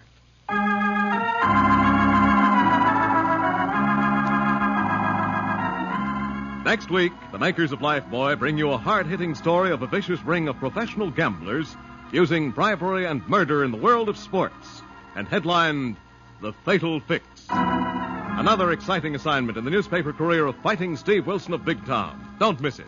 In tonight's dramatization, all names, times, and places are fictional, and any similarity to other names and places is purely coincidental.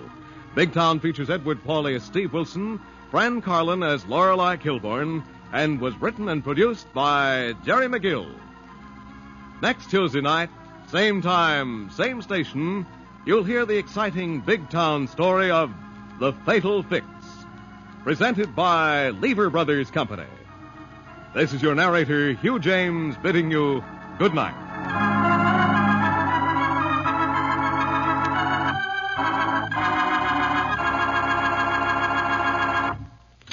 This is NBC, the national broadcasting company. Lever Brothers Company, makers of Lifebuoy Health Soap, present Big Town. Extra, extra! Here's Steve Wilson in story of reckless driving, captioned Death at the Wheel. Extra, extra! Yes, Lever Brothers Company, makers of Lifebuoy Health Soap, are proud to present Big Town. The story of fighting editor Steve Wilson of the Illustrated Press, whose newspaper creed stands for freedom and justice against the forces of intolerance and evil. The power and the freedom of the press is a flaming sword, that it may be a faithful servant of all the people.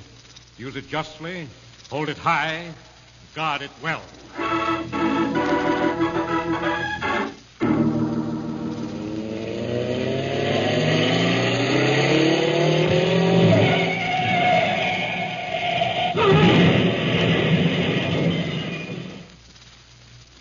Ladies and gentlemen, what you have just heard is the sound of the average man's atom bomb. It kills more people in America than died at Hiroshima. It is the thing most likely to maim or kill you or yours. Not you? Then listen to this big town story of Bill Smith, a reasonably good driver, but careless. Just careless. Absent-minded at times. Merrily I roll along, roll along, roll... Oh! That was a close shave. Hey, you. What's the idea of cutting me off? Sorry, mister, but no harm done. No thanks to you. Now, wait a minute, mister. I never touched you. Because I pulled off the road. Look where I am. A few more inches and I would have turned over in the ditch. I said I'm sorry. Sorry? You'd be a lot sorry if you turned my car over and killed my wife and daughter. Joe, please, don't make a scene. Control your temper. I'll keep out of this, Mary. Yeah, take it easy, mister. It was my fault, but I'm not a road hog, a reckless driver. I've never had a serious accident. Yeah, you're lucky from the looks of your fenders. Well, everybody gets scratches and dents. And it's always the other guy's fault to alibi Ikes like you. Joe, please, nothing happened. Well, I like to make something happen. Teach this guy a lesson. Now, look here. No need to get tough. I said I'm sorry. Sorry, huh? Of all the misused words. You know, I'd like to knock you... All right. What's the trouble? What happened here? Officer, this guy deliberately cut me off and forced me off the road. I've admitted it was my fault, officer. I said I'm sorry, and there's no damage done. Uh-huh. From the looks of it, no thanks to you if it's true. Let's see your driver's license. I'll bet you find plenty of violations on it, officer. Here you are, officer. Now, I resent this man's calling me a reckless driver. And I resent being forced off the road, almost turning over in the ditch. My family almost killed by a careless fool. Who's a fool? Why, for 2 cents I'll take your... Hold it, both of you. You want to make a complaint, mister? Yeah, if it'll teach this guy a lesson. All right. You can make it to the judge in traffic court tomorrow morning. Oh, now, wait a minute, officer. Can't we settle this here and now? Don't try bribing me, Smith. I'm giving you a ticket on a charge of reckless driving.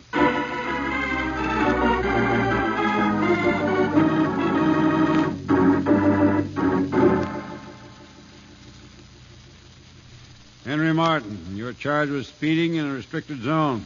$50 or 10 days. Next case. William Smith. William Smith. All right, here, sir. Oh, is this a case you're interested in, Mr. Wilson? Yes, Your Honor. Why have you singled him out? The charge is reckless driving. If there's no collision, no one injured. Well, because he's a good example of the average careless driver who's never had a serious accident and doesn't believe he ever will have one. Yes, I get dozens of them every day. Excuse me, Your Honor, but I'd like to plead guilty and pay my fine. Just a minute, Smith. Before I deal with your case, I want you to meet a friend of the court. Steve Wilson of the Press. Wilson of the Press? Yes. The paper that's been running the reckless driving campaign? Yes, Mr. Smith, and I'd like to be a friend of yours as well as the court's. Well, why pick on me? I didn't do any damage, hurt anybody. Never had a serious accident. According to the arresting officer, you came within inches of one last night.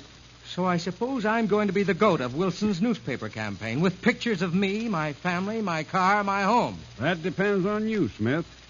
What do you mean, Your Honor? Your offense is not so much a momentary lapse of care, which is a human failure, but, to quote the arresting officer, a stubborn refusal to consider yourself a careless driver, in spite of the record on this license.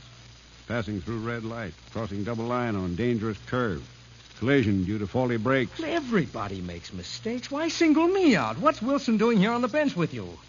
Am I going to be tried in his newspaper, made the laughing stock of my community, held up to ridicule? No, Mr. Smith. As I told you, Steve Wilson is here as a friend of the court. Well, what's that got to do with me? Why single me out? Mr. Wilson has one simple request of you, Mr. Smith. What's that? Explain it, Mr. Wilson. I'd like to have just 2 hours of your time, Mr. Smith. What for? To convince you that you are a reckless driver. I'm not a reckless driver. Potential killer at the wheel of a deadly weapon. I am not. I'm a good average driver. Exactly.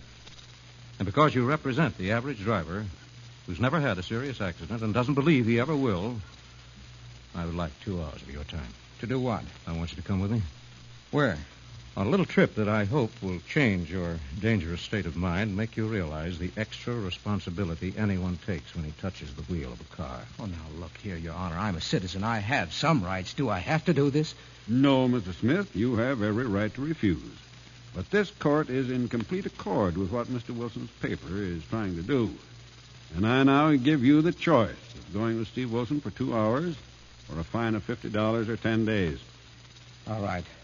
Where are we going? Well, let's call it the journey of a modern Scrooge. With photographers and reporters, I suppose. No, not one picture or one line will be printed in the press, Mr. Smith, without your permission. All right. But you'll never convince me I'm a reckless driver. When do we start? Meet me at the office of the Big Town Illustrated Press at 10 o'clock tonight.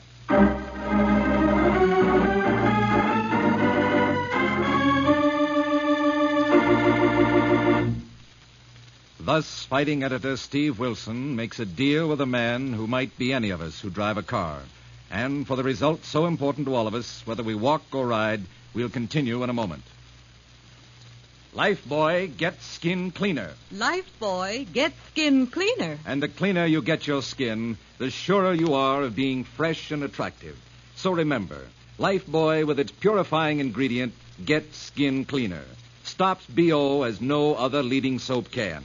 Here's what the doctors proved in 820 scientific tests. People took daily baths with different soaps. Doctors found that Lifebuoy does more than just remove the grime and perspiration you can see. Because of its purifying ingredient, Lifebuoy is more effective than any other leading soap against the invisible dirt that brings on BO. Yes, and it's mild. Safe even for baby's tender skin. No wonder Lifebuoy Health Soap is used in the homes of 40 million Americans. Lifebuoy gets skin cleaner. Lifebuoy gets skin cleaner. Keeps you fresh and attractive. Protects you as no other leading soap can. So bathe with Lifebuoy every day. Get the big new bath size. Buy Lifebuoy right away.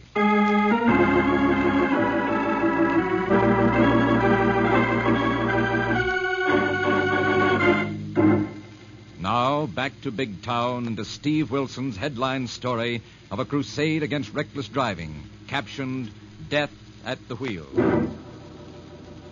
With Bill Smith, an average, careless driver, sentenced to go on a modern Scrooge's journey in the hope of convincing him that he is a dangerous driver, Steve and Lorelei Kilburn, one of his ace reporters, are taking Smith to a public institution in the cab of a friend of Harry the Hack. Hey, Mr. Wilson, Miss Kilburn. Why are we going out to... Don't say it, Joe. We want Mr. Smith to be convinced of his own free will. You're wasting your time. Nothing you can show me will convince me I'm a reckless driver, just because I've had a couple of minor accidents. We're not going to try to convince you, Smith. Just let you see for yourself. Okay. The judge said I only had to stay with you for 2 hours. I think that'll be time enough. Then I'll be free of that reckless driving charge. I hope so. And remember, you don't print my picture or a line about my arrest without my permission. That's right. That's the deal. Thanks. And I'm getting off easy. Where are we going first? You'll find out in a few minutes. Oh, the side entrance is in the next block, Joe. We won't be long. Pull up and wait. Right, boss. And as a guy who has to drive and keep out of accidents to make a living, I hope you can sell this gent a bill of goods. Well, arguments and facts are no good, Joe. To paraphrase a phrase, convince a careless driver against his will, and he's a reckless driver still. End quote. Yes, and this is it. Come along, Mr. Smith.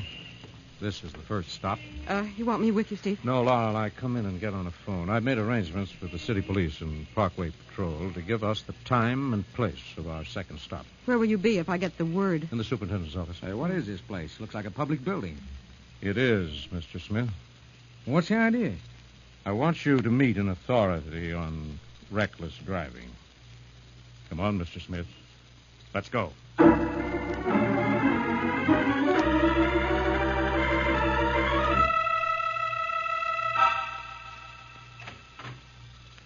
Good evening, Professor. Good evening, gentlemen. Evening. This is Mr. Smith, and he would like to hear your lecture on driving, Professor. Oh, yes. Make it short, Prof. Wilson hasn't much time to convince me I'm a reckless driver. Oh, it's quite short to the point. Well, skip the facts and figures. My insurance agent stuffed me with them when he tried to sell me an accident policy. Oh, but you misunderstand, sir. I lecture on how to become a reckless driver. What? Yes. The rules for reckless driving are quite simple. First, you must have a car. The more powerful, the better. But any car will do. Be sure the brakes are faulty. Wait a minute. No. We haven't much time, and bad tires are a tremendous help. Also, only one headlight. Of course, if you must have 2 headlights to see your victim, be sure to use your brights and blind him so that he can't see you. Well, look here, Wilson. What kind of joke is this? This is not a joke. Exactly, Mr. Smith. Or is it Brown? Or Jones? It's such a common name. I'm somewhat absent-minded. It's Smith. And I'll say you are. Yes. Being absent-minded helps, too, especially on a crowded highway and fast-moving traffic.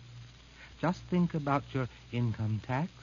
Flip one car, and your chances are excellent to bag a dozen victims. Wilson, I didn't come here to be kidded. You're not being kidded. Quite so. And now, for other good places for reckless driving, illustrated by my charts. What charts? Oh, dear, I misplaced him again. But no mind. Any blind curve is perfect hunting for victims. With luck, you may get a busload of school children. Wilson, I've had enough of this gag. Not unless you want to break our agreement and pay your fine. Yes. Don't mind fines. Money is cheap. But life is cheaper. And any crossroad is a happy hunting ground. Don't stop. The other fool may not either. That makes it a sporting proposition. What do you hope to gain by this, Wilson? That remains to be seen. Yes. Don't be convinced by slogans, Brown. Or is it Jones? Smith. Oh, yes, Smith. Don't believe that stuff about a rolling ball being followed by a running child. It's silly. Prove it. Win a reckless driving prize. A school block or Play Street is the best. Pin a child on your bumper and he'll give you a ribbon for your chrome work dyed red with blood. Now, listen, you, whoever you are, I've had enough of this. Yes, quite so. My time is almost up. Only one more point. Glasses. If you need glasses, don't ever wear them when driving. Sorry, Professor. It's time for your next lecture. Oh, yes. I'm late again. There's never time enough. I must go. You'll excuse me, I'm sure. Thank you, Professor. You're welcome. Goodbye. Goodbye. Okay, Professor. Let's go back. Yes, we must go. There's never time enough. So little time in life. So much in death. Goodbye, gentlemen. Goodbye. All right, Wilson, who is that goof? He was a professor of history at a famous university. What is he now, besides being nutty as a fruitcake? An authority on reckless driving and fatal accidents. How'd he get that way? He started out like you, refusing to believe that at the wheel of a car, carelessness and recklessness are one and the same. What happened? He caused an accident. Killed his wife and 2 children. What? Oh, wait a minute. That guard. What is this place, prison? In a way, yes. A prison of the mind, Mr. Smith. A nut house. Asylum. A mental hospital, Smith. And the professor? An inmate. And maybe for the rest of his life. Poor guy. But that doesn't prove I'm Just a minute. Come in. I didn't expect this to convince you. Steve. Yes, Arlie. Parkway Police Headquarters just got a patrol car flash in a bad accident on Long Hill Curve. Yes, I knew there would be one somewhere every hour. All right, Smith. If a living ghost of past folly doesn't convince you, perhaps the sight of the present and a preview of your own possible future will do it. Let's go.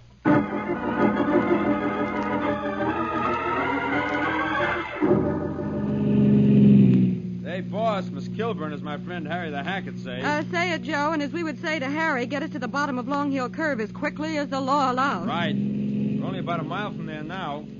Are we going to show Mr. Smith some of them slabs? Later, Joe. There's been another accident there just a few minutes ago. Holy mackerel. Doesn't anybody believe in signs? Look at them along here. Slow. Steep hill. Curve. Well, some drivers would rather look at the scenery, Joe. Well, if this state would spend more money on the roads and less on signs, there wouldn't be as many accidents. Not proven, Mr. Smith, but I promise not to argue with you. Long Hill Curve coming up, Mr. Wilson. Hey, red blinker lights off the road on the right. There's probably a wrecking car or an ambulance. Pull off the road, Joe. Oh, there is an ambulance, Steve. Somebody must be hurt. Yikes. Look at that wrecked jalop wrapped around that tree. Somebody must have got it, sure. Yes, they're putting someone in the ambulance. Come on, Mr. Smith. Now, wait a minute, Wilson. What's the point of rubbernecking on somebody else's bad luck?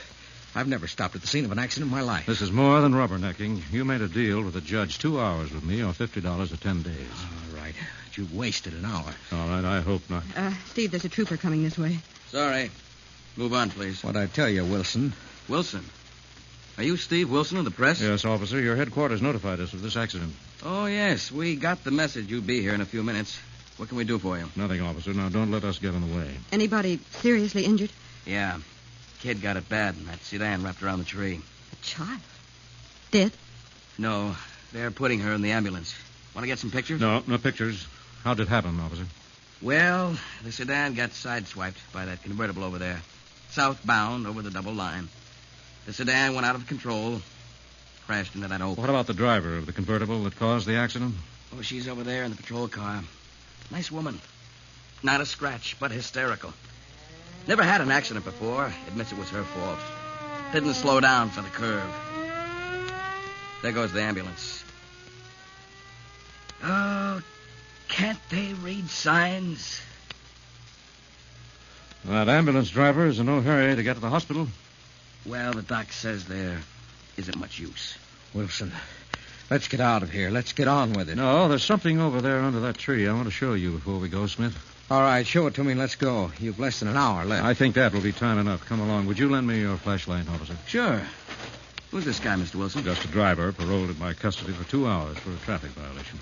Oh, yeah. I made the pinch. He cut in on a guy and almost forced him into the ditch. Nothing happened, officer. Nobody got hurt. You know that. You're just a lucky guy, mister, but don't bank on it lasting, or you'll draw yourself a ticket to the morgue. Please, officer. That poor child. Please drive me where they're taking her. I've got to do something to help. Now, take it easy, lady. We'll be going in just a minute, as soon as my partner gets here. Hey, Jack. She wants to go to the hospital. Oh, just a minute, Mr. Wilson. Please. I must do something. Get the best doctors. Anything, everything. Go ahead, officer. Okay. Keep the flashlight if you need it, Mr. Wilson. Let's go, Pete. Thanks. I'll return it to you later tonight. Please hurry. There may be so little time. So little time. It's quiet here now, isn't it, Smith?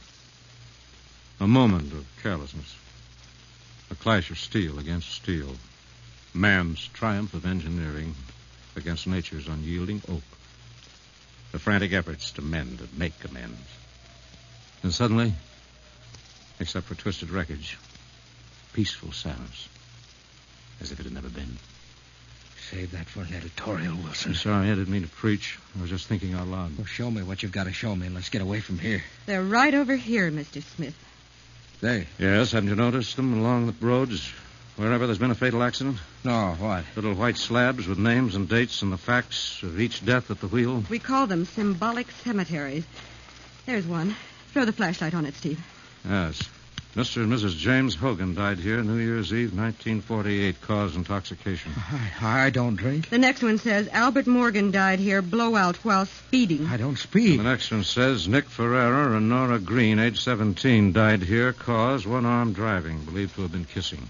The kiss of death. Oh, stop it. I've had enough. I know you mean well, but I don't do these things. Drink, speed, neck.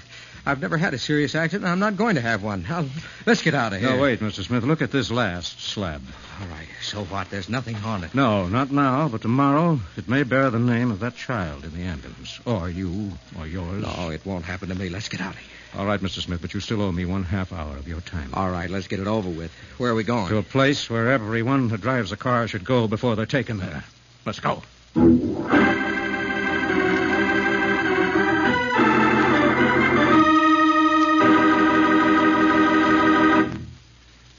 Ladies and gentlemen, will you come with us?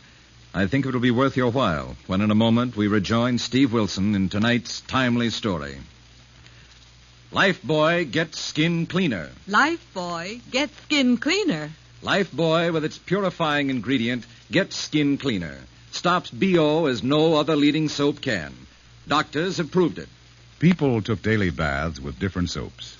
Doctors compared results. They found that Lifebuoy, with its quick, rich, purifying lather, cleanses and protects better than any other leading soap. And Lifebuoy is milder, too. So bathe with mild, refreshing Lifebuoy every day. Remember, Lifebuoy gets skin cleaner. Stops BO as no other leading soap can. Buy Lifebuoy right away.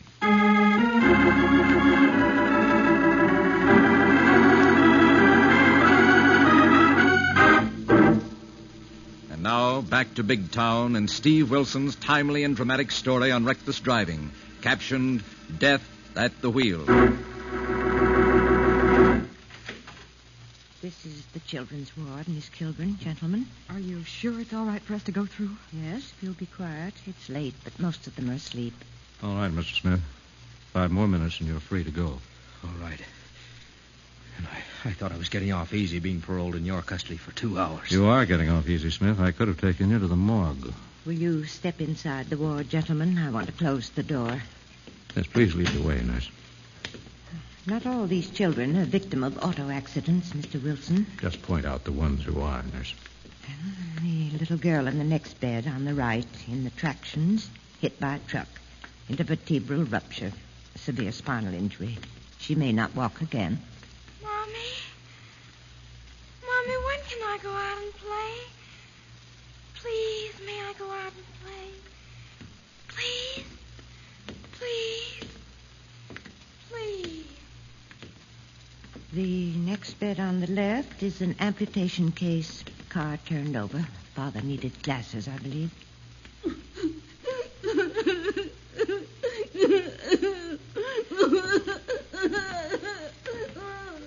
That boy has just been told he's blind, knocked down in front of his school, according to our admission report. Wilson, get me out of here. It's only a little farther to the other door, to the reception room. Get me out of here.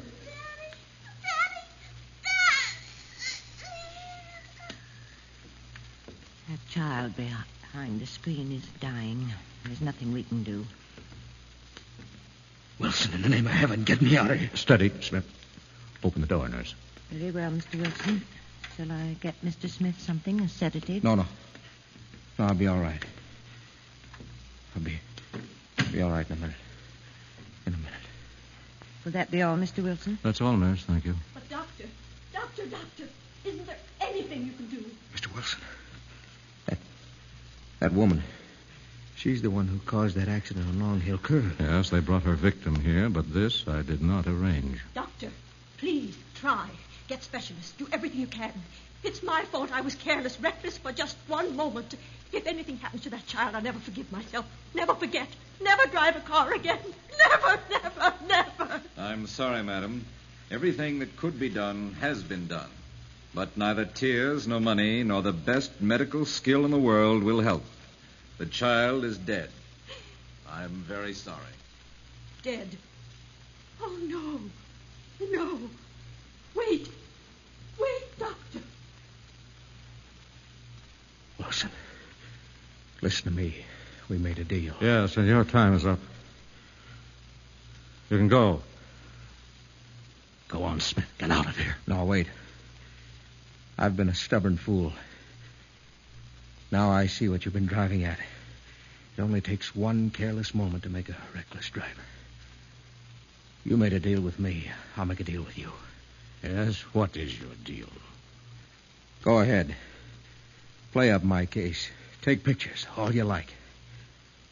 Use me as Exhibit A in any campaign you run to convince folks like me that death is always at the wheel of any car.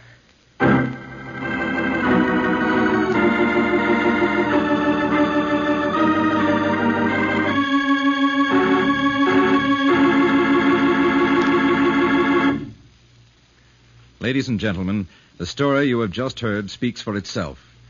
And now we'd like to have you hear from a man who lives with this problem every day of the year. Ned H. Dearborn, president of the National Safety Council, direct from Chicago. Friends, you have just heard a remarkable radio drama. Lever Brothers deserve great credit for thus trying to help reduce the traffic toll in the United States. Few people realize that traffic accidents have taken nearly 1 million lives since we, as a nation, began to keep traffic death records. That was in 1905. In that year, motor vehicles were involved in 400 deaths. Last year, the toll was 32,000. And in 1949, smash-ups in which injuries will be suffered will average 1 a minute, unless every citizen accepts personal responsibility for the safety of himself, his family, and his fellow citizens. I sincerely hope each of you will accept that personal responsibility.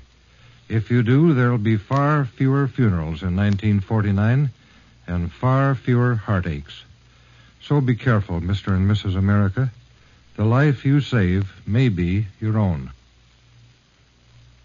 Thank you very much, Mr. Dearborn. And now, before hearing about next week's big town adventure, here are Steve Wilson and Lorelei. Friends, if you haven't entered Lever's sensational $50,000 travel contest, better hurry.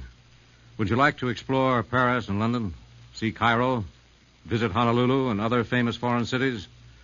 Now, this contest is your chance to win the vacation of a lifetime. Just imagine, friends, you can win a round-the-world trip for two with all travel expenses paid, or choose $10,000 in cash. Yes, and there are second prizes, too, 15 of them, with an all-expense trip to Europe for each winner, or $2,500 in cash, plus 400 other prizes of $10 each. It's easy to enter, but you must act soon. Finish this statement in 25 words or less. I like bath-size Lifebuoy because. Send each entry with a box front from bath-size Lifebuoy to Lever Tour the World Contest, Box 1, New York 8, New York. That's Box 1, New York 8, New York. Only residents of continental United States, Alaska, and Hawaii are eligible. Get a free entry blank with complete rules at your store right away.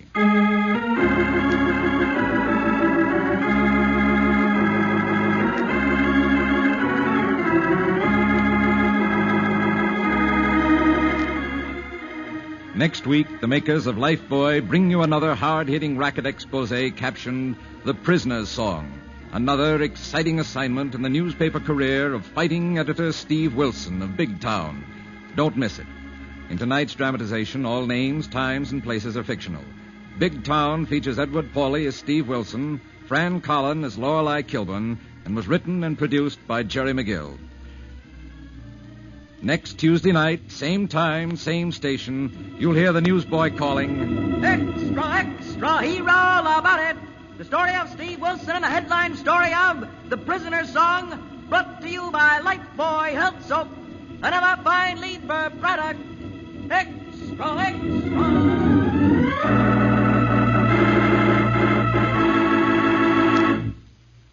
Lever Brothers Company have amazing news. New 1950 Rinso with Solium. It's here a year ahead of time. New 1950 Rinso has 3 times the whiter washing action of any other soap. The sensational new washing action of 1950 Rinso gets white clothes whiter than new, washable colors brighter than new, and keeps them whiter, brighter than any other soap. Rinso is so safe for clothes, so kind to hands. Get new 1950 Rinso at your dealers now. Be sure and be with us again next Tuesday at the same time when Lever Brothers Company will again present Big Town. This is your narrator, Casey Allen, bidding you good night.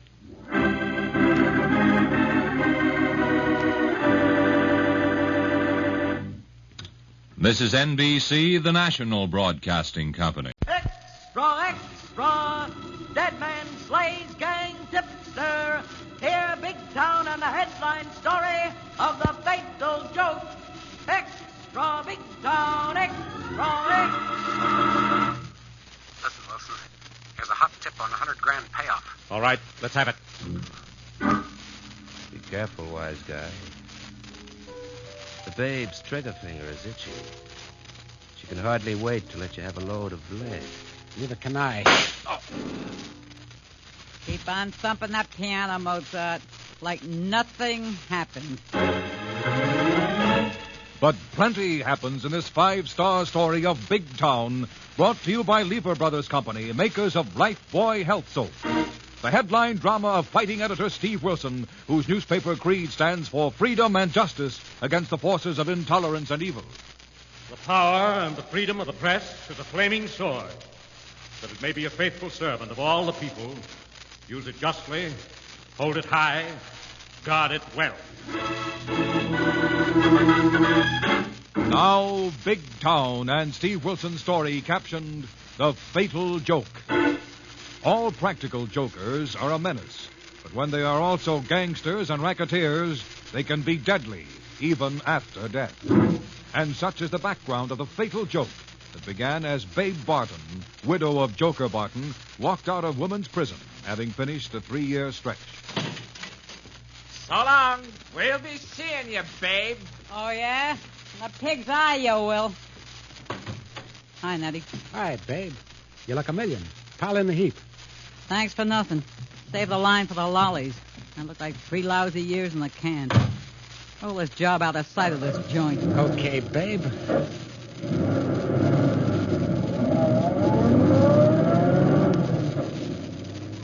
Some jalap. Hot or cold? Like ice. On whose dough? Oh, a couple of odd jobs. Somebody got plenty of sugar for fingering the joker. Not me, babe. Not me. Don't put on shoes that ain't made for you, Natty. They're liable to pinch. I just wanted it on the record, babe. In case you forgot I was your husband's pal and bodyguard. I ain't forgotten nothing. Yeah, I bet. Including the newspaper slugs that sigged the cops on Joker and got him the chair. And you, 3 years in the hen pen. Weaning my wasteland on a wash tub in the steam laundry. Come on, step on to the best beauty parlor in Big Town. Then what, babe? Want to see the bright lights? Maybe. After I settle with a couple of guys and a dame. Which ones? Wilson of the Press, a femme reporter named Kilborn, and a musical bum called Mozart. Hey, an order like that's liable to send you back for a big stretch, babe. Not the way we're gonna work it. Not me, babe. I never pull nothing, except for dough. Yeah, I know you don't. This'll get you plenty of dough. Plenty's kind of vague, babe. I like round figures in the lettuce and the ladies. Okay, Natty. 10 grand. To do what? Get Steve Wilson a Kilborn twist at Joker's old place tonight. What do I use for bait? The 100 grand Joker got in the big shakedown that got him the hot seat. Oh, yeah. What happened to that 100 G's? Send Wilson a tip. He may find out about it and get a hot scoop if he comes to Joker's joint tonight. What if he brings the cops? He won't call the cops till he's sure he's got a right steer. The louse is a good newsman. I gotta hand him that. What are you going to do if you get him there? Play one of the Joker's jokes on him and that lippy Lorelei dame. What about that piano thumper Mozart? He's still running that waterfront dump called the Harbor Cafe. Never mind, Mozart. You suckle Wilson and Kilborn into the setup. I'll personally take care of that Ivory Ike.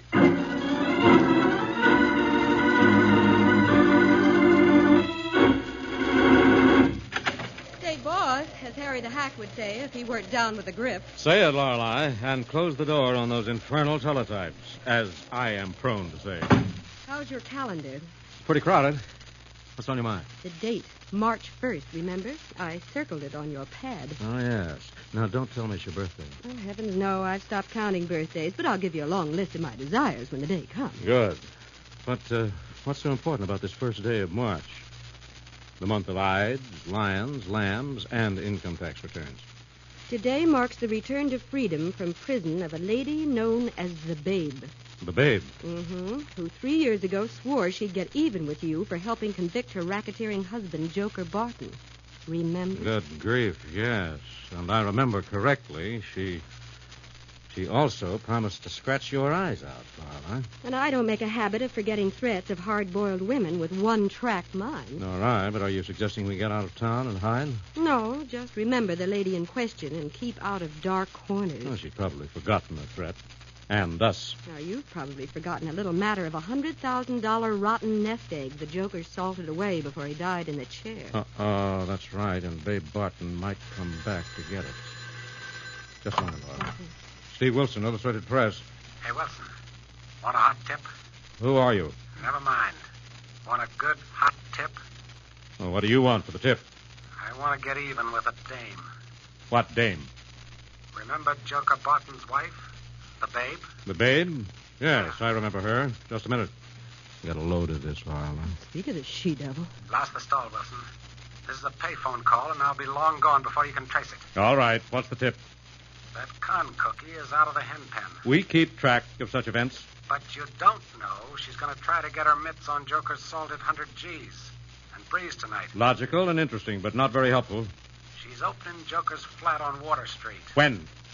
About now would be a good time to drop around. What did she do to you to bring on this double cross? Plenty of plenty.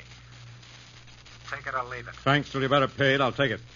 Steve, that was downright ungrateful of you. That rat is a liar, Lorelei. If he wanted revenge on the Babe, he wouldn't call on us to keep her from getting away with Joker's 100,000. Granted, but what's the catch? That was bait for some kind of trap. That could include Mozart, who also testified at Joker's trial. Oh, golly, yes. We better phone Mozart about this trap, and let's go get Dusty and drive down to Water Street and take a closer look at the cheese.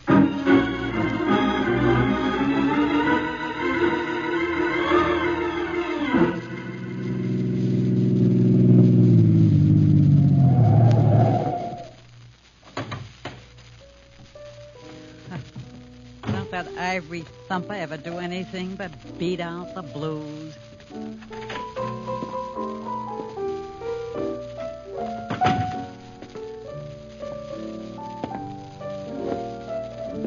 Hello, Mozart. Don't turn around. Is that round thing in my back a lipstick or the muzzle of a gun, lady? A gun. Keep on with the melody, and I'll give you the lyrics. You a song plugger, lady? Lost the laughs, or I'll plug you. What can I do for you, babe? Huh? How'd you know you ain't turned around? Oh, I got eyes in the back of my head. I'll put holes in the back of your head if you don't louse the laughs and listen. Oh, yeah, that's right. Your ex-hubby, the Joker, never liked anybody stealing his taglines either. That's why I'm here. When'd you get out? Today? Mm-hmm. You didn't waste any time. Except for the beauty shop. How do you know I've been to the hairdresser? You a mind reader or something? Doesn't take a mind reader to read your mind, babe. It rolls in a rut as old as a lady named Delilah. Who's this Dame Delilah? Oh, she got sore at a strong guy named Samson who didn't like to go to the barber. And she wanted his head. Did she get it? Yeah, she got it. And then she went to a dance routine. That's for me. What? Louse the musical laughs and lay off the keys. I get the idea. Okay, where do we go from here? I got a rat's jalop outside. You're driving us to Joker's old headquarters. You throwing a coming out party? Yeah, and how? Anybody else I know coming? A newspaper pal, Wilson. That Kilborn dame are invited. Never mind the phone. What makes you think they'll come to your housewarming? A hot tip on a $100,000 story. And if they don't come, I'll take my 3 years over a hen pen wash tub out on you.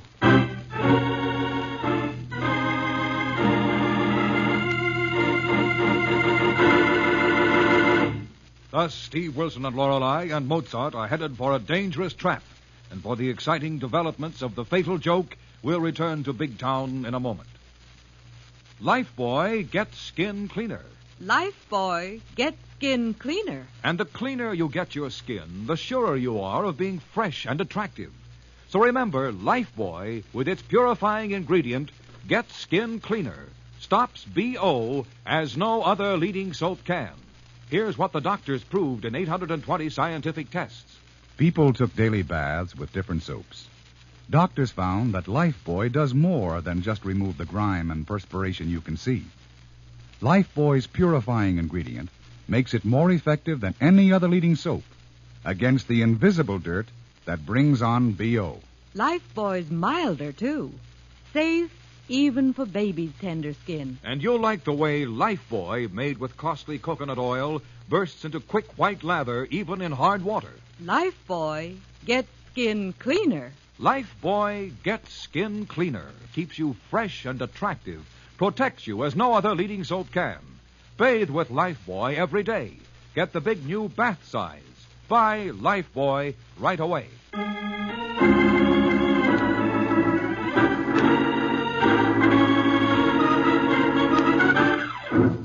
Now back to Big Town and to Steve Wilson and Lorelei, one of his ace crime reporters, as they drive to Mozart's Cafe on the way to the old headquarters of a dead racketeer in the press car of Dusty, the press photographer.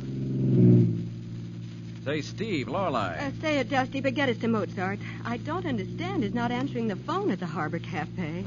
Same here. And if it means tangling with that mad madam called the Babe, deal me in with my speedy graphic. Thanks, Dusty, but we hope this can be settled without the help of your camera. Hey, what about this mysterious telephone tipster you've been talking about? I think he hopes to have us pull his chestnuts out of the fire, and we're going to go through the motion of doing it. Well, isn't that kind of a risky occupation, no matter how thin you slice it, Steve? It's not as bad as waiting for a vengeful lady to take a pot shot at one of us some dark night. Okay, Mozart's place coming up. Is he also a clay pigeon in the lady's proposed shooting gallery? Yes, pull up and stop at the side entrance to the cafe, Dusty. He should be in the back this time of night. Okay, here you are. And there's a light shining through the frosted glass of what used to be the family entrance. Yes, wait here, Dusty. We'll only be a moment. Yeah, we just want to find out if Mozart has had any calls, tips, or warnings about Joker's not-so-gentle widow. Okay, Lorelei. I'll prime my camera and be ready to take you to a rendezvous with that doe. Steve, I don't hear Mozart at the piano. No. And he usually beats out the blues when business is slack. Let's go in. Well, he isn't here in the back room. No. Well, there's no one at the bar. Hey, Steve, look at that smoldering cigarette in the ashtray at the end of the keyboard. That's funny. Yes. But he may have stepped out for a moment. Oh, no, Steve. Mozart's never taken a lighted cigarette out of his mouth till it's down to a bud, even to flick the ash. That's right, and there's his inevitable beer glass half empty. And he wouldn't leave the place wide open. He doesn't care about his worldly goods, but he's particular who gets them. There's something... Wait a minute, Lorelei. I'm afraid we're too late. Well, how do you mean? What are you staring at, Steve? Look at the dust on the top of the piano, Lorelei. Oh, Steve. Finger marks. Yes, look. Spelling out the babe.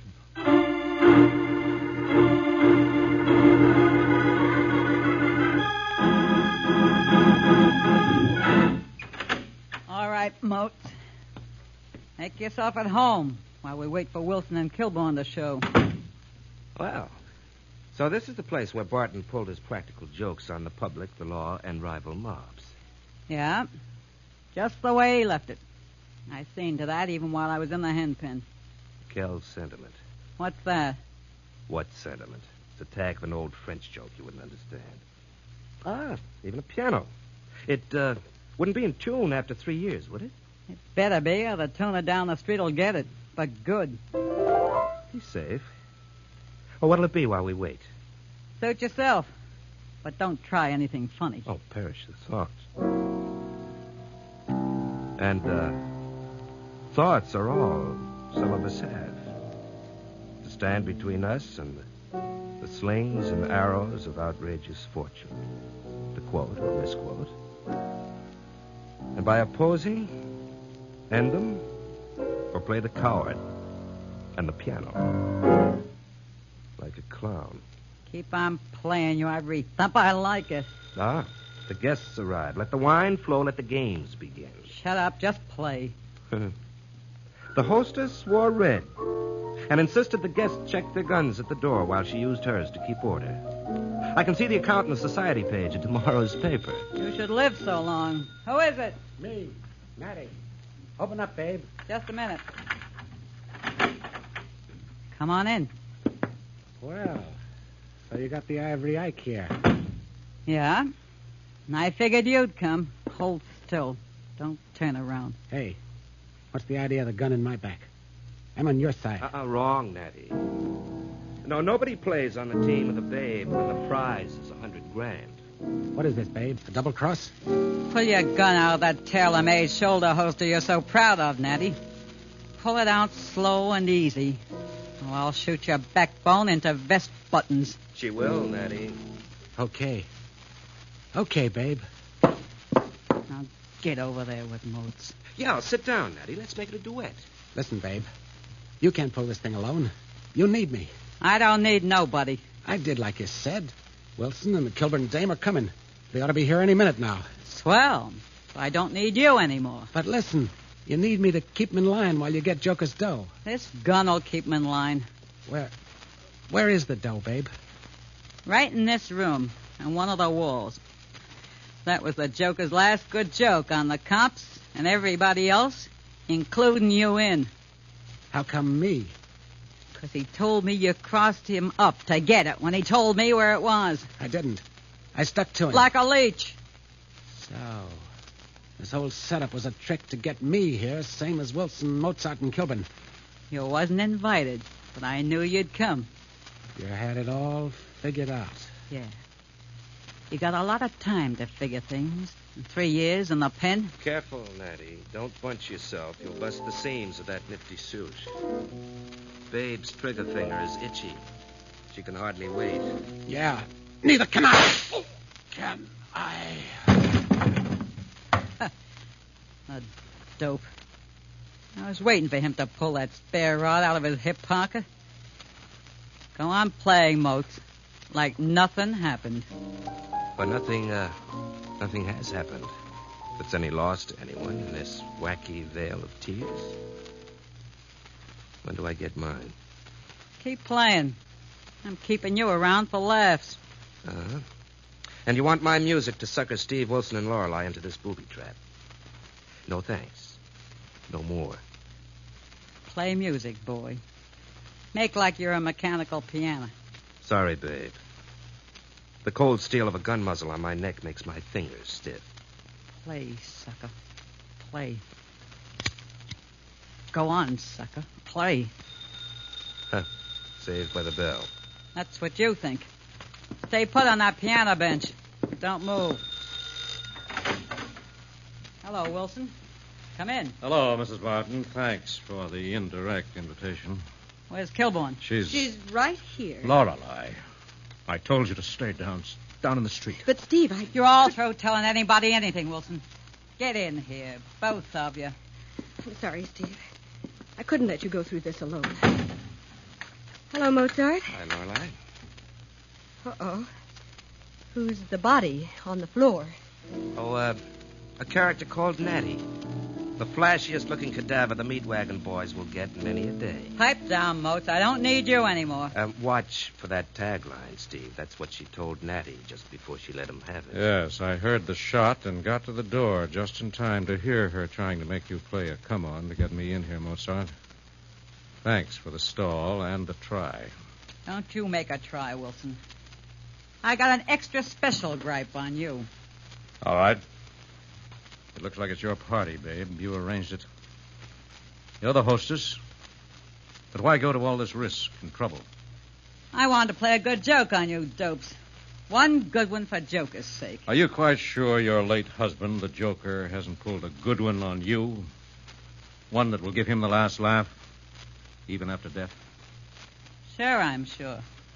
I'm going to let you dopes see the payoff with your own eyes. Well, we're honored, aren't we, Steve? Mozart. Shut up, you lippy twist. You had your say in your lousy illustrated press. You flapped your lip and tapped your typewriter and put me away for 3 years. I couldn't get my hands on Joker's dough. Now it's my turn. Too bad you won't get out of this rat trap to enjoy it. Shut up, Kilburn, or I'll bet your teeth in with the barrel of this rod. Yeah, Lorelei, yeah. The babe's got a strictly one-track mind. And you lay off the thumping, Moats. Just sit there on that stool and twiddle your thumbs till I get to you. You're wasting precious time, babe. You better get that money and get out of here before the police come and take you away on the big count for killing your pal, Natty. Natty was no pal of mine. He lied to Joker about me playing around. That's another reason I fixed his wagon. So you better get going before a judge and jury fixes yours for murder. Don't kid me, Wilson. You never call in the cops till you're sure of the facts. Thanks for the compliment, but circumstantial evidence made me fairly sure of the facts in this case, and the police are being notified. Yeah? How? That's my little joke. Now, let's see how yours turns out. Yeah. I've had my fun with you, dopes. I've waited long enough to get my mitts on that $100,000. Where is it, babe? Right behind you, Kilborn. In that wall. Behind that picture of Joker. Turn around and take it down. I'll take it down. Stay put, Wilson. Get over there at the piano with Moats. I told you to take it down, Kilborn. All right. Joker looks almost lifelike. As if he were enjoying the results of one of his endless practical jokes. I think he is, Lorelei. Shut up, Wilson. Lift it down, Kilborn. Okay. Come on, Joker, old boy. I'll put you down here on the floor where you can get a good look at Natty. That ought to amuse you no end. You might even laugh out loud. Hurry it up, Kilborn. Save the wisecracks. Now, get out of the way. All right, but I don't see anything but a blank wall. That's all the cops could find. Now, back up, Kilborn. Get over there by the piano with Wilson and Moats. Yes, come away from that wall, Lorelei. Having known the Joker, I have a feeling he wouldn't have been able to resist one last gag. I'll show you if it's a gag or not.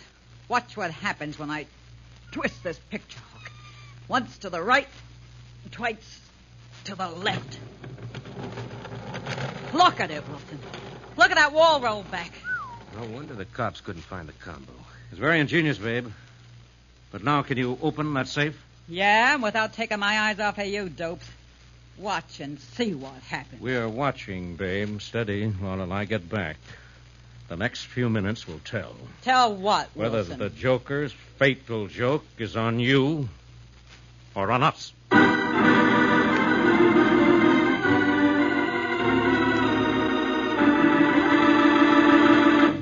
Thus, Steve, Lorelei, and Mozart are caught in a strange situation.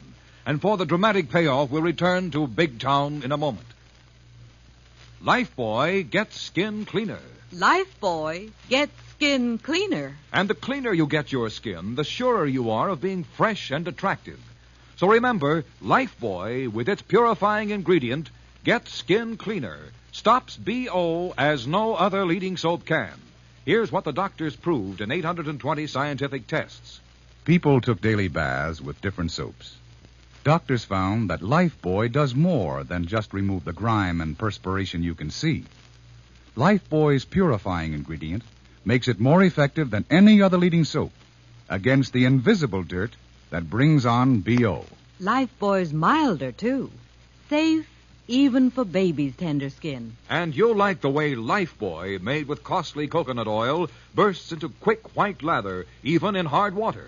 Lifebuoy gets skin cleaner. Lifebuoy gets skin cleaner, keeps you fresh and attractive, protects you as no other leading soap can. Bathe with Lifebuoy every day. Get the big new bath size. Buy Lifebuoy right away.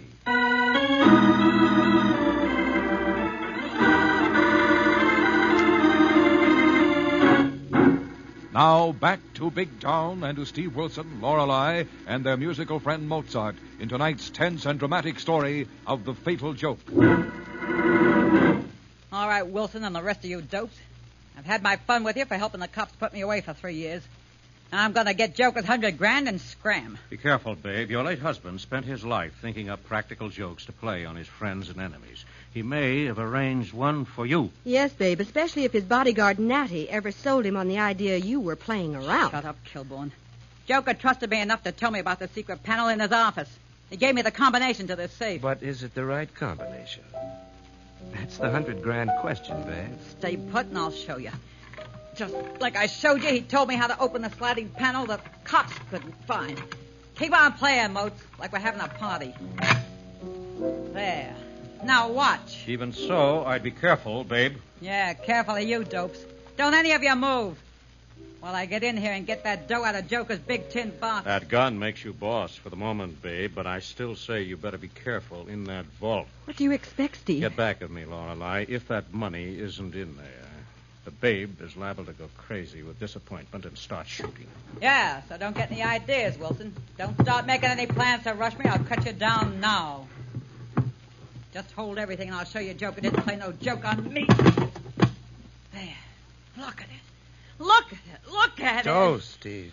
From here it looks like the McCoy. Oh, look at it, you lugs. Looks like the joke's on us, Steve. Get back, Lorelei. Look at it, you lugs. Packets and packets. The $100,000 and easy spending 10s and 20s.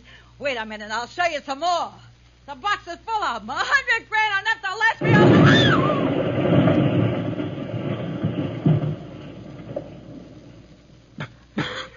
Lorelei. Mozart.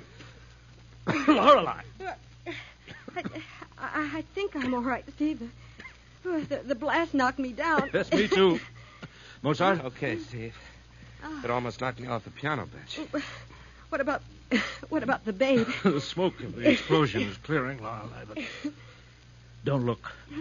Don't look. It must have been in the box she was holding. Under the money. Oh, how horrible. Yeah, she never knew what hit her. She died in a fool's paradise of blood money. Steve, Lorelei, Steve! Just a minute, Jesse. We're okay. I'll unlock the door. Holy cat! What happened in here, Steve? A dead man played a practical joke, Dusty. Get a good shot for page 1. Did you call Callahan of homicide? Yeah, and he's on the way, but it looks more like you need the boys from the morgue. Yes, Dusty. Thanks to the Joker.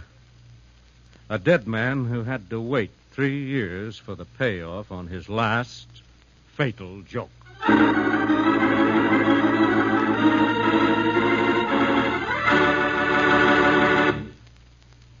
Friends, tonight you've heard an unusual story from the front pages of the Illustrated Press. I hope it holds your interest, for behind the violence and excitement is the sober, all-important fact that all crimes hold the seeds of violence and even murder, and are closer and a greater danger to the life and happiness of you and yours than most of us realize. And next week, friends, we'll bring you another vicious racket expose that pulls no punches. It's headlined The Crooked Eye, and is the story of a blackmailing private detective such as any of us might mistakenly hire if we were in trouble. Yes, Lorelei. And now here's our narrator, Dwight Weiss, with a message for right now. Yes, remember, doctors have proved it. Lifebuoy, with its purifying ingredient, gets skin cleaner in your daily bath. Stops BO as no other leading soap can. Oh, say, Dwight. Yes, Lorelei? Dwight, I want to tell the women about that purifying ingredient of Lifebuoy's. That's what makes Lifebuoy milder, so safe and gentle. Yes, and it's the reason Lifebuoy Health Soap keeps you fresh and attractive, protects you as no other leading soap can, keeps you secure. It's one more reason why today Lifebuoy is used in the homes of 40 million Americans. Buy Lifebuoy Health Soap right away. In tonight's dramatization, all names, times, and places are fictional. Big Town features Edward Pauly as Steve Wilson, Fran Collin as Lorelei, and is written and directed by Jerry McGill. Lever Brothers Company have amazing news. New 1950 Rinso with Solium. It's here a year ahead of time. New 1950 Rinso has 3 times the whiter washing action of any other soap. The sensational new washing action of 1950 Rinso gets white clothes whiter than new, washable colors brighter than new, and keeps them whiter, brighter than any other soap. Rinso is so safe for clothes, so kind to hands. Get new 1950 Rinso at your dealers now. Be sure to be with us again next Tuesday at the same time when Lever Brothers Company will again present Big Town. Extra, extra, hero about the crooked eye. Blackmailer slays the accomplice. Extra, Big Town, extra. I want a $2,000 payoff. Here's your payoff. I won't leave Big Town for peanuts. Get out of Big Town or you'll go in a box. Lay off, Wilson. I got nothing to lose drilling you. So your shakedown included murder. Okay, let's play it out. Yes, listen to this headline story of The Crooked Eye, brought to you by Lever Brothers Company, makers of Lifebuoy Health Soap. Hear this exciting story of fighting editor Steve Wilson of the Illustrated Press, whose newspaper creed stands for freedom and justice against the forces of intolerance and evil.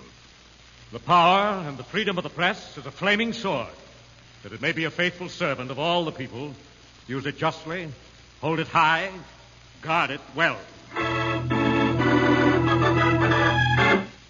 Now, Big Town and the case of the Crooked Eye.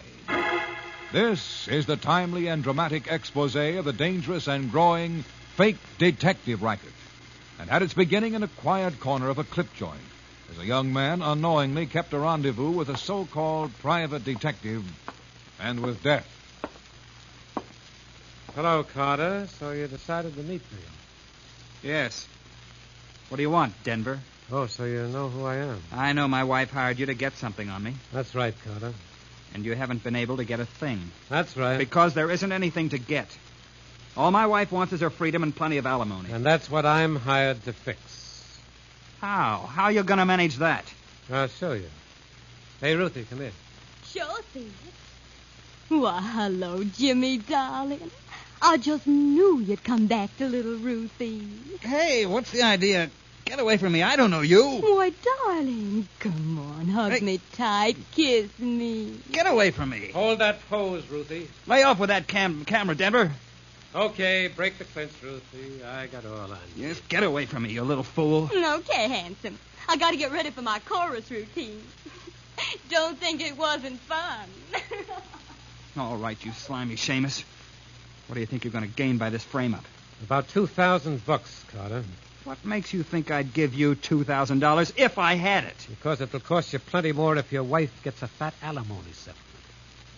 Why, you dirty blackmailer. No, you got me wrong, Carter. I'm just selling you a very valuable camera. You're not selling me anything. Got a swell flash attachment, good fast lens, takes perfect pictures, never misses. Neither do I. Oh, don't telegraph your punches, sucker. Oh, come on, Carter, straighten up. I used to train pugs before I got in the detective racket. Let me show you how. Oh. Okay, sucker. Here's my card and address. When you come out of that slugging and raise the dough to buy this camera. Hey, mister. The management of this joint don't like fist fighting so early in the evening. Get back on the door, you big comic. Nothing's doing because besides being doorman, I am likewise the bouncer. Beat it or I'll bounce you off the wall. Uh-huh. Tough guy. Yeah, take a look at that dope on the floor and beat it or I'll give you some of the same. Two other fellas we both think we are. Let's take a look. Lay off. Let go.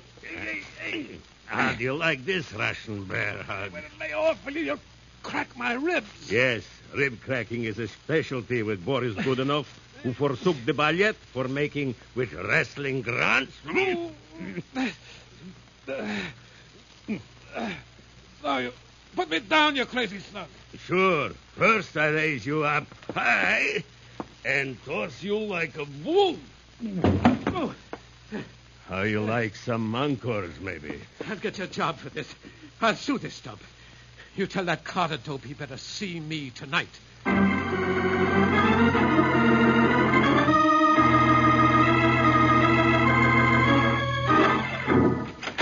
Hi, Steve. Got a minute to look at a batch of reactions to our safe driving campaign? Sure thing, Lorelei. Golly, look at these letters. There are hundreds of them. Good. We'll publish some of them. When the public takes over a campaign, we owe it to them to keep it rolling. Yes, you can't have a safe driving week and then forget it the rest of the year. I'll pick out the best letters and give them to Fletcher on City Desk. Do that. And what about that upriver pollution scandal? I'm checking on that, Steve, but some upstate politicians are sitting on the lid. Well, they better do something before public indignation blows the lid off. And some of them out of office. Or into jail. Uh-oh. Your private line to your so-called underworld listening post. Yes, I'm expecting a tip on the new racket in our own big-town backyard, Lorelei. Steve Wilson, Illustrated Press. Mr. Wilson, this is Boris Goodenough, Nijinsky Pavlovich speaking in person. Hello, Boris. How's the doorman business? Confidentially, Mr. Wilson, it is like something from nothing good, which is why I'm calling you. What's the trouble, Boris? Here in the checks room of the big town parrot's cage, I have got a beat-up nice young feller who's got plenty of trouble, Mr. Wilson. Is he badly hurt, Boris? Not much yet, but soon, maybe. Why was he beaten up, Boris? Blackmails he won't pay, I think. Blackmail? Who beat him up? One very tough private detective fella, but I am tougher, and him I bounce out. Nice going, Boris. But are you sure the man was a private detective? Absolutely positively, Mr. Wilson. On account of with this young Carter fella, he leaves a card along with a couple of black eyes. Now, wait a minute, Boris. Any real private detective would lose his license for that. What's the name on the card? On the card, it says, Sid Denver. Denver. Yes, I've heard about him. His license was revoked 6 months ago, Boris. Can you keep young Carter there a few minutes? Sure, easy, Mr. Wilson. He don't feel like standing up much yet, let alone go any places in a hurry. Well, take good care of him, Boris. We'll be over at the parrot cage in 10 minutes flat. Come on, Lorelei. Another dirty racket. Go get your coat and so-called hat.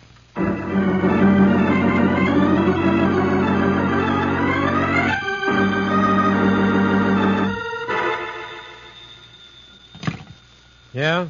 That you, Sid, honey? Who else would be answering my phone, Featherbrain? Oh, honey. Save the Scarlett O'Hara Act.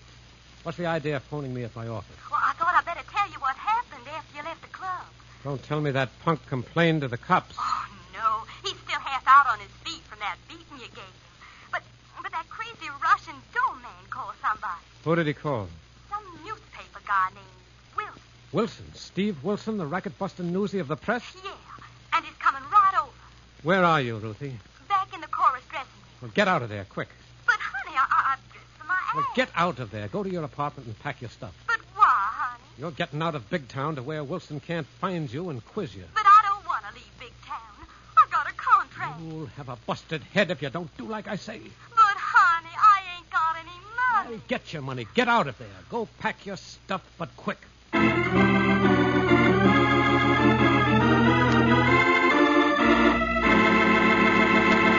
The Thus, dangerous cross complications are developing as Steve Wilson moves into this vicious shakedown racket. And we'll rejoin Steve and Lorelei in a moment. Lifebuoy gets skin cleaner. Lifebuoy gets skin cleaner. And the cleaner you get your skin, the surer you are of being fresh and attractive. So remember, Lifebuoy, with its purifying ingredient, gets skin cleaner. Stops BO as no other leading soap can. Here's what the doctors proved in 820 scientific tests. People took daily baths with different soaps.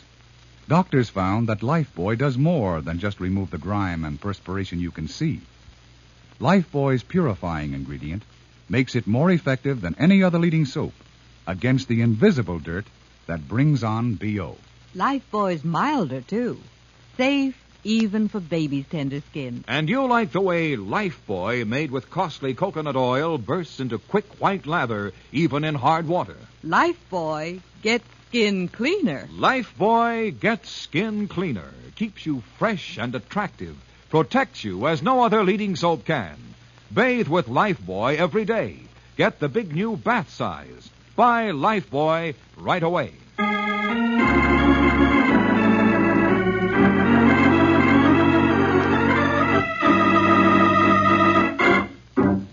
Now back to Big Town and tonight's headline story of the Crooked Eye, as Steve Wilson and Lorelei approach a notorious Big Town nightclub in the cab of their loquacious friend and companion, Harry the Hack.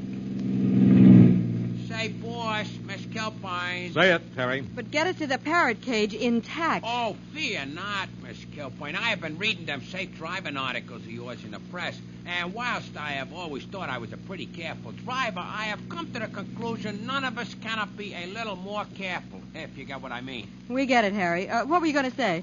I was just about to offer the services of me and my trusty knock in the event of any eventualities with this crooked eye with whom you are about to tangle. Thanks, Harry, but I hope we can settle this without any more violence. Just stop at the parrot cage and wait a few minutes.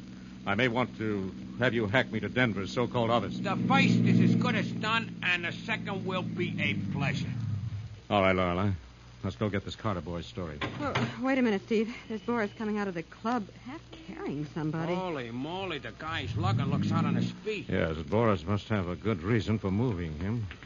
Mr. Wilson, maybe you better get this fellow away from here and to some doctor quick. Good grief. He's unconscious. Yes, and when I'm phoning you, he acts like he's getting better. Then he goes out like a light.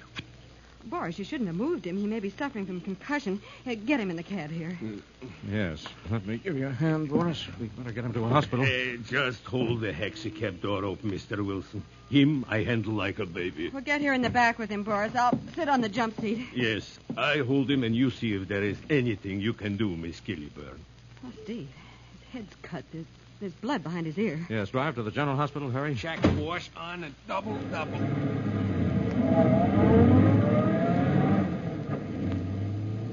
Maybe I should not have moved him, Miss Killiburn, but after I make with the telephone to you, something else happens, which makes me think maybe this feller, I should get him out of the parrot cages before something worse happens to him. What happened, Boris? After I'm talking to you, Mr. Wilson, I find a hoof dancer called Ruthie eavesdropping, and in the dressing room she makes phone calls to this Denver feller who wants her to get out of Big Town quick like rabbit. That means she's mixed up in this shakedown racket. Nah. And she dressed quick and runs to her apartments to pack some things. That fits. You know where she lives, Boris? At the Big Town Arm. Harry, stop the cab. Check, boss, but how come? Let us out. Come on, Lorelei. Well, what about this boy, Boris Steve? and Harry can take him to the hospital. I think we can take care of the rest of his troubles. We'll pick up another cab to the Big Town Arms. Let's go. Come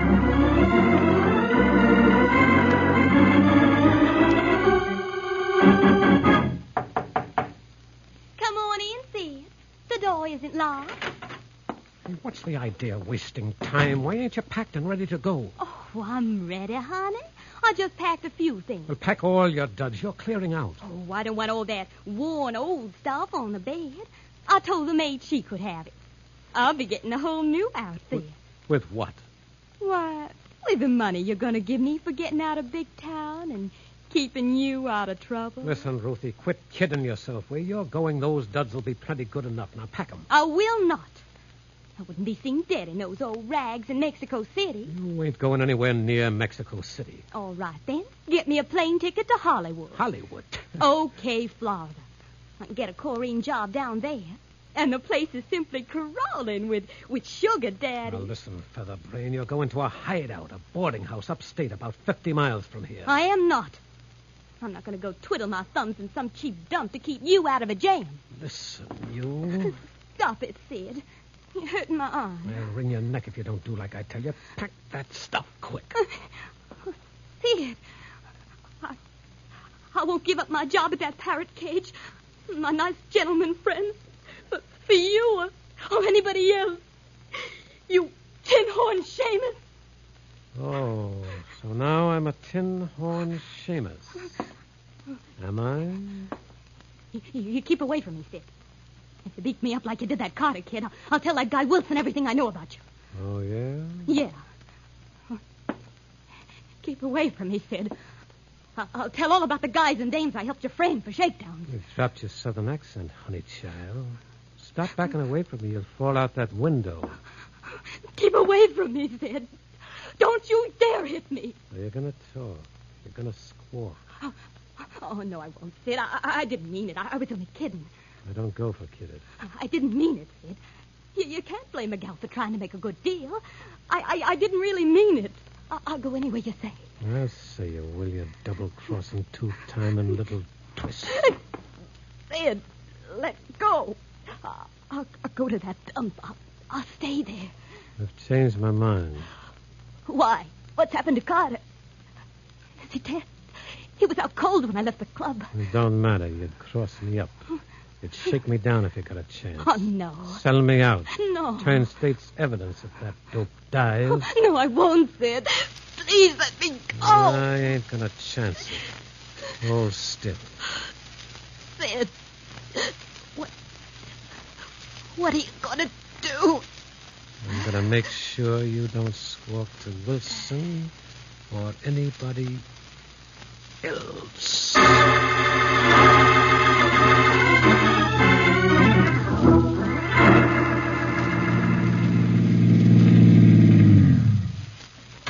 Thanks, driver. Keep the change. Come on, Lorelei. Okay, Steve. You know, I've been thinking... We may not have much time to think if we're going to question that girl before she skips town, Well, that's what I've been thinking about. If we both go barging in on her, she may shut up like a clam. Well, in that case, she'll talk to the police as soon as they picked up Sid Denver. Well, hadn't you better notify them to grab Denver at his office before he hears young Carter is too badly hurt to meet him there? Yes, I'm going to phone Callahan from the lobby. Callahan? Homicide? Do you think Carter's so badly hurt he may die? He might. But whether he does or not, his bruises and cuts have all the trademarks of brass knuckles, Lorelei, and Denver's attack can be assault with a deadly weapon, and the charge can be manslaughter. Then it's more important than ever to get that girl to talk. Yes, let's get in there before she slips out a back exit of the Big Town Arms. Steve, let me go up and try to get in her apartment and talk to her while you're phoning Callahan. No, Lorelei, it'll only take a few seconds, and that girl may think Carter is dead if you go up there and start pumping her. But, Steve, she may get away. Now, please, let me try. Absolutely not, Lorelei. I'd rather let her get away than risk your neck. Now, come on inside and wait while I make that call to Callahan of homicide.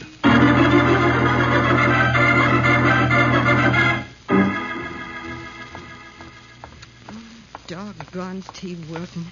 Always trying to keep me from doing my reporter job because I happen to be a female. Oh, this must be Ruthie's apartment. As a female, I think I can handle her better than he can. Golly, I hope we haven't missed her. Yeah? Oh. Hello. What do you want? I want to see Ruthie. Who wants to see Ruthie? I'm a friend of hers. Is she here? What do you want to see her about? It's personal. See her at the parrot cage tomorrow.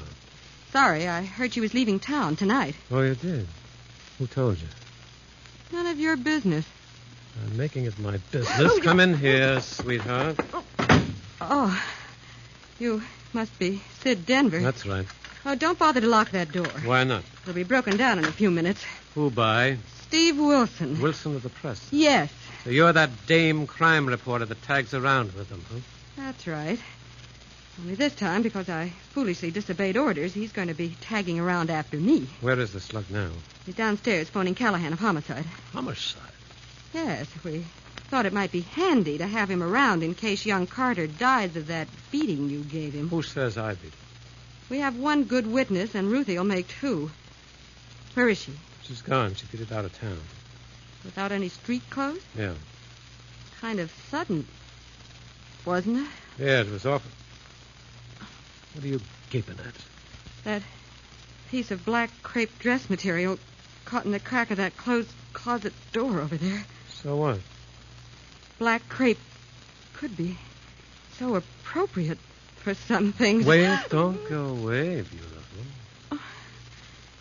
Looks like I walked in on something. You sure have. Since you're so curious, come on. You're going in that closet for a better look.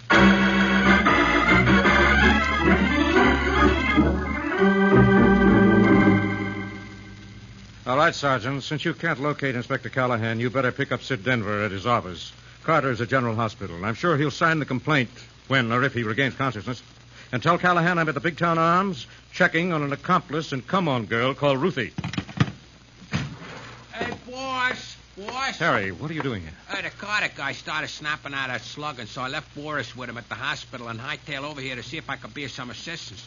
Where's Miss Kilburn? She's over at the switchboard getting the lowdown on that girl Ruthie from the operator. Come on, we'll see how she's made out. You called a lawyer on this yet? Yes, they're going to pick up Denver at his office. I tried to get in touch with Callahan of Homicide. That's what took me so long on the phone, Harry. Well, there's a switchboard operator, but I don't see Miss Kilburn. I'm sorry, madam, but Mr. Jones does not answer.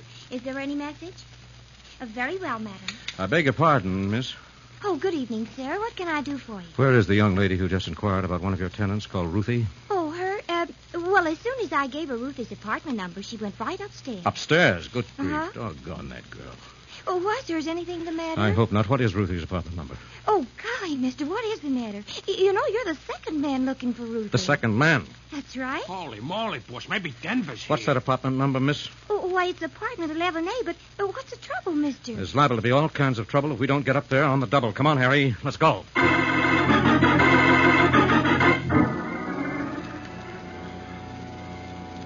Golly, but these automatic elevators are slow, Oh, boss. even so, it's quicker than climbing 11 flights of stairs. To say Harry. nothing of the shape we'd be in when we got up. Oh, this is it. Yes, come on, but wait in the hall.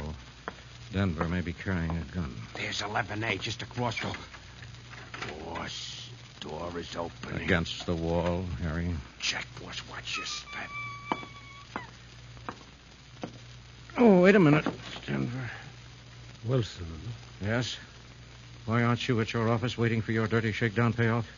I don't know what you're talking about. Let's go to the apartment and ask your girlfriend, Ruthie. She's gone. She left town. Where's Miss Kilburn? You mean that lippy reporter dame that tags around with you? Yes, I mean Laura Kilburn. She ain't sure. You're a liar. She came up here a few moments ago. Now, get out of the way. Laura. All right, you nosy newspaper slug. Shut up. Turn around. Oh. So now it comes to guns. Yeah. Your shakedown has turned to murder. Okay. Let's play this out.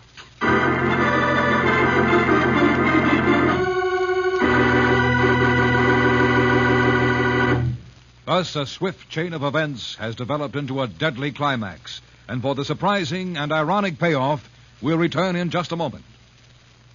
Lifebuoy gets skin cleaner. Lifebuoy gets skin cleaner. And the cleaner you get your skin, the surer you are of being fresh and attractive. So remember, Lifebuoy, with its purifying ingredient, gets skin cleaner, stops BO as no other leading soap can. Here's what the doctors proved in 820 scientific tests. People took daily baths with different soaps. Doctors found that Lifebuoy does more than just remove the grime and perspiration you can see. Lifebuoy's purifying ingredient makes it more effective than any other leading soap against the invisible dirt that brings on BO. Lifebuoy's milder, too. Safe, even for baby's tender skin. And you'll like the way Lifebuoy, made with costly coconut oil, bursts into quick white lather, even in hard water. Lifebuoy gets skin cleaner. Lifebuoy gets skin cleaner, keeps you fresh and attractive, protects you as no other leading soap can. Bathe with Lifebuoy every day. Get the big new bath size. Buy Lifebuoy right away.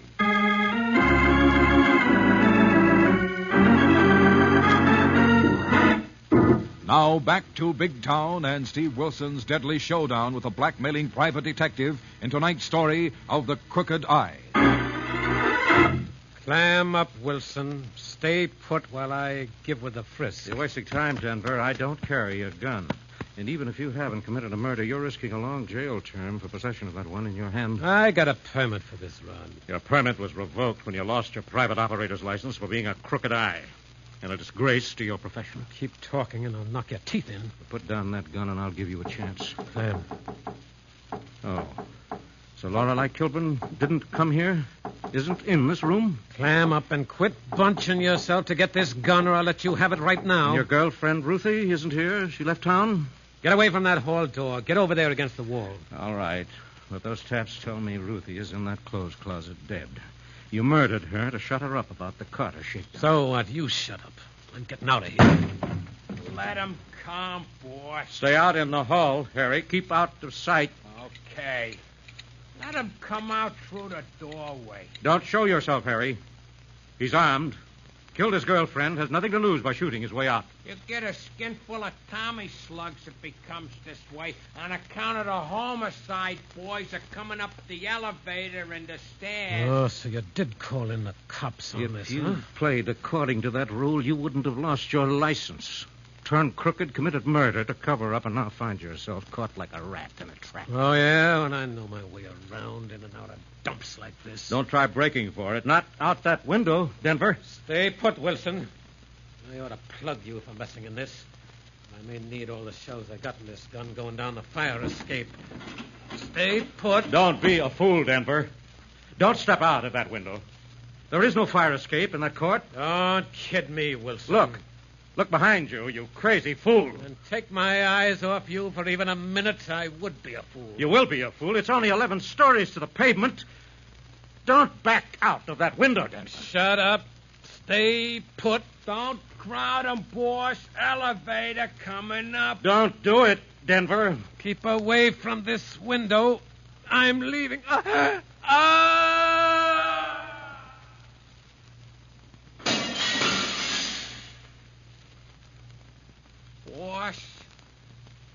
Boss. Come on in, Harry. He's gone. Finished. The law won't have to take him for his folly. You warned him, boss. You tried your best to stop him. Oh, yes, Harry, but even so. How did you know there wasn't no fire escape outside of that window? I noticed when he came in through the court. What's keeping those homicide men, Harry? Oh, that was my bluff, boss. I don't know if they're coming or not. Steve, get me out of here. Oh, good grief, Lorelei. In that closet with Ruthie. I've forgotten. Just a minute, Lorelei. I'll unlock the door. Oh, Steve, I'm sorry I didn't listen to you.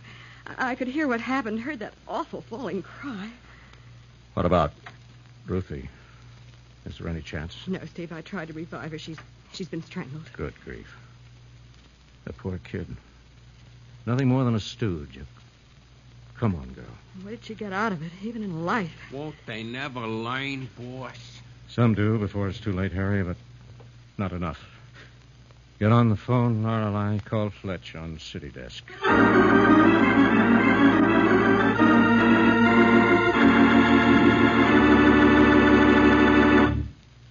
And that, ladies and gentlemen, was just another story from the front pages of the Illustrated Press. Young Carter recovered, and we played up Ruthie's angle because I honestly feel it may help convince youngsters like her that you can't fool around the fringe of crime without the fatal risk of drowning in its whirlpool. And incidentally, Steve, wasn't Sid Denver, the Crooked Eye, an exception to the general run of private investigators? Yes, Lorelei. There are good and bad in every profession. How about next week, Steve? Well, next week we're going to dramatize a hard-hitting story of juvenile tragedy and parent delinquency, and headline The Shiny Gun. But right now you seem to have something immediate on your mind, Lorelei. Yes, Steve. Friends, you've heard tonight how Lifebuoy gets skin cleaner in your daily bath, keeps you fresh and attractive 24 hours a day. Now, I'd like to suggest that you try Lifebuoy Health Soap in the big new bath size. Bath size Lifebuoy is generous and luxurious. And that lather, it's so mild and refreshing. I love it, and I know you'll love it, too. Just ask for the new bath size Lifebuoy. Thank you, and good night. It's opportunity unlimited. Enlistment in America's armed forces today. For America's armed forces now constitute the greatest scientific enterprise in the world. Trained in the best technical schools, working with advanced techniques and equipment, today's serviceman is a skilled professional with a bright future in civilian or military life. Investigate the opportunities offered in the armed forces now.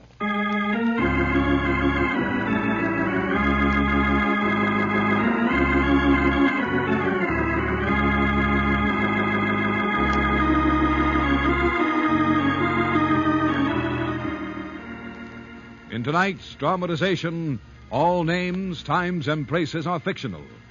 Big Town features Edward Pauley as Steve Wilson, Fran Carlin as Lorelei Kilburn, and is written and produced by Jerry McGill.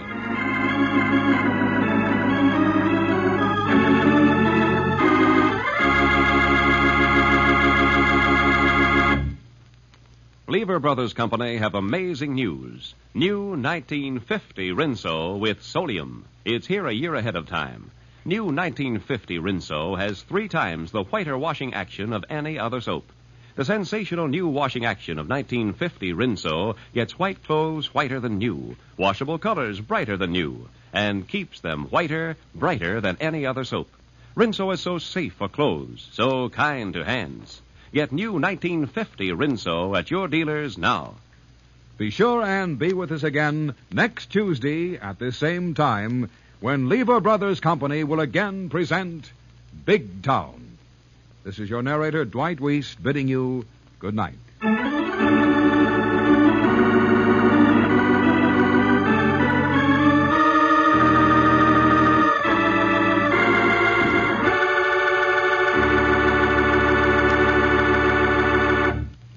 This is NBC, the national broadcasting company. Extra Big Town, hero about it. Slayer gets deadly summons. Extra Big Town, extra. Goodbye, Craig. I'll be back in an hour. And I don't want to find you in the...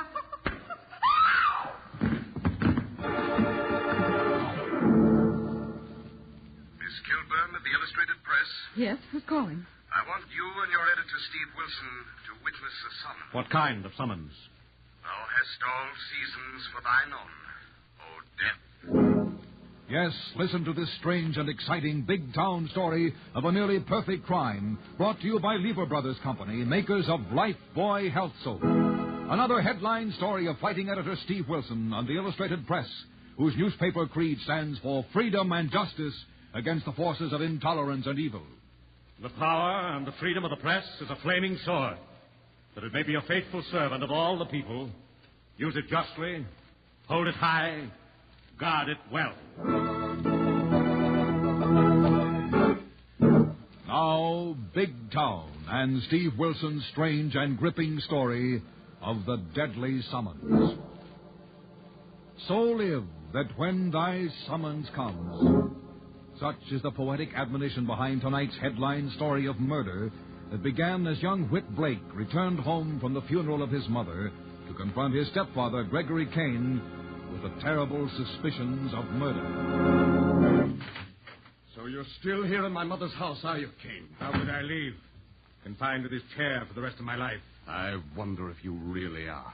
Now, my boy. I know your mother's death has been a terrible shock. Whit, come here, son. Don't call me son. I'm no son of yours. All right. But I am now your guardian. We are bound together by the terms of your mother's will. And we might as well make the best of it. Couldn't you have waited a few days to go into that? Life must go on. The play must go on. We are but actors. Shut up, you hammy Hamlet. I was your mother's leading man. That was the one horrible mistake in her life. The mistake that cost her her life. Poetic fancy, my boy. I am not your boy. No flesh of your blood, no part of your warped and twisted mind. No, but a boy, nevertheless. A boy trying to live up to your namesakes, Whittier and Blake. Ha! A boy living in an unreal world of poetry, fancy, and music. Yes. And suspicion. Suspicion. Keep away from that electric organ. Why? Are you afraid the sweet, gentle ghost of my mother will come back from her chamber in the silent halls of death? Can't you speak without stealing, plagiarizing the words of your infernal poets? They wrote to be quoted, not to yellow in uncut pages or gathered dust. Not to die as we must die. Stop talking about death. Stop playing that organ or I'll smash it with his cane. Oh, yes, that loaded cane. It's heavy enough to kill a man or a woman. Why do you keep it near you always when you say you can't get out of that chair? Even to go to pay your last respects to my mother, who gave you everything in life and half of all she had in death. You're crazy. I was afraid the shock would be too much for your milk and water poetic mind. Now stop it or I'll have you put away. Where, my dear stepfather? Committed to an asylum. You're insane. Perhaps. Who knows? Is it better to suffer the slings and arrows of outrageous fortune, or by opposing end them? To sleep, to die, perchance to dream.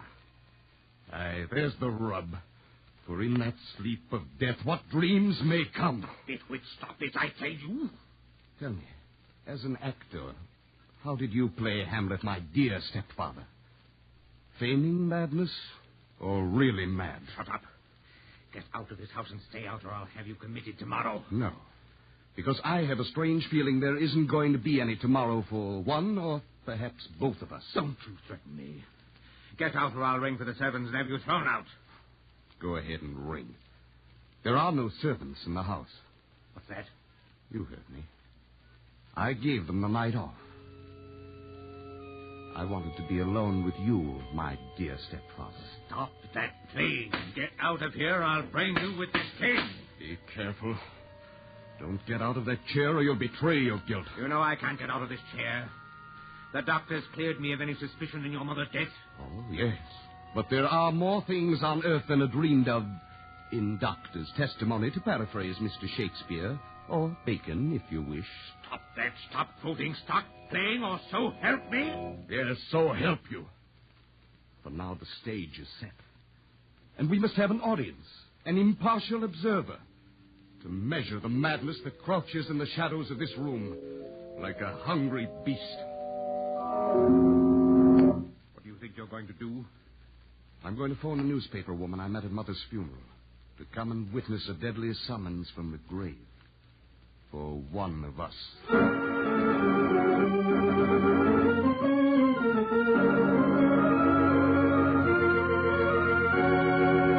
Hi, Steve. You got a minute? Always for you, my lovely. Come in. Thanks. Where have you been? I've been to a funeral and digging in our morgue file on the deceased. Whose funeral, and what did you find? The rather surprising death of one of our first ladies of the theater. Oh, Elizabeth Blake. Oh, yes. Fell down a flight of stairs in her townhouse. Uh-huh. And that strikes me as rather odd. How so, Lorelei? Lots of people are killed by accidental falls. But Elizabeth Blake was an actress, trained, if necessary, to fall down flights of stairs without hurting herself. Well, acting and actuality aren't always the same, Lorelei. What else has aroused your repertorial suspicion? What her son, Whittier Blake, said as he knelt beside his mother's grave. What did he say? He quoted from one of Shakespeare's plays, Hamlet, I think.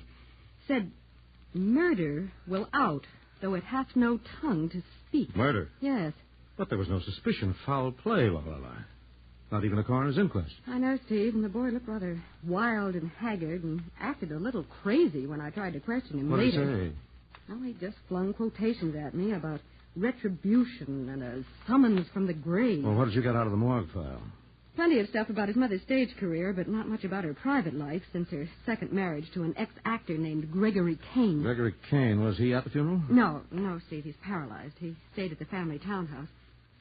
Young Blake hates him, and I think there's going to be more to this now that Kane will be his guardian. Well, it might be worth looking into, following up. Young Blake said I might have a chance soon. Yeah, just a minute. Steve Wilson, Illustrated Press. Good evening, Mr. Wilson. I'm told by your operator that a certain young lady, a reporter by the name of Lorelei Kilburn, is at present in your office. Yes, she is. Who's calling, please? Simply say, we met at my mother's grave.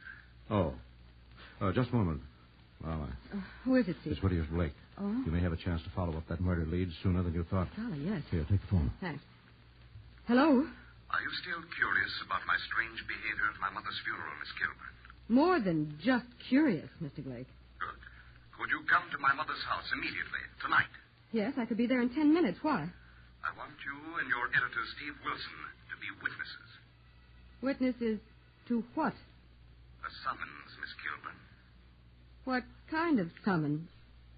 Leaves have their time to fall, and flowers to wither at the north wind's breath, and stars to set.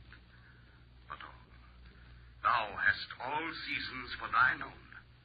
O death. Steve, he hung up. What did you get? Well, an invitation in poetic double talk to witness a summons to be served by death. Good grief. That kind of summons calls for 2 witnesses. Get your so-called hat, Lorelei. Let's go.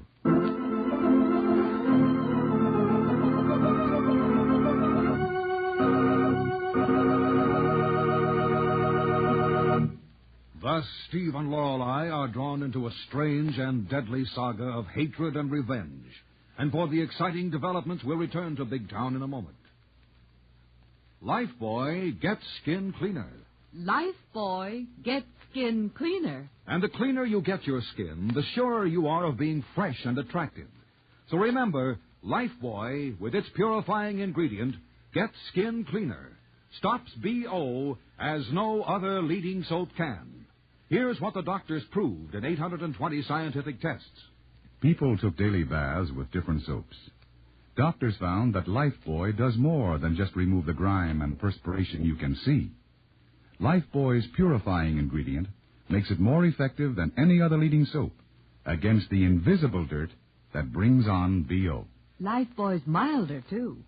Safe, even for baby's tender skin. And you'll like the way Lifebuoy, made with costly coconut oil, bursts into quick white lather, even in hard water. Lifebuoy gets skin cleaner. Lifebuoy gets skin cleaner, keeps you fresh and attractive, protects you as no other leading soap can. Bathe with Lifebuoy every day. Get the big new bath size. Buy Lifebuoy right away.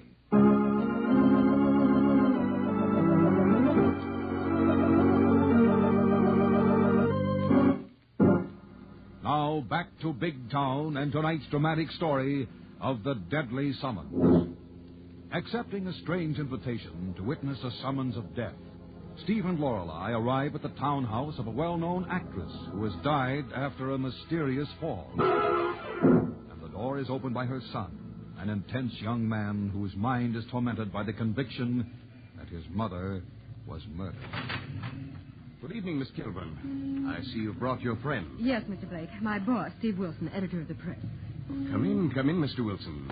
I've read of you in connection with the smashing of some rackets. Yes, I've been able to help the police break up a few. Good.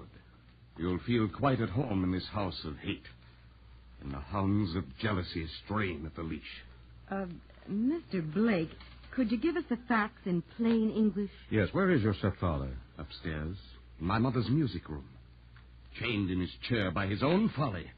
Dreaming of tomorrow when he'll have me put away in a place of the living dead. As surely as my mother died upon those stairs, and awaits retribution to strike her slayer down. Now, wait a minute, Blake. Don't let your poetic fancy run away with your common sense. How could your stepfather be responsible for your mother's fall down those stairs if he's paralyzed and can't move out of his chair? I do not know. But I know he did. And I shall prove it. Surely you're not suggesting the doctors are wrong, that he isn't paralyzed. No.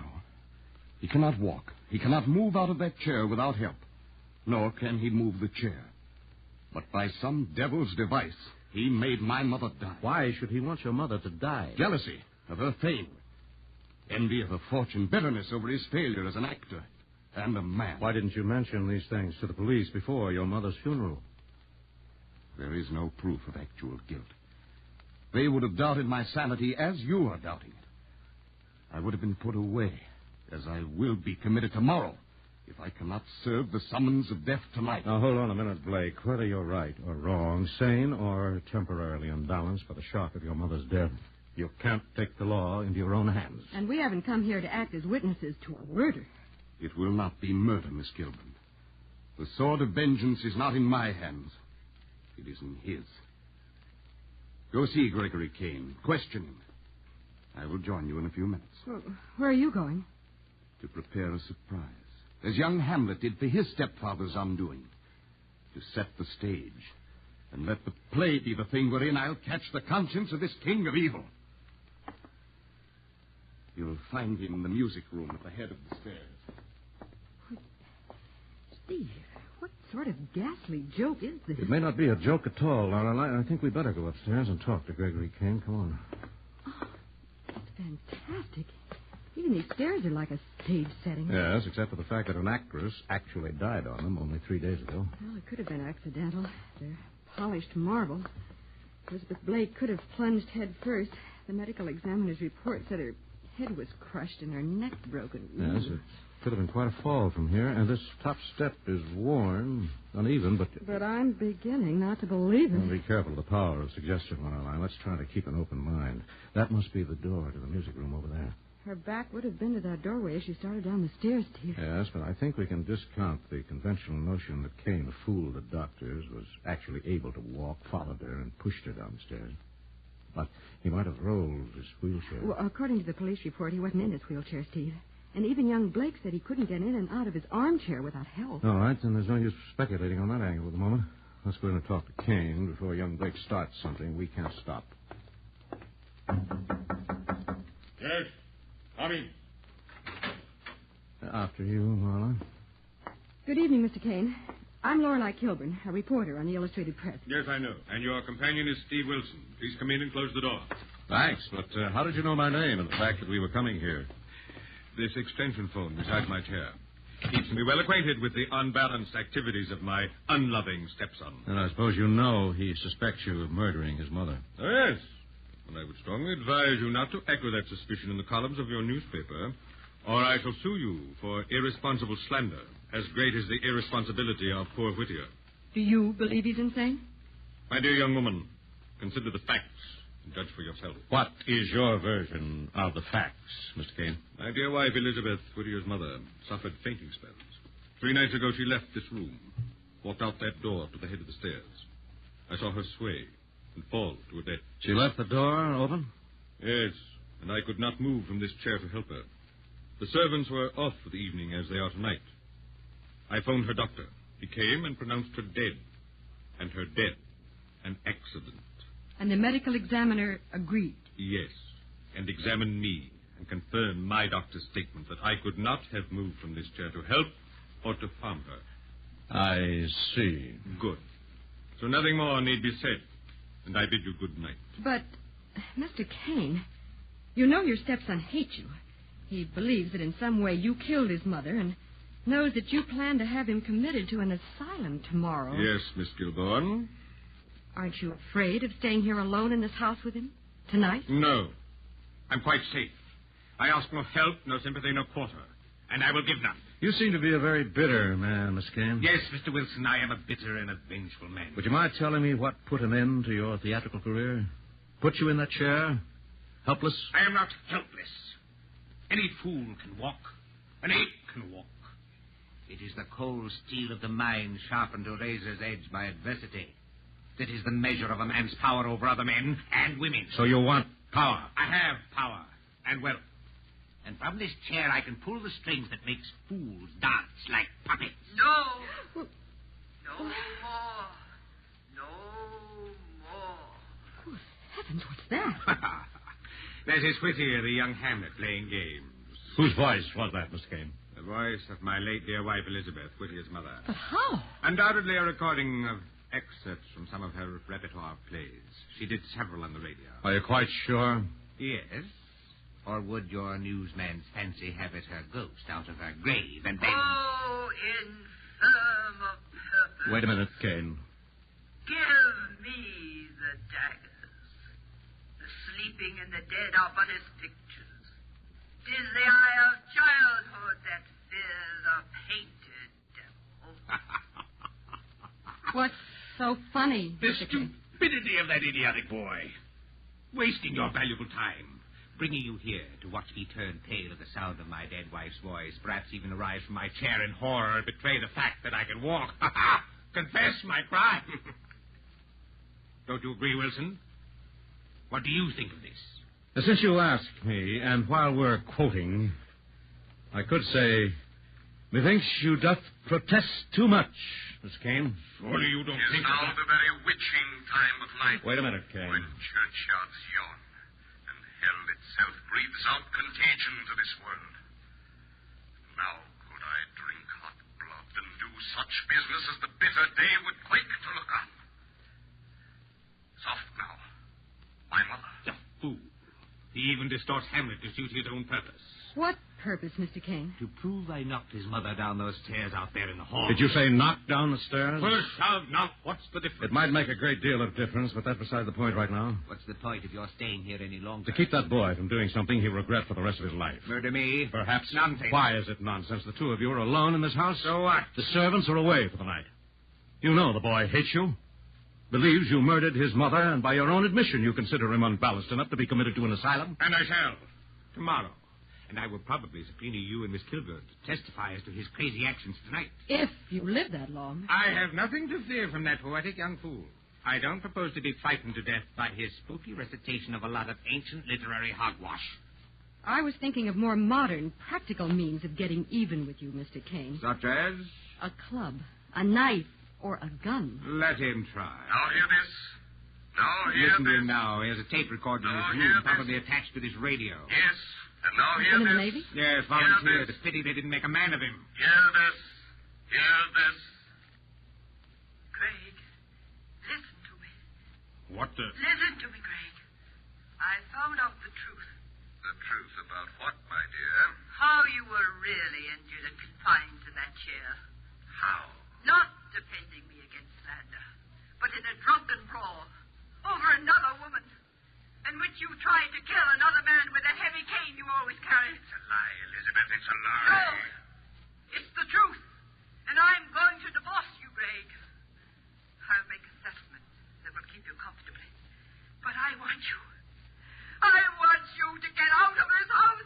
Listen, Wilson, Miss Kilburn, this whole thing is a fake. There never was such a quarrel. It never happened. Steve, stop him. He's smashing the radio. It doesn't matter, Lorelei. Let him smash. I'll smash his... I'll smash him. I'll show him. Yes, Kane. A remarkable demonstration of blind, senseless fury. And it has shown us a great deal. Such as what, Wilson? That recording of your quarrel with your wife provides an excellent motive for murder. It never happened. It was fake. Was your voice faked, impersonated? No, taken from some scene I played. What play? What about that cane Elizabeth Blake mentioned? The one you used so effectively to smash Yes. that radio. Let me have a look at that cane. Keep away from me. Keep away, or I'll show you what I can do with it. There's a great deal, I imagine. It looks as if the head were loaded with lead. It is. More ways than one. Keep away from me. Yes, keep away from me, Mr. Wilson, Miss Kilburn. He's really dangerous. What, no quotations now, you crazy young fool? No. I think they've served their purpose. And this tape recording of your last quarrel with my mother will provide the motive for the murder. Will you take it to the police, Mr. Wilson? Yes, gladly. Wait. Hand that here, Wit. Give it to me. Hand it here. What's to make me give it to you? Keep out of reach of that loaded cane, Blake. Don't move, any of you. I told you this cane is loaded in more ways than one. It's a one-shot gun. And the first to move gets that one shot.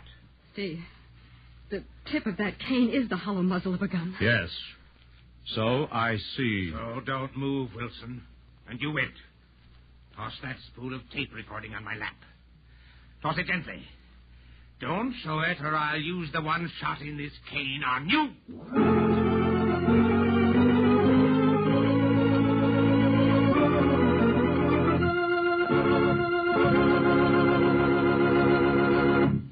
Thus, Steve and Lorelei and young Blake are faced with a strange dilemma. And for the surprising and exciting payoff, we'll return to Big Town in just a moment. Lifebuoy gets skin cleaner. Lifebuoy gets skin cleaner. And the cleaner you get your skin, the surer you are of being fresh and attractive. So remember, Lifebuoy, with its purifying ingredient, gets skin cleaner, stops BO as no other leading soap can. Here's what the doctors proved in 820 scientific tests. People took daily baths with different soaps. Doctors found that Lifebuoy does more than just remove the grime and perspiration you can see. Lifebuoy's purifying ingredient makes it more effective than any other leading soap against the invisible dirt that brings on BO. Lifebuoy's milder, too. Safe even for baby's tender skin. And you'll like the way Lifebuoy, made with costly coconut oil, bursts into quick white lather, even in hard water. Lifebuoy gets skin cleaner. Lifebuoy gets skin cleaner, keeps you fresh and attractive, protects you as no other leading soap can. Bathe with Lifebuoy every day. Get the big new bath size. Buy Lifebuoy right away.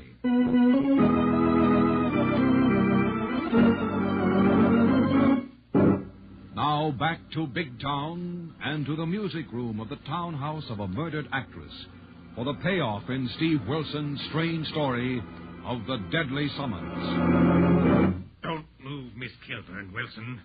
I've only one shot in this cane gun, but I promise it to the first one who moves toward my chair. Now toss that spool of tape recording on my lap, Wit. You better give it to him, Blake. It's obvious he's quite desperate.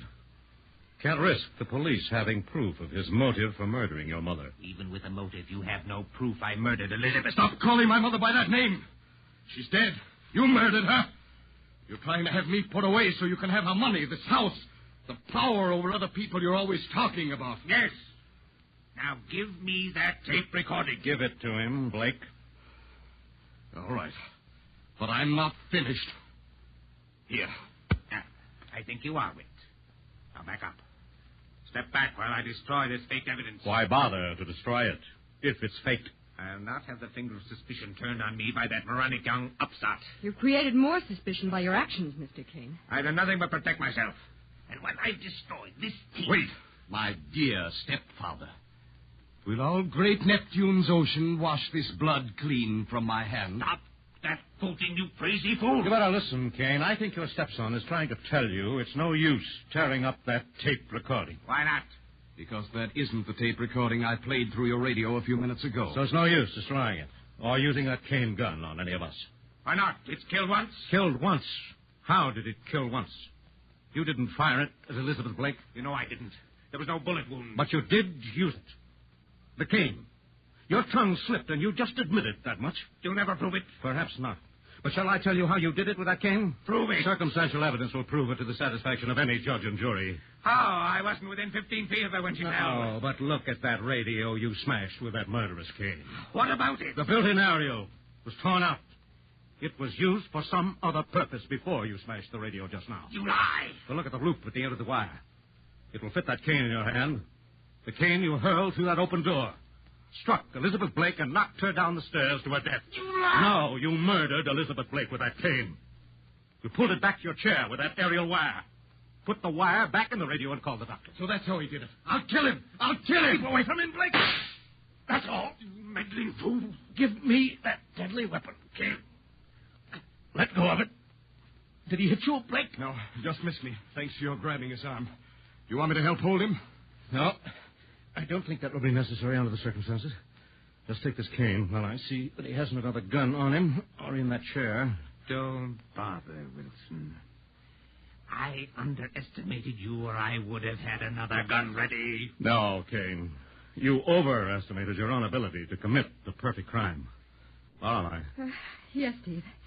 You want me to phone Inspector Callahan of Homicide? Yes, then flash on city desk and byline yourself a story of a deadly summons. Signed, sealed, and delivered to one Gregory Kane.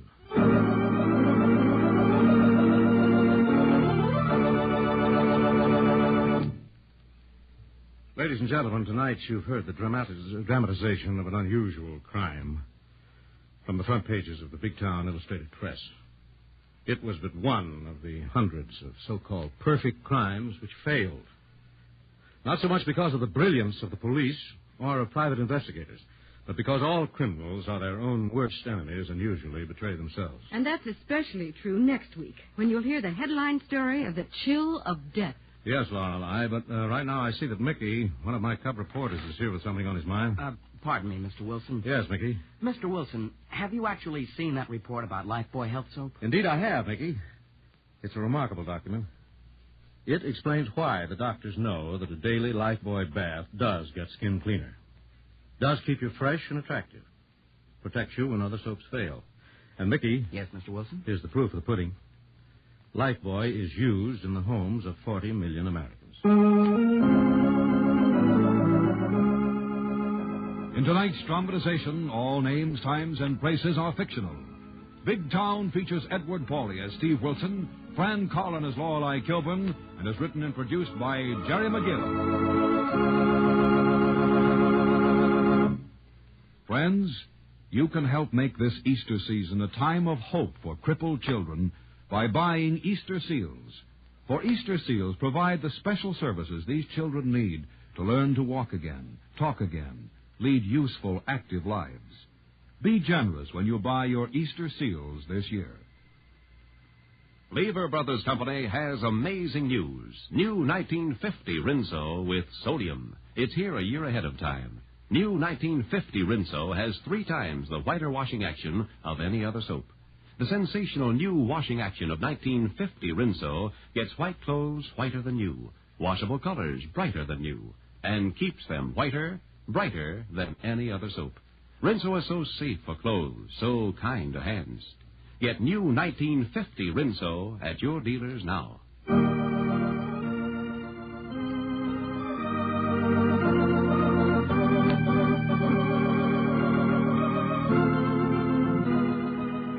Be sure and be with us again next Tuesday at the same time when Lever Brothers Company will again present Big Town.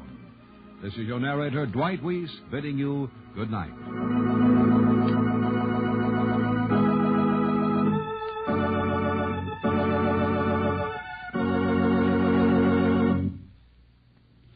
This is NBC, the National Broadcasting Company.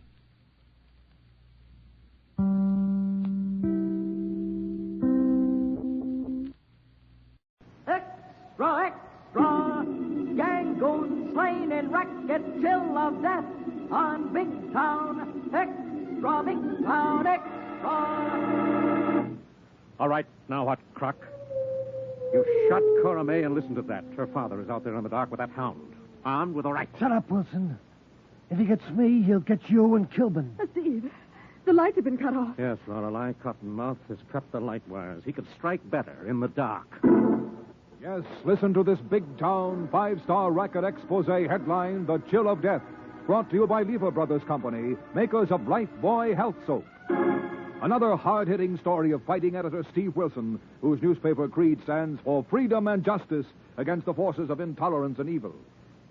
Freedom of the press is a flaming sword, that it may be a faithful servant to all the people. Use it justly, hold it high, guard it well. Now to Big Town and tonight's strange story of retribution that caught up with the killer in a luxurious hideout in the sunny Southland, but began in a suite of rooms in the old Grand Hotel, notorious hangout of Big Town gamblers and racketeers. Look, Rocky, don't give me orders. Croc left me in charge of the numbers racket. Yeah, but he told me to see you didn't try taking it over. And he told me to see you didn't line up the bookie take for yourself like you're doing. You're a liar. Who's a liar, double-crossing slug? You're a liar. Shut up and sit down. We'll settle this later. That's what you know, Joe, at the setups. Let the punk in, Cora May. Sure, and you both better watch your step.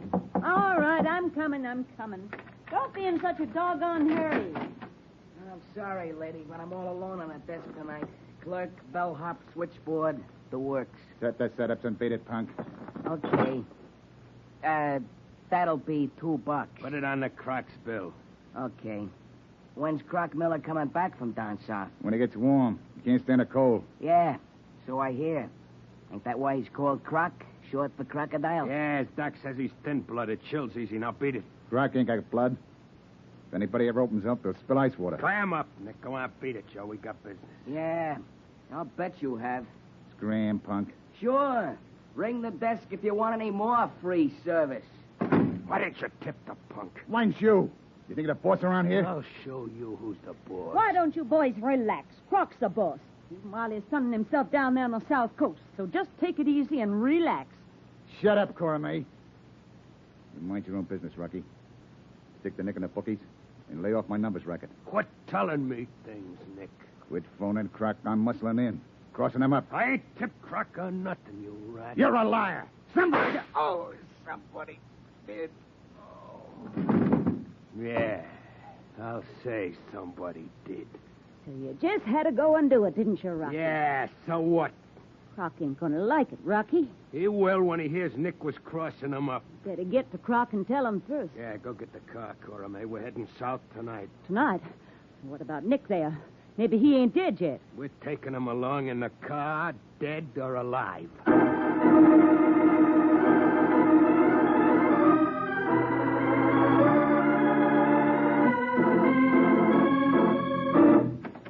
Hi, Steve. Anything on the hook for your wondrous girl reporter? Hello, Lorelei. Come in. Hi. Are you a fugitive from one of Fletcher's city desk assignments? I just finished one, thanks. The Convention of Travel Agents and their talk of tours to sunny lands had given me the urge to get away to warmer climes. Oh, sorry. We're all out of assignments to Florida, California, and Point South. Well, couldn't you manage... Uh-oh, your private line. Probably a tip from one of your tipsters. It'll take us to the North Pole. Oh, the waterfront, which would be just as cold tonight. Steve Wilson, Illustrated Press. I am Mr. Wilson. What do you know, Joe, at the Old Grand? What do you know, Joe? Maybe plenty, Mr. Wilson. I think two of Croc Miller's head hoods shot it out. Where, Joe? Up in Croc's suite in this AC-Doocy joint about an hour ago. An hour ago. Have you notified the police? Well, I didn't have no proof until after they left. Who left? Nick Collins, Rocky Kent, and a femme southern fry called Cora May. Who was shot, Joe? Rocky and Cora got Nick in a car. Said he was sick, and they headed south. They headed south? Are you sure Collins was shot? Well, I heard a shot after I took him some setups. They were having something out, and after they left, I pass-keyed myself in a Croc suite, and there was plenty of plasma on the rug. Well, that should be evidence enough, but are you sure they're heading south in a car? Yeah. On account of I heard Rocky tell the gal they could make it to Croc's beach house by tomorrow night, by driving without stopping. Thanks for the tip, Joe. You gonna follow it up, Mr. Wilson? Yes, Joe. We've been trying to link Croc Miller to several big-town rackets, and this may be the time to do it. Thanks very much, Joe, till you're better paid. But, Steve, Croc Miller is sunning himself in that fantastic hideaway of his almost 1,000 miles from here. Yes, Lorelei, but you wanted to take a trip, didn't you? South to the sun? Yes. Phone the airport and have them fuel the press plane for a takeoff early tomorrow morning. Why not tonight? I want to check a few big-town angles on a shooting between two of Croc's gunmen. And we can still be there when they arrive at Croc's hideout tomorrow night.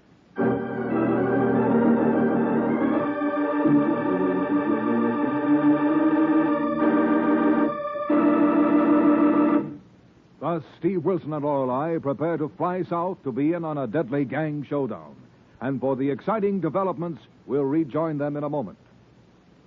Lifebuoy gets skin cleaner. Lifebuoy gets skin cleaner. And the cleaner you get your skin, the surer you are of being fresh and attractive.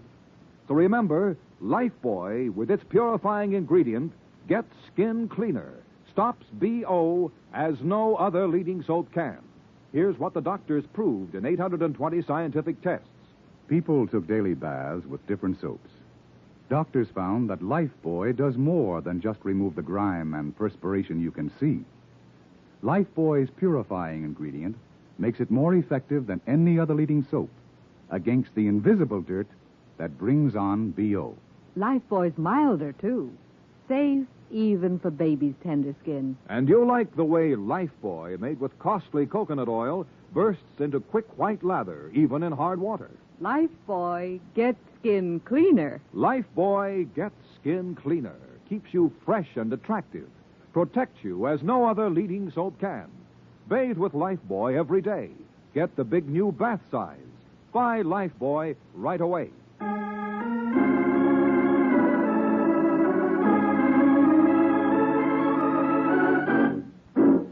Now, back to Big Town and tonight's racket expose, which has Steve Wilson and Lorelei winging southward in a fast plane belonging to the Illustrated Press. Say, Steve, there's the coastline. Well, we made it before sundown. Ah, now if we can only spot Croc Miller's private landing field before dark. Yes. We should be able to get to him before his big town stooges arrive by car. This air map shows the field just back from the ocean beach and surrounded by a swamp. Right. It should be just ahead. Keep your eyes open, Lorelei. It's only a small field. Oh, I see something. Looks like a concrete strip parallel to the ocean and a big white house. That's it. I'll drop down. Fasten your safety belt in case I've forgotten how to land this crate. I hope not. The wind's right to go straight in. That's Miller's place, all right. It was featured in a magazine in all its phony splendor. Yes, their way of showing that crime and rackets don't pay. Yes. neglecting to point out that the place is a flimsy stucco shell set in an isolated swamp for protection against Miller's enemies. Oh, but that beautiful, sunny white beach, Steve. Yes, but Croc can't enjoy it without the shadow of an armed bodyguard near him. Well, I hope we get a chance for just one swim in that warm blue water before we have to fly back. You may in the morning, but I doubt if we'll get out of here tonight, whether Croc's goon guns arrive by car or not. Oh, hold your lovely hat, my lovely. I'm going to set her down. Oh, that's perfect, Steve. Couldn't have done better myself. Getting out of this small field may be something else. Steve, you better stop here. We have a reception committee of one waving us down with a rifle. Yeah, so I see. Better stay on the plane. Oh, listen to that surf roll in on the beach. Well, that will have to wait, Lorelei. This character rolling toward us with that rifle doesn't act like a greeter from the local Chamber of Commerce. Moves like a snake. Good evening. Hey, you get out of here, mister.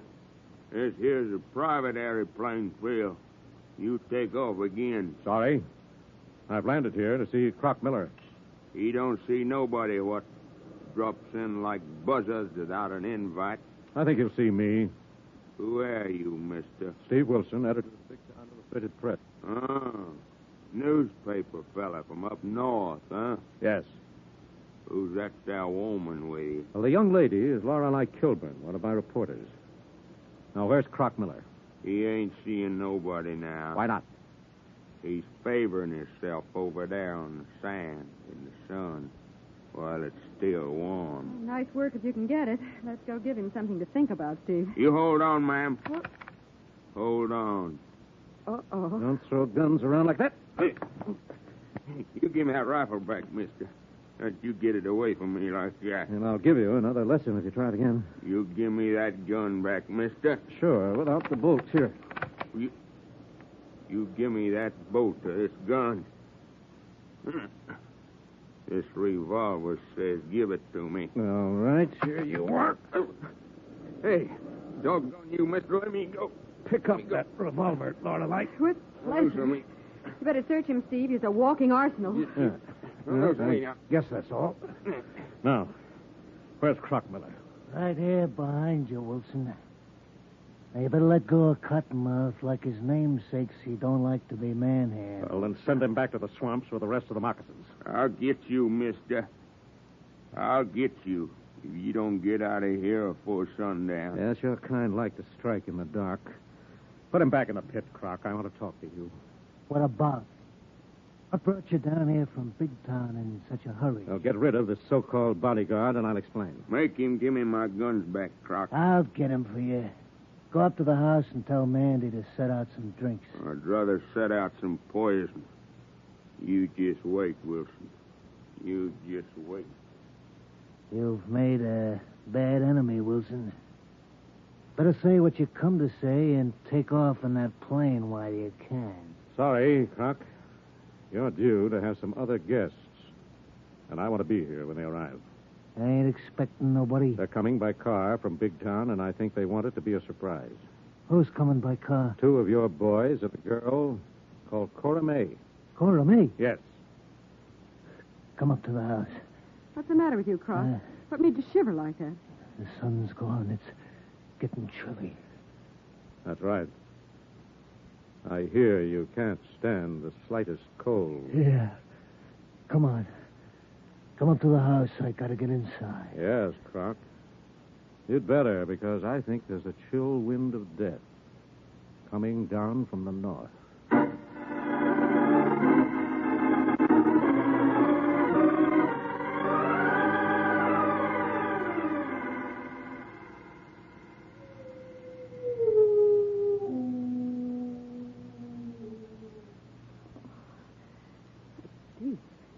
Dismal place this is now that the sun's gone down.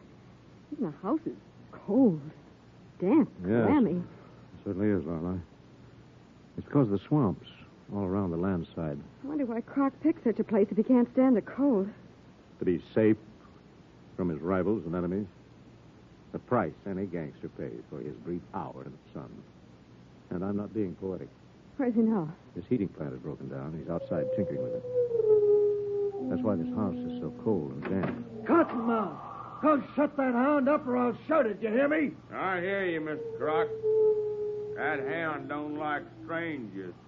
He's saying maybe somebody gonna die tonight. Cut that kind of talk. Go phone town and get somebody out here to fix my heating plant. They won't come tonight. Well, phone them anyway and keep that hound quiet. Looks like you'd have been better off in your suite in the old Grand Hotel in Big Town, Croc. Yeah. What brought you flying down here in such a hurry, Wilson? You haven't got nothing on me. No. You've been pretty clever in covering up your racket connections, Croc. But when your front men fall out over the division of your rackets, a lot of things can happen. What's that, Wilson? I told you Rocky, Nick, and a girl called Cora May are on their way down here in a car. So what? My pals drop in every once in a while. Not unannounced. They'll be announced before they get within a mile of here. How do you arrange that?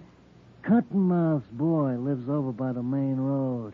And nobody comes through the swamp road without his phoning in first. You really trust your friends and guests, don't you, Croc? So can you trust Cottonmouth and his son? I don't have to trust anybody as long as I got this right. Oh. So even here, in your so-called tropical paradise, your happy vacation hideaway, you have to carry a gun. What do you do, Croc? Even sunbathe on the beach with that shoulder holster strapped on you? Yeah. Now I want to know what brought you two news hounds flying way down here. News hounds are also supposed to have a sixth sense, Croc. Perhaps it's the same thing that's making that hound out there howl at the moon. What's that, wise guy? The smell of death. Cottonmouth, answer that phone. I heard it. I'm getting it out in the hall. That may be your guest, Croc. They've had time to get here from Big Town if they drove without stopping. Shut up, Wilson. If it's Nick and Rocky, tell Judd to let them come on out. What about the girl called Cora May? How do you know so much about who's coming? We have birdies who tell us when the underworld apes of the big town jungle start fighting among themselves. What happened up there? Oh, come on, you two, give. I think you'll get the whole story firsthand in a few minutes, Croc.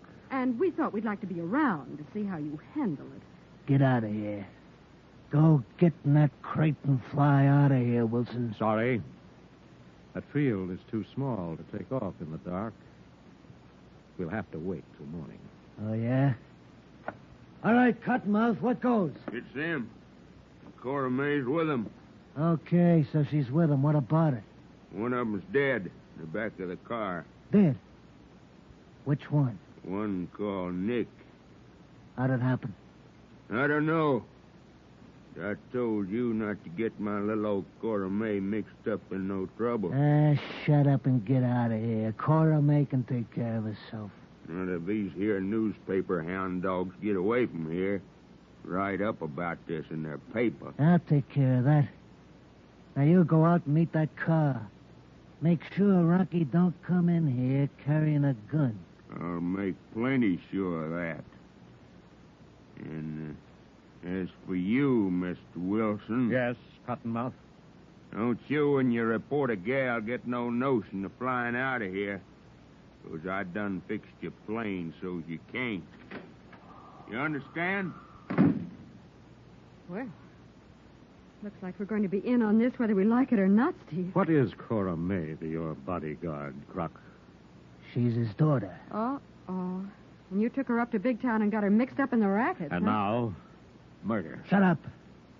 She's no swamp angel. She's a smart, tough dame, and she can take care of herself. Yes, but can you? Cottonmouth doesn't look much like a father, but he's acting like one. And he's liable to forget he's supposed to be your faithful bodyguard. Shut up, Kilburn. Now listen, Wilson. You're after a story. I'll make a deal. What is the deal, Croc? If Rocky shot Nick, you can have him. Take him back to Big Town with you and get yourself a scoop. Oh, the old double-cross, Croc. The sellout to save your own rotten hide. No, thanks. There's no room in the press plane for that killer. Okay. Cottonmouth ain't forgot you took his guns away from him this afternoon. Maybe I can get him to take you hunting in the swamps tonight. Hunting what? Maybe what that hound dog is sniffing in the wind.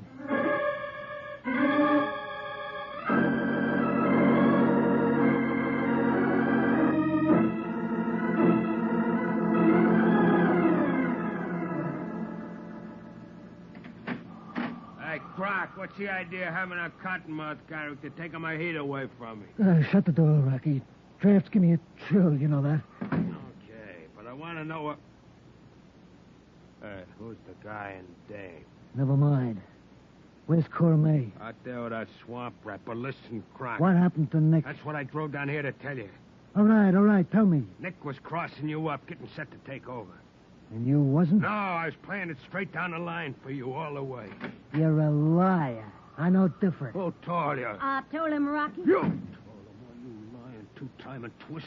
You were playing along with Nick, getting set to cross up me and Croc. What about that, Cora May? Croc, honey, you know I wouldn't try anything like that on you. After all you done for me. Took me out of this here swamp to the big city. Give me a good job just watching them city crooks you got working for you. Don't believe her, Croc. Don't trust her. She's as slippery as her old man and twice as mean. Listen to him, Croc. He's mad because I wouldn't play with him to cross you up. Hey, who's that snappy gal, Croc? What's she doing here? Not enjoying the surf and sunshine, Cora May. And you better start talking yourself out of this mess before you get in any deeper. That's right, Lorelei. I'm afraid that when these three stop talking, there's liable to be shooting. Who's the big wise guy, Croc? A newspaper guy from Big Town. Wilson. Wilson, the racket buster. What's he doing here? We heard about your little shooting spree at the old Grand Hotel, heard you were driving south, and flew in ahead of you. Croc, are you nuts letting a nosy in on this? Forget about Wilson and the Kilburn dame. I got a notion they ain't gonna matter. Not to you, Rocky. Why not? Because Croc has offered you as the fall guy to take back to Big Town for the murder of Nick. Come here, Cora May. Croc, make him let go. Let him have it. Break away from him. Get out of the way. Can't get loose.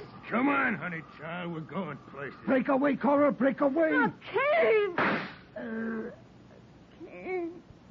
Pappy. Come on, Croc. You can have her. Laurel, I see what you can do for that girl. Yeah, but you stay put, Wilson. Don't open that door again.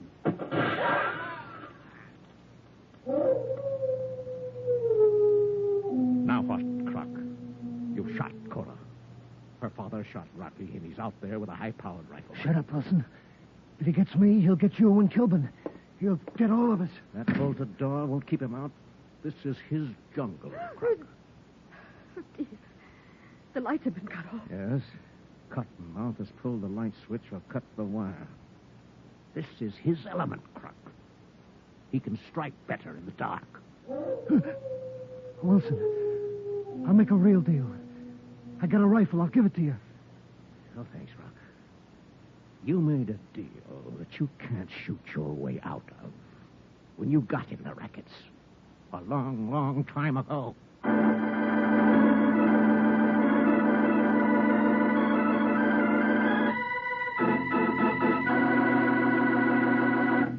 Thus, Steve and Lorelei are caught in the middle of a savage showdown, and for the ironic payoff, we'll rejoin them in a moment.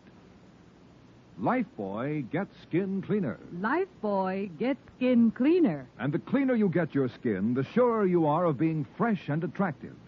So remember, Lifebuoy, with its purifying ingredient, gets skin cleaner.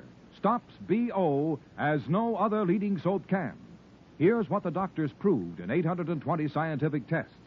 People took daily baths with different soaps. Doctors found that Lifebuoy does more than just remove the grime and perspiration you can see.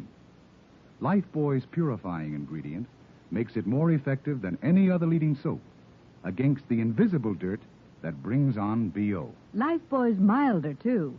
Safe even for baby's tender skin. And you'll like the way Lifebuoy, made with costly coconut oil, bursts into quick white lather, even in hard water. Lifebuoy gets skin cleaner. Lifebuoy gets skin cleaner, keeps you fresh and attractive, protects you as no other leading soap can. Bathe with Lifebuoy every day. Get the big new bath size. Buy Lifebuoy right away.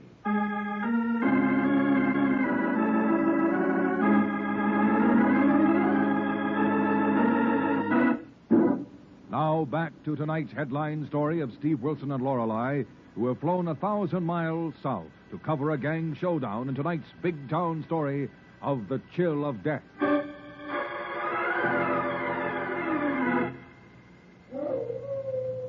Wilson, don't pull out of here. Don't leave me alone in this forsaken dump with that crazy swampy waiting for me out there in the dark. Sorry, Croc, you picked this place for a hideout. You hired Cottonmouth for a bodyguard. And you shot his daughter trying to kill Rocky. Rocky pulled her in front of him when I shot at him. That won't matter to Cottonmouth. He hates you like poison for getting Cora May mixed up in the murder of your other gungo, Nick. Steve. Yes, Laura. How's Cora May? I can't be sure in the dark, but I think she's dead. That done it, Croc. Now Cottonmouth will hunt you down like the stupid, murderous animal you are. He hates you too, Wilson. You took his guns away, made a fool of him. You can't do that to a swampy. He'll kill you and kill them too. Not if I can help it. Where's your telephone? There's an extension phone on a table behind you. By the window. Thanks. Well, what are you going to do? Phone for the local law and... Steve. It's all right, Lorelei. He must be... Hello, operator. Put down that phone, Wilson. You ain't calling the local cops out here to take me in. Don't be a fool, Croc. If the police don't come, your pet bodyguard will kill you. It doesn't matter, Lorelei. This phone is dead. Dead? Yes. Cottonmouth must have cut the line when he cut the light wires. Wilson, I tell you, there's a loaded rifle over the fireplace. Take it. Help me get that crazy fool before he gets us. No, thanks. Your pal Cottonmouth seems to be able to see in the dark. We're staying right here in this room until daylight. He'll get us. He'll get all of us. Quote and unquote. Keep down, Lorelei. Keep away from the window. It's getting cold in here. That broken window, I can't stand the night air. Keep away from that window or you'll never be warm again, Croc. Never bask in the sun of this fool's paradise again. Hey, the back door to the hall. I didn't bolt it. It's too late. Get on, Lorelei. It's too dark. I can't see him, Steve. Be quiet. I've come for you, Mr. Croc. Seen you shoot my daughter, Cora May. Where are you at? You miss me, you city hound dog. Oh. You're behind that there chair, are you? Yes, you dope.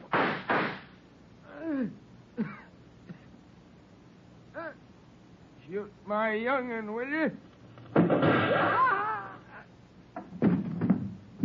Now, where's my young'un?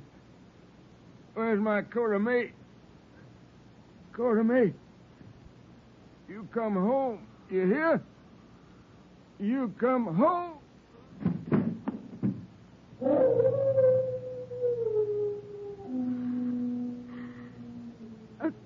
Steve. How awful. Steady, Lorelei. Wait till I light a candle. There's a couple on the fireplace mantel. All right, but I don't think there's a thing we can do for any of them, Steve. No. I'm afraid they've played out the old racket game of dog eat dog to the final bitter end.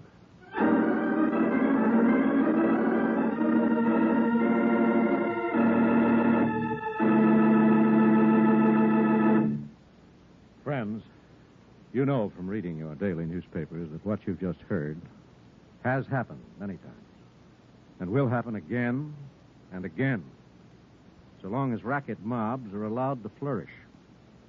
You can help prevent it by cooperating with your law enforcement agencies, local committees, and by refusing to pay tribute to rackets in any form. What about next week's big town assignment, Dwight? Next week, we're going to dramatize another headline story captioned The Deadly Gimmick.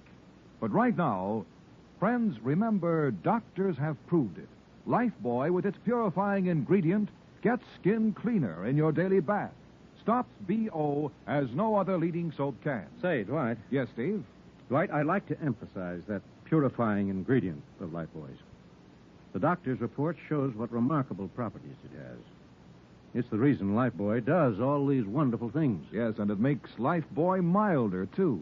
The purifying ingredient. That's one more reason why Lifebuoy is used in the homes of 40 million Americans. Get Lifebuoy right away.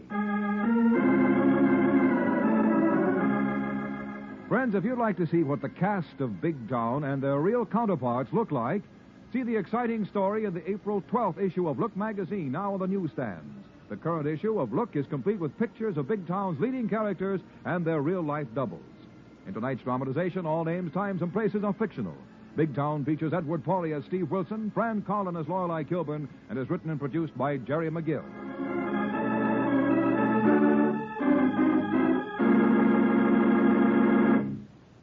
Lever Brothers Company has amazing news. New 1950 Rinso with sodium. It's here a year ahead of time. New 1950 Rinso has 3 times the whiter washing action of any other soap. The sensational new washing action of 1950 Rinso gets white clothes whiter than new, washable colors brighter than new, and keeps them whiter, brighter than any other soap. Rinso is so safe for clothes, so kind to hands. Get new 1950 Rinso at your dealers now. Be sure and be with us again next Tuesday at the same time when Lever Brothers Company will again present Big Town. This is your narrator, Dwight Weiss, bidding you good night.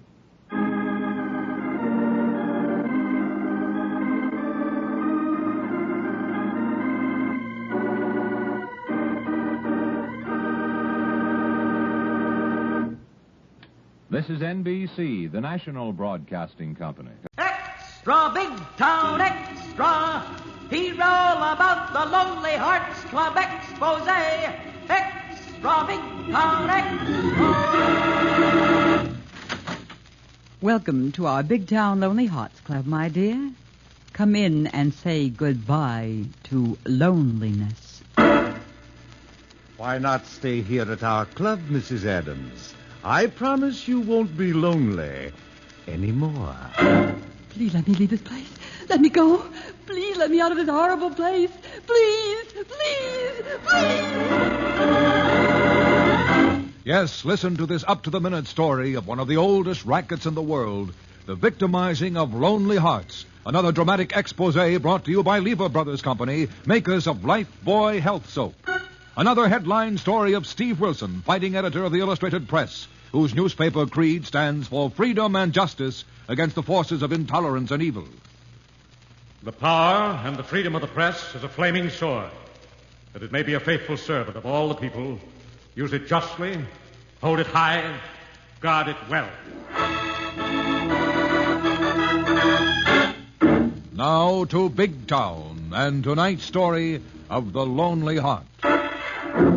A great city can be a very lonely place. Thousands, young and old, disconsolate and lost, seek friendship, companionship, or romance, and find happiness. But the helping hand can also lead the lonely heart to tragedy, despair, and death. Such is the background of Steve Wilson's story that began as a young girl rang the bell of a large brownstone house in the once fashionable section of Big Town.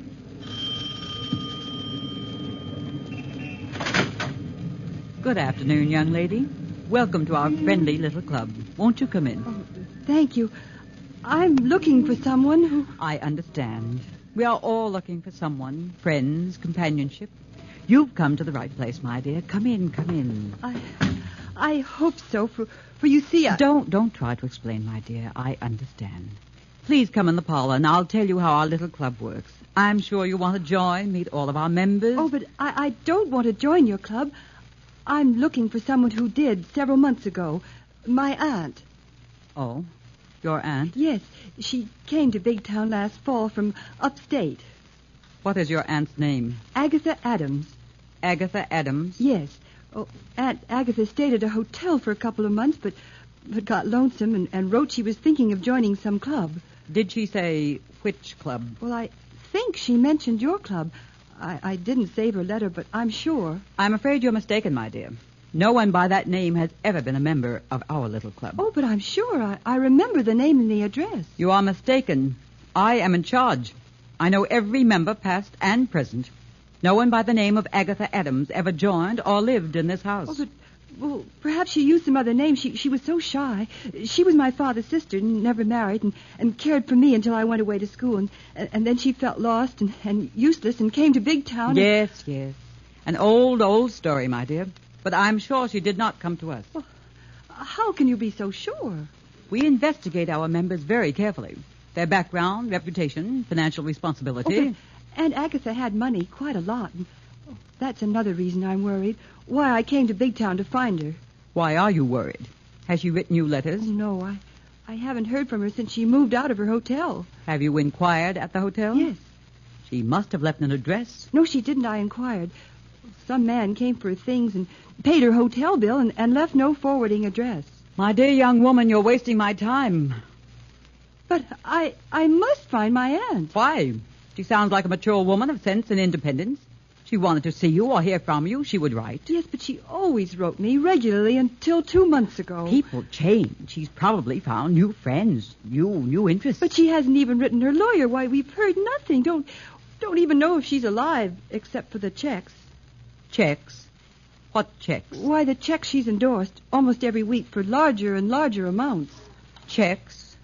For how much? Almost $10,000. $10,000? Almost half of all she has. Oh, I'm sure something's wrong. Something's happened. Young woman, I don't like your insinuations. This is a respectable club. And I tell you, your aunt is not here.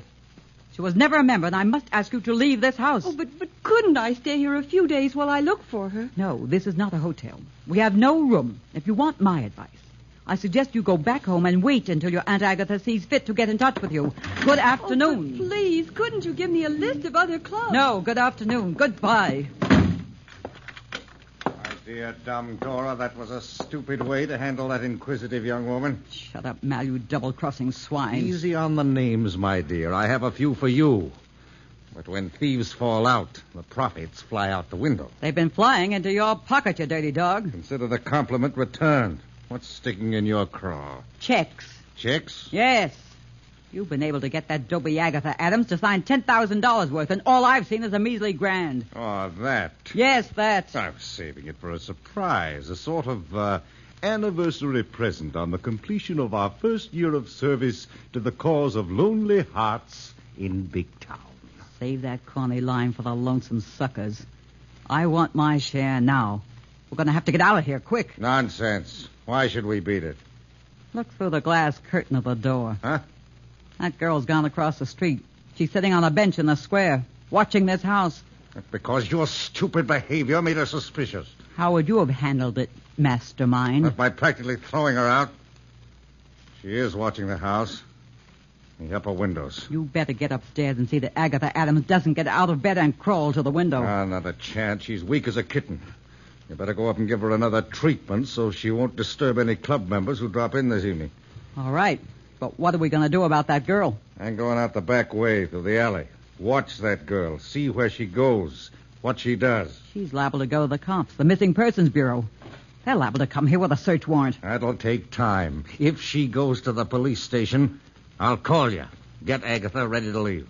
She's so weak she can't walk. We'll take her in a cart in the station wagon. Where? Out to the cottage up the river. Then what? Suppose she dies on us. Quit jittering. So what if she dies? That won't be the first one. Now get upstairs and get her ready. You wait a minute, Mal. You give me my share of the $10,000 you got out of her already. Hey, what's the matter? Don't you trust me, Dora? Like a rattlesnake. I told you to take it easy on names. Now, go take care of Aunt Agatha while I go see what we've got to do about her nosy little niece.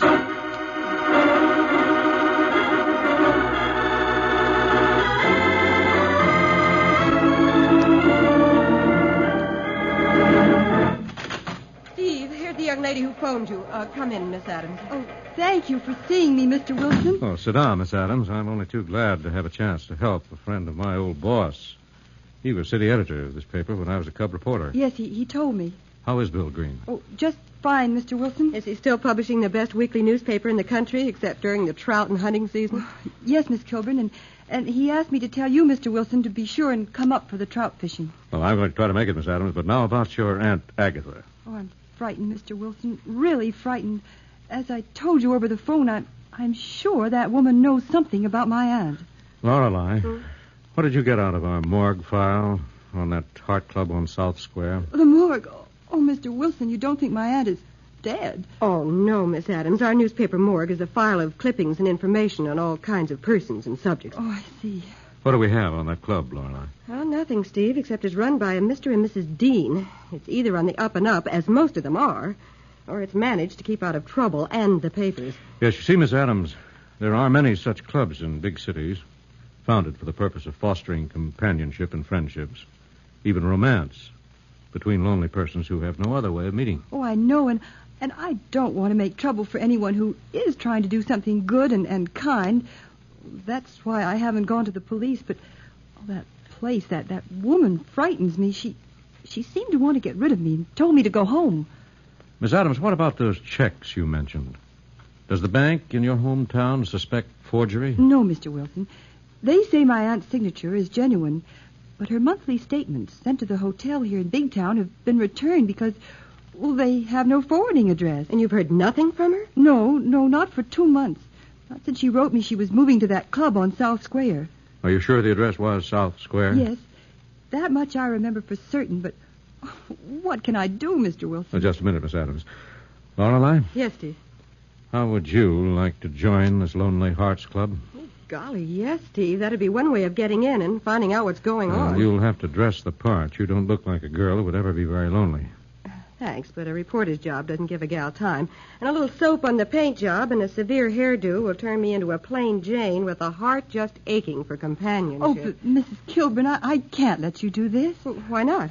Well, because, there's something else I haven't told you. Oh? What's that, Miss Adams? Well, after I left the square and phoned you, I think I was followed.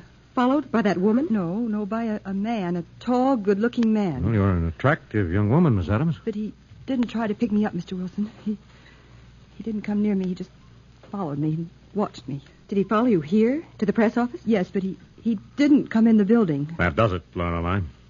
I think you better stay here, Lorelei. And, Miss Adams, I'll go along with Miss Kilburn. Oh, but, Steve, it'd be a dead giveaway if we went there together. Yes, but I don't like the looks of this. And I don't think you'd better go to that house alone. Well, then let me take Harry the hack. He can hang around the square and keep an eye on the house while I get the lowdown on the setup. All right. I pick up Harry and get down there. Will you be here in case I get anything? No. Give me a good description of your shadow, Miss Adams. Well, he's tall and dark, and wearing a tan hat and tweed suit and a sporty-looking polo coat. Well, that'll be enough. You'd make a good reporter, Miss Adams. I'll wait here in my office, Miss Adams. Come on, Lorelei. If that man is still waiting, I think he'll also lead me to the house on South Square. Let's go.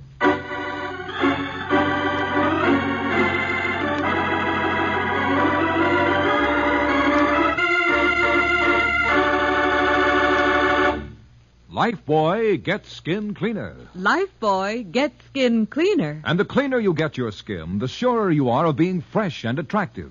So remember, Lifebuoy, with its purifying ingredient, gets skin cleaner, stops BO as no other leading soap can. Here's what the doctors proved in 820 scientific tests. People took daily baths with different soaps. Doctors found that Lifebuoy does more than just remove the grime and perspiration you can see. Lifebuoy's purifying ingredient makes it more effective than any other leading soap against the invisible dirt that brings on BO. Lifebuoy's milder, too. Safe even for baby's tender skin. And you'll like the way Lifebuoy, made with costly coconut oil, bursts into quick white lather, even in hard water. Lifebuoy gets skin cleaner. Lifebuoy gets skin cleaner, keeps you fresh and attractive, protects you as no other leading soap can. Bathe with Lifebuoy Health Soap every day. Get the big new bath size. Buy Lifebuoy right away.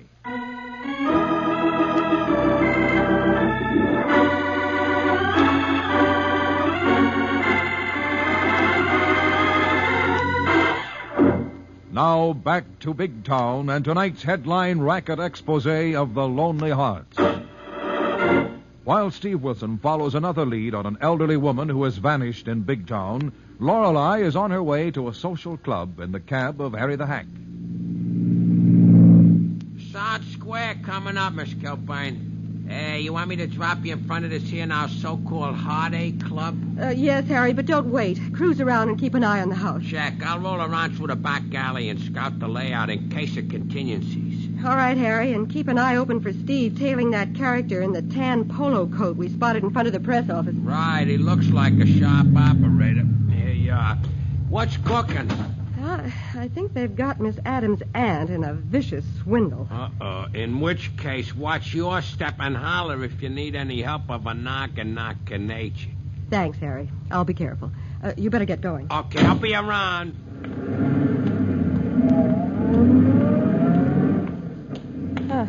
Front room curtains moved. My arrival has been duly noted, and I shouldn't have to wait. Now here's where I go into my act.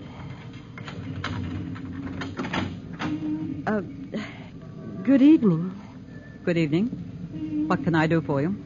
Why, I heard about your friendship group, and I thought I'd like to see your club. Oh? Who told you about our club?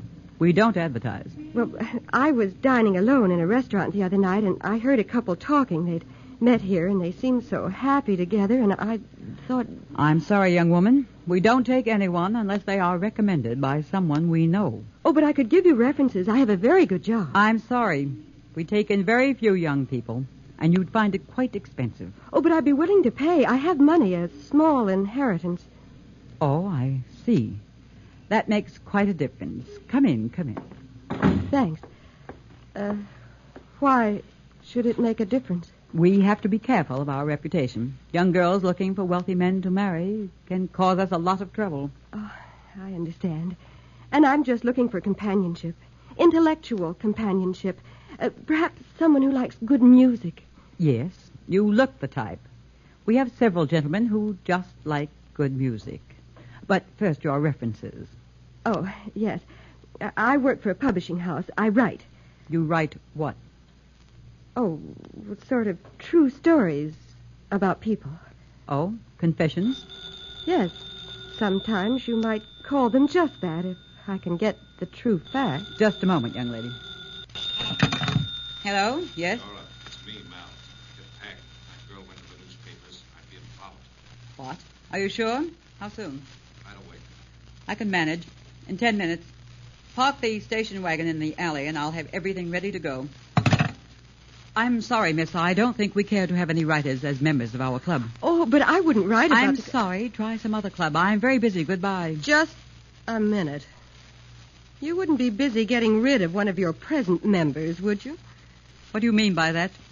What kind of an act have you been putting on? What kind of act are you putting on in this plush trap for the lovelorn? Just who are you, and why are you here? I'm Lorelei Kilburn, and I do work for Steve Wilson, a newspaper editor. Newspaper? Yes, and I am a writer. A crime reporter. Crime reporter? Yes, and by your actions, it looks like I've come to the right place. What are you talking about? What crime are you talking about? Didn't your partner in the polo coat just phone you that Mary Adams went to the Illustrated Press? Didn't he just tell you that you had to get Agatha Adams out of this house? Why, you nosy little twist. Where is Agatha Adams? There's nobody by that name here. Well, there won't be in another few minutes if you and your partner can manage to get her out of here. Now, get out of the way. I'm going up the stairs. Oh, no, you don't. Let go, Mrs. Dean. Like nothing. See? You're big, but I happen to know a little about judo, and in that kind of contest, the bigger you come, the harder you'll fall. Now, get out of the way. No, you don't, Kilborn. You don't.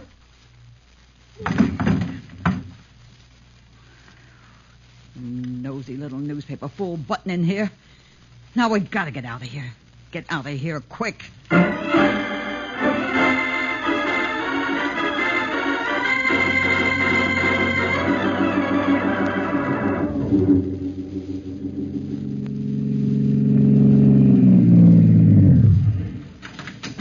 Hey, boss. Mr. Wilson. Yes, Harry. Where's Lorelei? In that house around on the square. You telling the station wagon that just pulled in the alley a minute ago? Yes, Harry. The driver is the man in the polo coat who followed Miss Adams to the press office. That's what I figured. What's he up to? I don't know. I trailed him from the press office to the garage where he picked up that station wagon. I think he spotted me because he made a phone call and tried to shake me in traffic before he cut back here. Well, you sure got him cornered in that alley, boss. Oh, how so, Harry? That's a blind alley running behind the houses on the square. He's got to come back out this way with that suburbia jalop. That's a lucky break, Harry. Where's your hack? Parked right over there across the street. Perfect. Drive in that alley and block this exit. Don't let that station wagon out of there until I can get into that house and see what's going on. Fear not, boss. And if that polo-coated polecat comes out and gives me argument, I will restrain him with my trusty noggin. No, Harry. We have no proof he's involved in anything criminal and no right to stop him if we had. Just block the alley. Keep him from rolling that station wagon until we can find out if Agatha Adams is in that house.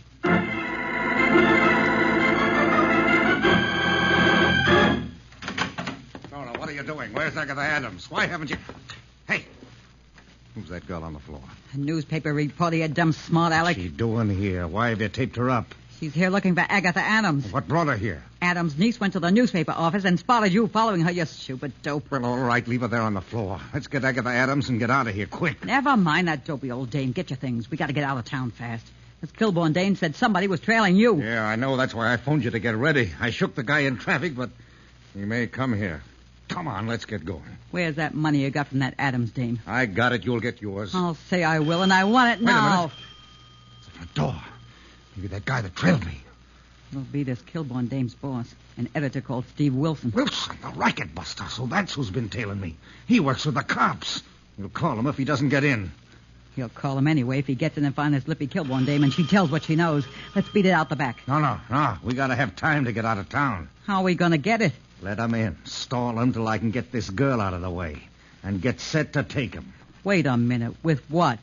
You ain't using no gun and getting me mixed up in no murder. Shut up! Go stall him, then bring him in here. These fire tongs will cut him down to size and shut him up till we can get out of the state. You better hope. Get that Kilbourne dame in the back room and get set. Just a minute. Just a minute.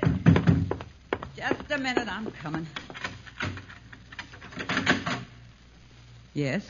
What is it? Good afternoon. Are you Mrs. Jean? Get here. It's the idea you're pushing your way into this club. Let's call it bad manners. Where is Miss Kilburn? I don't know any Miss Kilbourne, and this is a private residence. It's a club and licensed as a public boarding house, and I want to see one of your residents. Who do you want to see? I intend to find Miss Kilburn, one of my reporters who came in here a few minutes ago. Oh, a girl reporter. Why didn't you say so? Where is she? Right in the sitting room, just down the hall, interviewing my husband. Good. I want to ask him a few questions myself. Go right ahead, Mr. Wilson. I'm sure he'll be glad to see you. Walk right in. He has an answer for all your questions. Step right this way.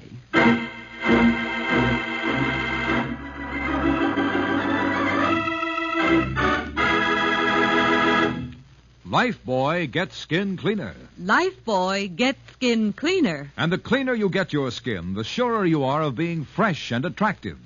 So remember, Lifebuoy, with its purifying ingredient, gets skin cleaner. Stops BO as no other leading soap can. Here's what the doctors proved in 820 scientific tests. People took daily baths with different soaps. Doctors found that Lifebuoy does more than just remove the grime and perspiration you can see. Lifebuoy's purifying ingredient makes it more effective than any other leading soap against the invisible dirt that brings on BO. Lifebuoy's milder, too. Safe even for baby's tender skin. And you'll like the way Lifebuoy, made with costly coconut oil, bursts into quick white lather, even in hard water. Lifebuoy gets skin cleaner. Lifebuoy gets skin cleaner, keeps you fresh and attractive, protects you as no other leading soap can. Bathe with Lifebuoy Health Soap every day. Get the big new bath size. Buy Lifebuoy right away.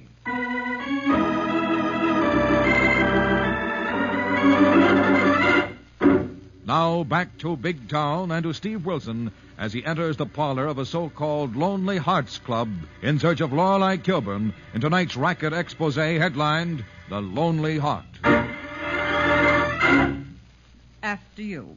Go right ahead, Mr. Wilson. Your reporter, Miss Kilburn, is in the parlor interviewing my husband about our little club. Thank you, but I think you'd better come along with me, Mrs. Dean. Why should I? I'm busy. I have to get things ready for our club meeting tonight. That can wait. After you, Mrs. Dean. Very well. But you've no right to come crashing in here and ordering us around. Malcolm. Yes, my dear Dora? This is Mr. Wilson of the Illustrated Press. He wants to ask you a few questions about our club. Why, certainly. Come in, Mr. Wilson. Thanks very much.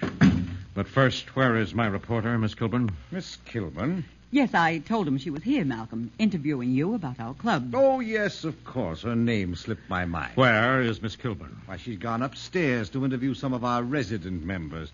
Won't you sit down and wait? No, thank you. Do you mind telling me what you're doing with those fire tongs, Mr. Dean? Fire tongs? Oh, I was about to build a fire in a fireplace. It's getting rather chilly in here. Yes, very chilly. What have you done to Miss Kilburn? Where is she? I told you she's upstairs. Upstairs with Agatha Adams? I don't know what you're talking about. Grab him, Dora. Hold him. No. Why, you murderous rat. That was meant for me. And there's a good chance you killed your wife with those fire tongs. I'll kill you for nosing into my business. Your racket. The filthy racket of preying on lonely men and women. Now, where's Miss Kilburn? Where is Agatha Adams? Right here in this house, but you're not going to get out of here. Phone the cops or send me to prison. Prison is too good for you, Dean. And if your wife dies, you'll be lucky if you don't go to the chair. If I go, it'll be for smashing your head. With those fire tongs. Oh, you slug, I'll break you. Not telegraphing your punches like that. Now, where's Miss Kilburn? Where you're going to be when I get through with you. All right. Let's see.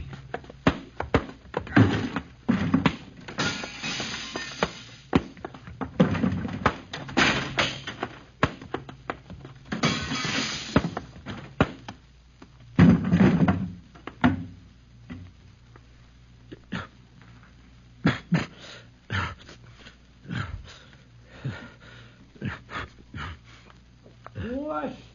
Mr. Wilson! Boss! What gives? What cook? Come in. Come in here, Harry. Holy moly, boss, what a wrecked joint. And boy, are you beat up. I'm all right, Harry. Hey, who's the dame on the floor and gory gent laying in the corner like a corpus delicti? The management of this rat trap, Harry. And where's Miss Kilburn? Open that other door, Harry. She may be in the back room. Oh, just take it easy, boss. You took quite a beating taking that guy. Hey, she's here, boss, on the floor, taped up like a mummy. Is she all right, Harry? Well, her eyes are open and snapping like snapping titles, so I guess she's okay. Wait till I get this tape off her mouth. Harry, is Steve all right? Where is he? Right here, my lovely. Are you hurt? Well, my dignity is hurt and my professional rep ruined, and I'll never live this down. Get the tape off my hands and feet, will you, Harry? Sure thing. Hold still. Oh, well, be careful of my nylons. Have you found Agatha Adams, Steve? No, Lorelei, but she's here in this house. She must be upstairs. Oh, the poor woman. I wonder what they've done to her. I'll phone Callahan of Homicide as soon as Harry gets you on tape, Lorelei. I'll go upstairs and get the lady of the Lonely Heart.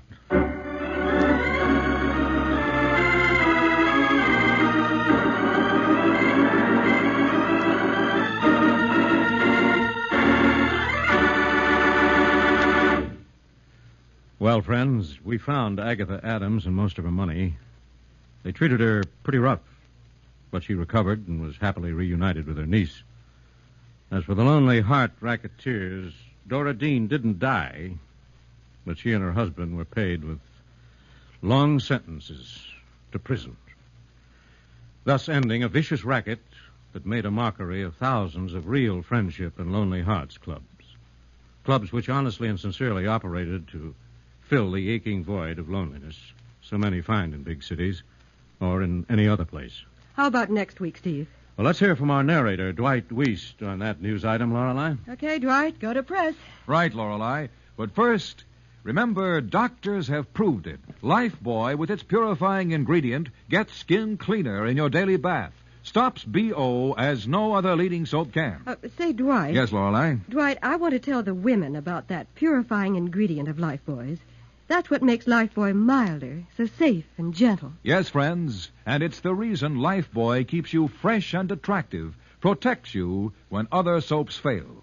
It's one more reason why today Lifebuoy is used in the homes of 40 million Americans. Get Lifebuoy Health Soap right away.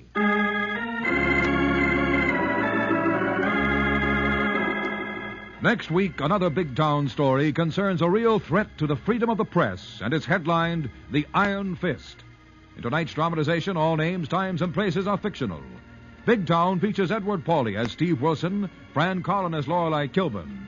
Special sound for tonight's show was created by NBC soundmen John Powers and Chester Hill, and The Lonely Heart was written and produced by Jerry McGill.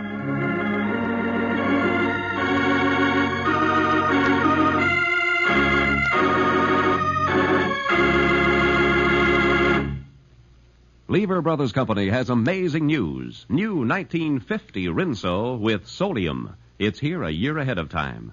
New 1950 Rinso has 3 times the whiter washing action of any other soap. The sensational new washing action of 1950 Rinso gets white clothes whiter than new, washable colors brighter than new, and keeps them whiter, brighter than any other soap. Rinso is so safe for clothes, so kind to hands. Get new 1950 Rinso at your dealers now. Be sure and be with us again next Tuesday at the same time when Lever Brothers Company will again present Big Town. This is your narrator, Dwight Weiss, bidding you good night.